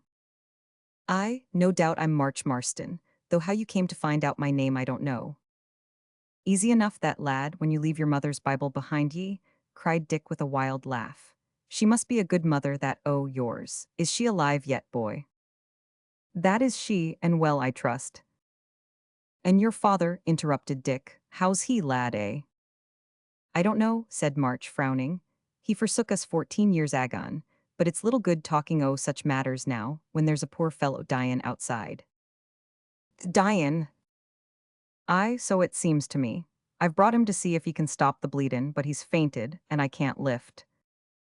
Dick waited for no more, but, hastening out, raised MacGregor in his arms and carried him into the inner cave, where Mary was lying sound asleep on her lowly couch. "Come, Mary, lass, make way for this poor feller." The child leaped up and, throwing a deerskin round her, stepped aside to allow the wounded man to be placed on her bed. Her eye immediately fell on March, who stood in the entrance, and she ran to him in surprise. "What's de matter, March?" "Hush, Mary," said Dick in a low voice. "We'll have to speak soft. Poor MacGregor won't be long for this world, I'm afeard. Fetch me the box o' things." "You know him, then?" whispered March in surprise. I've often been to the mountain fort and seed him there. See, he's common too. Put that torch more behind me, lad. It'll be better for him not to see me." As he spoke, the wounded man sighed faintly. Opening his eyes, he said, "Where am I?" "Speak to him," whispered Dick, looking over his shoulder at March, who advanced, and kneeling at the side of the couch, said, "You're all right, Mr. MacGregor. I've brought you to the hunter's home. He'll dress your wound and take care of you, so make your mind easy. But you'll have to keep quiet, you've lost much blood." The fur trader turned round and seemed to fall asleep, while Dick bound his wound, and then, leaving him to rest, he and March returned to the other cave. During that night, Dick seemed in an unaccountably excited state. Sometimes he sat down by the fire and talked with March in an absent manner on all kinds of subjects. His adventures, his intentions, his home at Pine Point. But from his looks it seemed as if his thoughts were otherwise engaged, and occasionally he started up and paced the floor hurriedly, while his brows darkened and his broad chest heaved as though he were struggling with some powerful feeling or passion. Could it be, thought March, that there was some mysterious connection between Dick and the wounded fur trader?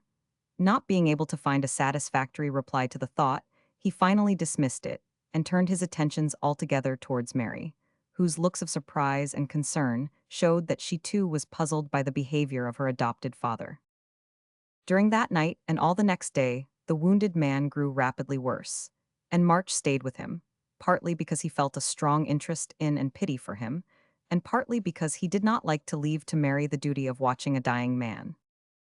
Dick went out during the day in the same excited state, and did not return till late in the evening.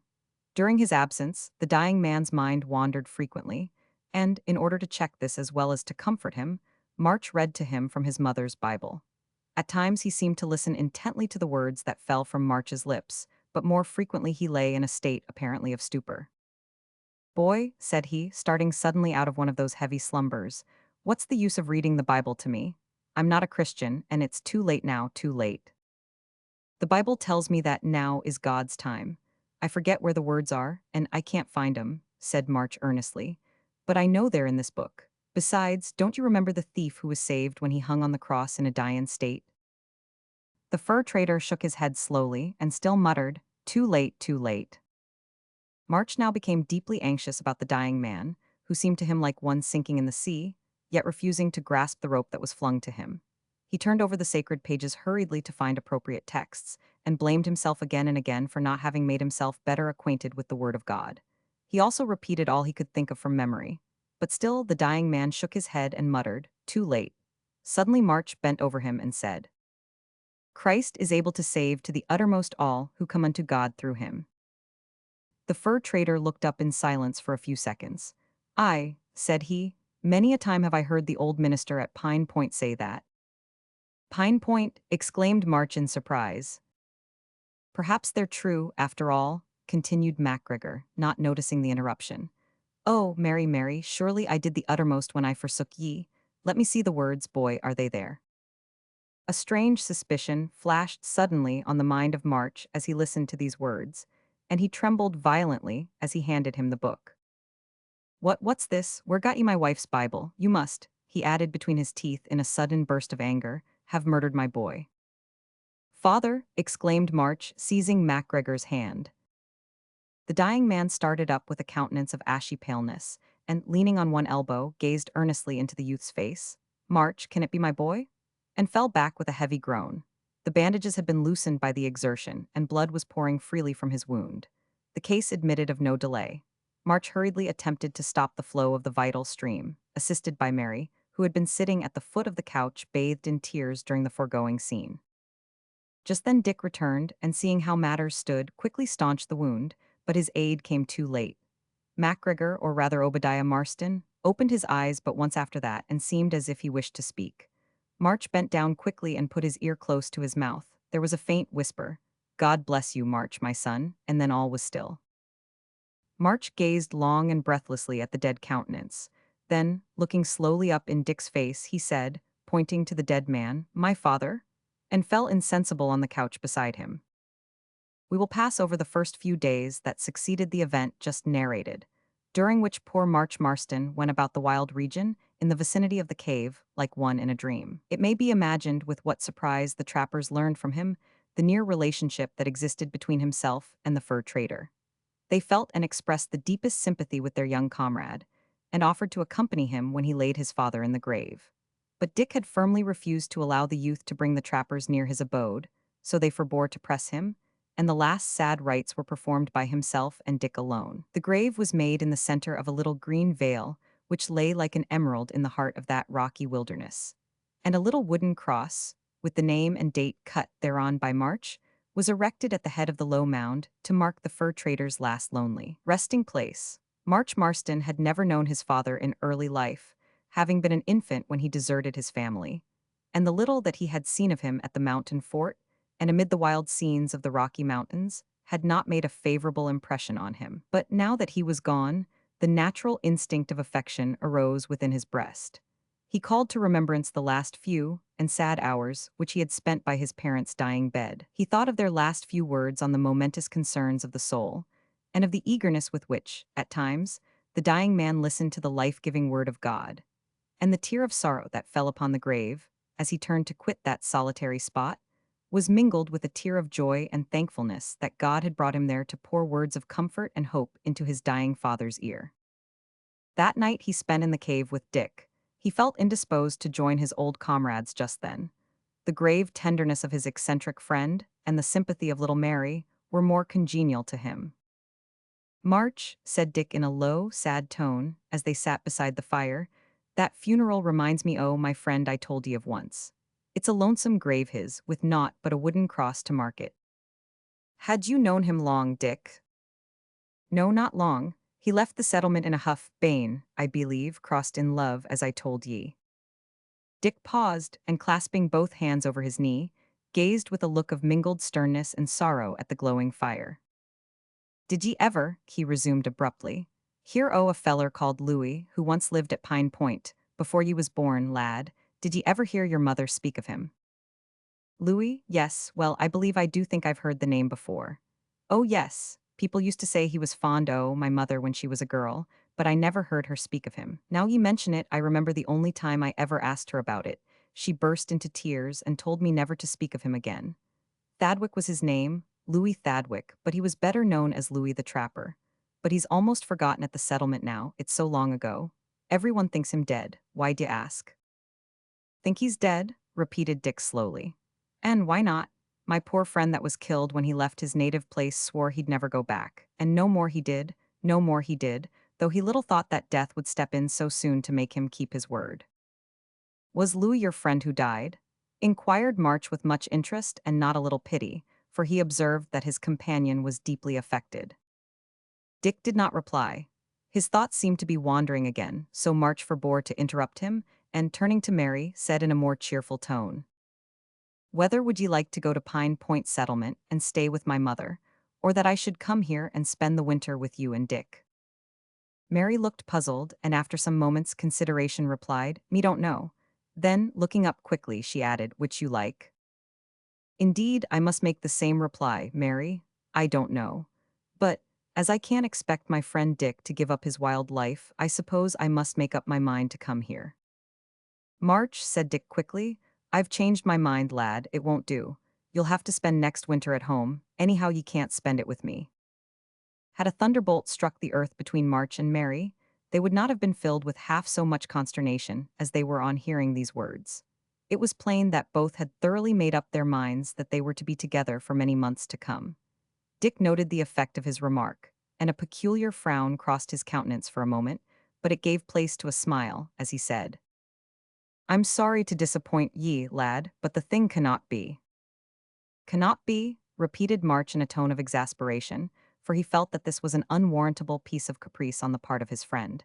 Surely you don't claim to be chief of the Rocky Mountains. If I choose to come and spend the winter in this region, you have no right to prevent me. And if I offer to bring you furs and venison, besides pretty good company, will ye be such a surly knave as to refuse me a corner of your cave? Nay, lad, right welcome would ye be, with or without furs or venison, but I mean to leave the cave to quit this part of the country altogether. The fact is, I'm tired of it and want a change. Very good, all right, and what's to hinder my going with you? I'm fond o' change myself. I'd as soon go one way as another. Dick shook his head.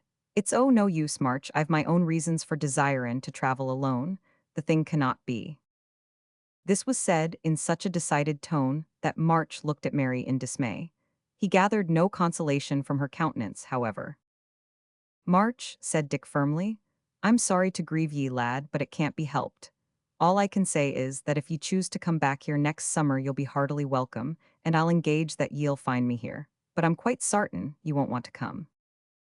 Won't want to come? I'll bet ye $100,000,000,000 I'll want to come. Aye, and will come, cried March.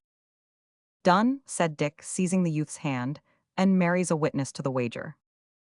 It is needless to say that the conversation did not rest here. The greater part of that night, and during great part of the week that March remained there, he continued to press the wild man of the West to alter his purpose, but without avail. Each day he passed with his comrades, hunting and trapping, and each night he bade them adieu and returned to sup and sleep in the cave, and of course persecuted Dick all that time. But Dick was immovable. Of course, the trappers renewed their attempts to get March to show them Dick's abode, but he persistently refused, and they were too good-natured to annoy him, and too honest to follow his trail, which they might easily have done, had they been so disposed. At last the time arrived when it became necessary that the trappers should return to Pine Point settlement. In the midst of all their alarms and fights they had found time to do, what Big Waller termed, a pretty considerable stroke o' business. That is to say, they had killed a large number of fur-bearing animals by means of trap, snare, and gun, so that they were in a position to return home with a heavy load of valuable skins. The day of their departure was therefore arranged, and March, mounting his steed, galloped for the last time, and with a heavy heart, towards the cave of his friend Dick. As he passed rapidly over the wild country, and entered the gloomy recesses that surrounded the wild man's home, he thought over the arguments and persuasive speeches with which he meant to make a last, and, he still hoped, successful appeal. But March might have spared himself the trouble of all this thought, for when he reached the cave Dick was absent. This grieved him deeply, because every preparation had been made by his companions for starting on their homeward journey that evening, so that he had no time to spare. Mary was at home, however, so March felt a little consoled, and seating himself in his wonted place beside the fire, he said, When will Dick be home, Mary? Me no can know exactly, tomorrow him say perhaps. Then it's all up, sighed March, leaning recklessly back against the wall. All up, I'm off tonight, so I'll not be able to spend the winter with you after all. Had Mary burst into tears on hearing this, March would have felt satisfied. Had she groaned or sobbed or even sighed, he would have experienced some degree of relief to his annoyed and disappointed spirit. But when Mary, instead of any such demonstration, hung down her head so that the heavy masses of her soft brown hair hid her pretty face, and said in a tone which March fancied was not very genuine, "What a pity!" he became extremely exasperated and deemed himself ill-used. During the half-hour that succeeded, he endeavored to converse in a pleasant tone of voice, but without success. At last he rose to go. "Must you go away dis night?" said Mary with a look of concern. "Aye, Mary, and it's not much matter, for you don't seem to care." The girl looked at him reproachfully. "You is not pleased with me, March, why?" The question puzzled the youth.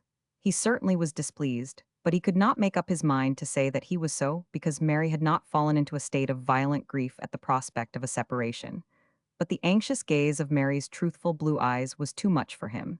He suddenly grasped both her hands, and, kissing her forehead, said, "Mary dear, I'm not displeased. I'm only sorry and sad and annoyed and miserable, very miserable, I can scarcely tell why.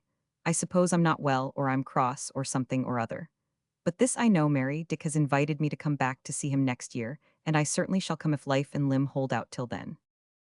Mary's eyes filled with tears, and as she smiled through them, March, being very near her face, beheld in each eye an excessively miniature portrait of himself gazing out at him lovingly.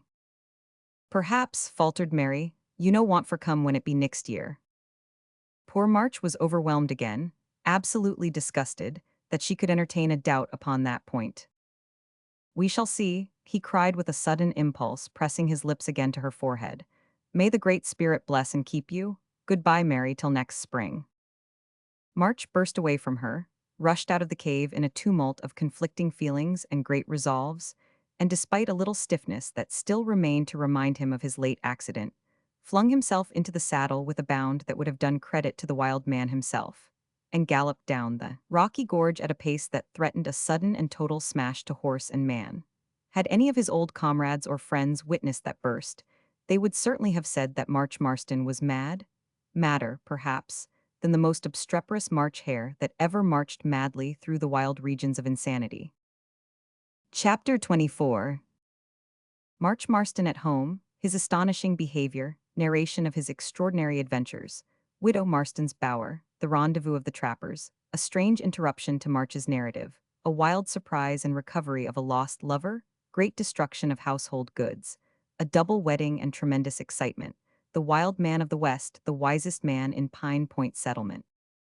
3 months passed away, and at the end of that period, March Marston found himself back again in Pine Point settlement, sitting on a low stool at that fireside, where the yelling and kicking days of his infancy had been spent, and looking up in the face of that buxom, blue-eyed mother with whom he had been wont to hold philosophical converse in regard to fighting and other naughty, not to say naughty, questions, in those bright but stormy days of childhood when he stood exactly 2 foot 10, and when he looked and felt as if he stood upwards of 10 feet too.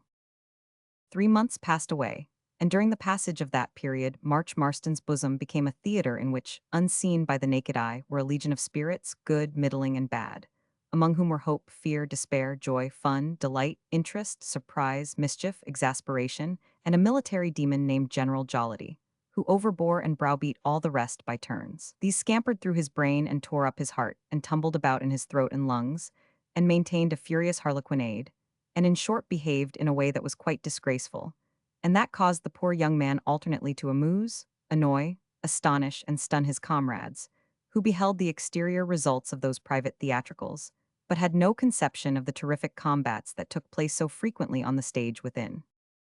During those 3 months, March saw many things. He saw his old friends the prairie dogs, and the pronghorned antelopes, and the grizzly bears, and the wolves. More than that, he chased and shot and ate many of them. He also saw clouds of locusts flying high in the air, so thick that they sometimes darkened the very sky, and herds of buffaloes so large that they often darkened the whole plain. During those 3 months, March learned a good deal. He learned that there was much more of every sort of thing in this world than he had had any idea of, that there was much, very much, to be thankful for, that there were many, very many, things to be grieved for, and many also to be glad about, that the fields of knowledge were inimitably large, and that his own individual acquirements were preposterously, humblingly small. He thought much, too. He thought of the past, present, and future in quite a surprising way. He thought of his mother and her loneliness, of Dick and his obstinacy, of Mary and her sweetness, of the wild man of the West and his invisibility. When this latter thought arose, it had the effect invariably of rousing within him demon despair. Also General Jollity, for the general had a particular spite against that demon, and, whenever he showed symptoms of vitality, attacked him with a species of frenzy that was quite dreadful to feel, and the outward manifestations of which were such as to cause the trappers to fear seriously that the poor youth had gone out of his mind, as they expressed it. But they were wrong, quite wrong. It was only the natural consequence of those demons and sprites having gone into his mind, where they were behaving themselves, as Bounce, when March made him his confidant, said, with horrible obstropolosity. Well, as we have said, March was seated on a low stool, looking up in his mother's face. He had already been 3 days at home, and, during every spare minute he sat himself down on the same stool, and went on with his interminable narrations of the extraordinary adventures through which he had passed while among the Rocky Mountains and out upon the great prairies. Widow Marston, for she knew that she was a widow now, though the knowledge added but little to the feeling of widowhood to which she had been doomed for so many years. Widow Marston, we say, listened to this interminable narration with untiring patience and unmitigated pleasure. There was as yet no symptom of the narrative drawing to a close, neither was there the slightest evidence of the widow Marston becoming wearied. We have seen a cat worried and pulled and poked by its kitten almost beyond endurance, and we have observed that the cat endured it meekly. Nay, evidently rejoiced in the annoyance. It was pleasurable pain. As it is with feline, so is it with human mothers. Their love overbears and outweighs everything. Ah, good cause have the rugged males of this world to rejoice that such is the fact, and although they know it well, we hold that it is calculated to improve the health and refresh the spirit of men to have that fact brought prominently and pointedly to their remembrance. Had March Marston talked the most unutterable balderdash, Widow Marston would have listened with unwearied delight as long, we believe, as her eyes and ears could do their duty. But March did not talk balderdash. For a madman, he spoke a great deal of common, besides a considerable amount of uncommon sense, and his mother listened with intelligent interest, commenting on what he said in her quiet way, as she found opportunity. We say this advisedly, for opportunities were not so frequent as one might suppose. March had always been possessed of a glib tongue, and he seemed, as Bounce remarked, to have oiled the hinges since his return to Pine Point settlement. "Mother," said March, after a short pause that had succeeded an unusually long burst, "do you know it's only a few months since I left you to go to this trip to the mountains?" "I know it well, my son," replied the widow, smiling at the question. "And do you know," he continued, "that it seems to me more like 5 years. When I think of all that I've heard and all that I've done, and all that I've seen, it seems to me as if it must have took, 5 years to have heard and done and seen it all in." "And yet," said the widow musingly, "you failed to see the wild man o' the West after all." "Mother, I'll be angry with you if you say that again." "Well, I won't," she replied, taking his hand in hers and stroking it. "Tell me again, March, about Dick of the Cave and his little girl. I like to hear about them. They were so kind to you, and that Dick, from your account, seems to be such a fine fellow. Tell me all about them over again." "I will, mother," said March, clearing his throat and commencing in a tone that showed clearly his intention of going on indefinitely. Widow Marston's cottage had a pretty, comfortable-looking flower garden behind it. In front, the windows looked out upon a portion of the native woods which had been left standing when the spot for the settlement was cleared. In the back garden there was a bower which the widow's brother, the blacksmith, had erected, and the creepers on which had been planted by the widow's own hand when she was Mary West, the belle of the settlement. In this bower, which was a capacious one, sat a number of sedate, quiet, jolly, conversible fellows, nearly all of whom smoked and one of whom sketched. They were our friends Red Hand, Bounce, Big Waller, Gibalt, Hawkswing, and Bertram. It is observable among men who travel long in company together in a wild country, that, when they return again to civilized or to semi-civilized life, they feel a strong inclination to draw closer together, either from the force of habit or sympathy or both. On reaching Pine Point, the trappers, after visiting their friends and old chums, drew together again as if by a species of electrical attraction. In whatever manner they chanced to spend their days, they, for the first week at least, found themselves trending gradually each evening a little before sunset to a common center. Widow Marston was always at home. March Marston was always with his mother, deep in his long-winded yarns. The bower was always invitingly open in the back garden, hence the bower was the regular rendezvous of the trappers. It was a splendid evening that on which we now see them assembled there. The sun was just about to set in a flood of golden clouds. Birds, wildfowl, and frogs held an uproarious concert in wood and swamp, and the autumnal foliage glowed richly in the slanting beams as it hung motionless in the still atmosphere. "500, you know," said Red Hand, removing his pipe for a few minutes and blowing aside the heavy wreaths of tobacco smoke that seemed unwilling to ascend and dissipate themselves. "Do you know, now that this trip's over, I'm inclined to think it's about the roughest one I've had for many a year? And it's a curious fact that the rougher a trip is the more I like it." Bertram, who was, as a matter of course, sketching, turned over a few leaves and made a note of the observation. "I guess it was pretty much of a meddlin', jolly one," said Big Waller, smoking enthusiastically, and with an expression of intense satisfaction on his weather-beaten countenance. "And profitable," observed Bounce gravely. "Ah, we ver profitable," echoed Gibalt. "Dat is de main ting. We have get plenty skins, and have bring home our own skins, which I was not mochi sure of 1 or 2 times." "True," said Bounce. "That's what we've got for to be thankful for. Skins is skins, but the skin of a human ain't to be put in the balance. Why? The skin o' a beaver, d'ye see? Bounce glanced at Hawkswing as he spoke, but the Indian only looked stolid and smoked solemnly. Yes, he continued, a whole skin's better nor a broken one, and it's well to bring back a whole one, though I'm not a-goin' for to deny that there's some advantage in bringing back other sorts o' skins too, d'ye see? WH goes for to prove the true philosophy of the fact, d'ye see? Bounce paused in the midst of his mental energy to take a parenthetic whiff. His thoughts, however, seemed too deep for utterance, for he subsided quietly into a state of silent fumigation. What a splendidly picturesque scene, exclaimed Bertram, pushing back his brigandish hat in order the better to get a view, at arm's length, of his sketch and compare it with the original. What's the meanin', oh, picturesque? Inquired Bounce. Theodore Bertram looked and felt puzzled.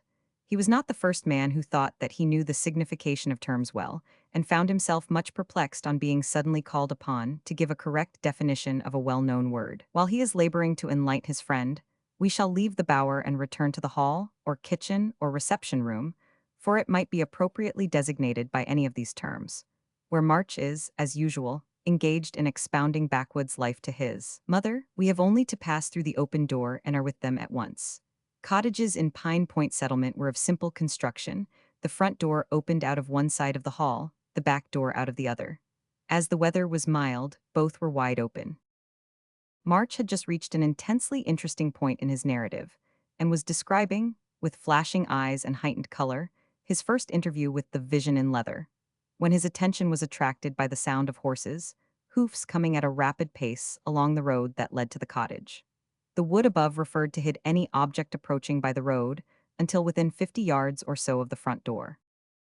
They seem in a hurry, whoever they be, said March, as he and his mother rose and hastened to the door, and there's more than one rider, if I've not forgot how to judge by sounds. I should say that there's Hallow. The exclamation was not unnatural by any means, for at that moment a very remarkable horseman dashed round the point of the wood and galloped towards the cottage. Both man and horse were gigantic. The former wore no cap, and his voluminous brown locks floated wildly behind him. On they came with a heavy, thunderous tread, stones, sticks, and dust flying from the charger's heels.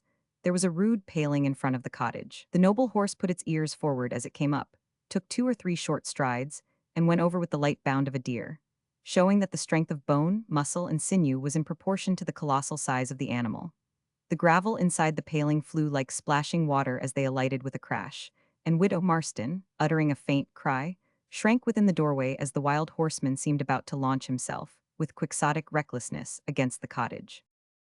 Dick, shouted March, who stared like one thunderstruck as the rider leaped from the saddle to the ground, sprang with a single bound to the widow's side, seized her right hand in both of his, and stooping down, gazed intently into her alarmed countenance. Suddenly the blood rushed violently to her temples, as the man pronounced her name in a low, deep tone, and with a look of wild surprise mingled with terror, she exclaimed, "Louis." The color fled from her cheeks, and uttering a piercing cry, she fell forward on the breast of her long-lost lover. March Marston stood for some time helpless, but he found his voice just as Red Hand and the other trappers, rushing through the house, burst upon the scene. "Dick," shouted March again, in the highest pitch of amazement. "The wild man o' the West," roared Bounce, with the expression of one who believes he gazes on a ghost. "Fetch a drop o' water, one o' you fellers," said the wild man, looking anxiously at the pale face that rested on his arm. Every one darted off to obey, excepting Bertram, who, with eyes almost starting out of their sockets, was already seated on the paling, sketching the scene. For he entertained an irresistible belief that the wild man of the West would, as he had already done more than once, vanish from the spot before he could get him transferred to the pages of his immortal book.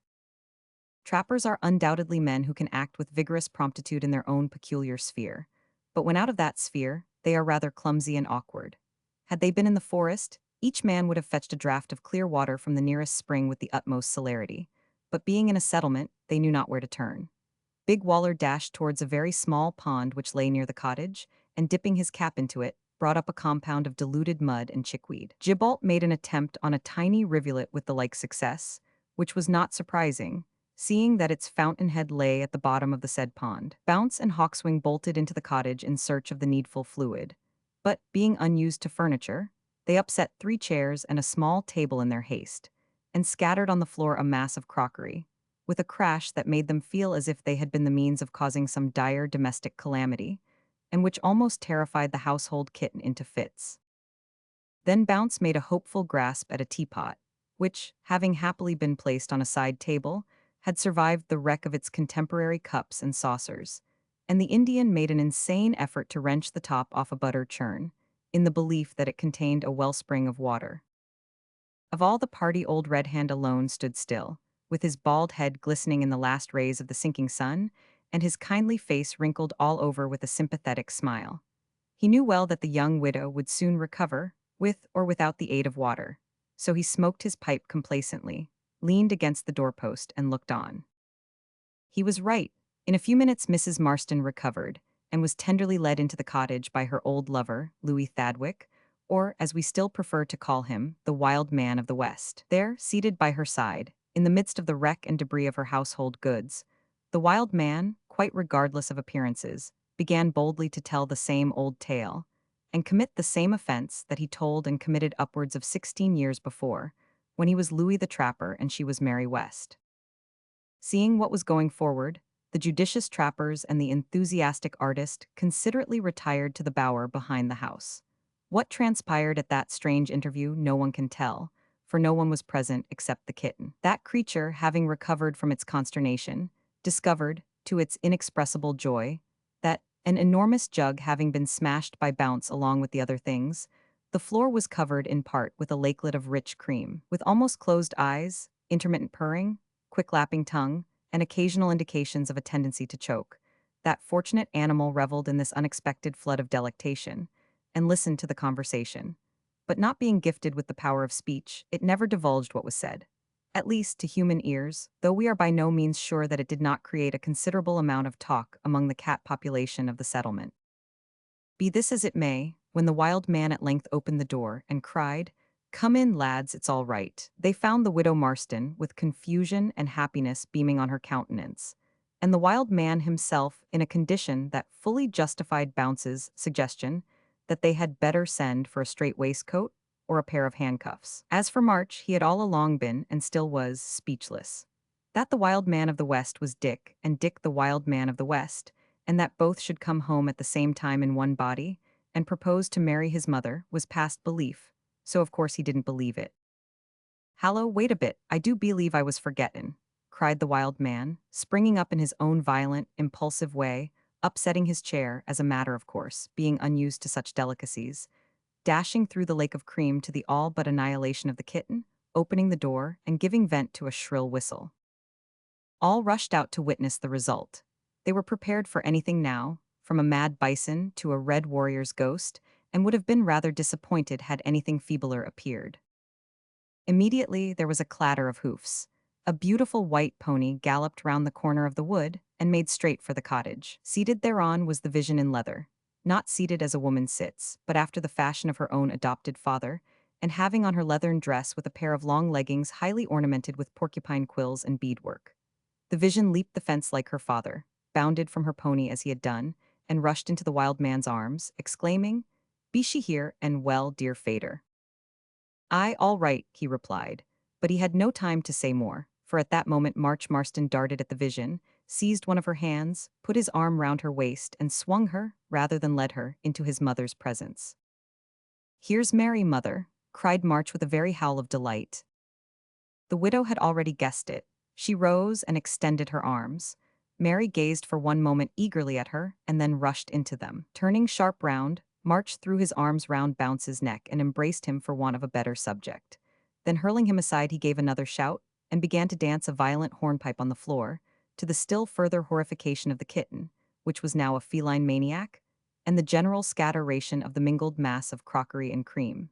Seeing this, Bounce uttered a hysterical cheer. Hawkswing, being excited beyond even savage endurance, drew his scalping knife, yelled the war cry, and burst into the war dance of the Seneca Indians. In short, the widow's cottage became the theater of a scene that would have done credit to the violent wards of a lunatic asylum.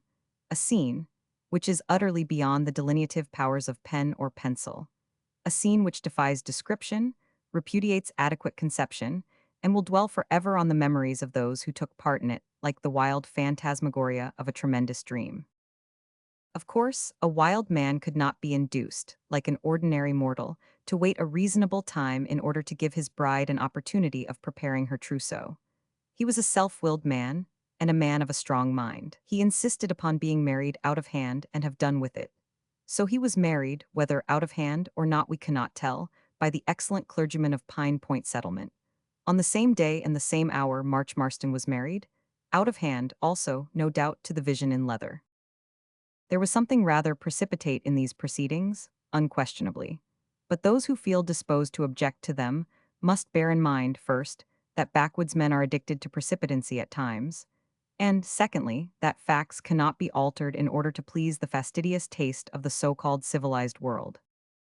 Public opinion in the settlement was strongly in favor of the doings of the wild man of the West. Delay was deemed by all to be unnecessary, and all the more so that the double wedding day was to be celebrated as a species of public event. The romance connected with the previous life of Dick, and especially his singular and unexpected return to his first love, created quite a sensation, even in a region in which wild deeds and wonderful events were so common that it required a man to be a real hero, to enable him to rise conspicuous above his fellows. Many trappers came in from a considerable distance to take part in the rejoicings of that day, and from the dance which followed the ceremony, there was not absent a living creature belonging to the settlement. Every dog was there, of course, adding its vocal melody to the dulcet tones of the blacksmith's violin. Even the cats of the settlement were present, including that celebrated kitten, which had been reduced to a state of driveling imbecility by the furious advent of the wild man. Owls and other sagacious birds also came from afar to see the fun, attracted by the light of the fire. For the ballroom was the green sward of the forest, which was illuminated for the occasion by a bonfire that would have roasted a megatherium whole, and also would have furnished accommodation for a pot large enough to boil in. Elephant, don't think, reader, in the vanity of your heart that you have conceived that fire. You have not, as a Yankee would say, the most distant conception of the small end of a notion of what it was. 100 brawny arms, accustomed to wield the broad axe, had lent their aid to rear the mighty pile and feed the ravening flame. It was kindled on a wide level plot in the outskirts of the settlement, around which the trees spread their sheltering arms. On a plank raised on two casks sat the blacksmith with his fiddle. The carpenter sat beside him with a kettle drum, more literally a kettle drum even than the real thing, for that drum was a kettle. On a little mound that rose in the center of the plot sat, in state, Dick and Mary, March and the Vision in leather, their respective thrones being empty flower casks. Around them danced the youth and beauty of the settlement. These were enclosed by a dense circle, composed of patriarchal, middle-aged, and extremely juvenile admirers. The background of the picture was filled up with the monstrous fire, which saturated that spot in the forest with light, bright as the broadest day. The extreme foreground was composed of the trunk of a fallen tree, on which sat our friend the artist, delineating the whole with the eagerness of an enthusiast who had at last fallen upon a scene truly worthy of his genius. How Bounce did dance, to be sure.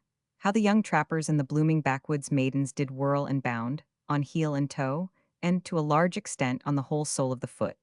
Yes, their souls were in the work, and their spirits too, and that although there was not a drop of spirits in the settlement. Happily, owing to the unaccountable delay of a provision boat, there was not a glass of fire water in the place at that time. The whole affair was got up, carried on, and concluded on tea. It was a great teetotal gathering, which would have drawn tears of joy from the heart of Father Matthew and all his successors, whether Romanist or Protestant, had they witnessed it.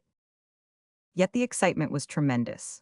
The wild man of the West, strange to say, and, owing to some peculiar contradictoriness of character which was unaccountable, was almost the only sane man of the whole party. He flung himself on the ground beside his wife, and locking his arm round the tough root of a pine tree, refused to budge from the spot.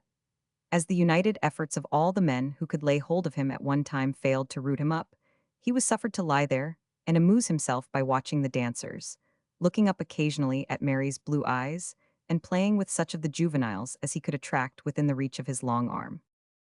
As for March Marston, he was mad now if ever he had been so in his life. He danced with all the girls and wrestled with all the men, and played hide-and-seek with all the boys, and fraternized with all the old people, and chased all the dogs and astonished, not to say horrified, all the cats. Yet, although he did all this, he did not neglect the vision in leather, by no manner of means. Long before the dawn of early morning, that jovial party drank a parting cup of cold tea, and, dispersing to their several homes, left the field in possession of the village curs. Now, dear reader, with a feeling of sadness we write it, all things must have an end. We make this unquestionable assertion in order to break to you, as gently as may be, the news that our tale has reached its close. Had we taken in hand to write the life and adventures of our hero and his friends from first to last, we should have had to prepare pens, ink, and paper for a work equal in size to the Encyclopedia Britannica. We have only detailed one or two episodes in their wild career. What they did and said and saw in after years must be left to future historians or to the imagination of romantic readers. This only will we say in conclusion, that of all the men who dwelt in Pine Point settlement, for many years after the events narrated in these pages, the kindest, the wisest, the gentlest, the heartiest, the wildest, and the most courageous was the wild man of the West. The end.